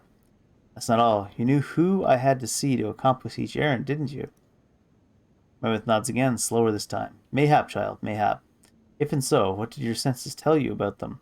Orange for Tree showed me that my beliefs would affect the world around me. Gift Scroll taught me that a ritual is a wasted effort if the purpose of the ritual is ignored. Mayram taught me that no matter how much I think I know, there's still much more I can learn from another's eyes. I'm silent for a moment, and she walks slowly over to you and touches you on the cheek. Oh, child, she sighs. You will be a master sorcerer one day, you will. You have the knowing of it. Yet, you've come to old Mebith for help, you have. What could a midwife teach such a one? Much, Mebith. I want to learn all you have to teach. All kinds of experience. So you'll walk the path then. Well, first things first. Just having the knack for the art isn't enough. You need some means of giving it focus. Usually spells. The spells are usually in a book, so the art demands you have a spell book, or it's like before you can cast spells. Can you read? I don't know. Now let's test it. Can you read this? Mebeth draws forth a small, tattered card. It looks like a recipe. Examine the recipe. The writing on the recipe swims before your eyes, each symbol twisting out of focus whenever you try to read it. Almost instinctively, you relax your eyes, allowing them to take in the page all at once. And the symbols suddenly bleed together. The recipe lists measurements, ingredients. It appears to be some kind of minor divination. It's a minor divination, isn't it? It looks like it's a spell that allows the user to see nature of an item, to see whether it's enchanted or not. Now its eyes widened. Who are you to test old Mebeth so? Are you some fiend? What's wrong? My journal. Well, not expecting it, was I. She nods at the recipe, then plucks it out of your hand. What you see, it's written in the language of the art. If you're not a mageling yet, it should be all swirl jumble of mishmash. She snaps her finger. Yet clear as crystal, you pluck the sense of it right up. Mayhap you tell old Metheth why that is? I think I may have known once but forgot. Seeing the symbols just jarred my memory. Or else a natural gift you may have. No matter, no matter. You've just shaved seasons of your learning you have, made with harumphs. And I've been looking for someone to handle the chores around here I had. When you need help around with anything around here, you can still ask. It's the least I can do in exchange for you teaching me. No, don't worry yourself about it. Well, you can read spells well enough, but spells are no good to you without a book to put them in. You have one? Mabeth glances around her hut, and she catches sight of the black barbed picture frame you made. She picks it up carefully and studies it. This'll do. That thing. It's just a frame. Ah, but so are ye, child. Still holding the frame. She picks up one of the starch drags you got from Giscorl. With a yank, she pulls off the greenish starch surface film. Flutters in the air with like a wispy bit of cloth. Whatever Giscorl uses in the wash, it works better than curing, stretching, and stoning does on a normal rag. Can't afford parchment, I can't. Parchment? She takes the starchy film, pulls it over the black barb frame, latching the rag's edges onto the hooks around the frame until it looks like a small, greenish-black painter's canvas. It's missing something. Oh, it needs something painted on it. She nods. Aye, or written on it. She takes the tankard of ink you've given her and sets it down next to her. She dips one of her fingernails in the tankard, then draws it out, mumbling to herself. She begins to scratch symbols onto the frame one by one, still mumbling to herself. Wait. Oh, it's wait, as in like wait for her to finish. All done, Mebeth stands, drying her ink-stained fingernail on her robe. She tilts her head, regarding the strange framed page in front of her. Page for your spellbook it is, she indicates you should pick it up. Take it. All's done, Mebeth stands, drying her ink-stained fingernail on the robe. She tilts her head, regarding the strange framed page in front of her. Page for your spellbook. Oh, it's reading the same thing. I was so caught up in the moment. Inside your spellbook are your recipes. Your spells, if you will. As long as they sit in the book, they're still just words. Taps her head. The art demands you pluck magic out of the book and put them in your attic, your head, before you can tap to their power. Go on. You put them in your attic by studying them, memorizing them. We usually need to rest before we can do this, though. Any questions? No, Mebeth. Oh, no questions, huh? Well, now, ye should have questions. You knows all about memorizing spells, do you? You're a sharp one. You sure don't need any more Mebeth words all gobbling up your precious time. You're a master sorcerer already. Forgive me, Mebeth, I meant no disrespect. I meant no questions on what you'd said. Please explain how to memorize spells. Alright then. Here's the dark how you memorize the spells. Pick the spells you want to stick in your head for your spellbook before you go to sleep. When you wake in the morning, they're buzzing in your head like flies ready to let out. How many spells can I cast? You can cast 1, maybe 2 spells before needing to rest again. The tiny, flitting mageling, there isn't much room in your attic. So use your spell wisely until you get wiser in the art. As your power increases, you'll get more room in your attic for spells. Alright, go on. You can only cast spells you memorize, so if you want to use the art to say mend something twice, you need to memorize the spell how many times? Twice. How can I get more spells? Updated my journal. Keep your eyes and ears out for learning. Even common folks might have some minor magics to teach. There's also scrolls, recipes, books, and even some stranger items. Spells inscribed upon them. If you find one, just examine it. Examine it close and copy it into your book if you want it. Got it? can also show you some more spells if you return, especially when you have a little more of the planes in you. Appreciate that, thanks. Before you go, child, you'll need magics to whet your appetite. Mevith rummages in a robe, then pulls forth 3 small recipes, which she passes to you. You should copy these into your book so you can get them go into your attic as soon as possible. Updated my journal. Thanks, Mevith. Bunch of items and experience. Wait, there's more! Mevith fishes a tiny bundle of black cloth from Raven and rolls it, producing a pair of amber earrings. These will protect you on your travels, child. I no longer wear them myself, so go on ahead and take them. Thanks again. Wow, I'm gonna be dropping stuff on the ground or what? Alright, child, don't tarry here any longer. One such as ye has other ways to spend time rather than hanging around old Mevith. Now come on, old Mevith, you're not old. You're not so old. Ah, you flatterer. Your tongue so lined with silver it is shame a Batazu. Get ye hence. Thanks for everything. Ha, you can thank me by not playing the alcove with what you learned. The arts damned many a fool who sought to bend it in his ways. The arts damned many a fool who sought to bend it in ways the art weren't meant to bend. Now get along with you. I feel stronger. Alright, we need to switch over, or did we... Oh, it leveled me up because we're a level 1 mage and then level up. Uh-huh. Alright. I hope that skills or spells are not possible to fail learning.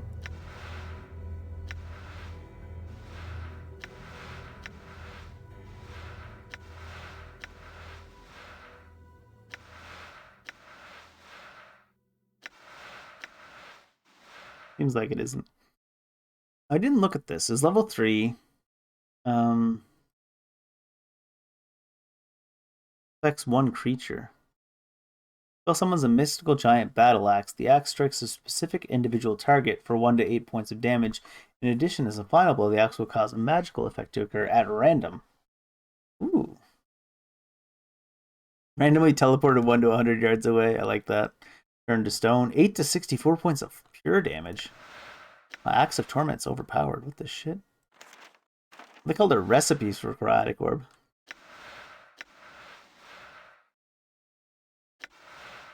Yeah, I was gonna say this is already in the spellbook. I should have saved that scroll.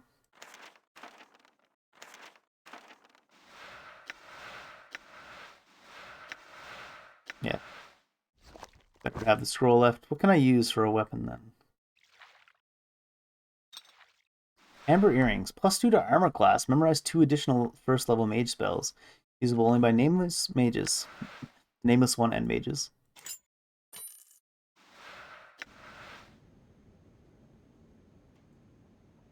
Can't figure it out still.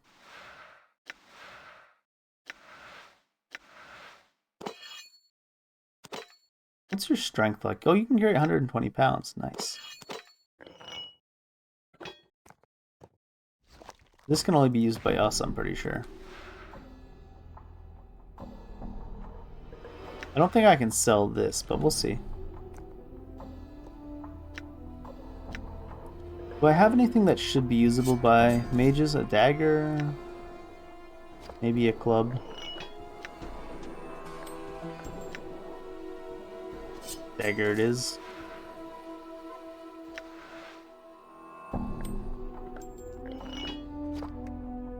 Oh, I should save Battle Axe Equality, Enchanted Battle Axe. Because I'll probably end up using those if I switch back to a fighter. Armor class +2 is nice. Alright, let me... +3 save versus poison, sure. Ring of the Travelers, 1 armor class.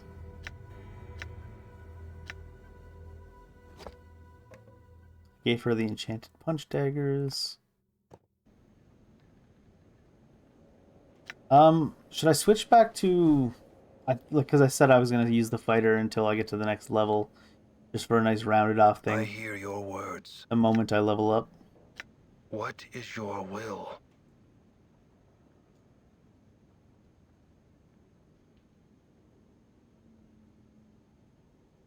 And Dakon lets us just switch, so.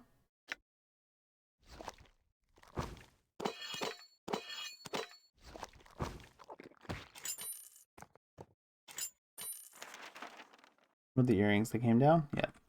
Okay. All right. Now we're ready to go Alright. through to where our body was found. But I'm gonna call it here. I've been playing for like 8 hours today. Oh my gosh. There's also a teleportation here, a portal that we might check out at the start of the next time we play. I'm scared to go through like random portals though right now because I don't know what level zones it might just take us to. This will be the first time making a proper save, won't it? Can't trust the quick saves that much, Dave. Oh, there's only so many slots. Let's overwrite quick save on... Wait, which one of these is the furthest along? This one? Oh, it like saves in rotations? Weird. Alright, let's save it here. Save it. How does that show up now? They're calling it quick save 4. Anyways, that's it for me for today. Oh my gosh. It's been a while since I played one of these top-down posy games. I think there's more reading in Planescape Torment than there is in Baldur's Gate, and more combat in Baldur's Gate, but that might be just because it's the start of the game. In any case, that's it for me for today. Take care, everybody.